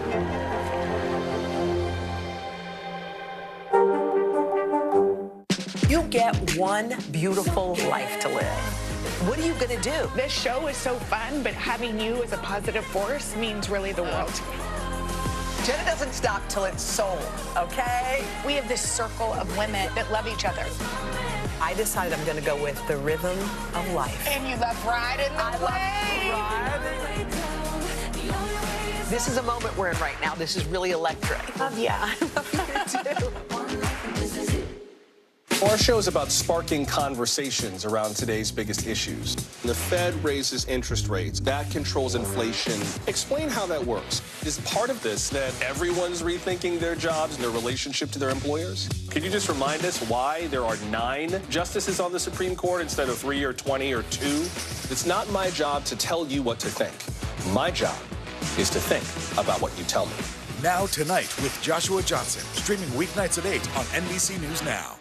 As we look out over the latest city-turned-crime scene, we see the things left behind.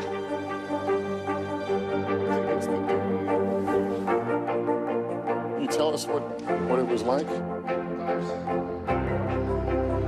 Our NBC News exclusive.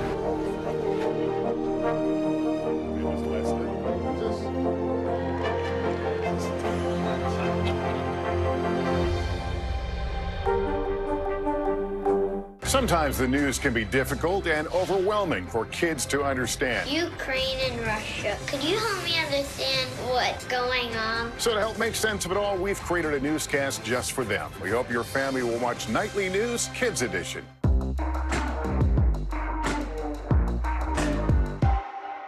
Hey, podcast fans, ready to unlock our true crime mysteries? Try Dateline Premium on Apple Podcasts. You'll get early access to originals, plus bonus content, and everything is ad-free. So head to Apple Podcasts now to subscribe. NBC News, streaming free now. Now Tonight with Joshua Johnson, streaming weeknights at 8 on NBC News Now. You get one beautiful life to live. What are you going to do? This show is so fun, but having you as a positive force means really the world to me. Jenna doesn't stop till it's sold, okay? We have this circle of women that love each other. I decided I'm going to go with the rhythm of life. And you love riding the wave. This is a moment we're in right now. This is really electric. Yeah. I love you too. With concerns about mental health increasing across the country, hope can seem scarce. Yeah, but now the Hope Booths Project is looking to change all of that by using telephone booths to spread messages of optimism. NBC News correspondent Zingle Asamoah has more. You need to know this. You didn't stumble across me speaking by accident. I'm here to remind you that your presence is a gift. What you're hearing now is the sound of hope. Your voice is magic, creating a sound that summons ears to hear a story worth telling, because every detail about who you are matters. Hope Booth, an Atlanta-based nonprofit, installs creative messages like these into refurbished telephone booths. Individuals put on headphones for a 3-minute immersive experience with one simple goal: to make participants feel seen. How did you decide to remodel telephone booths for this project? No matter where you were in the city, you could find a phone booth from kind of far away just by the light that's inside of it. And I started thinking to myself, well, that's what hope is. Hope is light. The idea for Hope Booth emerged at the beginning of the pandemic. As isolation increased, so too did mental health concerns. According to the CDC, in 2020, nearly 46,000 people died by suicide in the U.S. That's one death every 11 minutes. Today, it remains a leading cause of death, but mental health professionals agree hope can be a powerful tool to combat this. The research shows that people who are more hopeful actually tend to take better care of themselves, their careers, their health. They're kind of proactive looking forward. Umana assembled her team to start fundraising for the project. After just 12 days, they got a major surprise. We're sending you a check for $50,000. God can do anything. What?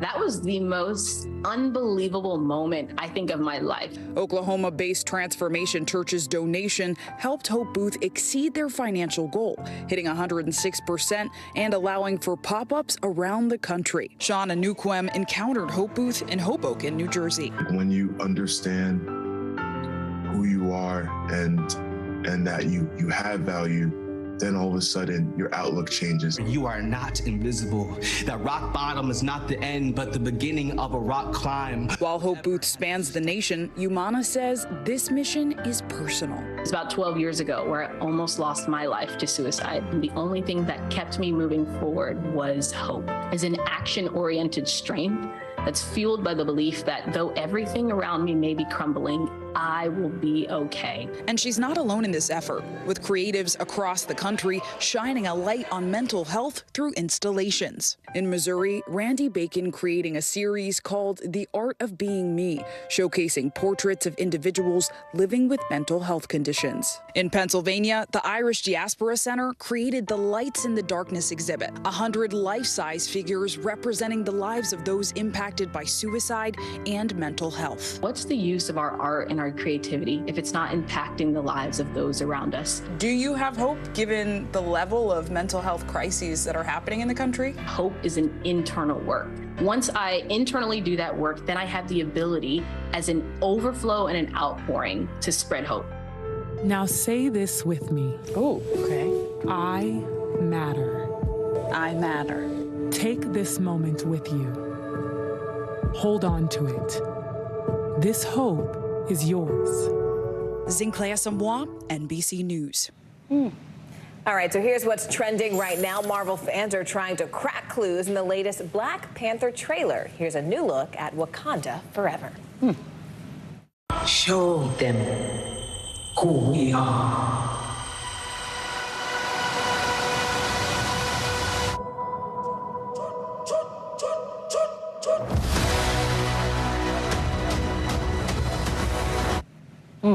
The trailer ends with an unknown woman wearing a new Black Panther suit dropping from the sky, and it's giving Marvel fans a big mystery to solve. Seeing as this is the first Black Panther movie since star Chadwick Boseman died of cancer back in 2020. Boseman's role of King T'Challa was not recast for the sequel. Wakanda Forever hits theaters next month. It looks good. Meanwhile, Taylor Swift is reportedly taking the show on the road next summer. The 11-time Grammy winner is rumored to have a stadium tour in the works for next summer, and it would be Swift's first tour in 5 years. She was supposed to tour in 2020, but the COVID pandemic sidelined those plans. I'm Vicki Wynn. I'm Morgan Radford. You're watching NBC News Daily. Good morning. Welcome to Today. I love mornings. They're full of possibility. And how you start your day sets the tone for the whole day. We need to pull up one extra chair at the table. We feel like we're right there with you. Just ahead in this half hour, we're going to introduce you to... Because every day we start our morning so you can take on yours. Sometimes the news can be difficult and overwhelming for kids to understand, so we've created a newscast just for them. We hope your family will watch Nightly News Kids Edition. The day's biggest political stories with trusted insight now and expert analysis now. A daily look at the politics behind the headlines. Meet the Press Now, streaming weekdays at 4 p.m. on NBC News Now.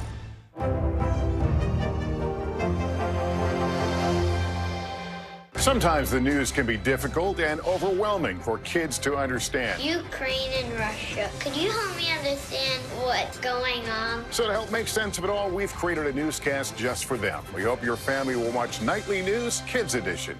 News is happening now. Look at what's making headlines around the world. Whenever it happens, wherever you are, it's here now. Live from Ukraine, from Uvalde, Texas, from Mayfield, Kentucky. To cover the news, you have to be in it. This is how so many towns and cities are protecting themselves. You can actually see they're pushing the gates open. Was there a school officer on campus? That's what we've been told. No. Do you remember any tornado as bad as this one? You look at this and you're thinking, we're not going to have power for weeks, if not months. Exactly. Every night, it's your news playlist. Top Story with Tom Llamas, weeknights at 7 on NBC News Now. As we look out over the latest city-turned-crime scene, we see the things left behind.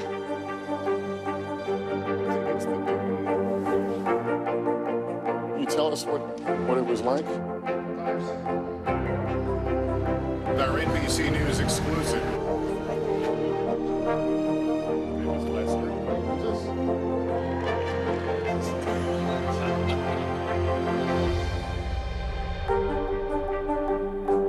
Here's what's happening in your neck of the woods.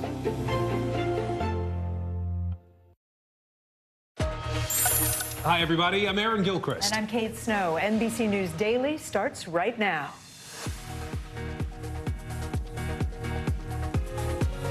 Today, Tuesday, October 4th, 2022, heartbreaking reality. Millions of people in Florida now seeing firsthand the scope of Hurricane Ian's devastation. There's no words. You know, the destruction is mind-boggling. Why some say it may not be worth rebuilding at all. Unsolved mystery. 2 more shootings in California linked to a potential serial killer. The newly released image of the person of interest police are trying to find. Rest up. The FAA issues new rules for how many hours flight attendants can work in a row, what it means for their health and your next trip. And the struggle is real. Plenty of people take mental health days away from work.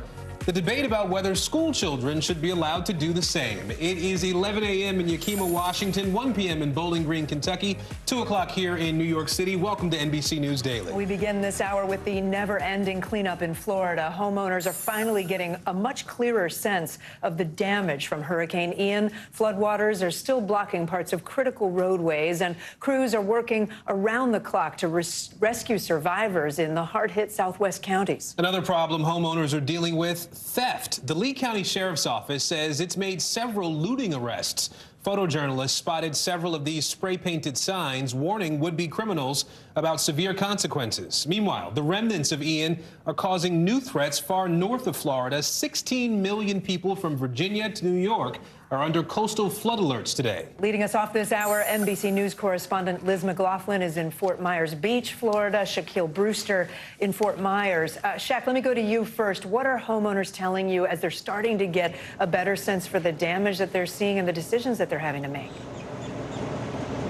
Well, you know, earlier in your intro, you said that some homeowners are considering not coming back, not rebuilding. And when you're in this community, we're about 3 miles from the beach, 2 miles from the river, you get a sense of why. Because you have entire contents of homes out there pulled out to the street. This family, for example, telling me that they rode out the storm here in Fort Myers, and they actually got up to the attic as the water was rising. And you see, this is a scene that continues as you continue down the road. Home after home after home, you're seeing all of the contents, refrigerators, mattresses, dressers, all out on the side of the curb. They don't know when there'll be trash pickup. They don't know when this will go away, but that's what you're seeing here. And I want you to look at one of the homes that we saw inside. We got to look inside of Sue's home. Listen what she told me about the devastation she's seeing.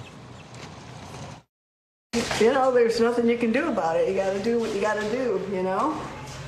How emotional does it get? Bad. This is everything we've all worked our whole life for. Absolutely. And it's gone in a flash.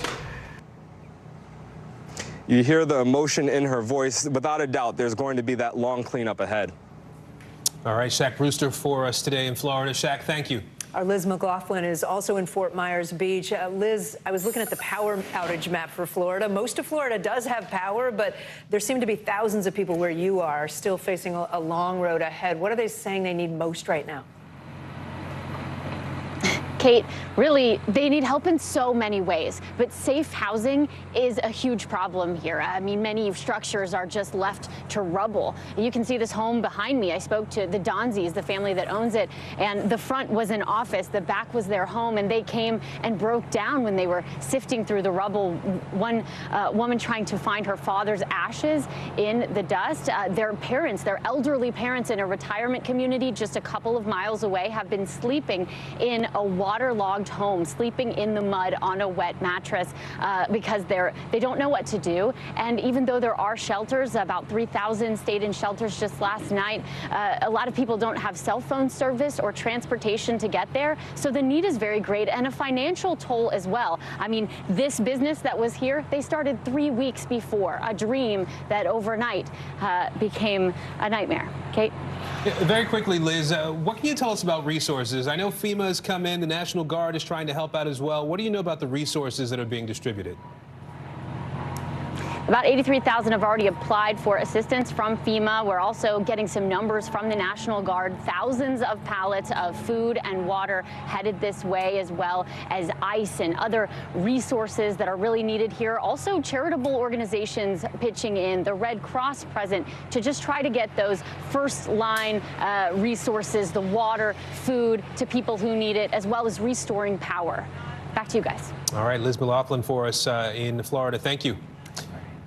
Let's bring in meteorologist Bill Cairns now. Bill, talk to us about what problems Ian is still causing at this hour, days later now. Yeah, it's like day 5 of this Ian/nor'easter off the mid-Atlantic coast. The heavy rain, the gloomy weather continues. Coastal flooding continue at the high tide cycles. It's still eating the beaches into the dunes. Water's been over some roadways, too. We're not seeing structural damage, at least, with that. And we have one more day of this tomorrow, and then finally it'll head on out, and then the winds will also begin to die off. They have a little bit today. It's been a really rough couple days for coastal locations. Now to the tropics, we have a new area of interest. Hurricane Center has us up to 70%. The reason we're so interested in this is exactly where Ian went, a very southern route through the Caribbean. Now, when Ian got to right about here, it made a turn for the Gulf of Mexico. All indications are with this next area of development that it's going to more or less slide to the south and be a problem for either Honduras, Nicaragua, Belize, or somewhere there, maybe around Mexico. So that's a little piece of good news for us, but we'll watch it for our friends to the south. This could be the next strong storm.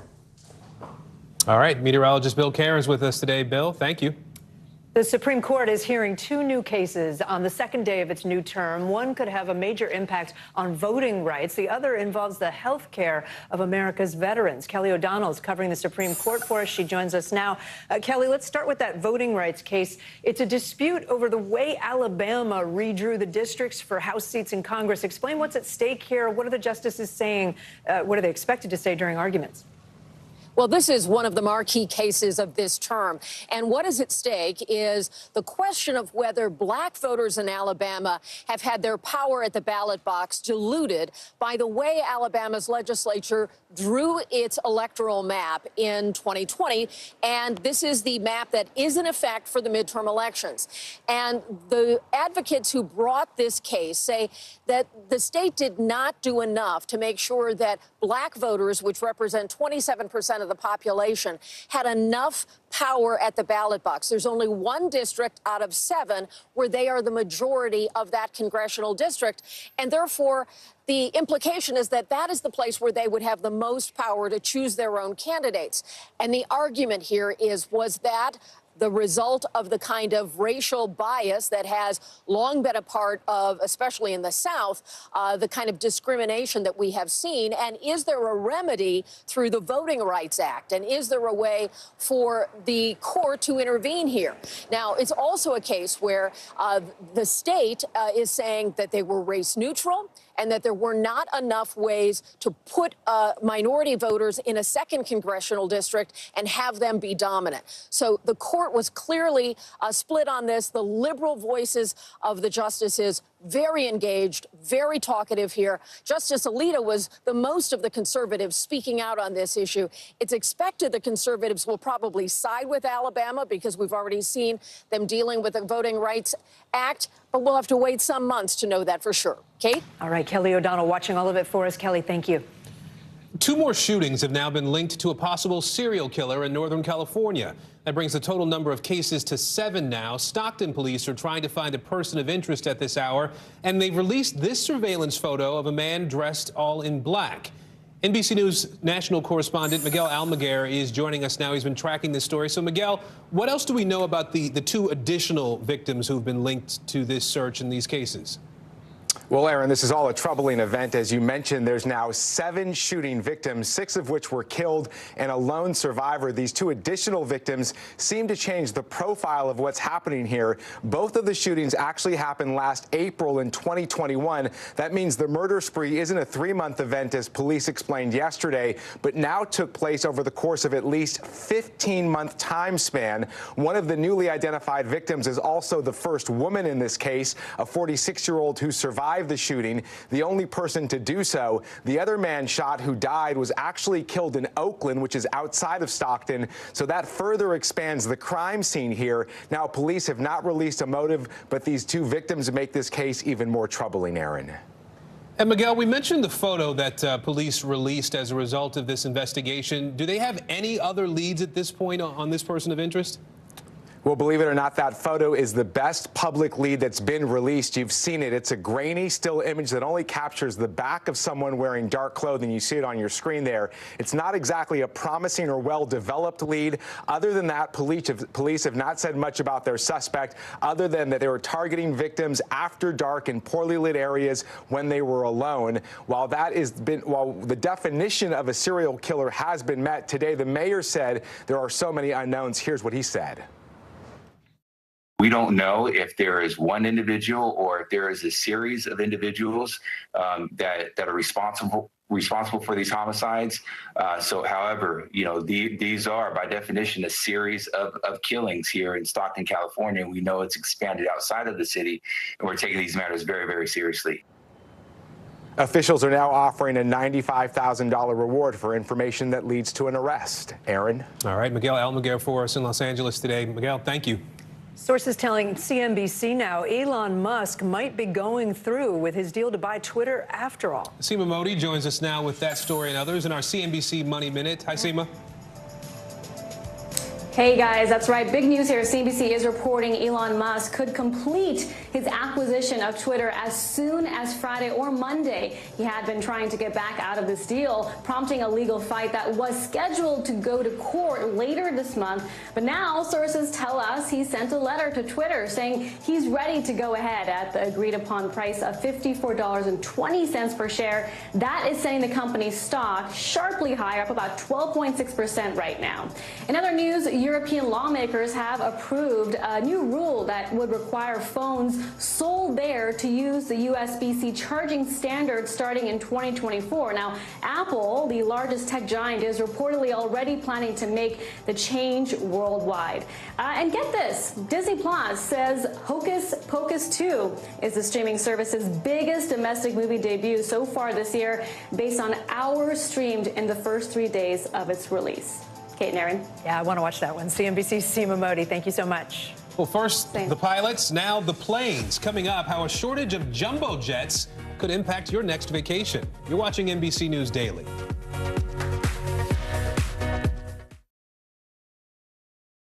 Top Story with Tom Llamas, weeknights at 7 on NBC News Now.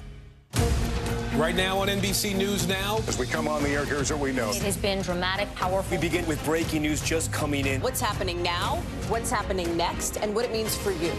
We're continuing to follow the Russian attack on Ukraine. There's an intense artillery battle underway. We're getting out of this area right now because more air raid sirens are sounding. As we look out over the latest city-turned-crime scene, we see the things left behind. Was there a school officer on campus? Because that's what we've been told. No. Fewer people are content to just offer their thoughts and prayers. And the House has answered the call to create new gun laws. The stunning testimony at the January 6th hearing on Capitol Hill. Americans face the highest inflation rate in decades. decades. Parts of Virginia cleaning up after severe storms. A terrifying night of flash floods. Flames forcing thousands to evacuate. When do I play meteorologist? Only when the heat is this bad.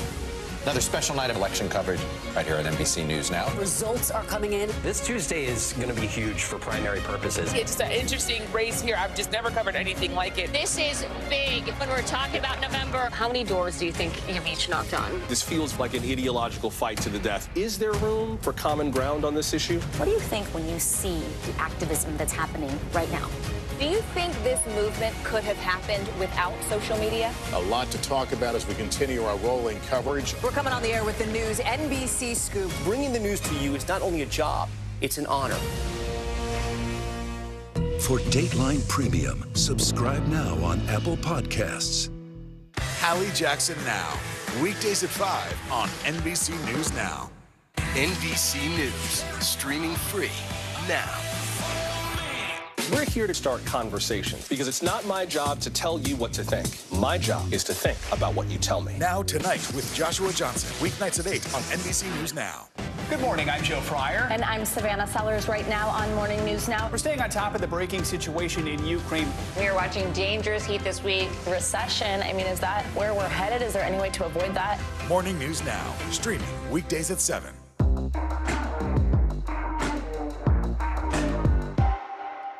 Top Story with Tom Llamas, weeknights at 7 on NBC News Now.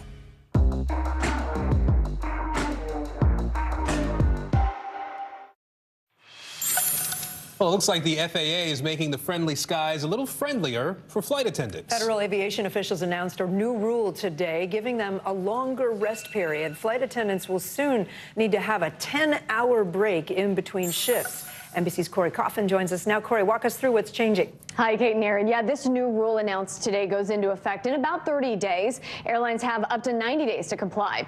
As you mentioned, it increases that rest period for flight attendants up to 10 hours. Now, current FAA rules say that airlines must provide a 9-hour rest period for flight attendants who have been on duty for up to 14 hours. The extra hour comes after it was a hard-fought battle by flight crew unions, I should say, who say that flight attendants are tired and overworked. This was timed to happen, and especially on the heels of coronavirus and all that flight attendants have had to deal with longer nights, longer days, shorter nights, with the reduction in schedules throughout this pandemic, and also all of the combative passengers that they have had to face on not enough rest. Today, that is getting corrected.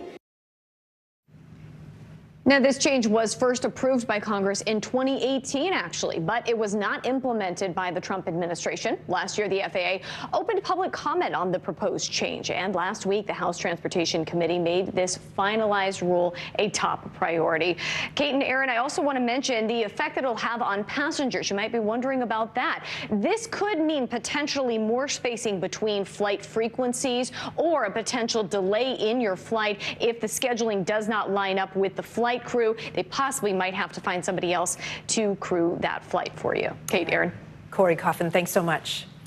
Well, we are just days into October, and experts say now is the best time to get your flight plans in order for next year. Airlines are already facing a potential problem that could have a dramatic impact on travelers. NBC News correspondent Tom Costello is tracking a possible shortage of jumbo jets. Good day from a rainy and cloudy Washington, D.C. You know, we've been reporting for months about the staffing shortages the airlines are dealing with, and now another shortage on the horizon. It's a jet shortage. We need to make it clear this is not going to affect the holiday travel, but beyond the holidays, into next year and beyond. This is a problem that the airlines are going to be struggling with as they try to get back in the skies. For the nation's airlines already facing pandemic-related setbacks, a new patch of turbulence may be in the skies ahead. As the world's largest aircraft manufacturers, Boeing and Airbus, are struggling to meet delivery demands for new jets. Both companies cite ongoing issues with the supply chain as a major factor. The demand for the A320 family is very likely to remain stronger than our ability to supply for the many years to come. Southwest Airlines operates exclusively Boeing 737s. We're not getting airplanes as fast as we would like. We don't really need them yet, honestly, because we still don't have the staffing flying ratio at a point where we can grow, but next year we will. A potential jet shortage not an issue for the immediate future, but experts say it may be further down the line for airlines coming off a summer travel season packed with delays, cancellations, and trimmed down schedules, as well as the ongoing critical flight crew shortage. The airlines still don't have the pilot staff that they need to fly the schedules they were promising earlier this summer and earlier this year. The airlines would love to have more planes in their stables. But right now, their bigger concern is making sure that they have the staffing that they need to meet the demand, not only for the holidays, but going into next year. All of it as Americans are making travel plans for the busy period from Thanksgiving through the end of the year. The folks at the Fare Tracker website, Hopper.com, forecast more than half of Americans plan to travel over Thanksgiving, Christmas, or both. And as some travelers encounter airfare sticker shock, Hopper recommends booking by the end of next week to avoid even higher prices. Domestic airfare for Thanksgiving is averaging about $280 round trip currently. That's up 25% from last year. Domestic airfare for Christmas is averaging about $430 round trip, and that's up 55% from last year. So if you have not yet booked those holiday travel plans, keep in mind that the cheapest days to fly are going to be the week before Thanksgiving week, if you can fly that early, and then the Tuesday and Wednesday before Christmas, then the Tuesday, Wednesday after Christmas, after Thanksgiving. If you're trying to do it in the run-up to Thanksgiving and immediately on the backside, you're going to pay the most. Same with Christmas and New Year's. Back to you. News is happening now. Look at what's making headlines around the world. We're coming on the air with breaking news. This is a significant moment. Whenever it happens, wherever you are, NBC News, streaming free now. You get one beautiful life to live. Jenna doesn't stop till it's sold. We have this circle of women that love each other. This is a moment we're in right now. This is really electric. Love ya. I love you too. This is it. From Brooklyn, we're next to the subway station. The state's reservoirs are alarmingly low. War will pass them by.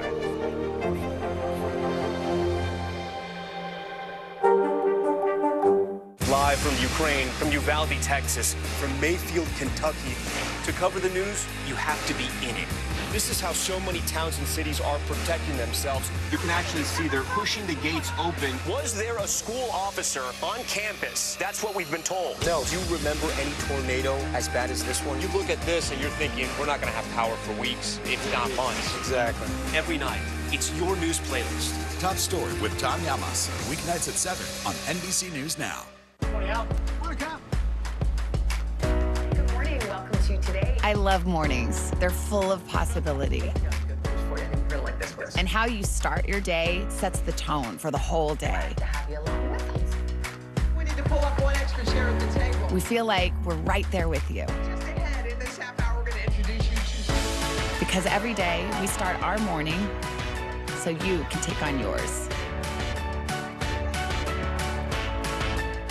These days, it feels like the news never stops. So let's get into it. What's happening right now, what it all means for you for an hour every day. It can be hard to keep up, so let's get started together. Hallie Jackson Now, weekdays at 5 on NBC News Now. NBC News, streaming free now. A masked killer takes aim and fires. A fatal attraction that leads investigators to turn towards their own. Internal Affairs, a new podcast from Dateline. Listen now wherever you get your podcasts.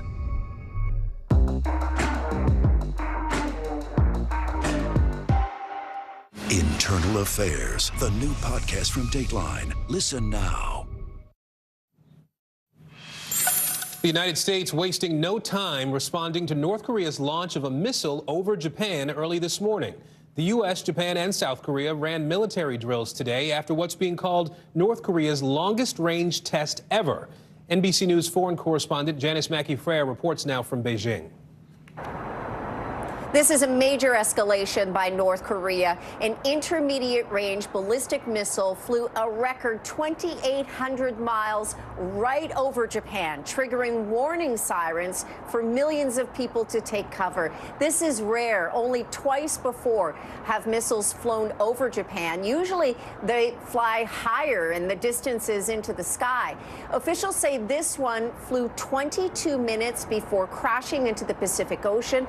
Overnight, the State Department reacting strongly, calling it reckless and dangerous and deeply destabilizing for the region. Already, Japan has announced joint military exercises with the U.S. and South Korea firing back, launching what they call precision bombing drills as a response.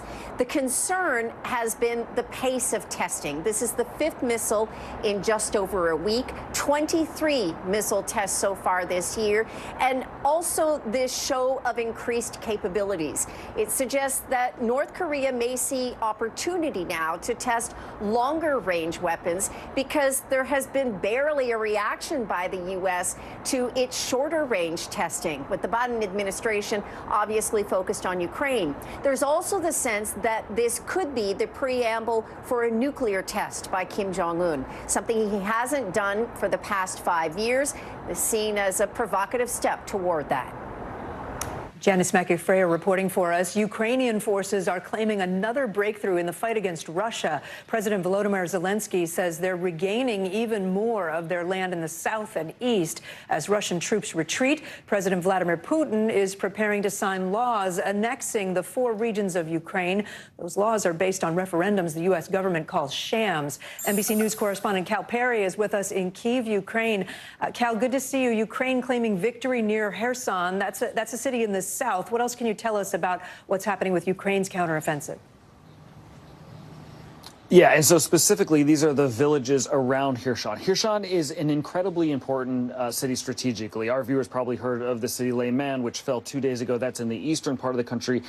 Kherson is to the southern part of the country, and it's right up against the Dnipro River. And what they're trying to do is break through those Russian lines. And what we're hearing from defense officials here on the ground is that this is all about momentum, and it's about taking as much land and territory back. And you're looking at some of the recent video now from that southern front. It's about taking as much land as they can before the colder winter months set in. When the colder winter months set in, the expectation is these lines are basically going to become trenches, and both sides will sort of remain static. Of course, there is a heavy price being paid for this counteroffensive on both sides. We don't have a good idea of how many Ukrainian soldiers are dying, but we know, of course, that the combat is fierce. We also know, at looking at some of the video, graphic video that we're not going to show our viewers, that the Russian army is leaving behind bodies in the streets of Russian soldiers.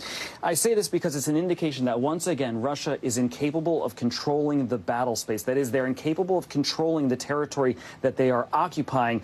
All the more interesting when you take it just less than a week after the Russian president said anyone who lives in these 4 regions will be Russian forever. Clearly, that is not what is happening on the ground, Kate. And Kel, there are so many concerns now about what Putin might do if he's backed into a corner. More than 200,000 people were just drafted to serve in Russia's military. I want to play what National Security Council Coordinator John Kirby told Andrea Mitchell earlier today about watching for any potential nuclear threat. We have been able to monitor his nuclear capabilities as best we can. And that continues to be right up till today. We monitor it as best we can. And what I can continue to tell you again today is that we haven't seen any indication that Mr. Putin has made a decision to use those kinds of weapons of mass destruction, certainly not nuclear weapons. And we certainly have seen nothing that would give us pause to change our own strategic deterrent posture or our ability to defend our allies and partners on the European continent. And, Kate, it is that escalation that has officials here worried. They're in a no-win position. They make gains on the ground, and they're terrified of what the result could be, Kate. All right, Cal Perry for us. Cal, thank you so much.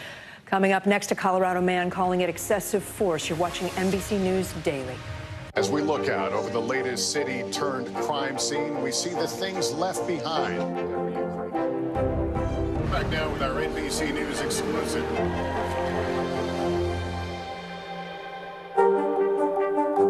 Live Live from Ukraine, from Uvalde, Texas, from Mayfield, Kentucky. To cover the news, you have to be in it. This is how so many towns and cities are protecting themselves. You can actually see they're pushing the gates open. Was there a school officer on campus? That's what we've been told. No. Do you remember any tornado as bad as this one? You look at this and you're thinking, we're not going to have power for weeks, if not months. Exactly. Every night, it's your news playlist. Top Story with Tom Llamas, weeknights at 7 on NBC News Now. Right now on NBC News Now. As we come on the air, here's what we know. It has been dramatic, powerful. We begin with breaking news just coming in. What's happening now, what's happening next, and what it means for you. We're continuing to follow the Russian attack on Ukraine. There's an intense artillery battle underway. We're getting out of this area right now because more air raid sirens are sounding. As we look out over the latest city-turned-crime scene, we see the things left behind. Was there a school officer on campus? Because that's what we've been told. No. Fewer people are content to just offer their thoughts and prayers. And the House has answered the call to create new gun laws. The stunning testimony at the January 6th hearing on Capitol Hill. Americans face the highest inflation rate in decades.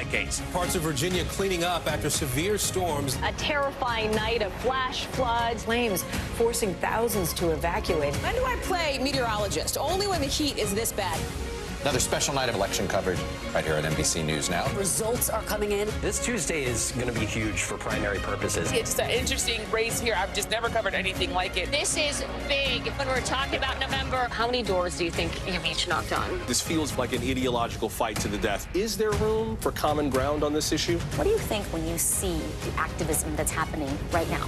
Do you think this movement could have happened without social media? A lot to talk about as we continue our rolling coverage. We're coming on the air with the news NBC Scoop. Bringing the news to you is not only a job, it's an honor. To cover the news, you have to be in it. This is how so many towns and cities are protecting themselves. They're pushing the gates open. Was there a school officer on campus? That's what we've been told. No. Top Story with Tom Llamas, weeknights at 7 on NBC News Now. Bottom of the hour now. Here are some of the stories making headlines on NBC News Daily. A Florida man accused of abducting his girlfriend's baby and then using the baby as a human shield in a confrontation with police. Body cam video captured the whole thing. Police say that man took the 1-year-old last week. Officers confronted him in a fast food parking lot. The child was not hurt, and that man is now in custody. Day 2 of the Oath Keepers' seditious conspiracy trial is underway. The far-right group was at the Capitol on January 6th. The Justice Department says the group plotted to oppose the peaceful transfer of power and stockpiled guns to use.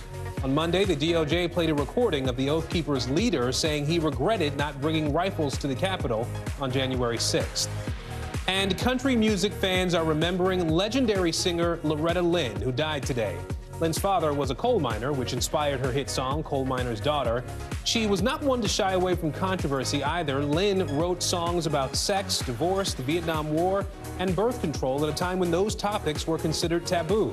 Loretta Lynn was 90 years old. A Colorado man has filed a federal lawsuit after he was strapped to a chair and shocked with a taser gun while in police custody. Travis Cole says that incident back in 2020 at the Boulder County Jail left him traumatized. He alleges race was a motivating factor in what he says was excessive force. NBC News Digital reporter Maya Eaglin joins us now. Maya, break down the details of this federal lawsuit. Kate, as you mentioned, this case took back in 2020 after an argument Travis Cole had with his ex-girlfriend. I spoke with Travis Cole and his lawyer, and one thing he told me was he hopes this video brings about change, even though it's difficult to watch. Dramatic video out of Colorado, now at the center of a newly filed lawsuit. And the video you're about to see is disturbing. Want to go? Video shows the September 2020 incident where Boulder County Sheriff's deputies restrained Travis Cole in a chair before tasing him. I've never been treated like that in my life. Sergeant Christopher Mecca deployed his stun gun and resigned after the incident to avoid termination. He was later sentenced to probation after being arrested on misdemeanor counts of third-degree assault and official misconduct. Cole's suit names Mecca, as well as the Boulder County Sheriff and several other deputies, as defendants. But the lawsuit alleges that race was, quote, a motivating factor in the decision to use excessive force. When Sergeant Mecca was questioned as to why he had tased Mr. Cole, what he said was he knew it would look bad to use what he called brute force against an African-American man. And so what he did was he took Mr. Cole's race into account as he was considering what kind of unnecessary force to use. The 2022 incident took place after Cole said he had been celebrating his birthday with his then girlfriend. The pair began arguing, and that's when someone called the police. Cole was brought to the Boulder County Jail on domestic violence charges and obstructing a peace officer. The domestic violence counts were ultimately dropped, but he did plead guilty to obstructing a peace officer. The Boulder County Sheriff's Office said that Cole was intoxicated and had been physically combative with arresting officers that night. An edited 3-minute-long video provided to NBC News by his attorney shows Cole restrained with a spit sock placed over his head. According to an arrest affidavit, it was because police say Cole was, quote, uncooperative. According to the suit, Mecca then started taunting Cole as he was restrained. You ain't nothing. They were being rough with me, just, pulling on my neck and, just jerking me, back and forth. And I had to ask them, why are you guys being rough with me like this? It was then, according to the suit, that Mecca used his taser on Cole for around 5 seconds. When I first felt that voltage, that electrocution, it really shocked me. To me, it just felt, when he did that to me, I couldn't protect myself.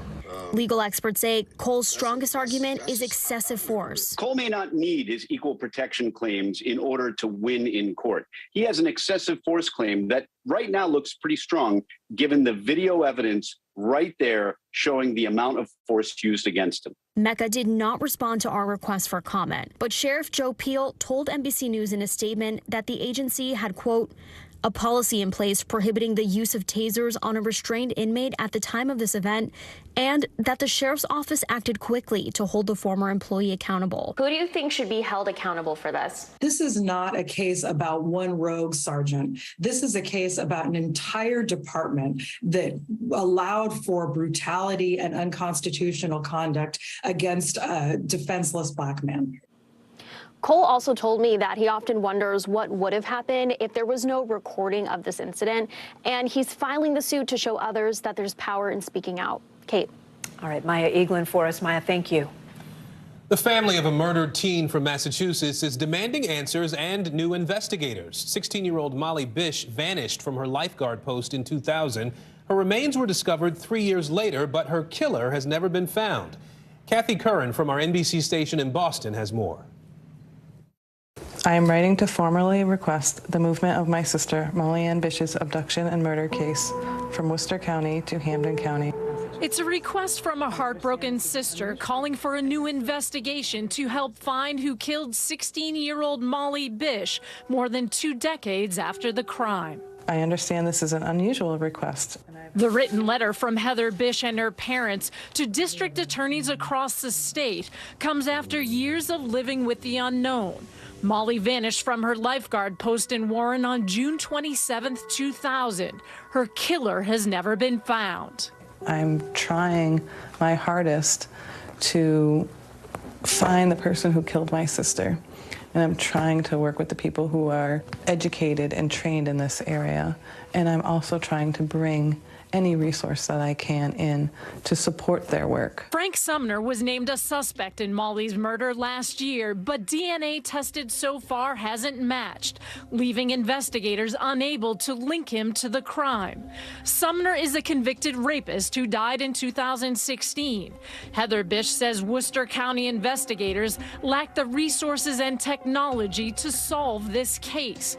She's asking them to use a private lab to test DNA and to speak with outside experts who have offered to help.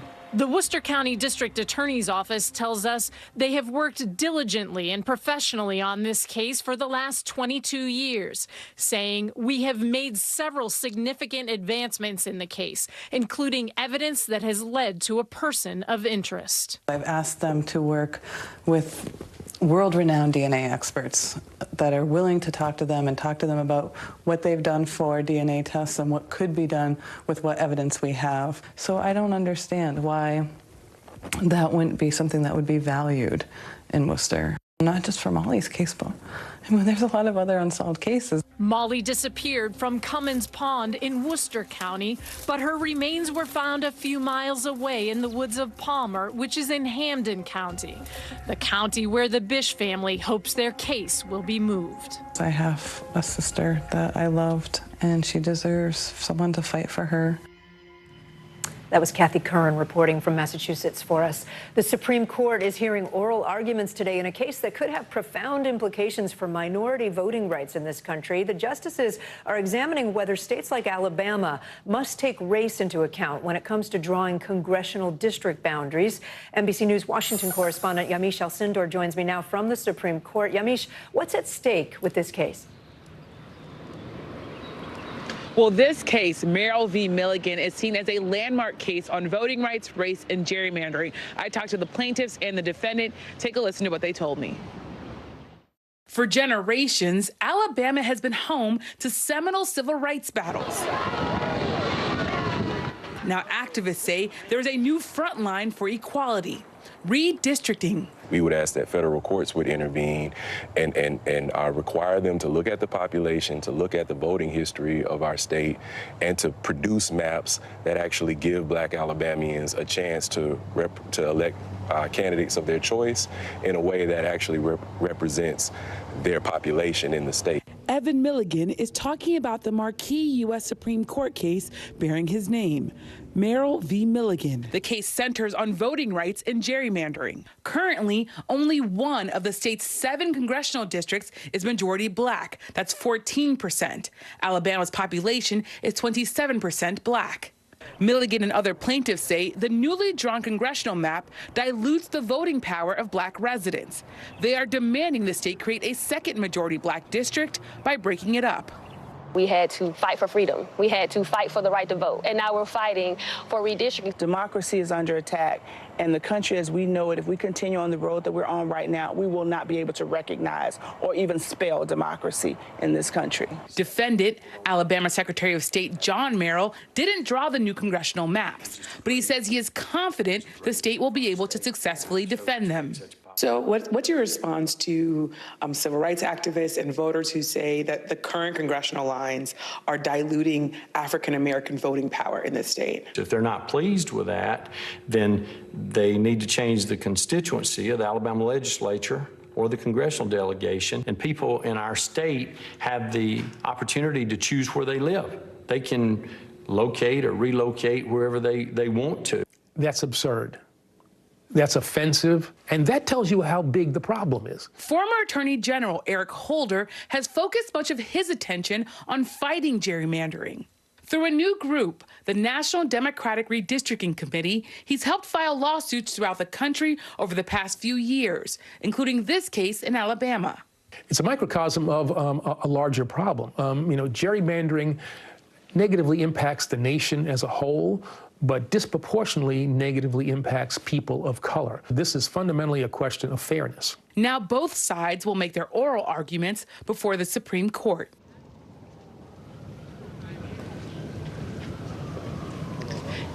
And there you have it. Both sides have now made their oral arguments before the Supreme Court. I talked to Evan Milligan, whose ancestors were enslaved just 6 generations ago. He said it was moving to be in the court to hear this. But Alabama's Attorney General also tells me that he feels confident that they were able to make their case before these justices. All right, we'll wait to see. Yamiche Alcindor, thanks so much.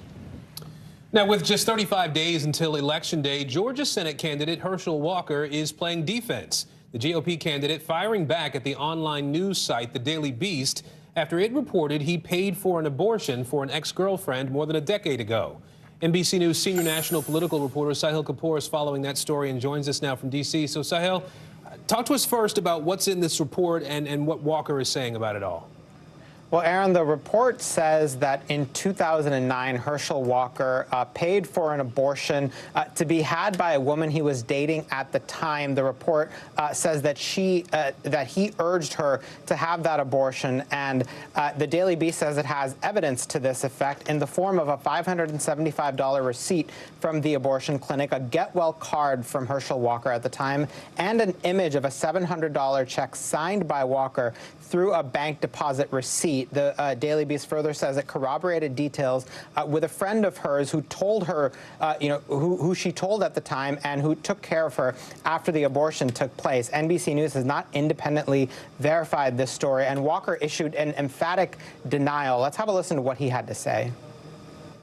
It is a flat-out lie, and now you know how important this seat is. This seat is very important, that they'll do anything to win this seat, lie, because they want to make it by everything else except what the true problems that we have in this country is. Disinflation, the border wide open, crime. And national Republican groups are also standing by Walker in the immediate aftermath of the story.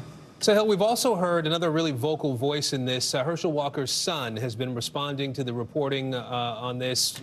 Talk to us about what he's saying.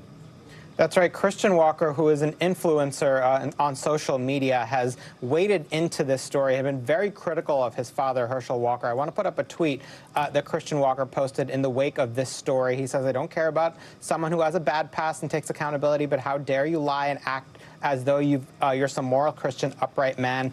He goes on to accuse him of destroying other people's lives. And of course, this comes as Herschel Walker is running as a pro-family, pro-life Republican candidate. Aaron. Sahil Kapoor for us in D.C. Thank you.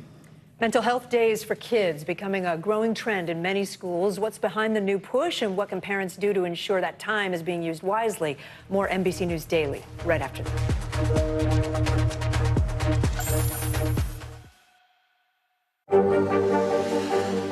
Tonight, I interviewed Secretary of Transportation Pete Buttigieg about the ongoing delays. You seem to be pointing the finger at the airlines. They're pointing the finger back. Mr. Secretary, when is this going to get better? Right now on NBC News Now, we begin with breaking news just coming in. What's happening now, what's happening next, and what it means for you.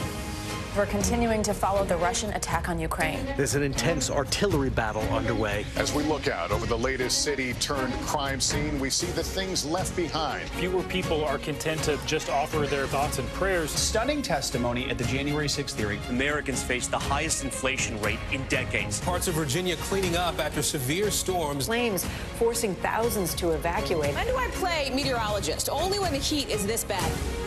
Another special night of election coverage right here at NBC News Now. Results are coming in. This Tuesday is going to be huge. This is big when we're talking about November. This feels like an ideological fight to the death. Is there room for common ground? What do you think when you see the activism? Do you think this could have happened without social media? We're coming on the air with the news NBC Scoop. Bringing the news to you is not only a job, it's an honor.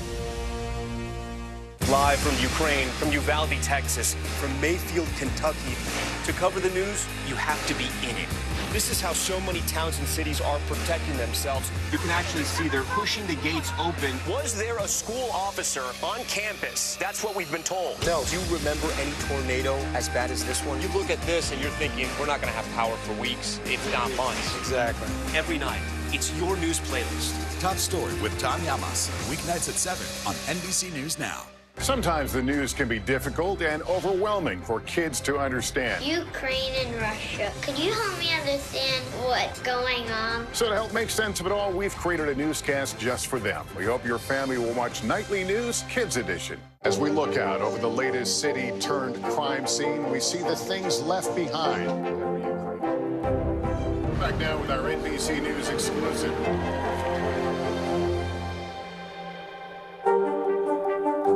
You don't know when your moment's coming, but when it does, you take it.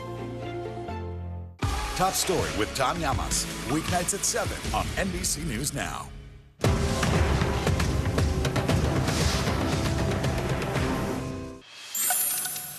In today's Modern Parenting segment, we're going to dive into the impact mental health days can have for kids. Yeah, last year, the U.S. Surgeon General declared a mental health crisis for American children. He said, quote, an alarming number of young people struggled with feelings of helplessness, depression, and thoughts of suicide. Back with us today is psychotherapist and author Nero Feliciano. We appreciate you being here today.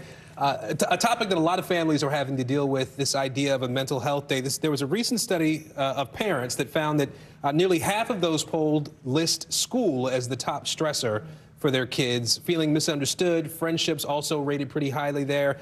Talk to us about your view on mental health days and how they might be able to help. So actually in the same study, 70% of the people who polled in that study who gave their kids a mental health day reported it helped them to feel better. So it's very significant that when kids are distressed and in crisis in that way, that we're attuned to it and help them through it instead of putting them back in an environment which exacerbates the stress. There's 12 states, I think, right now that allow mental health days, and a lot of other states are considering it or moving in that direction. There's the map there, the ones that are in turquoise there allow them already. Is this a sign that mental health is being treated similar to physical health, that, you know, if you're sick, you're sick?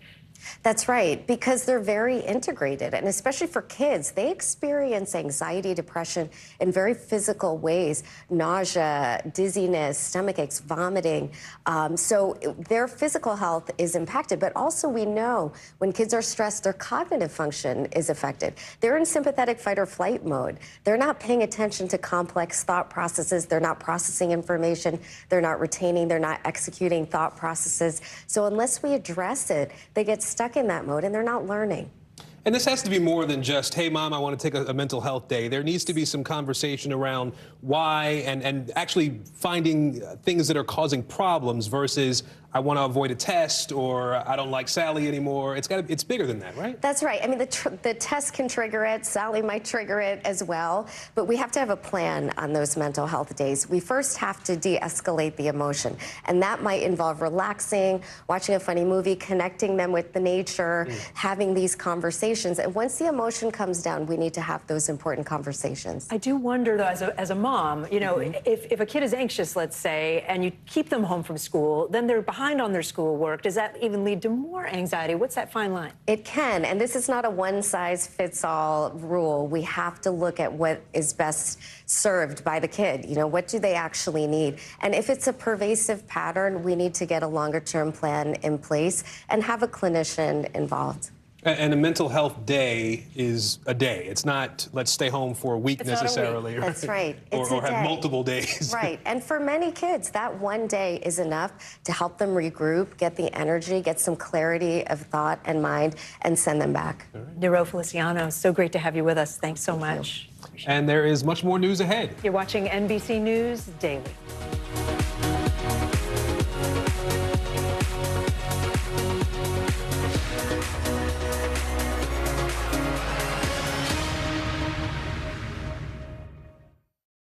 Our show is about sparking conversations around today's biggest issues. The Fed raises interest rates. That controls inflation. Explain how that works. Is part of this that everyone's rethinking their jobs and their relationship to their employers? Could you just remind us why there are 9 justices on the Supreme Court instead of 3 or 20 or 2? It's not my job to tell you what to think. My job is to think about what you tell me. Now Tonight with Joshua Johnson, streaming weeknights at 8 on NBC News Now. Hallie Jackson Now, weekdays at 5 on NBC News Now. Sometimes the news can be difficult and overwhelming for kids to understand. Ukraine and Russia. Could you help me understand what's going on? So to help make sense of it all, we've created a newscast just for them. We hope your family will watch Nightly News Kids Edition. News is happening now. Look at what's making headlines around the world. Whenever it happens, wherever you are, it's here now. The indictment of a former president, or perhaps candidate for president, would arguably tear the country apart. Is that your concern? Can you update us on the status of negotiations?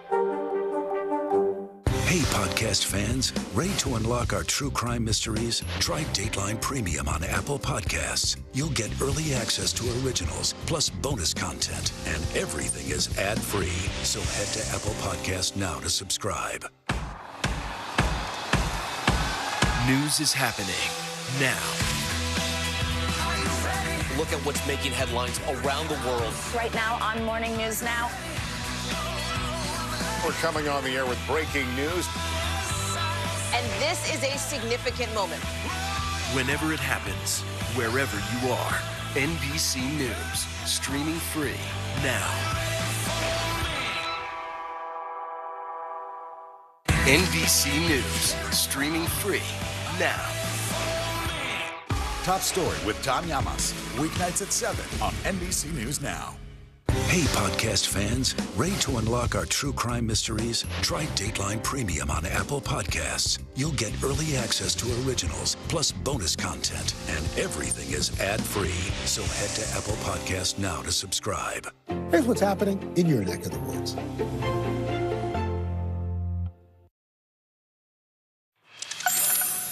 Remember the way everybody used to talk a long time ago on those telephone booths on every corner? It's being reborn and repurposed. The good old days, right? Now there's a group that's bringing them back, and they're trying to spread a pretty powerful message. NBC News Now correspondent Zinkley Esenwa has the story.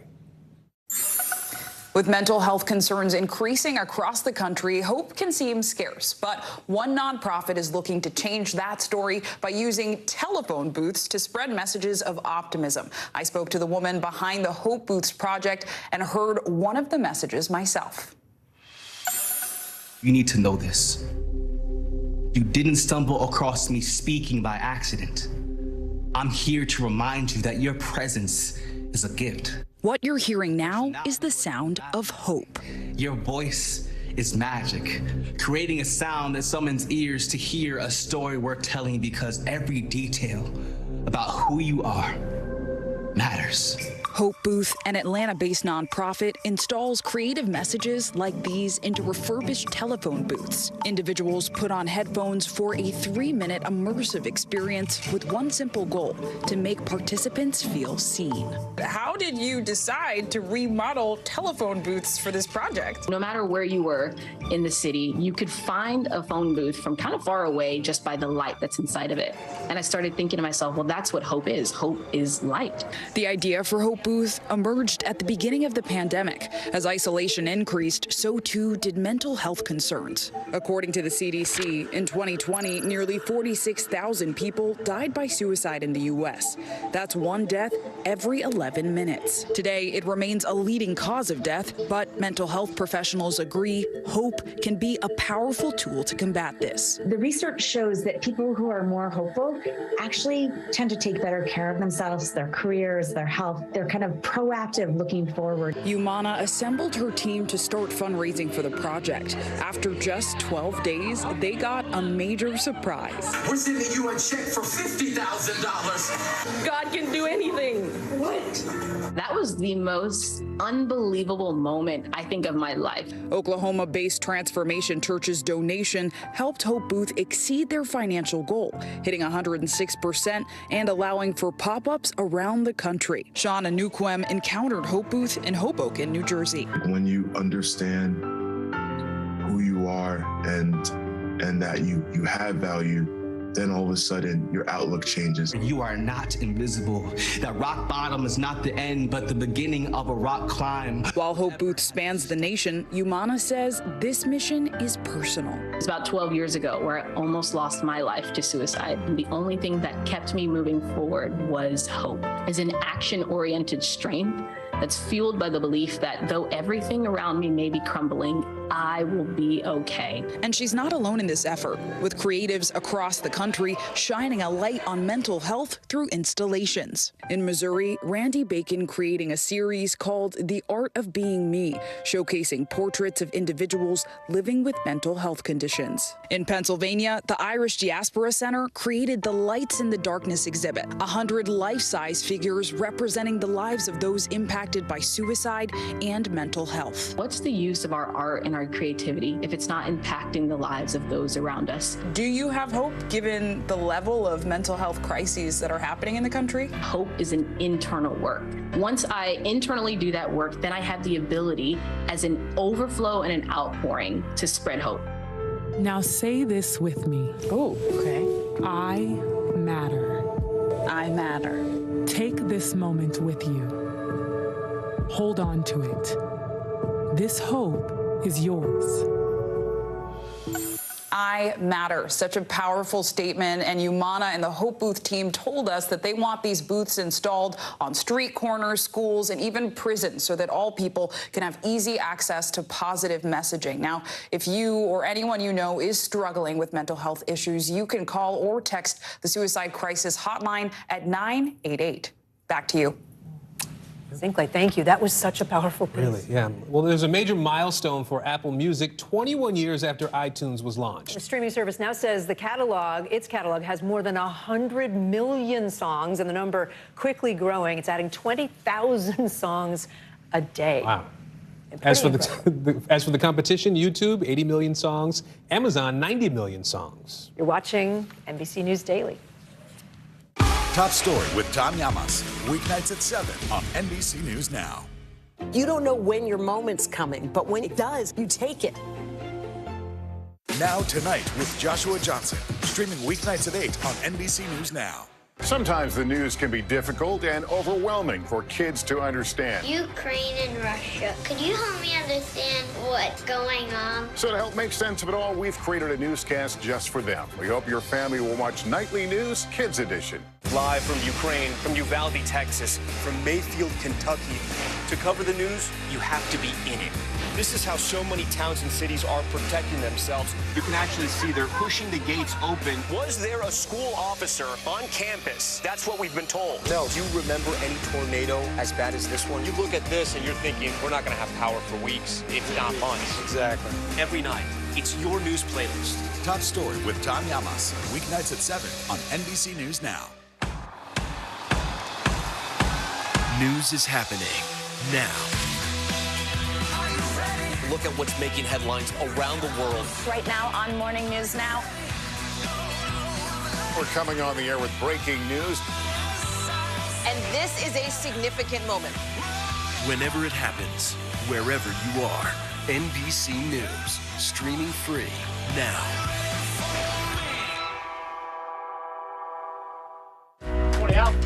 I think when you open your eyes, you get to decide, how's my day going to be? We want to be a way to start your day, lighten your load, every single morning.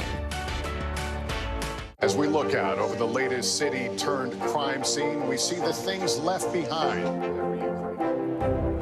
Back now with our NBC News exclusive.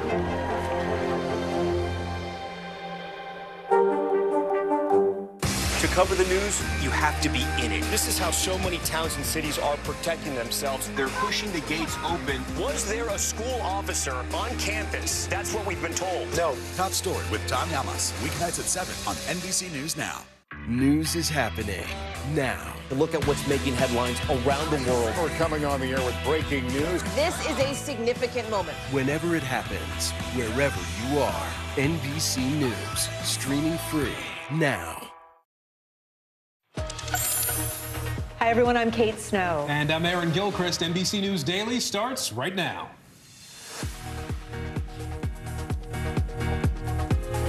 Today, Tuesday, October 4th, 2022, total loss. Florida homeowners face the destructive reality of Hurricane Ian.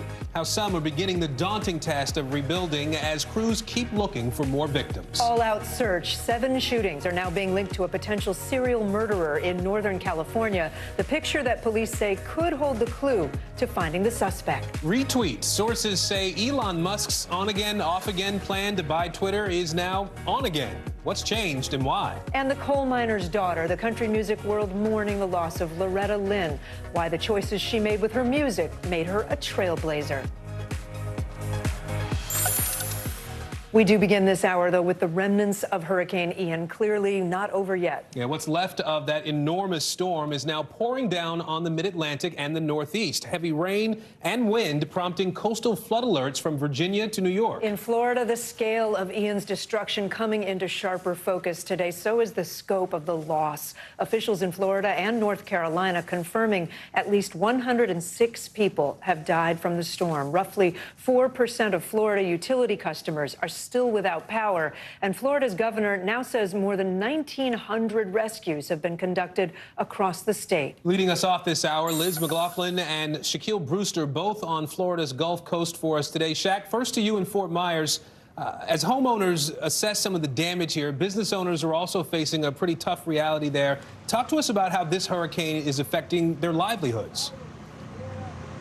Affecting so many people. And you talk about the homeowners. Look at this house here and what they pulled out. Mattresses, dressers, clothing, all out on the curb. This is a total loss. And you're hearing this from homeowners just as you're hearing it from business owners. We were down on Fort Myers Beach yesterday where you have large boats that instead of being in the water or at the marina, they've landed on top of SUVs off to the side of the road. I spoke to the captain of one of those boats. It's a shipping charter company. He says it's going to be a total loss for him. Listen what he said about the future of his business.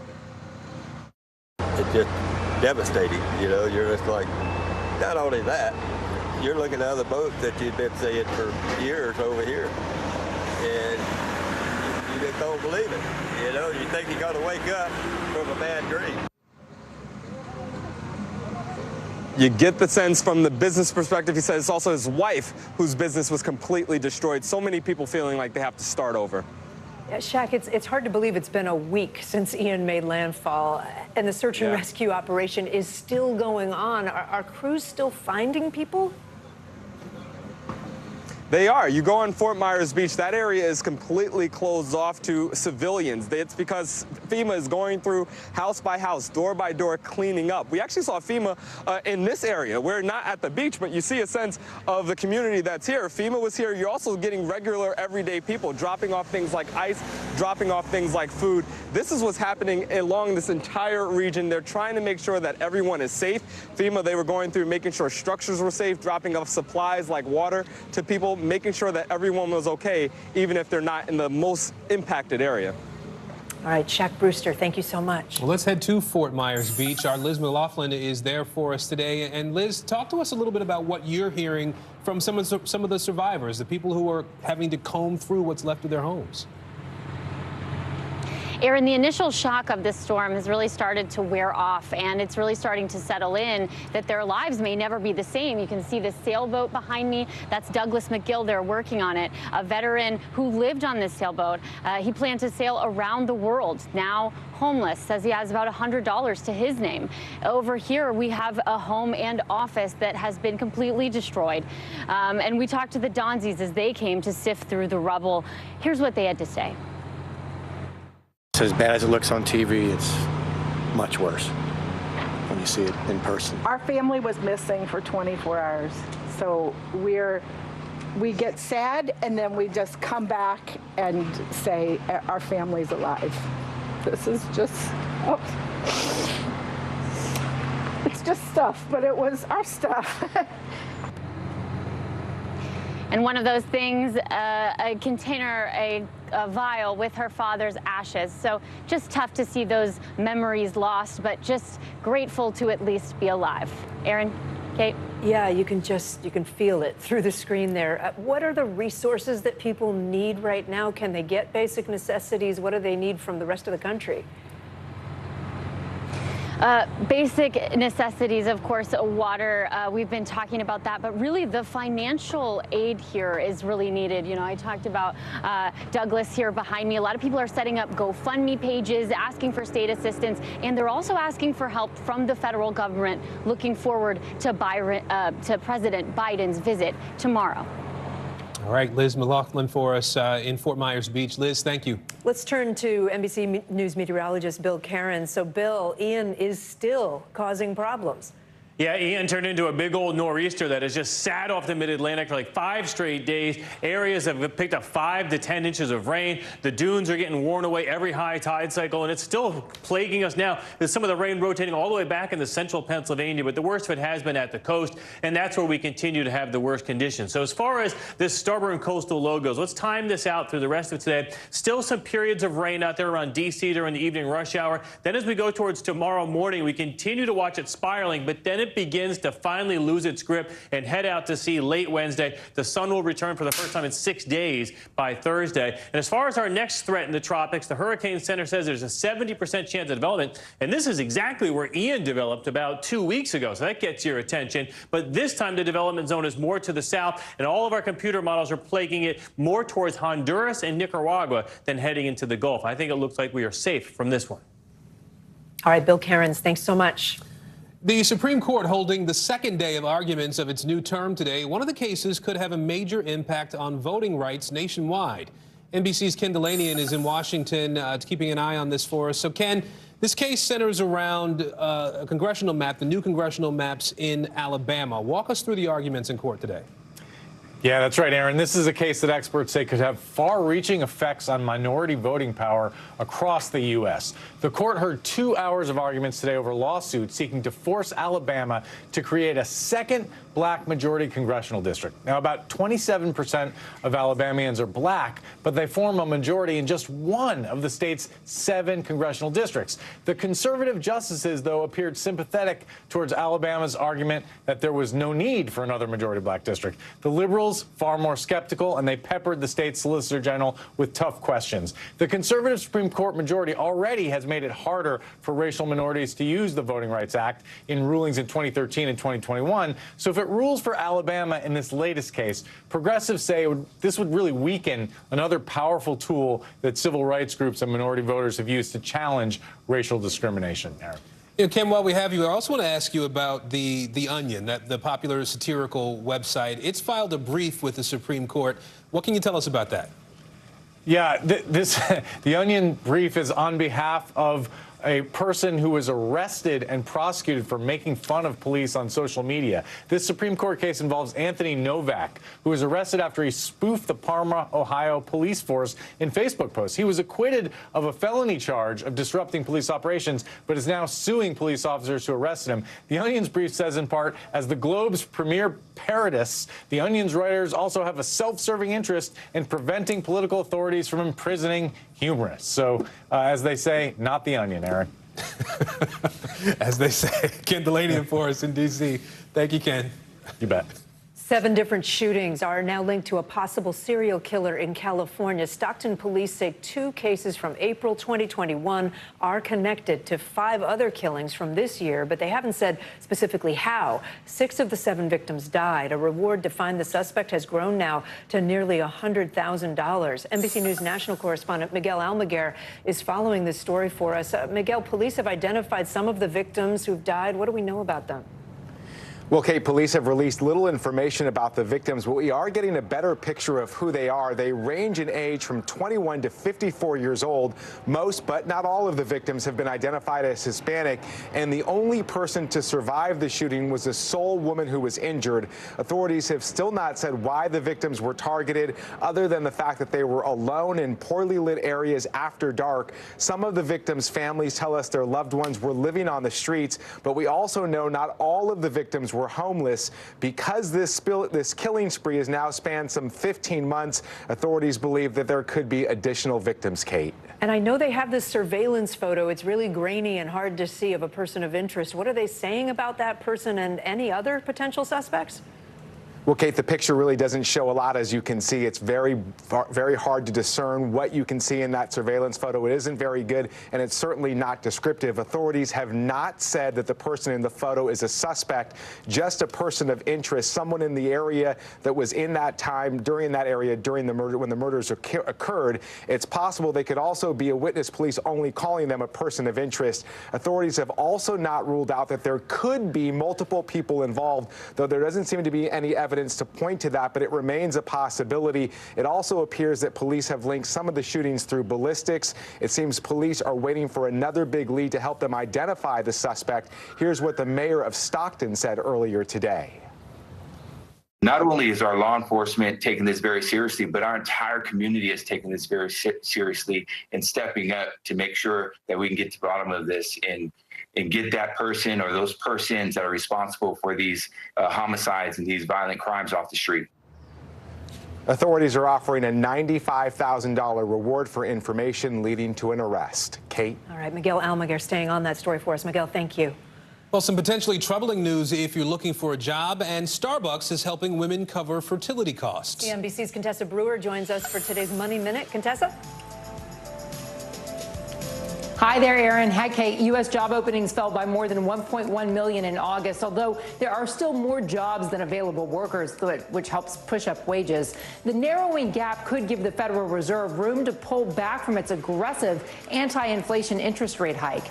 Starbucks is one of the few companies helping to cover the cost of in vitro fertilization for part-time employees. CNBC.com reports it's prompted some women to get jobs at the coffee chain because they can't afford IVF on their own, and it makes it possible for them to start a family. Bloomberg reports Facebook's parent company is closing down one of its New York offices and scaling back on expansion plans in the city. With the stock down almost 60% this year, CEO Mark Zuckerberg has been introducing a lot of cost-cutting measures. We're continuing to watch that across industries now. Aaron, Kate. All right, CNBC's Contessa Brewer, thanks so much. Billionaire Elon Musk may be interested in Twitter again. His latest proposal to buy the social media giant after months of trying to back out of the deal. You're watching NBC News Daily.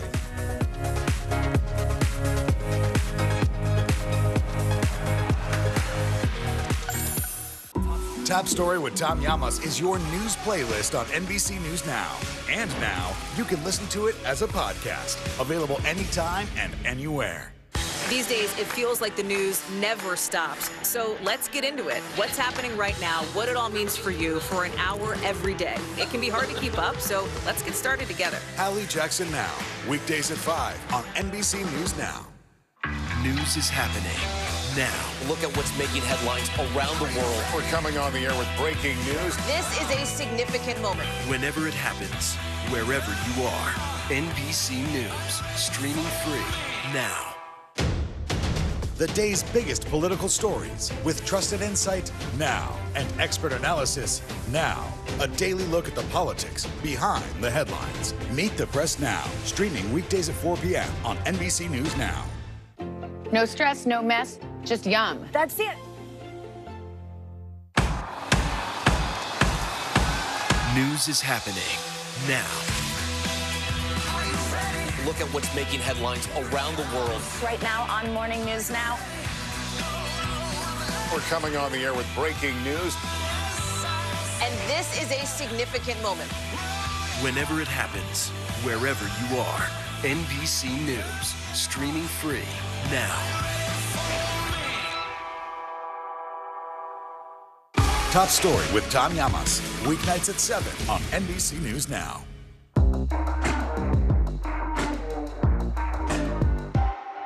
From Brooklyn, we're next to the subway station. The state's reservoirs are alarmingly low. War will pass them by.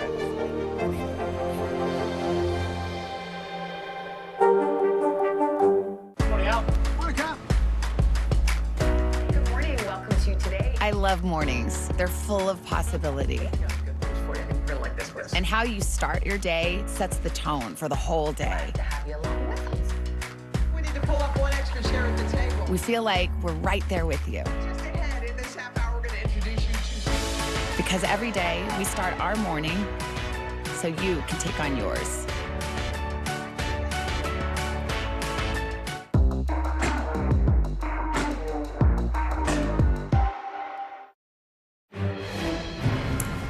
Breaking right now, billionaire Elon Musk has reversed course yet again and is once again proposing to buy Twitter. CNBC's Julia Borstein joins me now. Julia, the trading of Twitter shares was actually halted on news of this today. Why is Musk planning to go through with this acquisition once again? Kate, that's right. We're waiting for Twitter shares to reopen. I think we have to look at the timing of where we are right now. It's less than 2 weeks from when the trial was set to start on October 17th. And there are three key things to keep in mind. One is that there were those texts that were released between Musk and his friends, other investors. And those texts not only did not make Musk look good, he didn't seem to be wanting to work constructively with Twitter management, but it also indicated that he was aware that Twitter had a problem with bots. What he's saying, or what he said in his lawsuit when he was trying to get out of the deal, is that he was not aware of the bot problem, and that's why he shouldn't have to buy the company. The other factor is that there was that whistleblower who had lots of critiques of Twitter, but the bot issue was not one of them. So the whistleblower did not really support Musk's case. And then the third thing I'd point out is that Musk was set for a deposition Thursday and Friday. He didn't want to do the deposition. And that was part of this lawsuit, right, between Musk and Twitter? So what happens to that now? Exactly. Well, so if they can agree to go forward with the deal as it was originally set, $54.20 per share, that is what Twitter has always been pushing for. Then not only does the deposition go away, but the lawsuit goes away, and then Musk would be the owner of Twitter, taking that company private. Of course, this is Elon Musk. We have to wait and see exactly what happens before we know it is happening for sure, but just quite a roller coaster here for Twitter, for those employees. And now we have to see how this all ties up. Yeah, I think we should check back with you in about 5 minutes. Julia Boorstin, thanks. Well, she is one of the sharpest critics of big tech, saying it's infiltrating every aspect of American life. Now, a former Google employee is running a messaging app designed with privacy for the user in mind. NBC News technology correspondent Jake Ward is joining us now. So, Jake, you exclusively sat down with Signal president Meredith Whittaker. Tell us what she had to say about how big tech is evolving or infiltrating, as we say. Well, Aaron, you know that phrase, if you have a free product, then it turns out you are the product? That is ultimately what Meredith Whittaker is trying to get across to all of us. And the former activist turned tech executive sat down with me to describe that very dynamic. Have a listen. A lot of, the way tech works is sort of ephemeral in a sense. It's in the background. We can walk down the street, not know we're being profiled by facial recognition cameras. Those images can be sent to different data brokers, and they can inform AI models that then inform our chances of employment. We have no idea any of this is happening.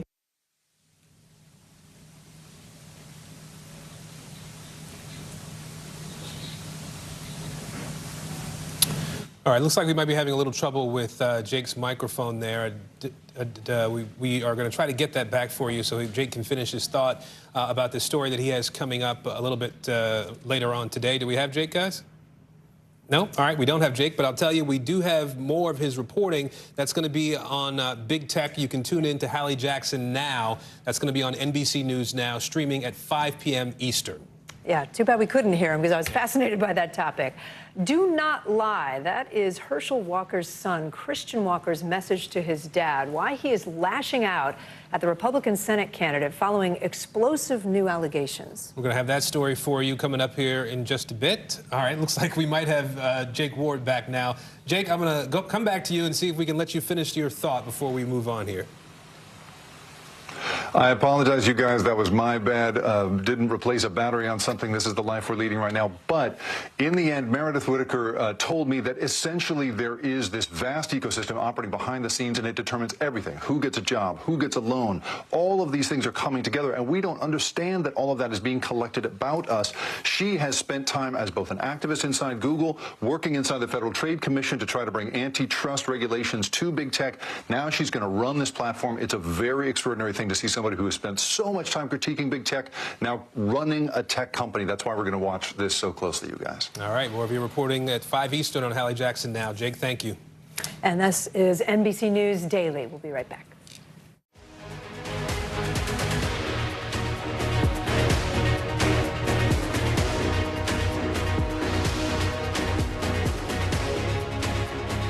Internal Affairs, the new podcast from Dateline. Listen now. Hallie Jackson Now, weekdays at 5 on NBC News Now. You don't know when your moment's coming, but when it does, you take it. Right now on NBC News Now, we begin with breaking news just coming in. What's happening now, what's happening next, and what it means for you. We're continuing to follow the Russian attack on Ukraine. There's an intense artillery battle underway. As we look out over the latest city-turned-crime scene, we see the things left behind. Fewer people are content to just offer their thoughts and prayers. Stunning testimony at the January 6th hearing. Americans face the highest inflation rate in decades. Parts of Virginia cleaning up after severe storms. Flames forcing thousands to evacuate. When do I play meteorologist? Only when the heat is this bad. Another special night of election coverage right here at NBC News Now. Results are coming in. This Tuesday is going to be huge. This is big when we're talking about November. This feels like an ideological fight to the death. Is there room for common ground? What do you think when you see the activism? Do you think this could have happened without social media? We're coming on the air with the news NBC Scoop. Bringing the news to you is not only a job, it's an honor.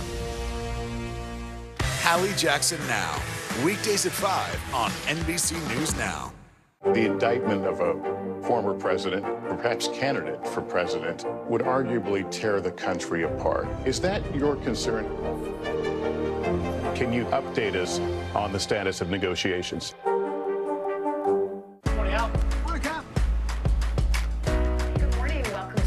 I love mornings. They're full of possibility. And how you start your day sets the tone for the whole day. We need to pull up one extra chair at the table. We feel like we're right there with you. Just ahead, in this half hour, we're going to introduce you to... Because every day we start our morning so you can take on yours. A masked killer takes aim and fires. A fatal attraction that leads investigators to turn towards their own. Internal Affairs, a new podcast from Dateline. Listen now wherever you get your podcasts. You don't know when your moment's coming, but when it does, you take it. Now Tonight with Joshua Johnson. Streaming weeknights at 8 on NBC News Now. Well, new signs that the labor market might be slowing a bit. A report out today says there were just over 10 million job openings in August. While that seems like a lot, that is actually down nearly 10% from July. NBC News business and data reporter Brian Chung joins us now. Brian, this comes from a monthly report that I'm told is called JOLTS. First of all, you got to tell me what that is, and what do these numbers tell us about the overall job market? Yeah, JOLTS, it's a fun word, but it's actually an acronym. It stands for Job Openings and Labor Turnover Survey, and it has some interesting data that you don't get in those monthly jobs reports that we like to talk about, like, for example, how many job postings are American employers trying to fill? And the number that we got as of the month of August, it's a bit delayed, is about 10 million. Now, again, as you mentioned, that sounds like a lot, but that's down 10% from July, where it was closer to about 11 million. Now, this is really interesting because it tells you that perhaps employers are paring a bit back on how aggressive they need to fill these roles. But another good question is how many people quit? And we also get that information from the labor market turnover survey. And it told us that 4.2 million Americans quit in the month of August. By the way, these are voluntary, so these aren't layoffs. That's compared to 4.1 million in July. And stability in that number tells you that American workers still had a lot of leverage in this economy. If they want to leave jobs because they're finding better paying ones, they can do that. Not necessarily what you'd see in a traditional recessionary environment. But does that mean that maybe we're not seeing the mass scale layoffs that we were for a while? Not quite yet. And again, we get layoff information in this report as well. Okay. And while it has been ticking up a little bit in the past few months, it has not gotten to a level where many economists would say it's necessarily recessionary. But again, we'll have to see if this lines up with a jobs market report that we're expected to get on Friday morning, where we'll get some pretty critical data on the unemployment rate in addition to how many non-farm payroll jobs were added. Yeah, I was just going to ask about that. That's the big day, right? Just for people like me who haven't been paying attention, it's Friday that we look for that? Yep, Friday morning at 8:30, we'll get another read on the labor market. It's going to be more updated because it's going to cover the month of September. But economists that have been surveyed are expecting that about 275,000 jobs were added in the month of September. Now, for what it's worth, that is a pretty high number, but that's actually below the pace of the previous 5 months, which was averaging about 378,000. Again, that's because of the fact that, as I just illustrated from the JOLTS number, a lot of American employers still trying to fill jobs. Whether or not that holds true, we'll have to see on Friday morning. All right, I learned a new term today, JOLTS. JOLTS. I got it. Brian Chung, thank you. Well, flight attendants will soon be cleared to take off some extra time between shifts. The FAA announcing a new rule requiring flight attendants to get at least 10 straight hours of rest. That is up from the current requirement of 9 hours of time between flights. The rule goes into effect in 30 days, and airlines will have up to 90 days to comply. This feels really good. This rule is a long time in the making.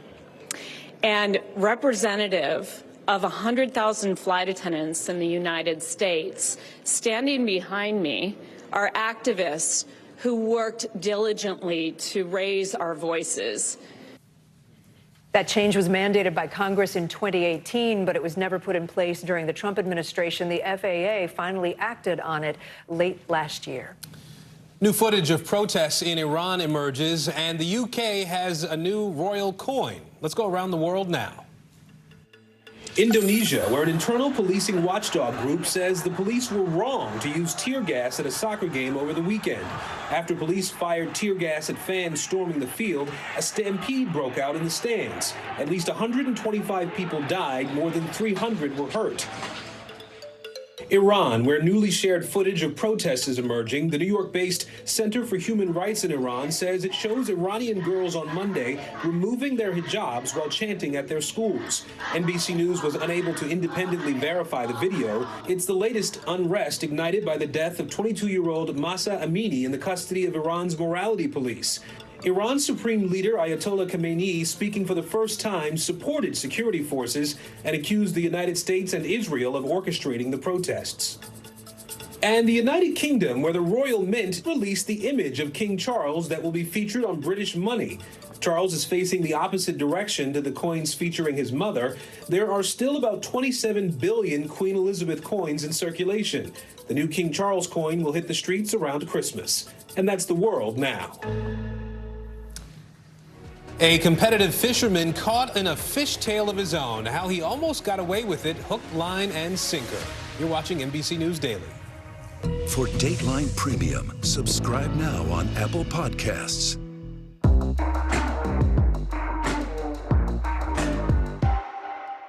Top Story with Tom Llamas, weeknights at 7 on NBC News Now.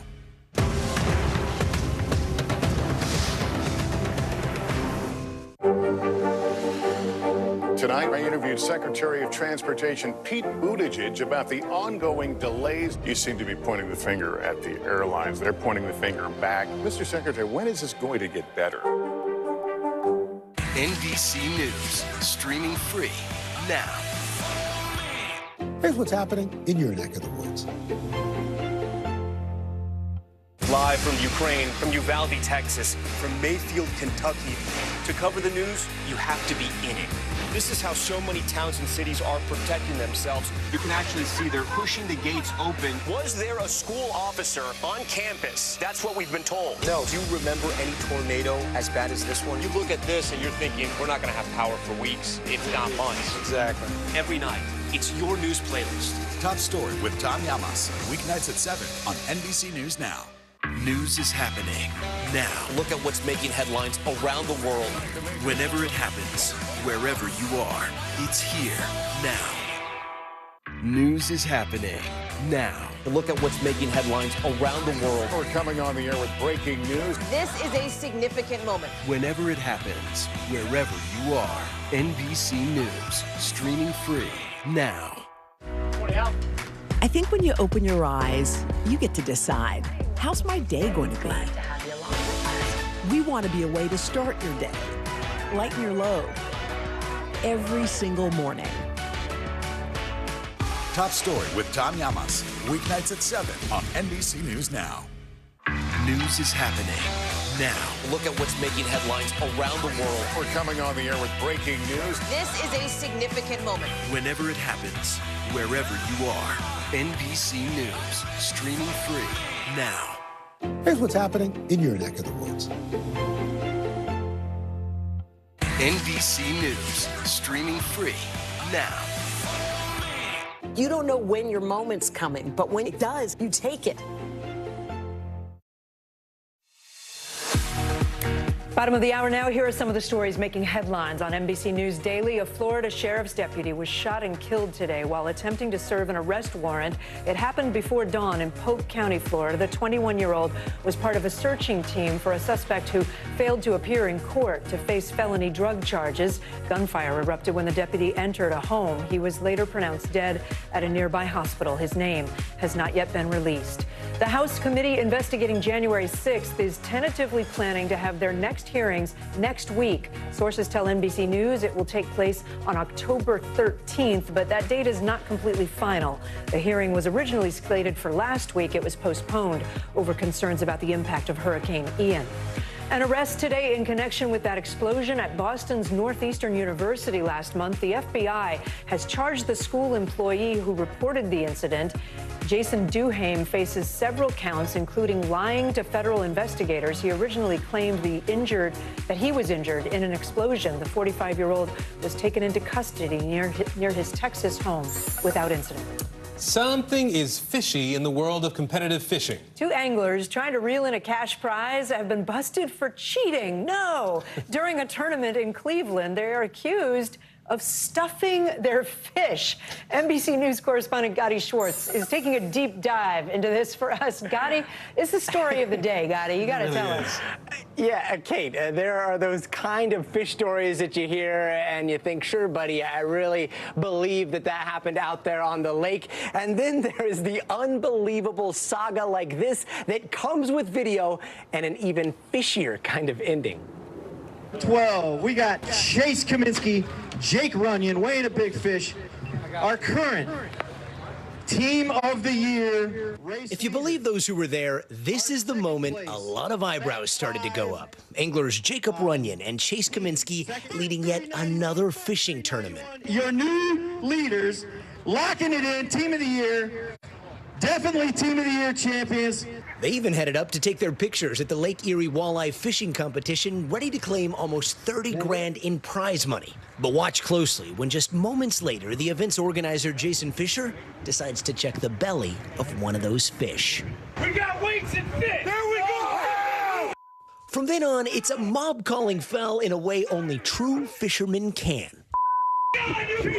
But Jason Fisher wasn't done investigating, finding almost 8 pounds of lead weights and a bunch of fresh-looking fish fillets inside. A filleted fish. Meanwhile, Jake Runyon, still standing there, asked point-blank what he was thinking.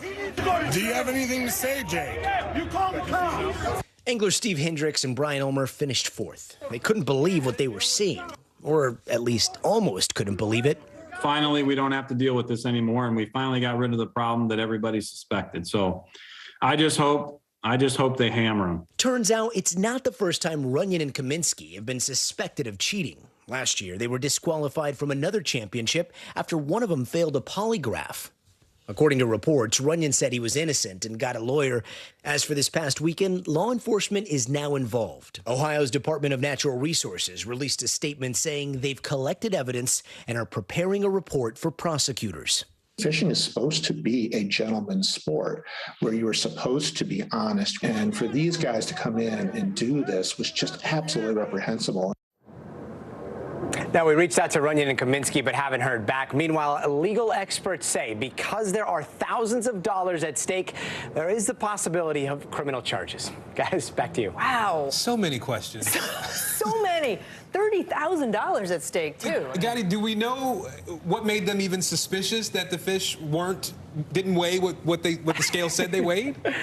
Yeah, so aptly named Fisher, the organizer for the event, he's an expert in all things fish. He's been doing this for quite some time. So he saw these fish. He was like, yeah, they look about right. It's going to be kind of a close competition. Yeah. And then they popped up about 15 pounds more than he thought they should have. So he started feeling the fish. He could feel that there was something hard inside. That's when he asked for a knife, split it open, and then he just started pulling out those weights and fillets. So they took other fish and put them in that fish to try to make them even heavier. That's what I It's thought. a pretty wild story. It is wild. My grandpa used to do this. He'd say, I caught a fish this big, but he'd be doing this, you know, this big. This big, right?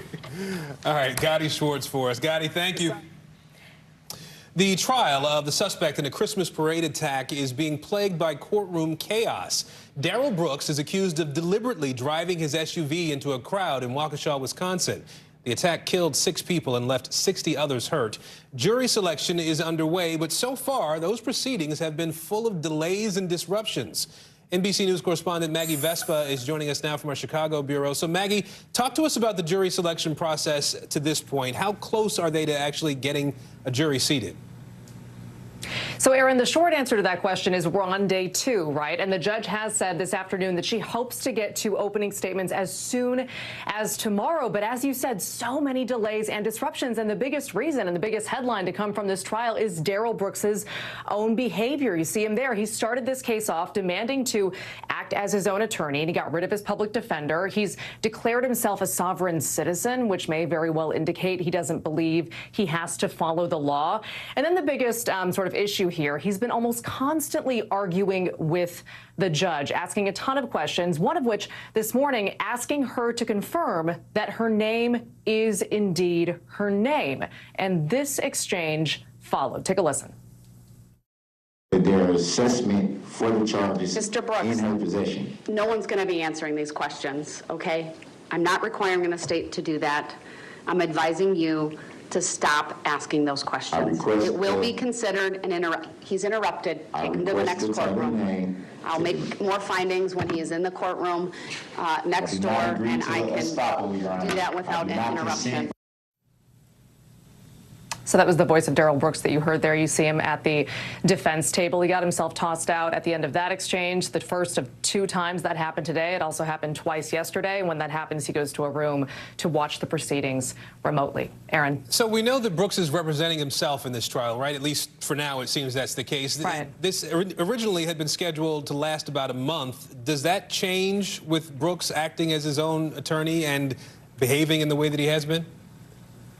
It may very well change. And as we said, the judge thought this phase, the jury selection phase, might just last a day or 2. Now we're very likely going to go into day 3. The judge has been doing her best to explain to Brooks that he needs to kind of just follow just the letter of the law when he's in court. He, at the same time, though, has demanded more time, now acting as his own attorney, to review this case, telling the judge at one point, he says, "It feels like I came to a gunfight with a butter knife." So at this point, seeing what we've seen, it's sort of anyone's guess.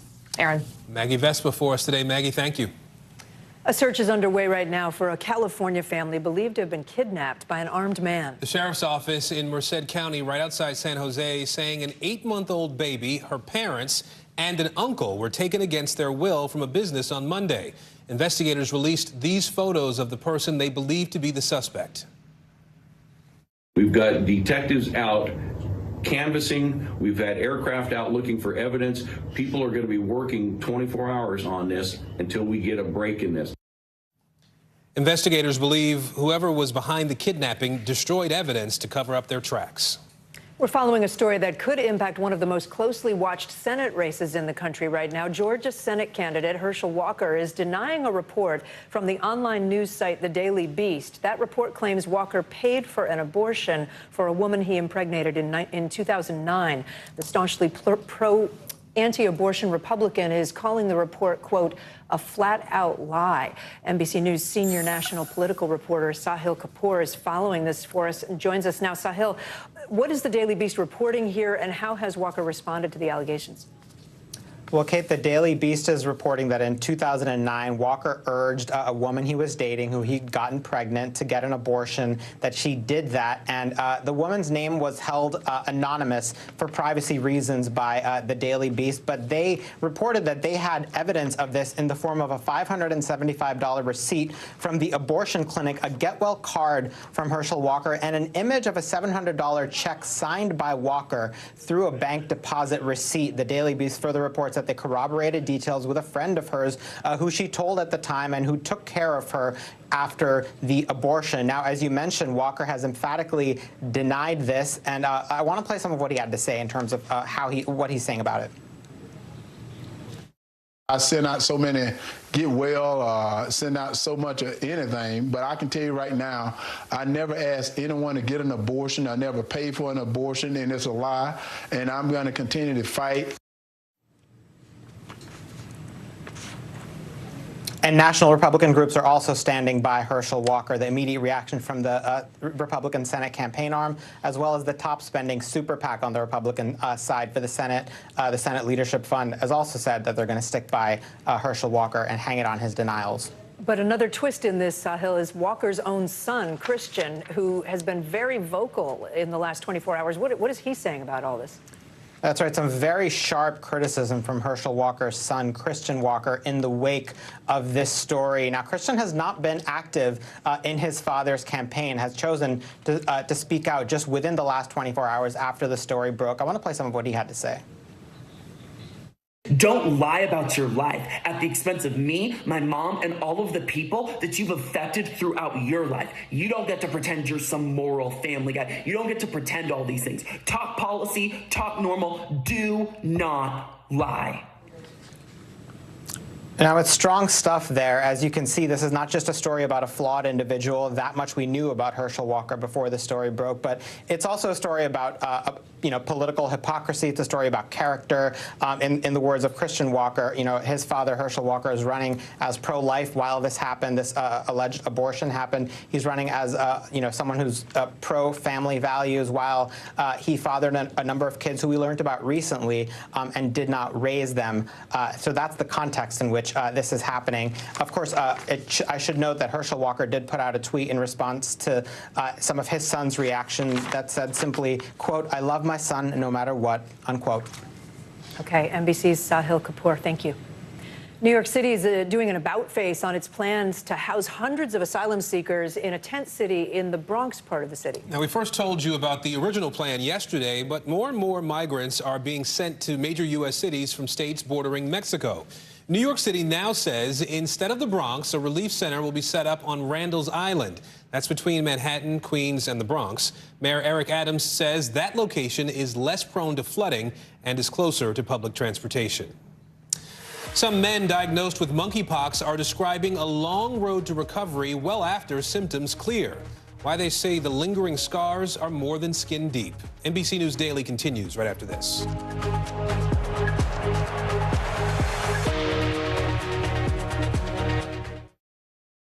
You don't know when your moment's coming, but when it does, you take it. Sometimes the news can be difficult and overwhelming for kids to understand. Ukraine and Russia. Could you help me understand what's going on? So to help make sense of it all, we've created a newscast just for them. We hope your family will watch Nightly News Kids Edition. Live from Ukraine, from Uvalde, Texas, from Mayfield, Kentucky. To cover the news, you have to be in it. This is how so many towns and cities are protecting themselves. You can actually see they're pushing the gates open. Was there a school officer on campus? That's what we've been told. No. Do you remember any tornado as bad as this one? You look at this and you're thinking, we're not going to have power for weeks, if not months. Exactly. Every night, it's your news playlist. Top Story with Tom Llamas, weeknights at 7 on NBC News Now. Mr. Secretary, when is this going to get better? You came into this job saying you were going to fight crime. Have you been successful? Found a way to put that. Can you update us on the status of negotiations?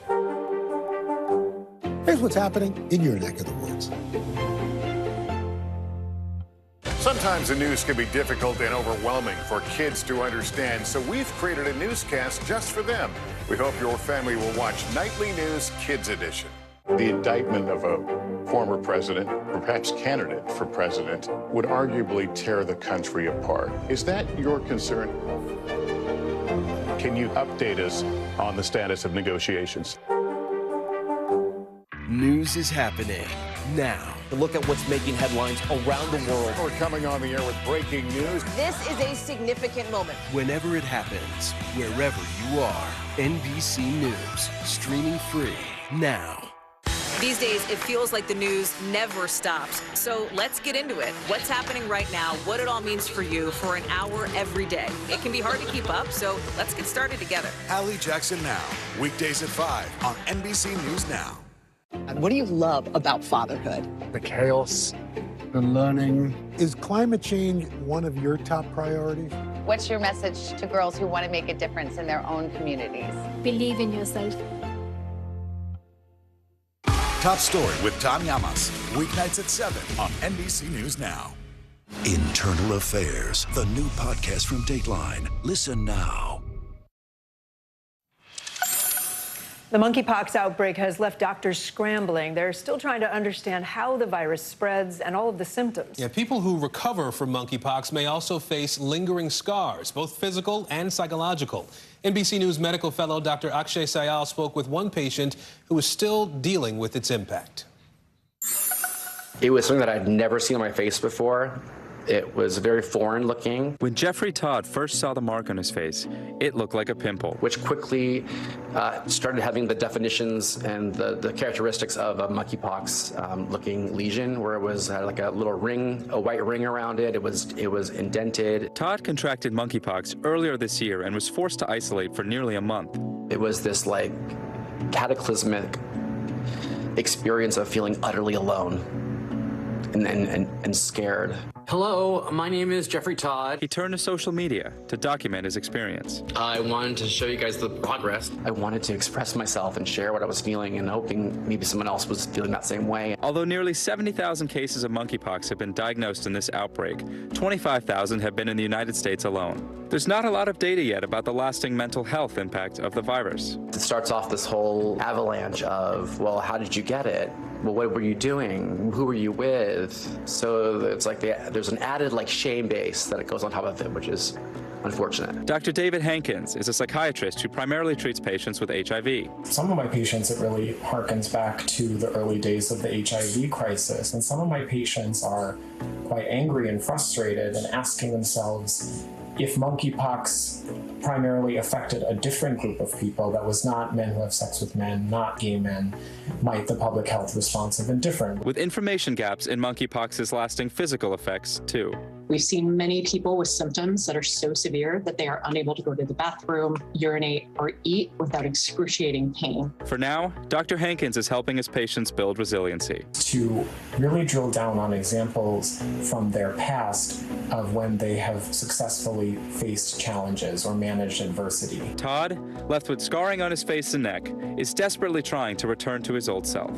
My current focus is really just sort of feeling like the person that I was before, and I'm trying to get that confidence back. And Dr. Sayal joins us now to talk a little bit more about this. You mentioned in the piece there that you sort of likened this or made some comparisons to the HIV crisis from a couple of decades ago. Talk a little bit more about the connection there. So Dr. Hankins is a psychiatrist. He primarily treats patients who have an HIV diagnosis. And, what he was telling us was that a lot of these patients are, when they get diagnosed with monkeypox, they think back to a time when they were diagnosed with HIV, when we have an infectious disease that's primarily targeting gay men. And, he said that it can bring up those painful memories of when they were diagnosed. Now, obviously, HIV is a different disease than monkeypox, but for some of them, it is bringing back those painful memories. And you talk about the stigma, too, and the sort of mental health side of all of this, having to live with those scars on your face and the things going on with the disease. How can people cope with the mental health side of it? So Dr. Hankins is, the psychiatrist we just heard from. He talks about building resilience, and we all talk about resilience all the time, but what this really means is when you have patients who have this problem, it's think back to a time when you struggled with something else. We all have our own problems, and think back to what you did to overcome that, and really sort of harbor in on those techniques to help you get over this. Because those scars, like you mentioned, can be really, really unsightly. Are there any ways to minimize the scarring? There's sometimes internal scarring too, right? Yeah, there are some ways. And that patient we just heard from, Jeffrey, he's actually undergoing a procedure. He underwent a procedure last week where they actually take a flap of skin from your stomach and they take the scar out and they use that skin flap to cover it up. But there are other things. There's lasers. There's what we call dermabrasion, which is creating little micro scars in your skin. And there are some sort of topical agents we can use, but it remains to be seen how effective they'll be for these scars. Can you give us a really quick update? Where are we at with monkeypox? So, the good news is the case counts are coming down, vaccinations are going up, and, the CDC actually came out with some data last week that if you do have the first dose of the monkeypox vaccine, you are 14 times less likely to have the disease than somebody who didn't. So for those of you out there who can get the vaccine, it's still something you really want to get. All right. Dr. Akshay Sayal, we appreciate it. Thank you. Anytime. There is much more news ahead. You're watching NBC News Daily.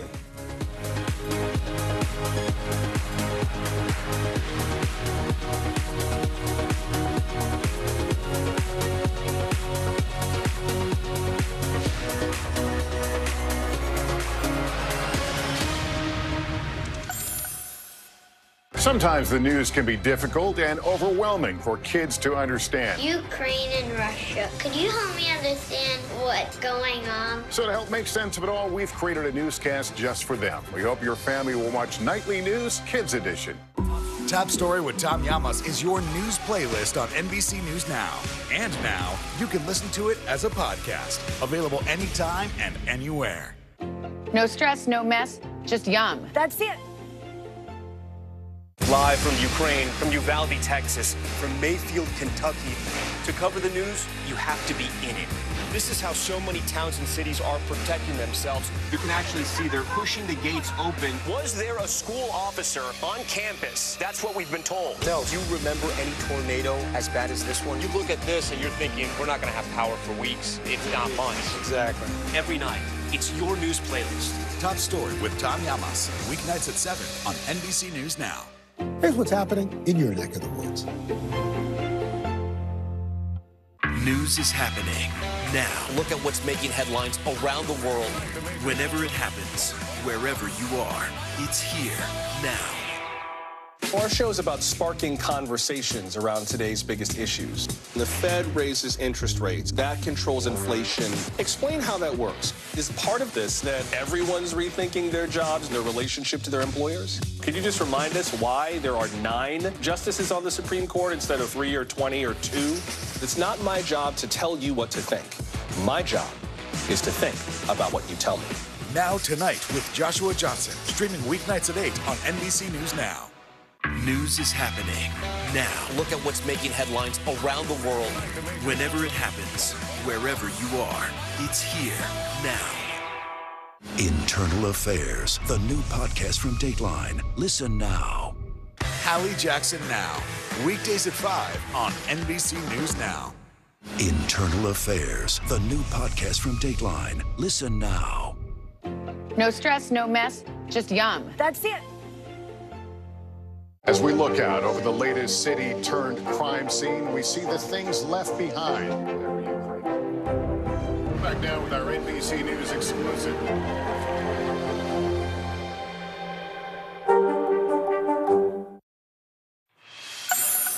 So Oxford is coming out with a brand new English dictionary set to hit store shelves in 3 years. Now, it's part spelling, pronunciation, and definitions, but also part history book.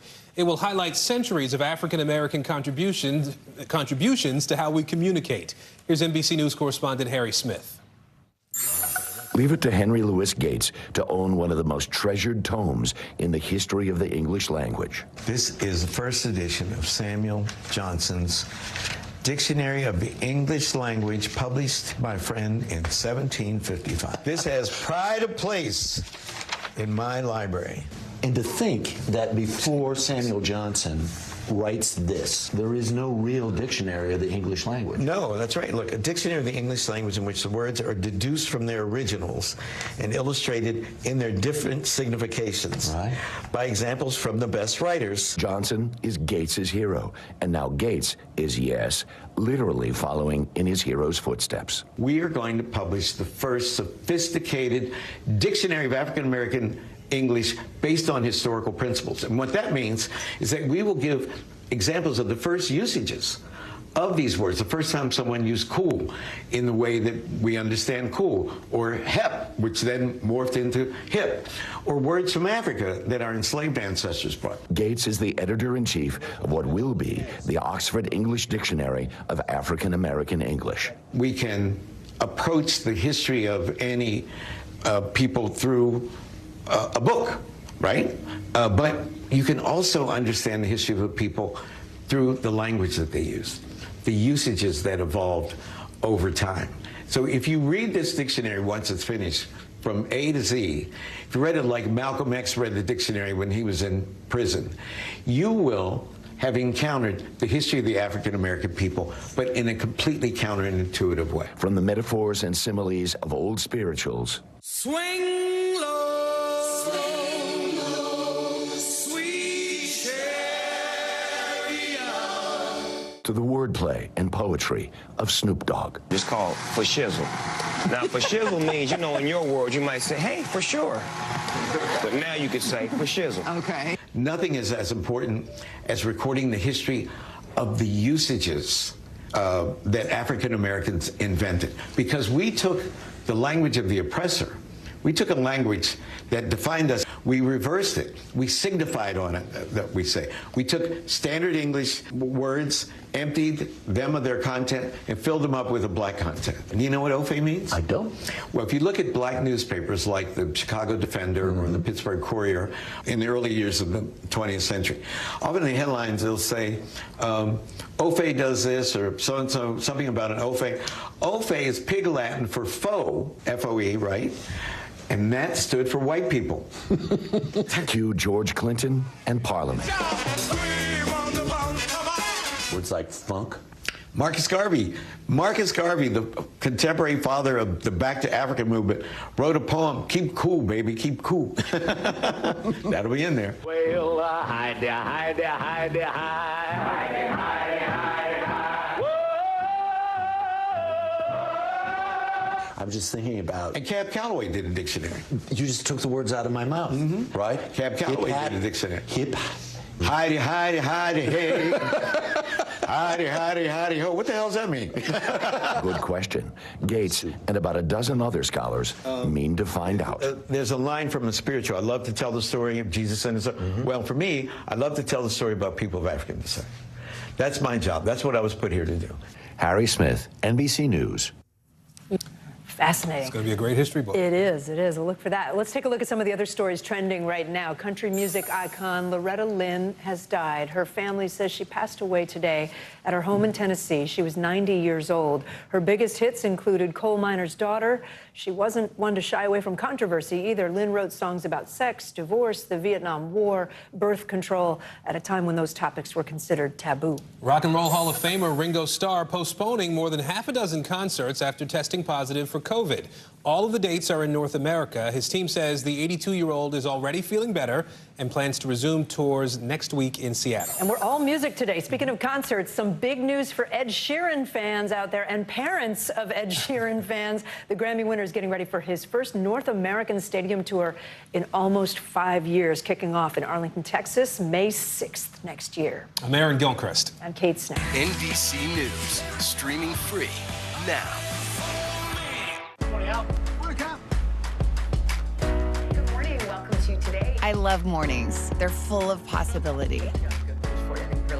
And how you start your day sets the tone for the whole day. We need to pull up one extra chair at the table. We feel like we're right there with you. Just ahead, in this half hour, we're going to introduce you to... Because every day we start our morning so you can take on yours. We're here to start conversations about the big things happening in our world, because it's not my job to tell you what to think. My job is to think about what you tell me. Now Tonight with Joshua Johnson, streaming weeknights at 8 on NBC News Now. News is happening now. Look at what's making headlines around the world. Right now on Morning News Now. We're coming on the air with breaking news. And this is a significant moment. Whenever it happens, wherever you are, NBC News, streaming free now. Stay on top of breaking news and the biggest stories of the day with NBC News Daily. Thank you so much for joining us. I'm Morgan Radford. And I'm Vicki Wynn. I'm Aaron Gilchrist. And I'm Kate Snow. Get in-depth reporting from across the country. What's your reaction to the president's comments? And around the world. Are Ukrainians continuing to make advances? And ways you can take care of your health. Who should be getting tested, and frankly, how often? And your wallet. Costs are skyrocketing. How to manage soaring prices. NBC News Daily, weekdays from 12 to 4 p.m. Eastern on NBC News Now. NBC News, streaming free now. Tonight, I interviewed Secretary of Transportation Pete Buttigieg about the ongoing delays. You seem to be pointing the finger at the airlines. They're pointing the finger back. Mr. Secretary, when is this going to get better? Now Tonight with Joshua Johnson, streaming weeknights at 8 on NBC News Now. From Brooklyn, we're next to the subway station. The state's reservoirs are alarmingly low. War will pass them by.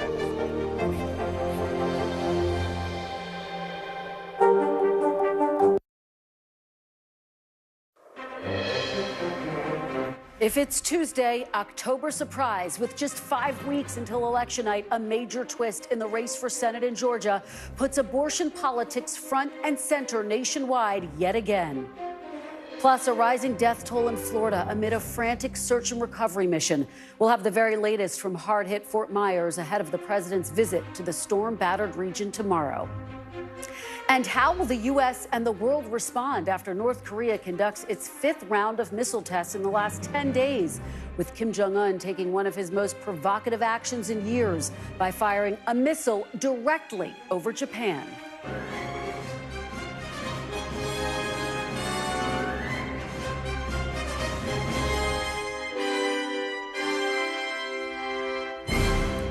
Welcome to Meet the Press Now. I'm Kristen Welker. It's 5 weeks out from Election Day, and we have our first October surprise bombshell, and it involves the issue of abortion in a contest that could determine control of the Senate.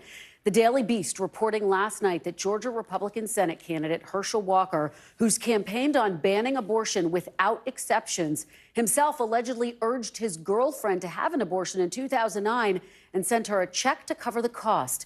The Daily Beast says the woman provided them with an image of the check and a signed Get Well card she says came from Walker.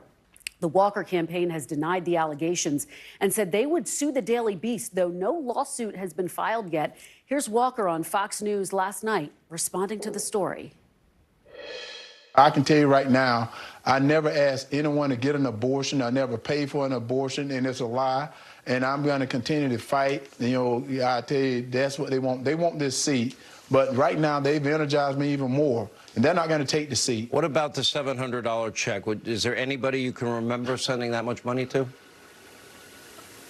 Well, I send money to a lot of people. NBC News has not yet verified the woman's allegations or independently reviewed her supporting documents. Additionally, NBC News has not verified Walker's allegations. When reached for comment, Walker's campaign pointed NBC News to his denial of the story and its intention to file suit. Now, a source close to the campaign telling NBC News just moments ago they are preparing for Republicans to stand shoulder to shoulder with Walker.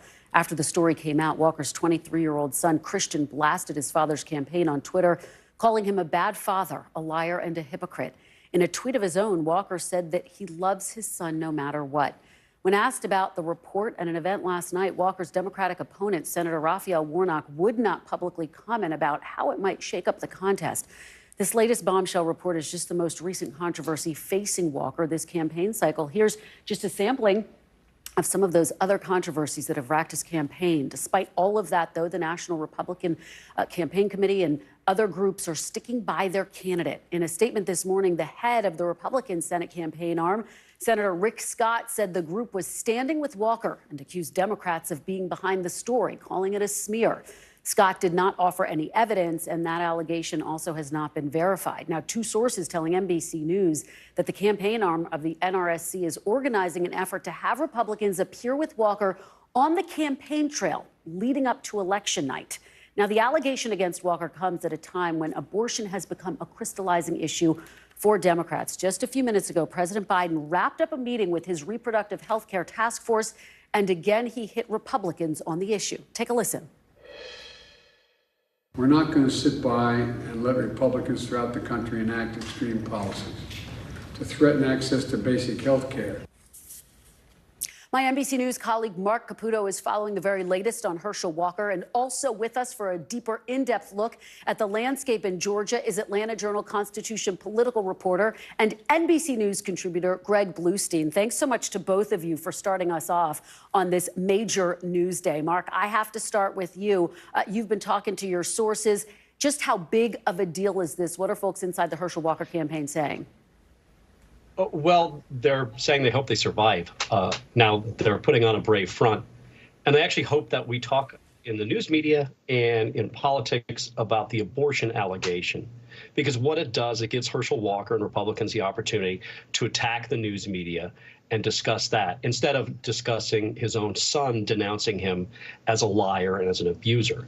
That's a bigger problem in the eyes of the campaign, in the eyes of Republicans, in the eyes of people who understand how elections are for Herschel Walker, than those discrete abortion allegations. Again, if you're a candidate, whether Republican or Democrat, it's easy to attack the news media. It's a convenient foil. It's far harder for Herschel Walker to attack his own son, Christian Walker. That's why when the Daily Beast wrote its story, he called it a lie. When Christian Walker came out and criticized his father rather aggressively, Walker responded by saying he loves his son. There's some hurt there, and how it plays out, that's a good question. But right now, Herschel Walker's campaign is in survival mode, and they're circling the wagons. But just because you circle the wagons doesn't mean you live to fight through the election and past it. Yeah, that is the big question mark looming over all of this. And what is so fascinating is that we're really in a new era of American politics, Mark. Before Trump, political analysts would have looked at this and said, that's it for his campaign. But we've seen former President Trump survive and frankly thrive amid controversy. This is a new moment, isn't it? It is a new moment, but also understand Trump showed something, is that he had a bad record from the perspective of pro-life Republicans and conservatives heading into the 2016 election. And he basically said, hey, look, you elect me and I'll give you what you want, pro-life judges or anti-abortion judges, and I'll do whatever it takes. And he did that. So they basically made a bargain with him.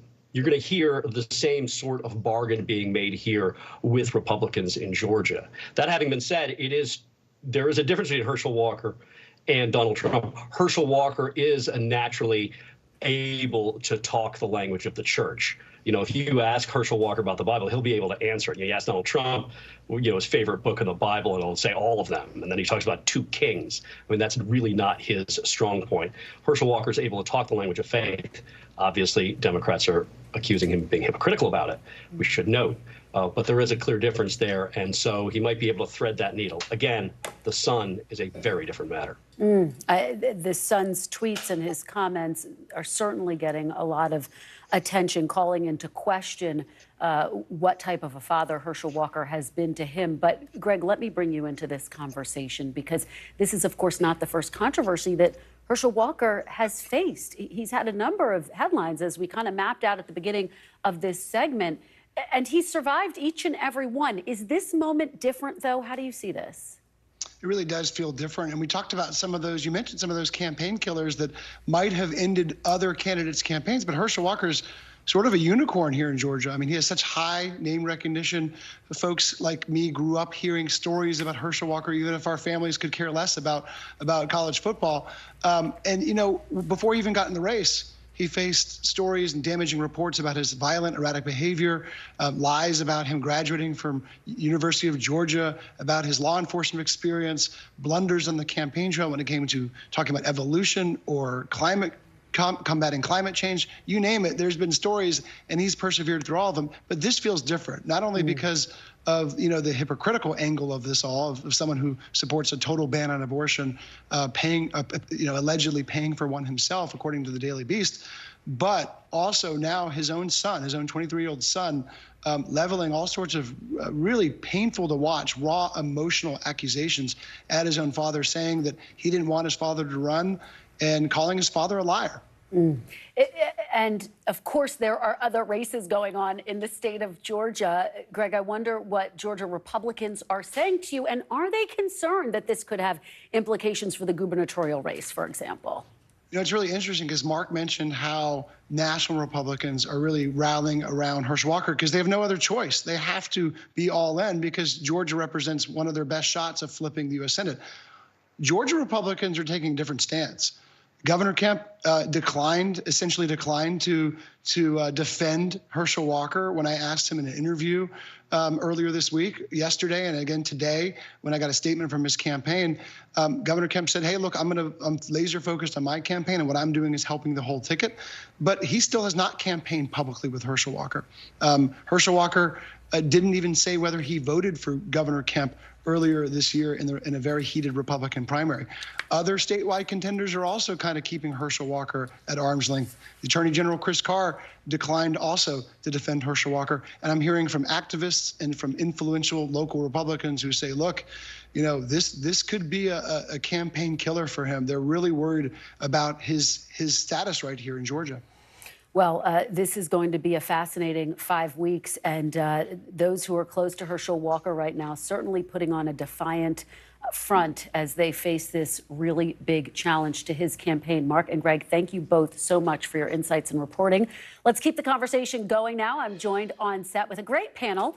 Washington Post live anchor Leanne Caldwell, Democratic strategist and president of the Center for American Progress Action Fund, Navin Nayak, and Republican strategist and former NRCC communications director, Matt Gorman. Thanks so much to all of you for being here. So we were going to bed last night thinking it's 5 weeks until Election Day, and then everything was upended in Georgia. Leanne, set the stage for us. There are bombshells and then there are bombshells. How big of a deal is this in the Georgia race, which is critical to Republicans' math if they want to win back the Senate? It's an absolutely critical race. I don't think it's clear yet how much of a bombshell this is going to have on the voters in Georgia. We're going to have to wait to see. There's a couple philosophies here. Some Republicans are telling me maybe this is a death by 1,000 cuts, that maybe it's not this issue, but it's all these scandals putting together that might hurt him. They just don't know yet. But you have to also remember the circumstances in Georgia. Georgia has now, post Dobbs, a 6-week ban in Georgia. So there is a lot of limitations for women in Georgia regarding abortion. Meanwhile, the anti-abortion groups are standing with Herschel Walker. I reached out to them today, and they say that as long as he denies it, they do not believe it. And it doesn't matter because his policies are anti-abortion. And so they are more concerned about not what people are doing in their private life, but what sort of policies they are imposing on other people in these political races. That's such an interesting constituency to get reaction from, and an important one, Leanne. Matt, you've obviously advised past campaigns. What does the Walker campaign need to do to survive this? And can they, and are we in a different moment? I mean, to go back to this idea, in the pre-Trump era, we would say this is game over, but not anymore. They took the first step in denying it. And look, I think it's important to keep a little perspective. I think we tend to be very hyperbolic in the first 24 hours of these sorts of things. As you just said, there's 5 weeks to Election Day. I think what you need to do is, look, it's October. You got to ride this out, go full steam ahead, and move forward. I also think that post-Trump especially, we tend to live in pretty polarized and partisan times, to say the least. And unless you're Joe Manchin, unless you're Susan Collins, people tend to put their jerseys on. And I think one other part of this is, we talk about Brian Kemp.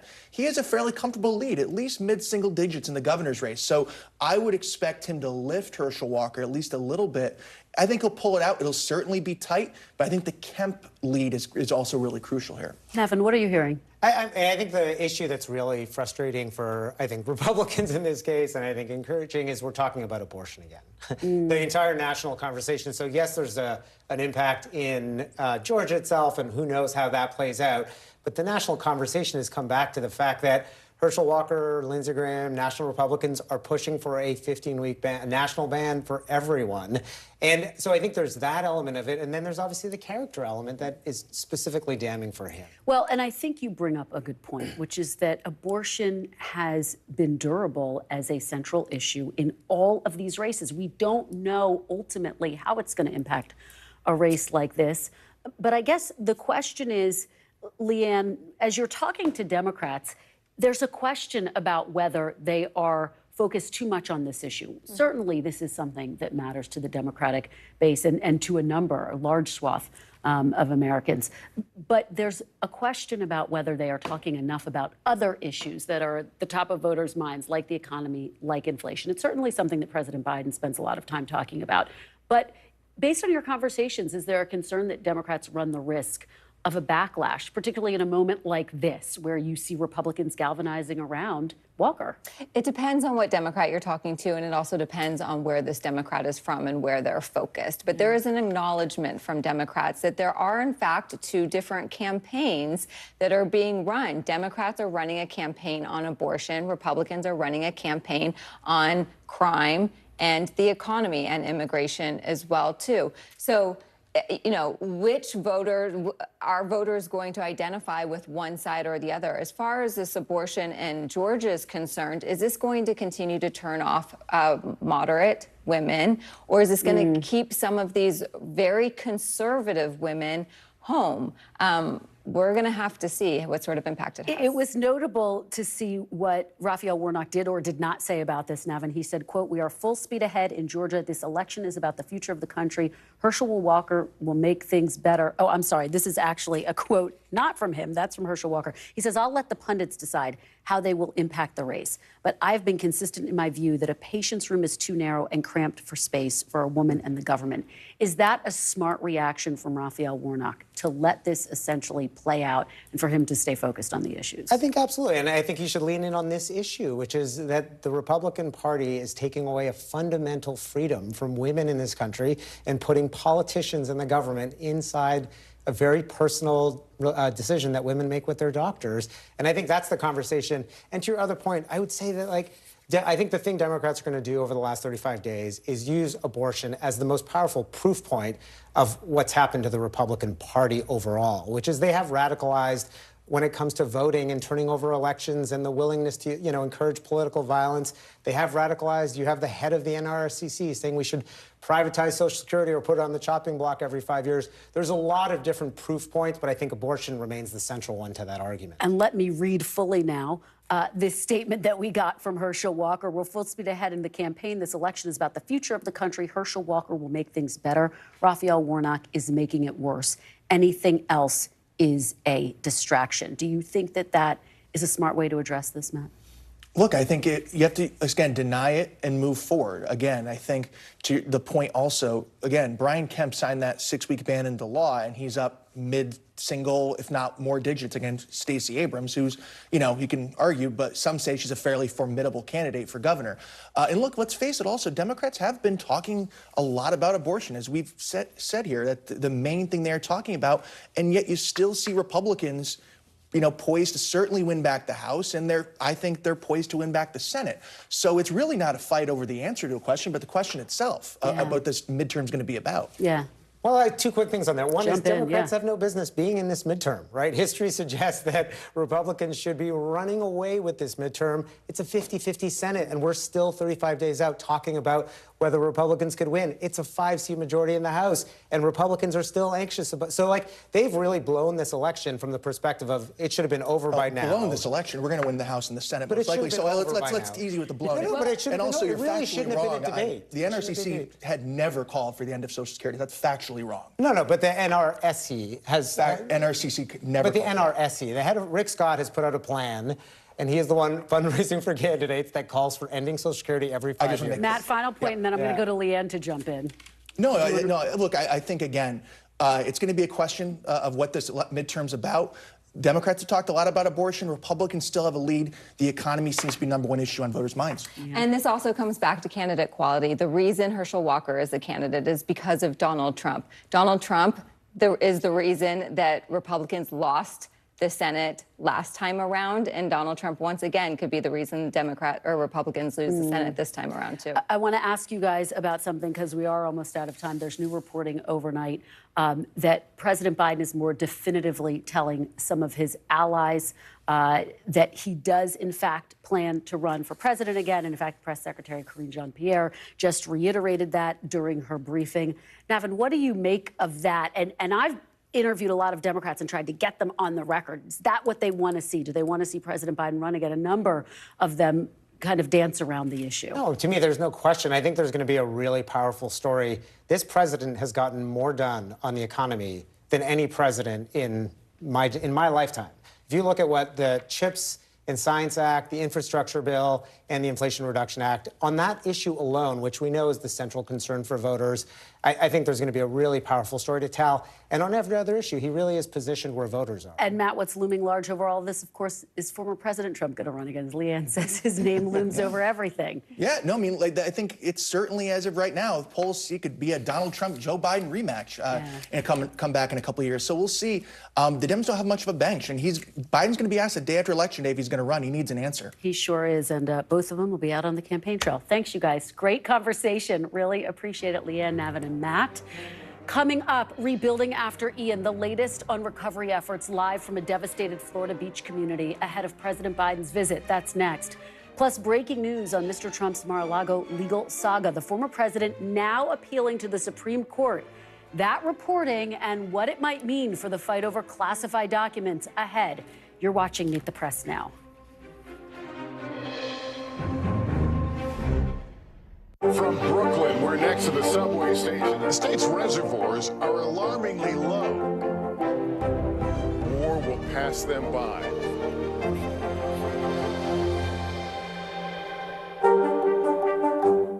Top Story with Tom Llamas, weeknights at 7 on NBC News Now. Sometimes the news can be difficult and overwhelming for kids to understand, so we've created a newscast just for them. We hope your family will watch Nightly News Kids Edition. These days, it feels like the news never stops. So let's get into it. What's happening right now, what it all means for you for an hour every day. It can be hard to keep up, so let's get started together. Hallie Jackson Now, weekdays at 5 on NBC News Now. News is happening now. Look at what's making headlines around the world. Whenever it happens, wherever you are, it's here now. Mr. Secretary, when is this going to get better? You came into this job saying you were to fight crime. Have you been successful? Found a way to put that. Can you update us on the status of negotiations? Top Story with Tom Llamas is your news playlist on NBC News Now. And now, you can listen to it as a podcast. Available anytime and anywhere. News is happening now. Look at what's making headlines around the world. We're coming on the air with breaking news. This is a significant moment. Whenever it happens, wherever you are, NBC News, streaming free now. Our show is about sparking conversations around today's biggest issues. The Fed raises interest rates. That controls inflation. Explain how that works. Is part of this that everyone's rethinking their jobs and their relationship to their employers? Could you just remind us why there are 9 justices on the Supreme Court instead of 3 or 20 or 2? It's not my job to tell you what to think. My job is to think about what you tell me. Now Tonight with Joshua Johnson, streaming weeknights at 8 on NBC News Now. Internal Affairs, the new podcast from Dateline. Listen now. The indictment of a former president, or perhaps candidate for president, would arguably tear the country apart. Is that your concern? Can you update us on the status of negotiations? You get one beautiful life to live. What are you going to do? This show is so fun, but having you as a positive force means really the world to me. Jenna doesn't stop till it's sold, okay? We have this circle of women that love each other. I decided I'm going to go with the rhythm of life. And you love riding the wave. This is a moment we're in right now. This is really electric. Yeah, I love you too.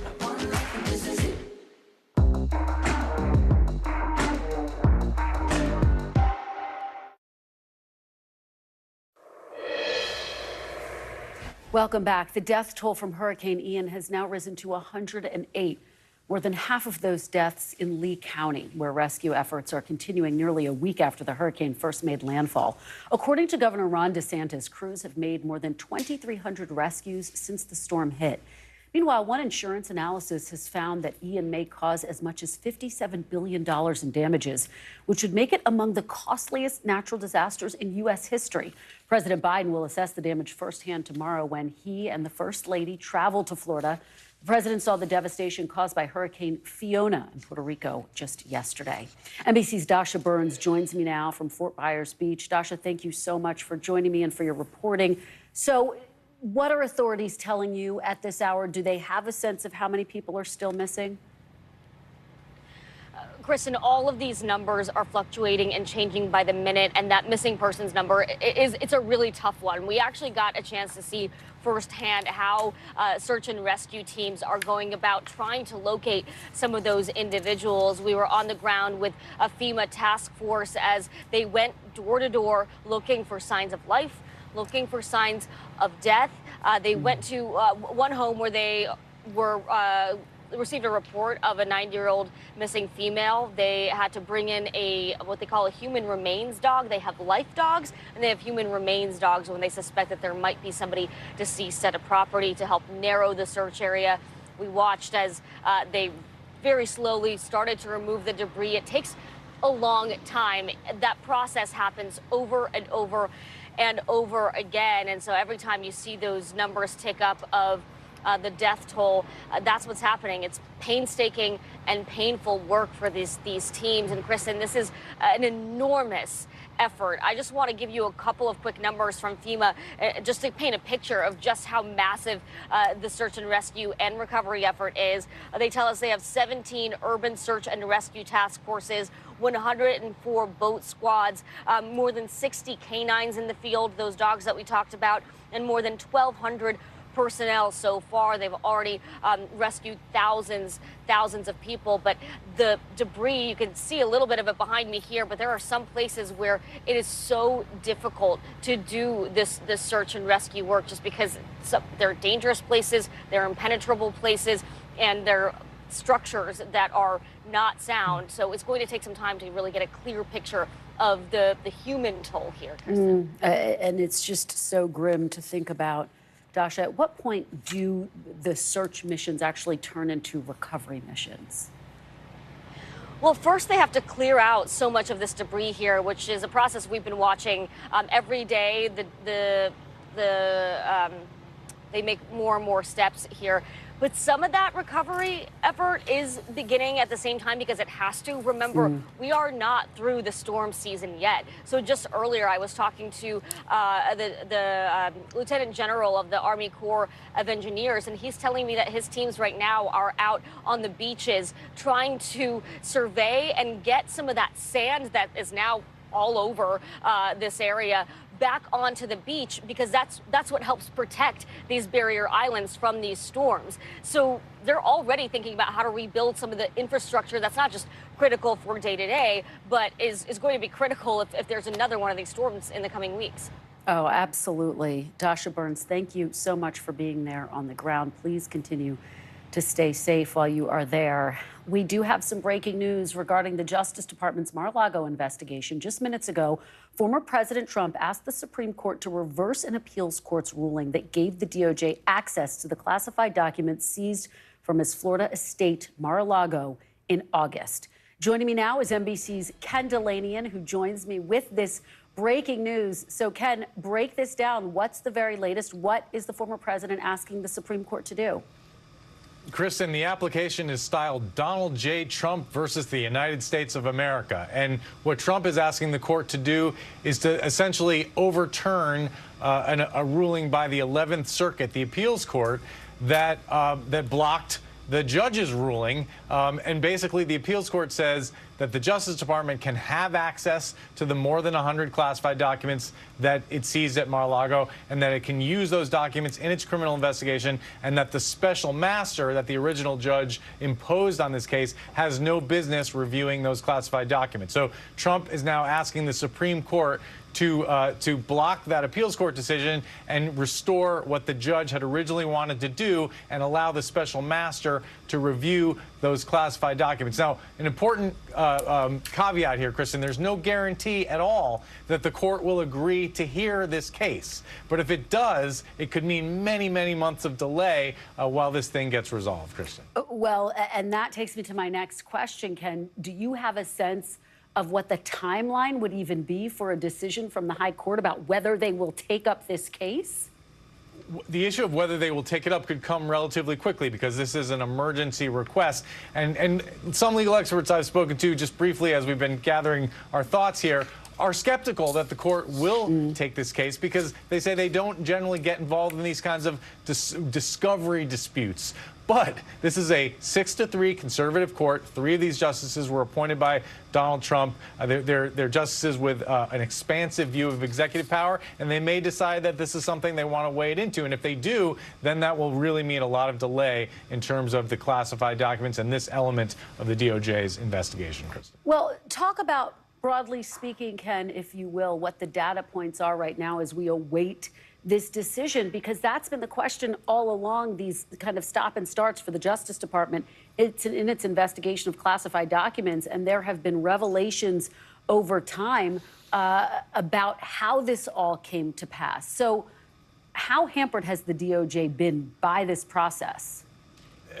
significantly at first. I think less so once they got access to the classified documents. And here's the bizarre thing about that. They've got the documents now, right? They can't unsee them. They are using them in their criminal investigation. So if somehow the Supreme Court tells them to stop doing that, it's unclear to me how that even works. Like, does that mean the FBI agents who are doing the investigation are now excluded from further investigating? The DOJ also has said that they are somewhat impeded by the fact that the special master is still reviewing the non-classified 11,000 documents that were taken from Donald Trump's office and from the storage room and from various places at Mar-a-Lago, because they say they need to use some of those in their investigation into exactly what happened to the classified documents while they were at Mar-a-Lago, who saw them. But I've been saying this all along, Kristen. Also very important to this investigation is witness interviews, which are going on unimpeded by any of this. They're happening in the background. The FBI is talking to everybody who may have any knowledge about what happened with those documents, who saw them,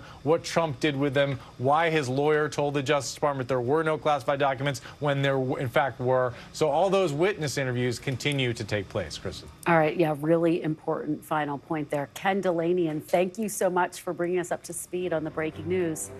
Coming up next, we'll have the very latest developments amid escalating tensions with North Korea after it fires a missile directly over Japan. Its fifth round of missile tests in the last 10 days. The Biden administration's response next. You're watching Meet the Press now.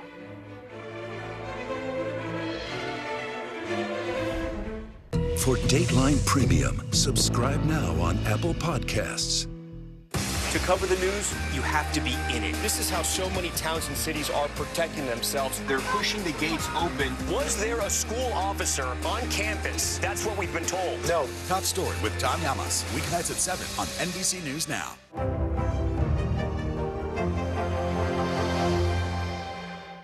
You get one beautiful life to live. What are you going to do? This show is so fun, but having you as a positive force means really the world to me. Jenna doesn't stop till it's sold, okay? We have this circle of women that love each other.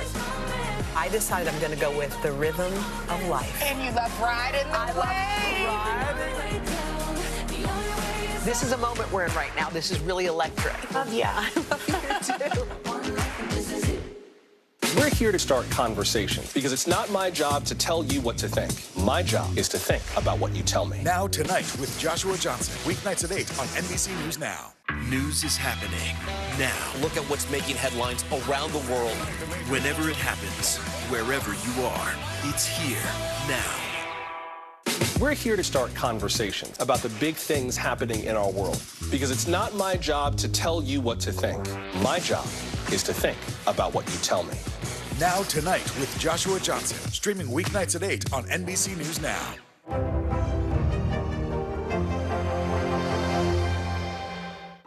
Top Story with Tom Llamas is your news playlist on NBC News Now.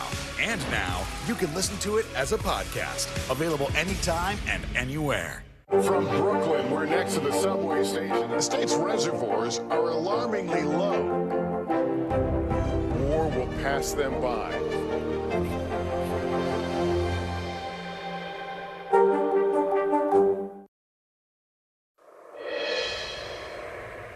Welcome back. North Korea conducted its longest ever weapons test last night, sending an intermediate range ballistic missile over Japan into the Pacific Ocean and prompting the Japanese government to halt trains and issue an emergency alert. Now, the White House condemned the missile launch, calling it a dangerous and reckless decision. And in a separate statement, Secretary Blinken said the test posed an unacceptable threat to the Japanese public.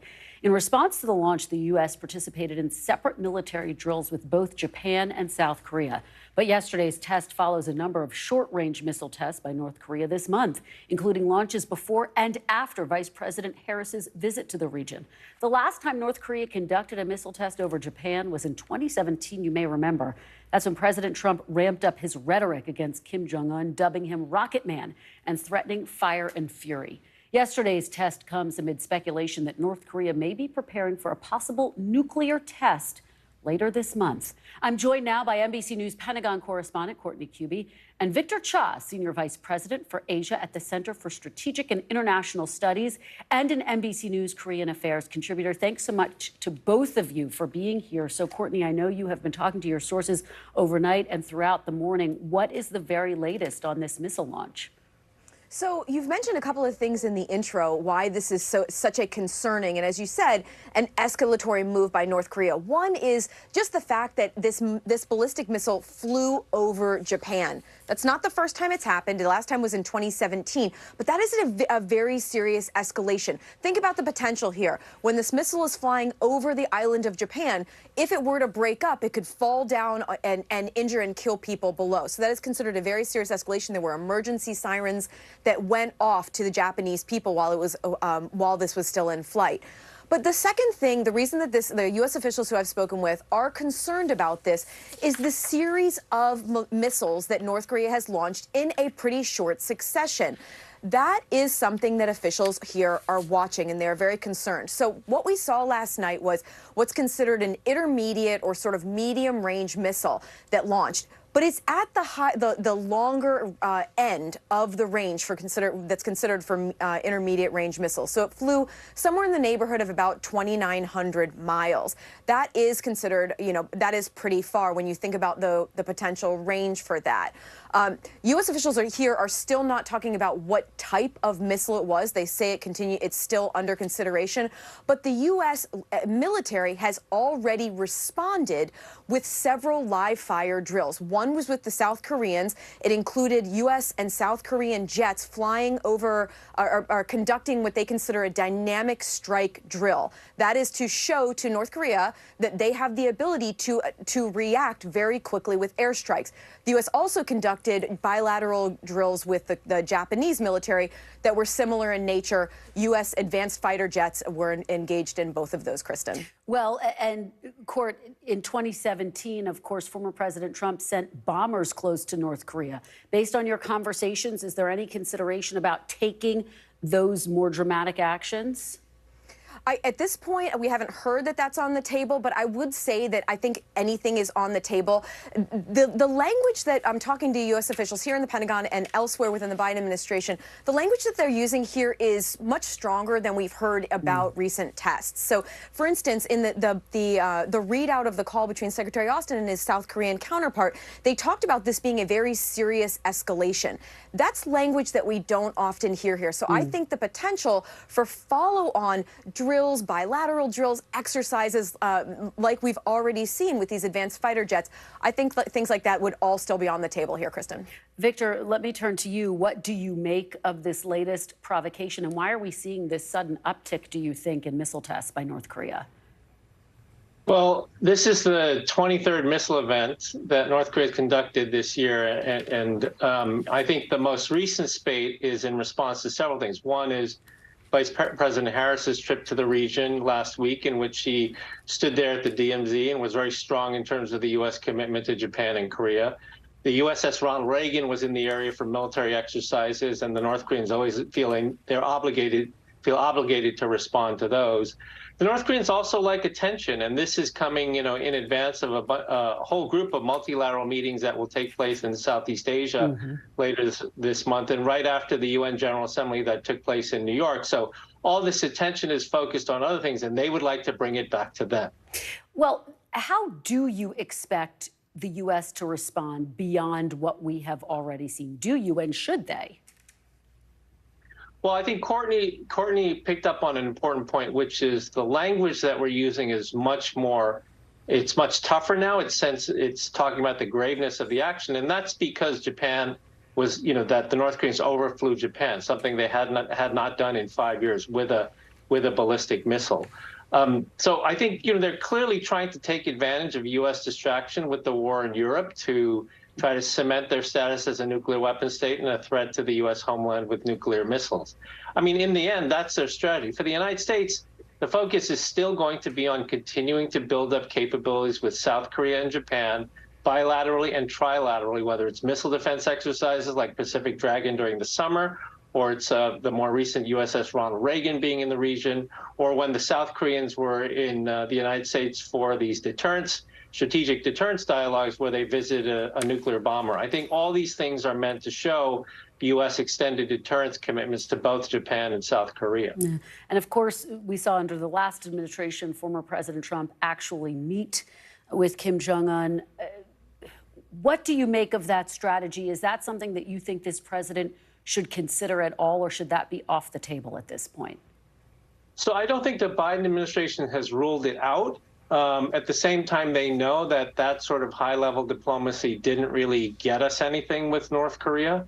The administration has been pretty clear that they've tried to engage numerous times, maybe even a couple of dozen times, tried to reach out to the North Koreans, and they've received no response. The policy right now seems very clear, which is they're open to dialogue at any time, and that they're even open to doing things like providing humanitarian assistance for North Korea's COVID problems and food, which they need, outside of the denuclearization talks. So they're about as open-ended as they can be at this point. The North Koreans just are not responding to the United States, or the Chinese for that matter, because this test happened just before the big Chinese Communist Party conference later this month. Well, yeah, and let me ask you about timing and what we're expecting moving forward. We know that South Korean lawmakers were actually briefed by their spy agency that North Korea could potentially conduct a nuclear test between October 16th, that would be the day of the Chinese Communist Party meeting, and November 7th, which, of course, the U.S.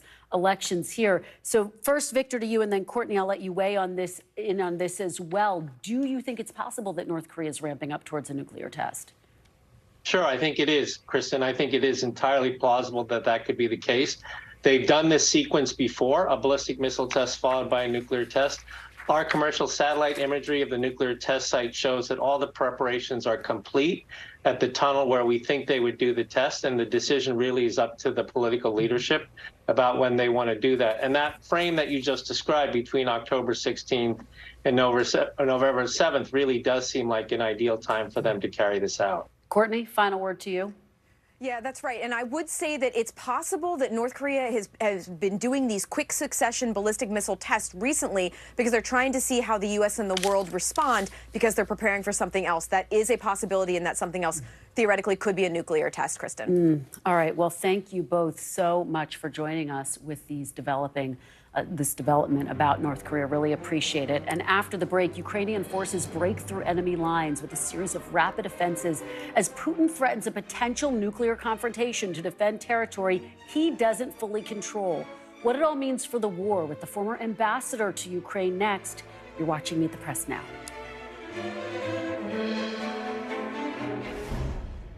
NBC News, streaming free now. Hallie Jackson Now, weekdays at 5 on NBC News Now. Here's what's happening in your neck of the woods. The day's biggest political stories with trusted insight now and expert analysis now. A daily look at the politics behind the headlines. Meet the Press Now, streaming weekdays at 4 p.m. on NBC News Now. Hallie Jackson Now, weekdays at 5 on NBC News Now. As we look out over the latest city-turned-crime scene, we see the things left behind.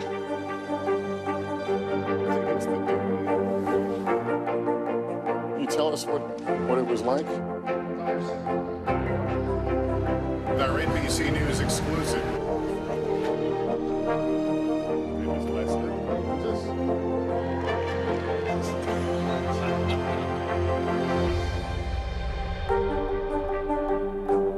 For Dateline Premium, subscribe now on Apple Podcasts.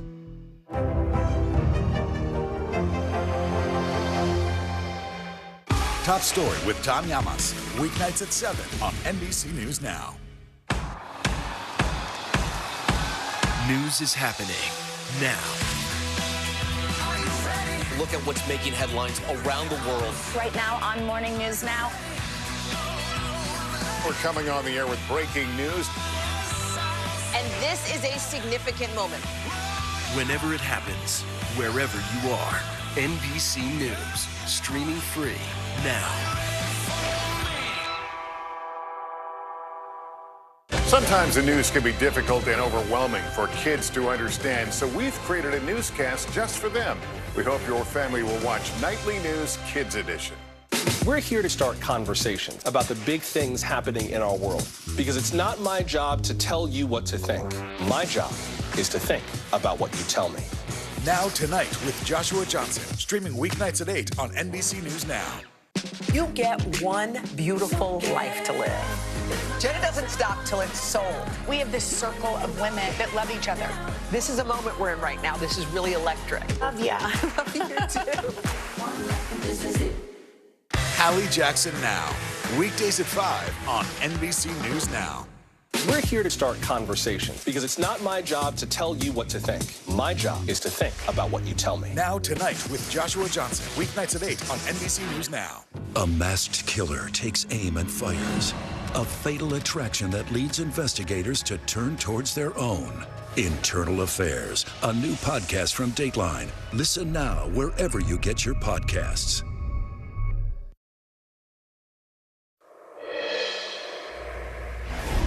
Welcome back. It has been a busy day for the White House foreign policy team. According to a White House readout, President Biden spoke to Ukrainian President Zelensky, underscoring the U.S. will never recognize Russia's annexation and pledging continued support for Ukraine. Now, this comes as Vladimir Putin is expected to sign legislation today after both houses of Russia's parliament have now approved the annexation of 4 Ukrainian regions. But it is still unclear where the borders of Russia's so-called territory will be, or what lengths Putin will go to in order to defend it. A Kremlin spokesperson said yesterday they will consult with residents of Kherson and Zaporizhia to determine where to set the border, as Ukrainian forces continue to maintain control over portions of those regions. In Ukraine, President Zelensky signed a decree of his own today that calls negotiations with Putin, quote, an impossibility. Joining me now to discuss all of this, Bill Taylor, former U.S. ambassador to Ukraine and the vice president for Russia and Europe at the U.S. Institute of Peace. Ambassador Taylor, thank you so much for joining us again. Really appreciate it. Glad to be here, Kristen. So just help us to level set where things stand right now. We have the annexation being formalized. The question, I guess, is how much of a risk is Ukraine really facing as they continue their offensive in the east and also the south? Kristen, you're exactly right. It's the Ukrainian response, which is so interesting. The Ukrainians are not deterred. Ukrainians are paying no attention to the nonsense of referenda and annexation that's coming out of Moscow. They're not paying any attention. What the Ukrainians are doing is pushing the Russians out of their land. You know, the Ukrainians have been successful over the past, 3 weeks? First in Kharkiv, then in Izium, then in terms of Lyman, moving past Lyman, now down in Kherson in the south. So the Ukrainians are paying no attention to the language, the nonsense that's coming out of the Kremlin. What they are doing is pushing the Russians out. Well, given that, and given that you and I have spoken about this and this moment where you have said that this is a President Putin who seems to have his back against the wall, at least strategically, and is doing some of this out of desperation. What is your assessment about the nuclear threat right now? The defense secretary said over the weekend it's possible that Putin would use a nuclear weapon. Kristen, of course, it is possible. Secretary is exactly right. And we have to take it seriously because when the leaders of a nuclear-armed nation start talking about the actual use of it, you have to take it seriously, and we are. There's no doubt that our intelligence agencies are watching very, very closely for any sign that there's an increase in preparations by the Russians to use these nuclear weapons. So far, not.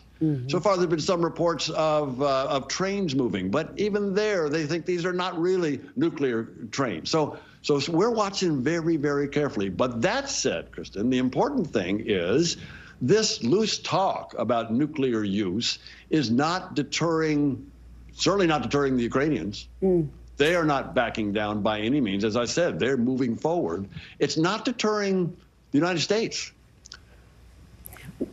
President Biden has made it very clear he will not be deterred. He said that we will not be intimidated. And that's what's undoubtedly what President Putin is trying to do, is trying to intimidate, and it's not working. Yeah.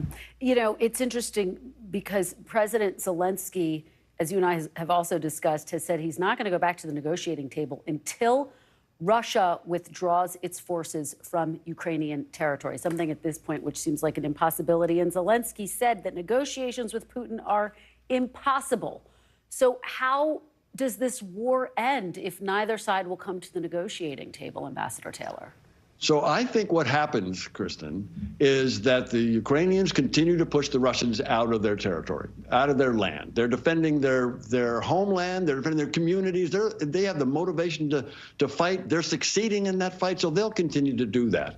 At some point, President Putin will look for a way out.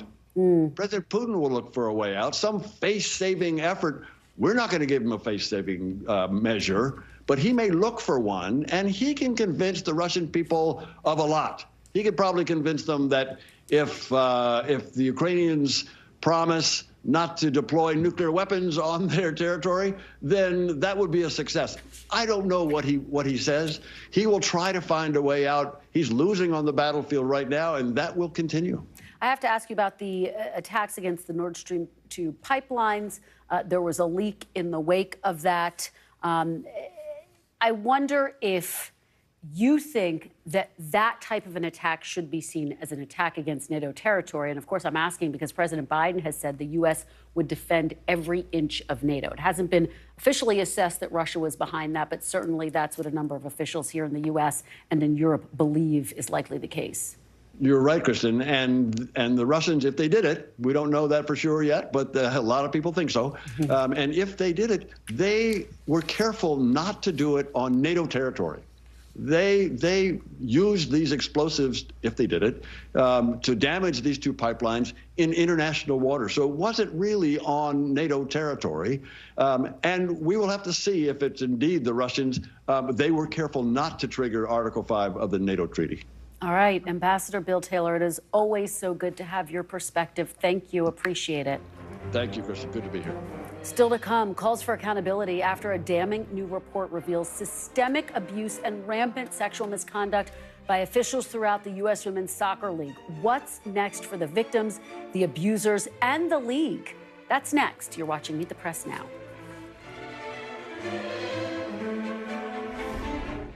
Live from Ukraine, from Uvalde, Texas, from Mayfield, Kentucky. To cover the news, you have to be in it. This is how so many towns and cities are protecting themselves. You can actually see they're pushing the gates open. Was there a school officer on campus? That's what we've been told. No. Do you remember any tornado as bad as this one? You look at this and you're thinking, we're not going to have power for weeks, if not months. Exactly. Every night, it's your news playlist. Top Story with Tom Llamas, weeknights at 7 on NBC News Now. From Brooklyn, we're next to the subway station. The state's reservoirs are alarmingly low. War will pass them by.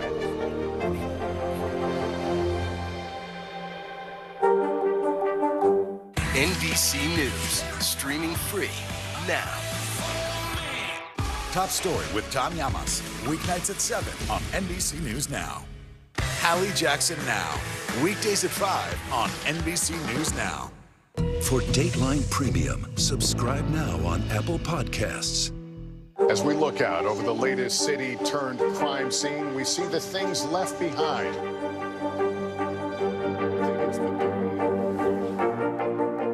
Can you tell us what it was like? Our NBC News exclusive.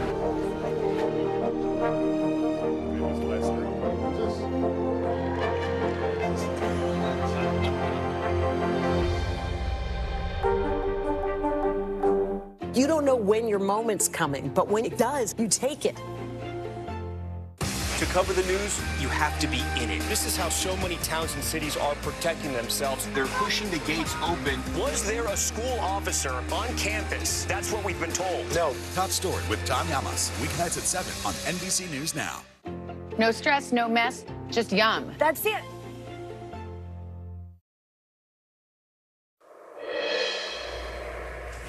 Welcome back. A damning new report reveals that the U.S. Soccer Organization and the National Women's Soccer League repeatedly ignored players' reports of verbal, emotional, and sexual abuse from coaches, allowing the abuse to become systemic within women's soccer. The independent investigation was conducted by former acting Attorney General Sally Yates, and it paints an incredibly disturbing picture. For instance, the report alleges former Portland Thorns coach Paul Riley repeatedly coerced players into sexual situations, benching them if they refused. After the initial allegations were reported to the league, Riley went on to become head coach of 2 other NWSL teams. The report also documents an incident involving Racing Louisville coach Christy Holly inviting a player over to his house under the pretense of reviewing the game tape and then allegedly sexually abusing them. Coach Holly was quietly fired last year. There are also accusations of verbal abuse leveled against Chicago coach Rory Dames almost every year of his coaching tenure. But according to the report, the team owner chalked it up to, quote, Rory being Rory. Riley and Dames could not be reached for comment. Holly has denied the allegations against him. U.S. Soccer President Cindy Parlow-Cone responded to the report yesterday, calling the findings heartbreaking and highly troubling. I'm joined now by Sally Jenkins, sports columnist at The Washington Post. Sally, thank you so much for being here to help us sort through this incredibly upsetting report. We really appreciate it. My pleasure. You have been covering these allegations for quite some time now. Can you just give us your gut reaction when the final report came out? Well, I wanted to kick through all. I think outrage is the first instinctive reaction by anyone who reads this report. And let me point something out. The only reason this report was written and the investigation even took place was because of 2 really great investigative series by journalists Molly Hensley Clancy at The Washington Post and Meg Linan at The Athletic. Otherwise, this report never would have been commissioned. There's a sort of hygiene theater that takes place by these sports organizations. Once they've been embarrassed in the press, they then have no choice but to hire an independent investigator, and the results are always scathing. Well, let me read a little bit of what you write in your latest column. You write, quote, to date, not one person at the top of these cascading pyramids of abuse has faced serious legal consequences. All they ever face is an embarrassing report. What do you think, Sally, the consequences should look like? Well, Becky Sauerbrunn just gave a press conference on behalf of the players, and she said that, the people at the tops of these organizations who didn't take reports seriously or who tabled them or shelved them or bottom drawered them, and that includes the very top officials at U.S. Soccer, should be gone. And I mean today. That's what the players want, and that's what I think should happen, and I think a number of other people are going to be of the same mind, including perhaps people like Senator Richard Blumenthal and other congressional inquirers into this report. I wonder if you think that this will lead to criminal investigations, as we saw, for example, in the case of Larry Nassar. Well, there certainly are some things described in the report that appear to be criminal. Shoving your hands down a player's pants and up her shirt when she's supposed to be watching film with her head coach. Unwanted sexual groping, sexual coercion, and there's a suggestion in the report that bears some further examination whether one of the coaches in question, he was a youth soccer leader and made incredibly untoward remarks and managed young players, underage players in ways that just make you shudder. And it looks like that bears some examination as well. So there certainly are some indications of potential criminal behavior here. Well, and Sally, there are really 2 parts to the revelations. One, the actual abuse that took place, which you and I are talking about. But the other piece of this, which you touched on, is that U.S. Soccer and the NWSL leadership did almost nothing to intervene, to stop this from happening, to investigate. Do you think that this was a complete systemic failure? It's not almost nothing. It's exactly nothing. Yeah. Look, players brought this to the attention of the very top leaders at U.S. Soccer in 2015. Kristen Press, member of the national team, Olympian, World Cup champion. Alex Morgan, member of the Olympic team, World Cup champion. Very influential players tried to back the women who were making these reports, and U.S. Soccer absolutely bottom drawered them. I mean, to the extent that Paul Riley, they had a very specific allegation, an accusation from a player that he literally relentlessly pursued against, she rejected him time after time, meets her, opens his hotel room door in his underwear, tells her to get on the bed. and benches her when she rejects his advances. All of this was outlined in an email that was viewed by the very top leaders at U.S. Soccer in 2015. Nevertheless, Riley is considered as a serious candidate to become our Olympic coach by U.S. Soccer, even having read that email, having heard reports against him. You know, this is intolerable. And I would add, these are players who had a certain amount of status and power because they were some of our more prominent members of the national team or these professional teams. Can you imagine what women in lesser positions experienced?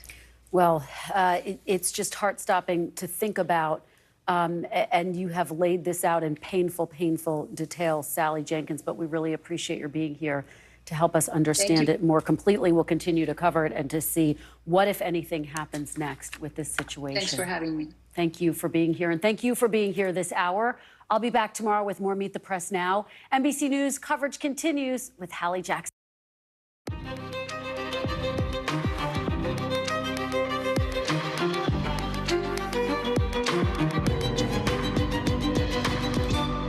We're coming on the air with one crisis in Florida being made worse by another, because with hundreds of homes across the state ripped up by Hurricane Ian, it's only highlighting that Florida doesn't have enough homes to begin with. We're live on the ground. Plus, breaking tonight, a new legal filing from former President Trump going up to the highest court in the land. What his lawyers want the Supreme Court justices to do now. Also breaking just tonight, Twitter's telling Elon Musk, hey, you've got a deal with the world's richest man agreeing to pay the price he originally said he'd pay, what it means for the markets and your socials. And two more cases now being linked to this apparent serial killer on the loose in California, why the feds are getting involved. Plus, in tonight's original, we're bringing you an exclusive interview with one of Silicon Valley's top critics on why she's back in the biz to run a popular app you might already use. And it's never a Yeezy day with Kanye West anymore, why he's using the KKK's words to talk about Black Lives Matter. We've got that a little later in the show. Hey, I'm Hallie, and at this hour, tonight, right now, at least 108 people have been killed from Hurricane Ian in Florida, with the number of rescues getting close to 2,000, as the question now turns to, where will people who lost their homes go next? Why? Because this state is in a housing crisis, and that was before the hurricane.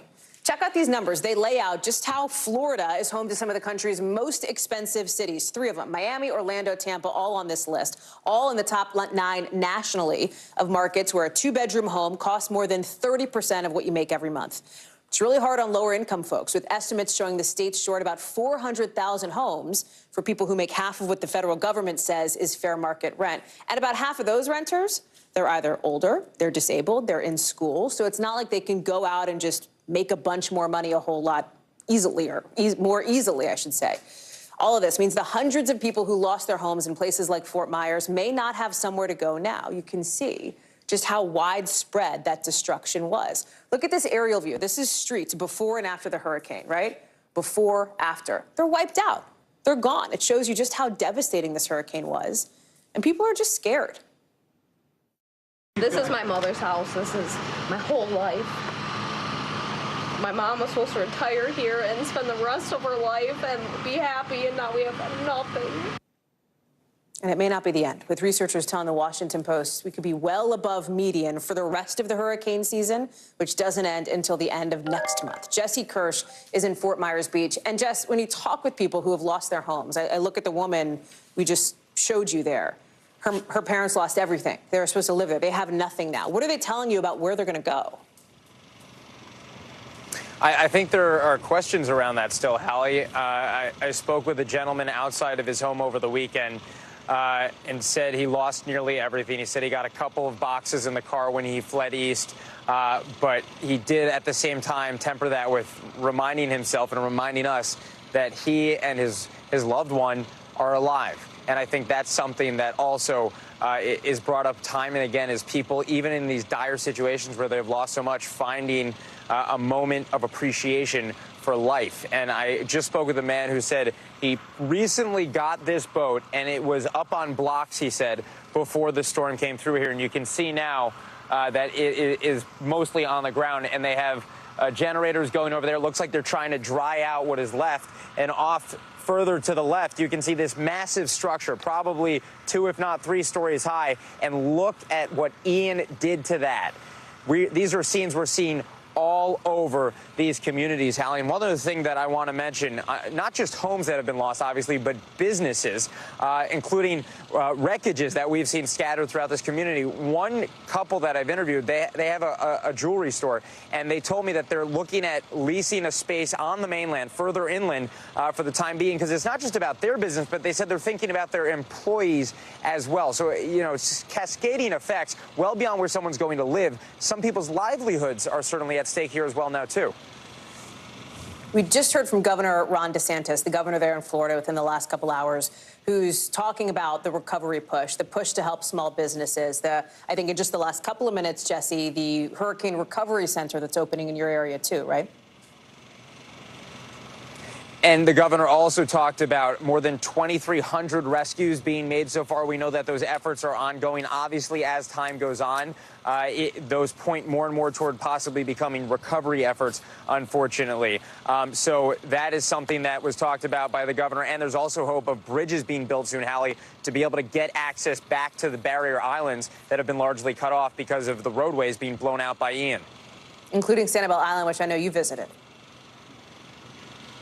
That's right. We went there yesterday afternoon. We were there for a special story, an inspiring story about a family bringing a pair of Torahs from their synagogue's community to the mainland to be able to use them tonight when the sun goes down to begin Yom Kippur, the most solemn day in the Jewish calendar. But we also got to look at some of the devastation there. We saw the causeway from the water. We could see that portions of that roadway were wiped out, and there was water going right through. You could have ridden a boat right through there, Hallie. Jesse Kirsch, glad to have you on the ground there in Fort Myers Beach. Thank you for bringing us a firsthand look at what people are still going through even today. Appreciate it. We've got more breaking news tonight in the fight over those classified documents at Mar-a-Lago, with former President Trump just late today asking the Supreme Court to get involved. Why? Here's the deal. Mr. Trump's legal team wants that so-called special master, that independent third party, to be able to review classified documents, the classified documents that the FBI found at Mr. Trump's Mar-a-Lago home.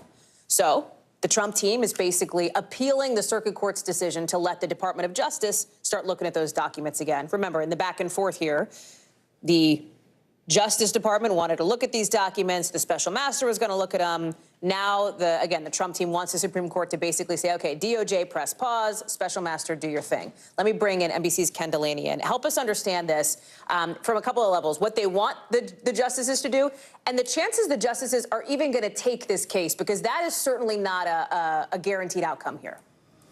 No, Hallie, and that, I think, is the most important point, that some legal experts I've spoken to don't believe that the Supreme Court will take this case because they don't generally get involved in these kinds of disputes about discovery in the lower courts. But then again, this is a 6-3 conservative majority, 3 of the justices appointed by President Trump. Some of them have expansive views about executive power. They may take it.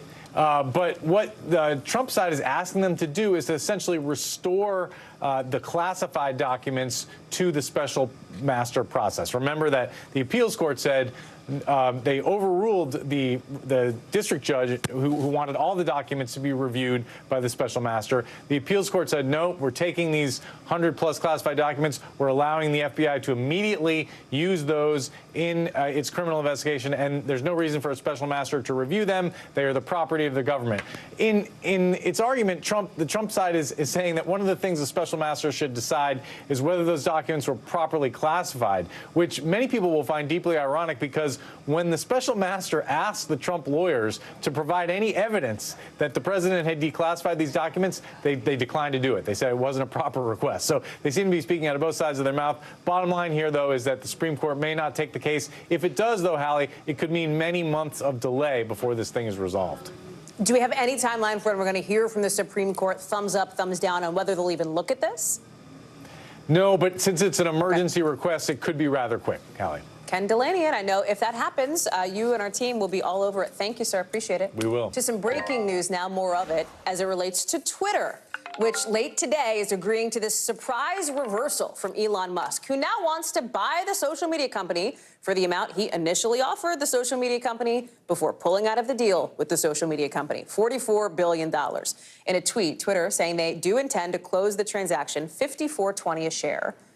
Musk had written a letter, his lawyers at least, that told the company that, yes, Musk was going to pull a 180 here after saying he wanted the deal, then backed out. He's now back in. Months of drama, months of fighting. Keep in mind, this all comes just a few days, relatively, a couple of weeks before they were set to go to court later this month. Julia Boorstin from CNBC, our friend of the show, is joining us now. Julia, a lot of developments, a flurry of them in the last hour that kind of made this whole thing gel. It feels like from a strategy perspective, Musk was looking ahead to this trial, perhaps seeing the writing on the wall and figuring if I got to pay anyway, I might as well own the company if I'm going to have to pay up. Absolutely. I mean, this comes less than 2 weeks before the start of the trial, which was set for October 17th. And even more important, Hallie, I think it's important to remember that this comes ahead of Musk's deposition, which was set for Thursday and Friday of this week. And I also wouldn't underestimate the impact of those tweets that came out late last week. Those tweets also included some messages which indicated that Musk was fully aware of there being a bot problem at Twitter, which of course was the center of his argument of why he shouldn't have to buy Twitter at the price he agreed to. Right. He was basically saying, hey, you have more bots than you're owning up to. That means I get a get out of this deal free card. Twitter said not so fast. Now Musk is back in. Let's say this all goes through, right? Because I was talking with the Washington Post reporter who covers Silicon Valley, who said there's some real unease, like with the Twitter employees here, anxious about what it means if Musk takes over. What does it mean for people who use Twitter? Are we going to notice any changes other than perhaps Donald Trump getting back on the platform? Well, look, I think you're absolutely right. This is not 100% a done deal. They've agreed on a price, but the deal has not closed. And this is Elon Musk. You never know what's going to happen. So I think we're watching now to see if the judge pulls both parties together and says, are you fully agreed? Is this deal closed? If the deal does close, the question is whether Musk goes forward with his plan that he laid out months ago of what he wanted to do with Twitter. He wanted to create a subscription service. He wanted to have payments within the platform. And he had this vision of massively expanding how many people would be using Twitter by making the service far more accessible and easy to use for people who aren't in on all that Twitter jargon. Those were ambitious plans. He wanted to make the company less reliant on advertising. But we'll see how much his vision for Twitter has changed after he spent 5.5 months bashing the platform on social media. Julia Boorstin, thank you. Some whiplash, I think, for business reporters like yourselves throughout the day today. Appreciate it. We should keep in mind, too, that at one point, a couple points today, Twitter trading was actually stopped. I mean, they stopped it on Wall Street because of all this volatility. Ultimately, though, the shares were up something like 12% on this news, all of it contributing to the best day that Wall Street has seen in months. Stocks were up in early trading, held on to that all day long, with the Dow closing up nearly 3%, the S&P 500 up more than 3%. That's the best day it's had since March of 2020 when the pandemic first started. Can you believe it, folks? We're talking about good news on Wall Street instead of things being in the red. It is rare because it was a September to forget, but now this October rally, again, with the Dow in green. Investors, in part, responding to this new labor report showing that job openings were dropping to the lowest level since April 2020. Let me bring in our Brian Chung, who covers this kind of thing for us. Brian, is this going to last, right? Is this October rally going to stick around for a little while longer? Hey, Ali. Well, obviously, if you have two back-to-back days of green days, maybe that says that things will be good for the month of October. And indeed, what we're seeing in terms of that market rally could just be a reversal of the feeling that investors have that maybe the really nasty 8% down month for the Dow Jones was just simply overdone. Now, of course, the big story does remain what's going to happen with the economic picture. And for Americans, we did get a read on the labor market this morning that says that job postings fell by about 1 million between July and August. That means about 10 million job openings in America. That's still above pre-COVID levels, but that does tell you that maybe the story is changing for the opportunities that Americans have out there in the labor market. Again, not necessarily a good thing, but do want to underscore that. We'll get an updated picture because August is a few months ago. We'll get an update on what the labor market looks like in the month of September on Friday morning. That'll tell us where unemployment and also non-farm payroll gains sit. That might be a better picture for really how recessionary dynamics are playing out and whether or not they're actually present at this moment, Hallie. Brian Chung, thank you very much. Appreciate it. Today, protests outside the Supreme Court over a case that could gut the Voting Rights Act even further and affect the way that states draw their district maps for who they send to Congress down the road. So here's the deal. This whole thing centers around an Alabama map. It was drawn by the Republican-controlled legislature. And some argue it discriminates against black voters. They say basically it bunches up black voters either in one specific district or it spreads them out thinly across a whole bunch of others. The conservative justices today seem to be looking for a kind of narrow way to uphold that map. Here's the picture for you. The new map has one congressional district out of 7 where black voters would have a chance at electing a candidate who they say represents them. And given that more than a quarter of Alabama's population is black, the argument, it should have 2 to be more representative. But the state says drawing a second district for that purpose would be racially discriminatory in favor of black voters. I want to bring in now Yamiche El-Sandor. You've been doing so much reporting on this issue. Let's set the stage today that things got hot. I mean, things got hot in a way that even drew the attention of people who observe the court every day. Certainly. This was a big day for a landmark case. Merrill v. Milligan is seen as something that's going to change possibly how states across the country draw their congressional maps. So today you had 3 liberal justices in particular really hammering Alabama, going to town on them and asking them, how is this map not racially discriminatory, and how are you going to make sure that it's within the Voting Rights Act? How is it following the Voting Rights Act here? The big thing here is what you laid out, which is that 14% of the congressional delegation come from majority black communities, but African Americans make up 27% of the population in Alabama. You also heard some conservative justices. The critics of the map look at that and go, that's not right, right? They say, like, that can't be. The numbers just don't match up.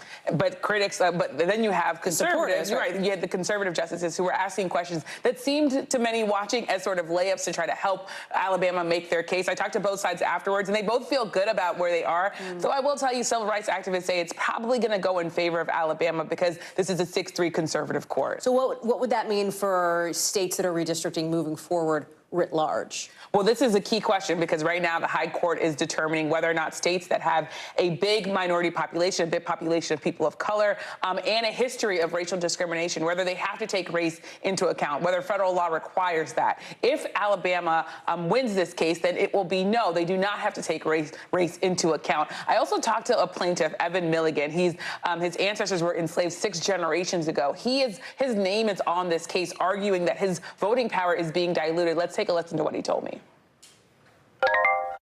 We would ask that federal courts would intervene and require them to look at the population, to look at the voting history of our state, and to produce maps that actually give black Alabamians a chance to elect candidates of their choice.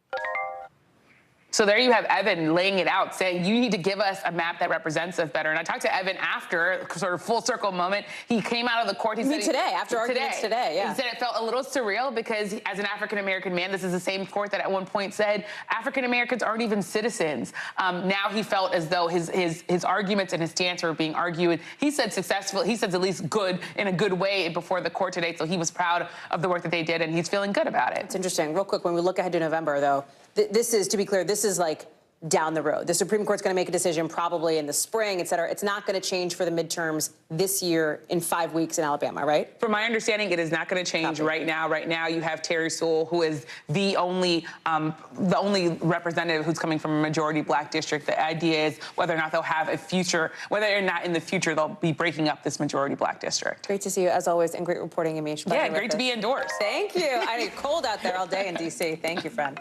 To the White House now, where it was also chilly outside, where in the last hour or so, President Biden really put the ball in voters' court to protect abortion access, just over 100 days since the court overturned Roe versus Wade. Listen. Congress should codify the protections of Roe and do it once and for all. But right now, we're short a handful of votes. So the only way it's going to happen is if the American people make it happen. Let's go to Mike Memley, who's posted up at the White House for us. So, Mem, let me put up on screen for people the details that the president has rolled out today. More money for Title X grants, new Department of Education guidelines preventing discrimination on the basis of pregnancy. What he and abortion rights supporters want would be way, way, way, way more of this. But what you heard from the president today, 5 weeks out from the midterms, let us not forget, was a lot of the messaging we've heard from the White House ever since the overturning of Roe, which is it is up to voters. There is only so much the executive branch can do.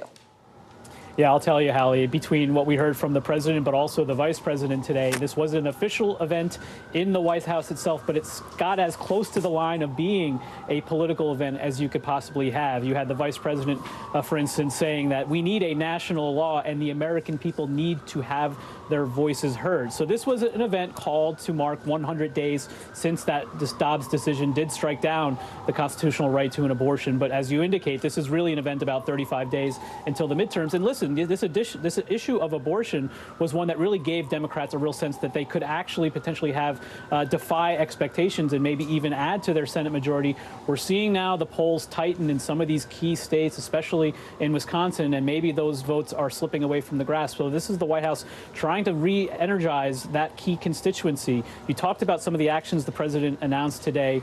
They do go far short of what advocates really say is necessary. One of the doctors, for instance, the president heard from as part of the discussion today, said we need bold, brave, and immediate action. That's not necessarily going to happen. But what the president's trying to do is make this clear. This is a voting issue and not necessarily something he can do without more votes in the Senate. What's also interesting, though, is the balancing act, or at least the juggling that the White House is doing with issues that they think will mobilize voters. So, for example, this emphasis on abortion access. But as your own reporting shows, immigration, that's probably going to wait until after the midterms based on sources you're talking to. Yeah, it's really interesting, Hallie, because this story sort of originated from a conversation I was having with a White House official about, it was just after Kevin McCarthy, right, who he could be the Speaker of the House for Republicans if they take the majority, laid out the Republican governing agenda. I said, well, what does the president think he can get done with Republicans? And the answer really did surprise me. It was immigration. Now, let's sort of unpack what they're saying here, though.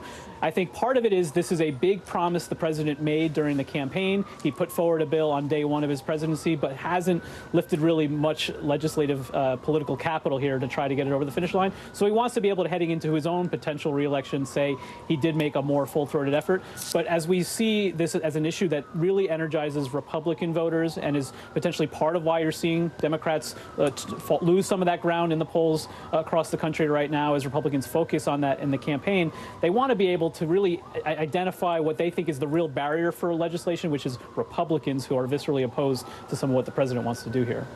Mike Memoli, outside the White House for us. Mem, thank you.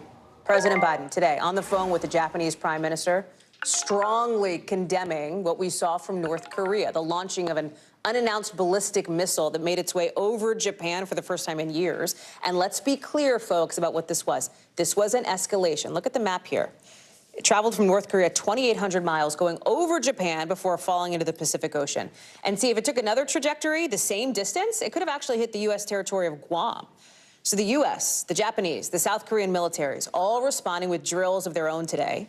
We also saw the Japanese public put on alert, with authorities there telling folks, head to shelters. Trains were temporarily closed. Loud sirens went off across Tokyo.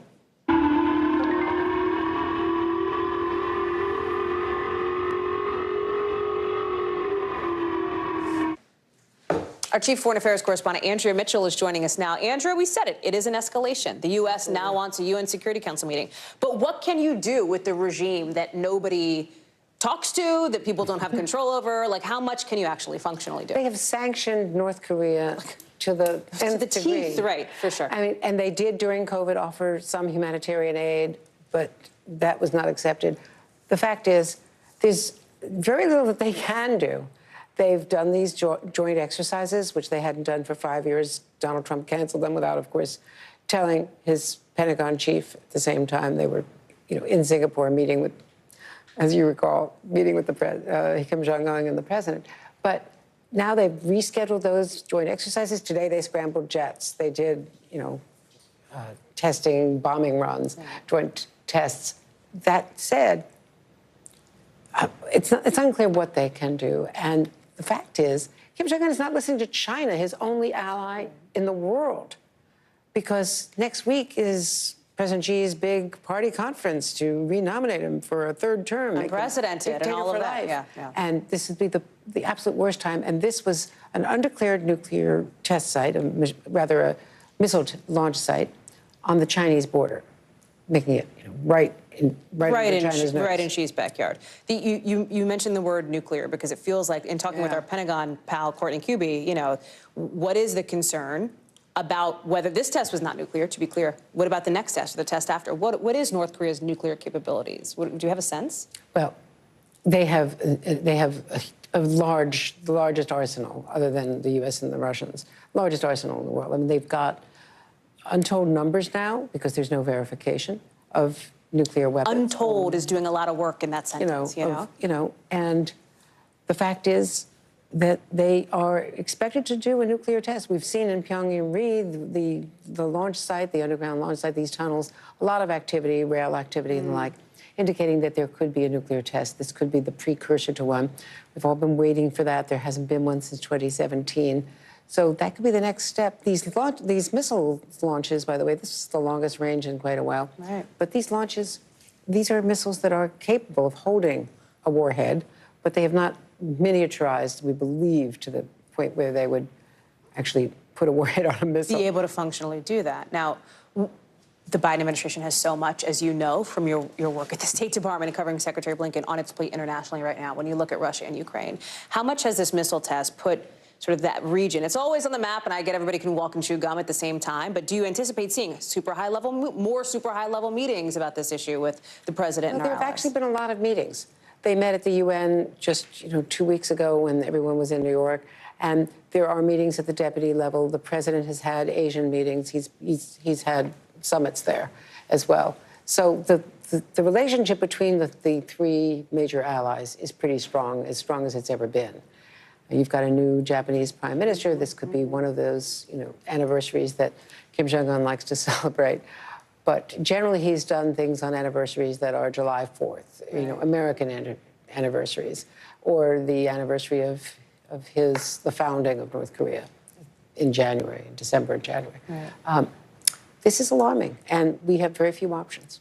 Andrea Mitchell, it is a stark, I think, piece of reporting. Thank you for providing, obviously, your insight into this. I really appreciate it. I have a feeling we'll be talking again soon. Thank you.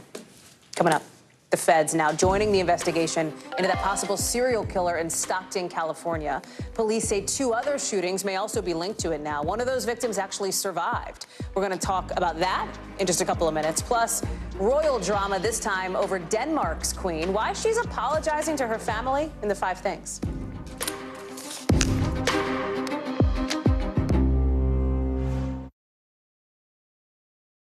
Top Story with Tom Llamas, weeknights at 7 on NBC News Now. We're here to start conversations because it's not my job to tell you what to think. My job is to think about what you tell me. Now Tonight with Joshua Johnson, weeknights at 8 on NBC News Now. And what do you love about fatherhood? The chaos, the learning. Is climate change one of your top priorities? What's your message to girls who want to make a difference in their own communities? Believe in yourself. Right now on NBC News Now. As we come on the air, here's what we know. It has been dramatic, powerful. We begin with breaking news just coming in. What's happening now, what's happening next, and what it means for you.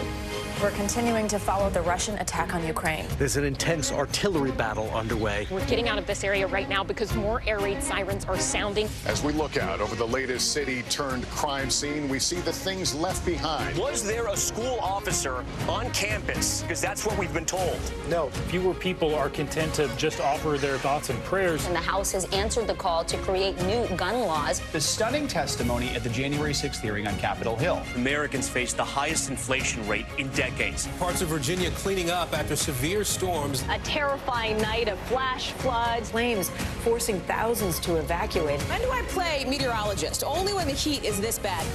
Another special night of election coverage right here at NBC News Now. Results are coming in. This Tuesday is going to be huge for primary purposes. It's an interesting race here. I've just never covered anything like it. This is big. When we're talking about November, how many doors do you think you've each knocked on? This feels like an ideological fight to the death. Is there room for common ground on this issue? What do you think when you see the activism that's happening right now? Do you think this movement could have happened without social media? A lot to talk about as we continue our rolling coverage. We're coming on the air with the news NBC Scoop. Bringing the news to you is not only a job, it's an honor. News is happening now. Look at what's making headlines around the world. Whenever it happens, wherever you are, it's here now.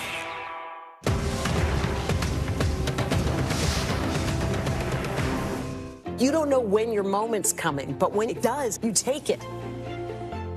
From Brooklyn, we're next to the subway station. The state's reservoirs are alarmingly low. War will pass them by.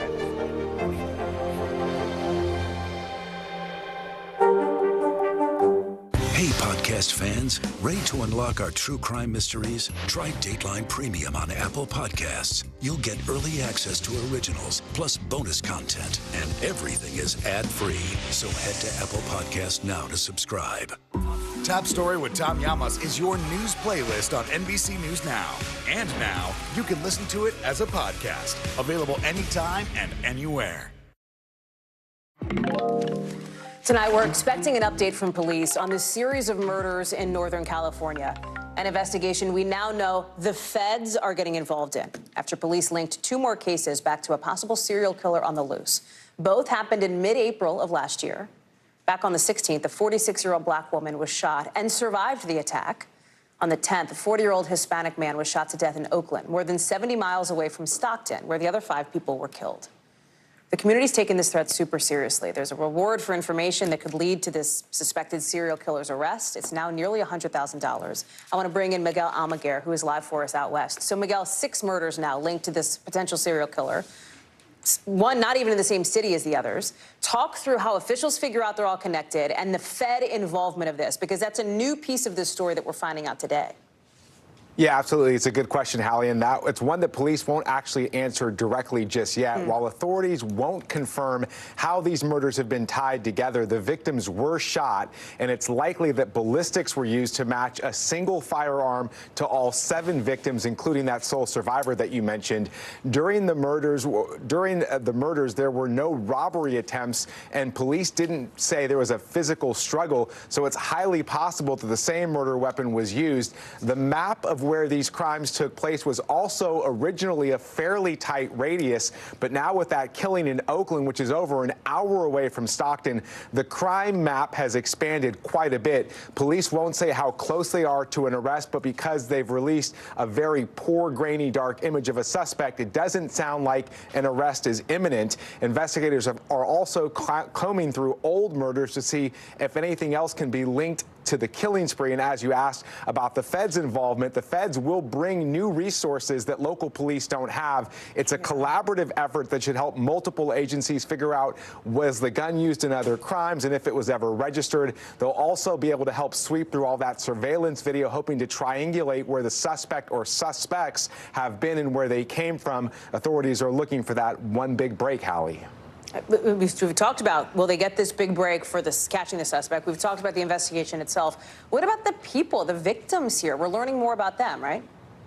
Yeah, we are. Police have actually released little information about the victims. We're getting a better picture of who they are. They range in age from 21 to 54 years old. Most, but not all of the victims have been identified as Hispanic, and the only person to survive the shooting was a woman. Authorities still have not said why the victims were targeted or but they have said they were alone in poorly lit areas after dark. Some of the victims' families tell us their loved ones were living on the streets, but we know not all of the victims were homeless. Because this killing spree has spanned at least 15 months now, authorities also believe there could be more victims. They just haven't connected to this crime spree yet, Hallie. Miguel Almaguer live for us there out in California. Miguel, thank you. Let's get you over to the 5 things our team thinks you should know about tonight. Number 1, the DEA says somebody has been arrested after the agency seized about 15,000 of those so-called rainbow fentanyl pills. The agency says, look at this, they were hidden in a Lego box. They were supposed to be distributed in New York City. This is the biggest seizure of fentanyl pills in that city to date. Number 2, I'm sure you heard about this. Country music icon Loretta Lynn died this morning at her home in Tennessee. She was 90 years old. She released more than 60 albums throughout her long and illustrated career. Some of her biggest hits, songs like Coal Miner's Daughter and You Ain't Woman Enough. She was the first woman named Entertainer of the Year by the Country Music Association in 1972. Number 3, Denmark's Queen Margrethe is apologizing to her family. She got some backlash from a few of them over her decision to strip 4 of her grandkids of their royal titles. Last week, she said her younger son's children would no longer be known as princes or princesses starting in January. That son told a tabloid he got basically no heads up. The Queen says she wants to streamline the royal family going forward. That's why she made those moves. Number 4, free samples. They are back in some Trader Joe's. Look at this. Tell me the pandemic seems like it's over without telling me the pandemic seems like it's over. This is what people were posting, right? All of these snacks at Trader Joe's over the weekend. The company had stopped doing them back in 2020 when COVID hit. No official update from Trader Joe's, but the food speaks for itself. Number 5, it's almost time to vote for your favorite big bear because Fat Bear Week officially starts tomorrow, where the brown bears of Katmai National Park in Alaska go head-to-head. People picking which ones made the most gains in their bulking season ahead of hibernation. Gotta love Fat Bear Week. Who doesn't? A lot of matchups in Fat Bear Week. Bear 335 v. Bear 164 versus 747 against 856. Catchy names, folks. The winner of the whole thing is going to be announced next week. Fat Bear Tuesday, obviously. I'm sure it's on your cows. Just into us now. Some new drama in the legal fight between Angelina Jolie and Brad Pitt, with court documents filed today by Jolie's team making claims we have not seen before about what happened on a private plane they were on with their kids 6 years ago. NBC News has obtained this new filing where Jolie is accusing Pitt of trying to get her to sign an NDA to not talk about what she alleges is his abuse, physically and emotionally, of her and their kids outside, except for in court proceedings. It's connected to this legal battle over a winery the two of them owned, and to a story we brought you a few weeks ago when we learned the FBI decided not to prosecute Pitt. We should note that NBC News is out to Pitt and Jolie's teams for a response. We have not heard back. Let's bring in Danny Savalos. And Danny, her legal team says the abuse went beyond that September 2016 alleged outburst, where they say Pitt allegedly choked one of their kids, hit another in the face, grabbed Jolie by the head. Tell us more about this and what your takeaways are from this cross-complaint. It appears that when the FBI investigated, they may have found enough probable cause to prosecute, but they may have decided not to ultimately. At least it appears possibly because Jolie was not entirely sure she wanted to go forward with the prosecution. If that's the case and they had the probable cause to go forward, then that is a pretty damning thing against Brad Pitt, especially on an airplane where I imagine Jolie might be able to find some witnesses to back that story up. But when you take a step back, this information really only came out of litigation over a winery that is part of a dispute between Pitt and Jolie as they try to split up their assets, as in any breakup or divorce. What's so, I think, notable at this case, besides the sort of obvious, the allegations that were made that are significant here, that are in Jolie's filing that we described, these allegations against the kids, against her, is that in large part for a case with such high-profile celebrities, this has been played outside the court of public opinion. We haven't seen or heard much about it except for these dribs and drabs from filings that have come out until today. Talk about resolution moving forward here. This is a civil suit, as are many civil suits. And when you are a high-profile litigant, you have a lot at stake. Brad Pitt and Angelina Jolie have a lot to lose if this case continues to go through the courts. Even if documents are not readily available, eventually they may find their way out to the public. And these allegations could end up really harming both sides. So even though this really has a criminal feel because it was part of a possible criminal investigation by the FBI, it's really a civil case. And when that's the case, either litigant has a lot of power in stopping things from moving forward by simply resolving the dispute out of court. Danny Savalos, thank you very much for that legal breakdown. Appreciate it. Still to come, an NBC News exclusive. Our Jake Ward scoring an interview with the person who led walkouts at Google, who has fought big tech, now getting back into big tech. We'll talk about why and what she has to say about Signal next.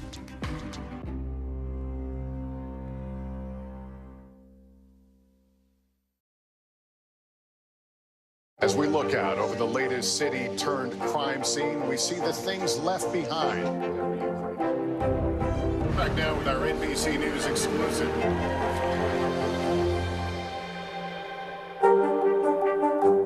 News is happening now. Look at what's making headlines around the world. We're coming on the air with breaking news. This is a significant moment. Whenever it happens, wherever you are, NBC News, streaming free now.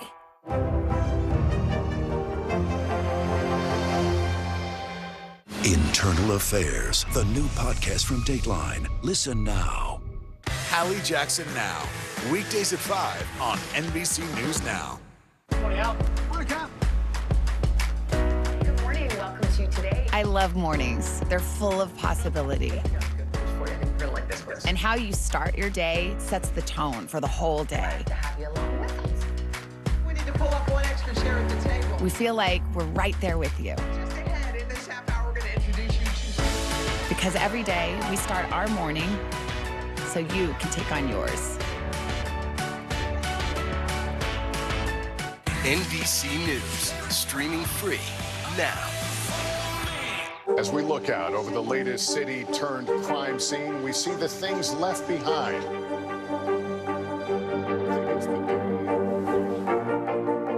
Can you tell us what it was like? Our NBC News exclusive.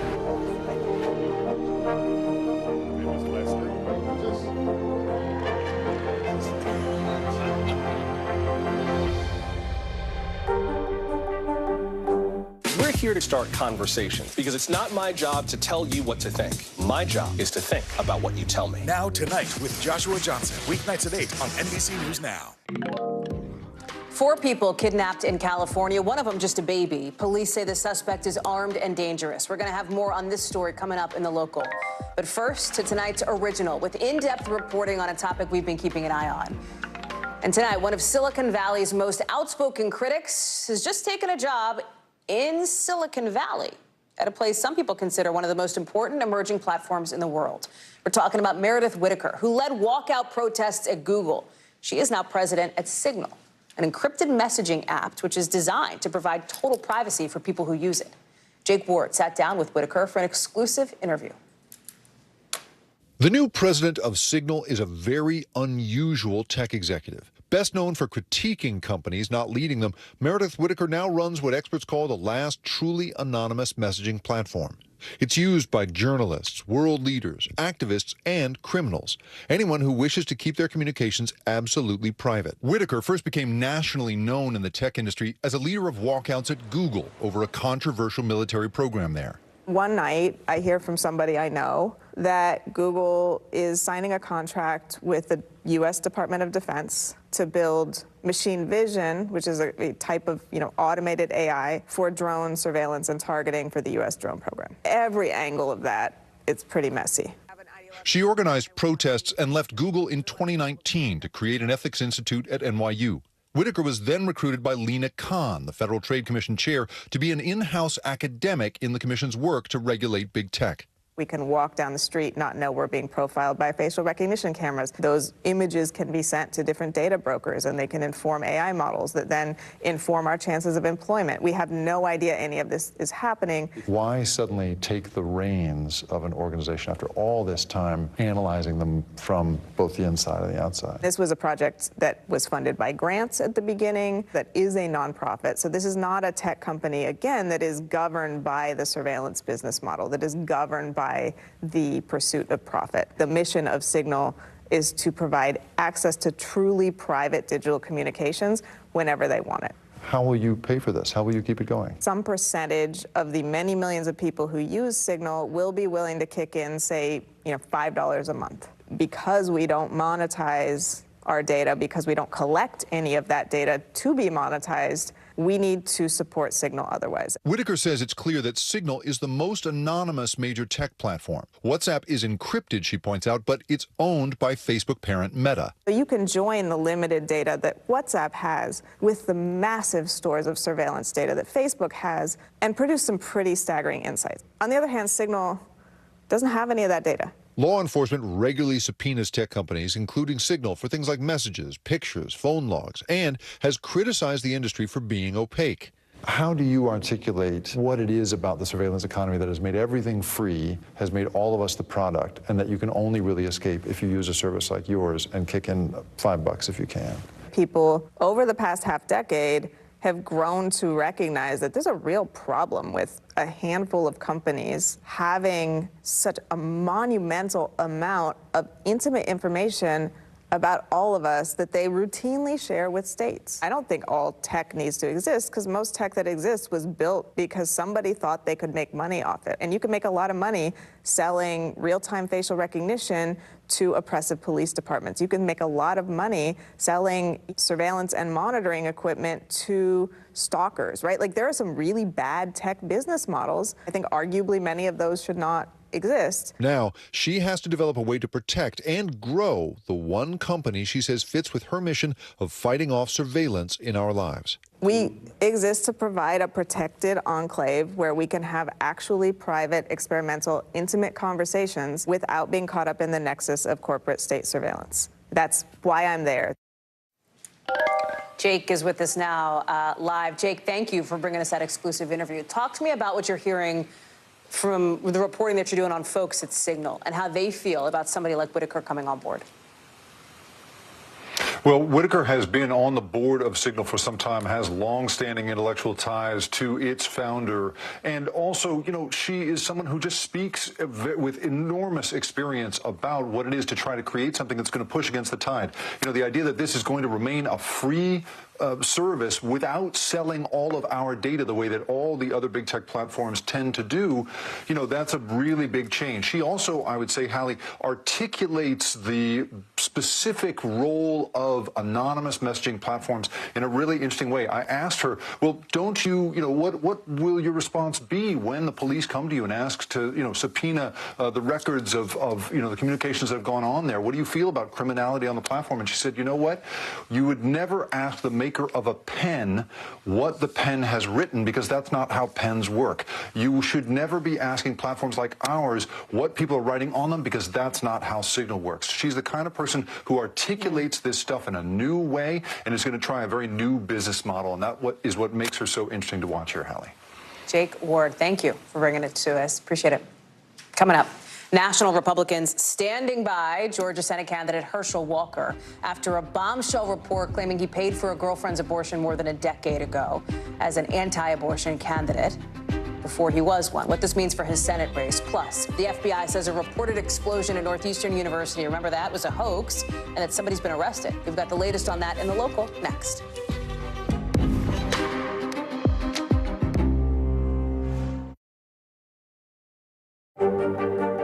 Mr. Secretary, when is this going to get better? You came into this job saying you were to fight crime. Have you been successful? Found a way to put that. Can you update us on the status of negotiations? I think when you open your eyes, you get to decide, how's my day going to be? We want to be a way to start your day, lighten your load, every single morning. Top Story with Tom Llamas, weeknights at 7 on NBC News Now. Good morning, I'm Joe Fryer. And I'm Savannah Sellers right now on Morning News Now. We're staying on top of the breaking situation in Ukraine. We are watching dangerous heat this week. Recession, I mean, is that where we're headed? Is there any way to avoid that? Morning News Now, streaming weekdays at 7. You get one beautiful life to live. What are you going to do? This show is so fun, but having you as a positive force means really the world to me. Jenna doesn't stop till it's sold, okay? We have this circle of women that love each other.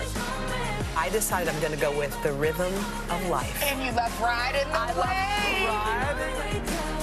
wave. This is a moment we're in right now. This is really electric. Yeah, I love you too. News is happening now. Look at what's making headlines around the world. We're coming on the air with breaking news. This is a significant moment. Whenever it happens, wherever you are, NBC News, streaming free now. The indictment of a former president, or perhaps candidate for president, would arguably tear the country apart. Is that your concern? Can you update us on the status of negotiations? Sometimes the news can be difficult and overwhelming for kids to understand, so we've created a newscast just for them. We hope your family will watch Nightly News Kids Edition. And what do you love about fatherhood? The chaos, the learning. Is climate change one of your top priorities? What's your message to girls who want to make a difference in their own communities? Believe in yourself. Hey, podcast fans, ready to unlock our true crime mysteries? Try Dateline Premium on Apple Podcasts. You'll get early access to originals, plus bonus content, and everything is ad-free. So head to Apple Podcasts now to subscribe. Mr. Secretary, when is this going to get better? You came into this job saying you were to fight crime. Have you been successful? Found a way to put that. Can you update us on the status of negotiations? What do you love about fatherhood? The chaos, the learning. Is climate change one of your top priorities? What's your message to girls who want to make a difference in their own communities? Believe in yourself. NBC News covers hundreds of stories every day, and because you couldn't possibly read or watch or listen to them all, our bureau teams have done it for you. This is what they tell us is going down in their regions in a segment we call The Local. From our West Coast Bureau, an 8-month-old girl, her parents, and an uncle were kidnapped in Merced County, California this week. Officials describing the kidnapper as armed and dangerous. The sheriff's office says the people were taken from a family business. Look at this little kiddo. The office released images of this guy, shaved head with a hoodie, surgical mask. They think he is a suspect. No word on any kind of motive here. From our Northeast Bureau, a reported explosion at Northeastern University last month was a hoax, and the employee who said he was hurt has been arrested, according to court documents. The FBI says the suspect was arrested near his home in San Antonio, charged with falsely conveying a bomb threat and lying to federal agents during his interview. The man was the school's new technology manager and director of the Immersive Media Lab. Also from our Northeast Bureau, a New York farmer broke the national record for heaviest pumpkin. There it is in Clarence, New York. It weighs more than 2,500 pounds. It was like 148 pounds short of breaking the Guinness World Record. Wait until they bust this thing down for a PSL. Add a little spice and a little coffee, put it in a Starbucks cup. Feed hundreds of your friends. Tonight, some big-name Republicans and big organizations that pay for Republican Senate campaigns, they are defending the Republican nominee for Senate in Georgia, Herschel Walker, after a bombshell report from the Daily Beast alleges Walker paid for his girlfriend's abortion in 2009. Keep in mind, he is running as an anti-abortion candidate. Walker is denying the allegations in a tweet, calling them a flat-out lie, and says he plans to sue the Daily Beast for defamation. NBC News has not yet verified these allegations, we should note. Florida Senator Rick Scott today calling the report a smear machine. Former President Trump says Walker is being slandered and maligned. Anti-abortion rights groups are standing behind him, too. I want to bring in now Sahil Kapoor. And I think it's important to note, Sahil, that original Daily Beast report brought receipts, and I mean that literally, not in like the slangy way. There was literally a receipt. There was a note that they saw was provided by Walker. There was a check, for example, et cetera. I mean, there was documentation and what they describe as corroboration to back this up. Again, Walker denies it, but our political unit points out in a different era, pre-Donald Trump, perhaps this would have been a campaign-ending story. Right, and the corroboration, of course, was a woman she told at the time who was aware of it and who helped take care of her after the abortion took place. But you're absolutely right, Hallie. This is the type of candidacy that Mitch McConnell might, in a previous era, compare to the Todd Aikens, the Richard Murdochs, people who had scandals occur that were arguably less severe than this. But now McConnell's leadership, his folks are backing Walker. They're out there supporting him. Fully backing Walker. The National Republican Senatorial Committee, which ultimately answers to McConnell, is standing behind him. The Senate Leadership Fund, which is the biggest spending group on the Senate side, heavily invested in Georgia, announced today that they're full speed ahead.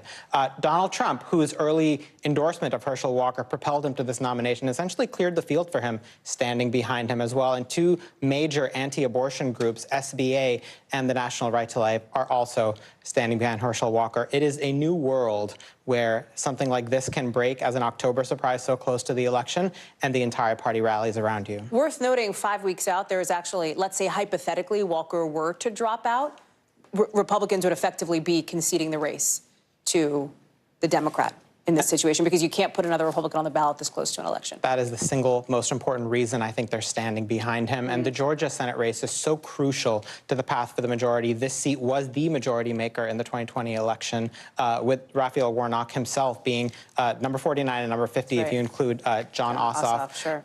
The polls show a neck-and-neck race. You see this on the screen right now. A Fox News poll showed a 5-point race. There are other polls that show it even closer. A CBS poll showed it a 2-point race, and the average is somewhere around 1 to 2 points. So this could be the seat yet again that determines whether it's Chuck Schumer and the Democrats running the Senate or Mitch McConnell and the Republicans running the Senate. That is why we're seeing this rallying effect among Republicans as other opportunities that they thought they had are fading in places like Arizona and New Hampshire. Those races are falling away. They see Georgia as probably make or break. And perhaps Pennsylvania, too. You also look at what's happening with anti-abortion groups supporting Walker.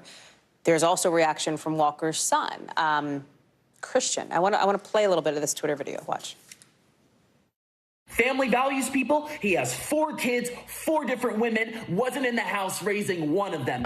I was silent lie after lie after lie. The abortion card drops yesterday. It's literally his handwriting in the card. They say they have receipts, whatever. He gets on Twitter. He lies about it. NBC News has not verified his claims. Christian didn't give evidence to back it up. Walker said in the past he hasn't denied his kids and said in his own tweet he loves his son. Point being, this is not the first time that Herschel Walker has been in the very public spotlight for some of the controversies in his life. It's not, but there's the drip, drip, drip aspect of it. A few months ago, I believe it was the same publication, the Daily Beast, and the same reporter who broke the story that Herschel Walker had several children that he had not publicly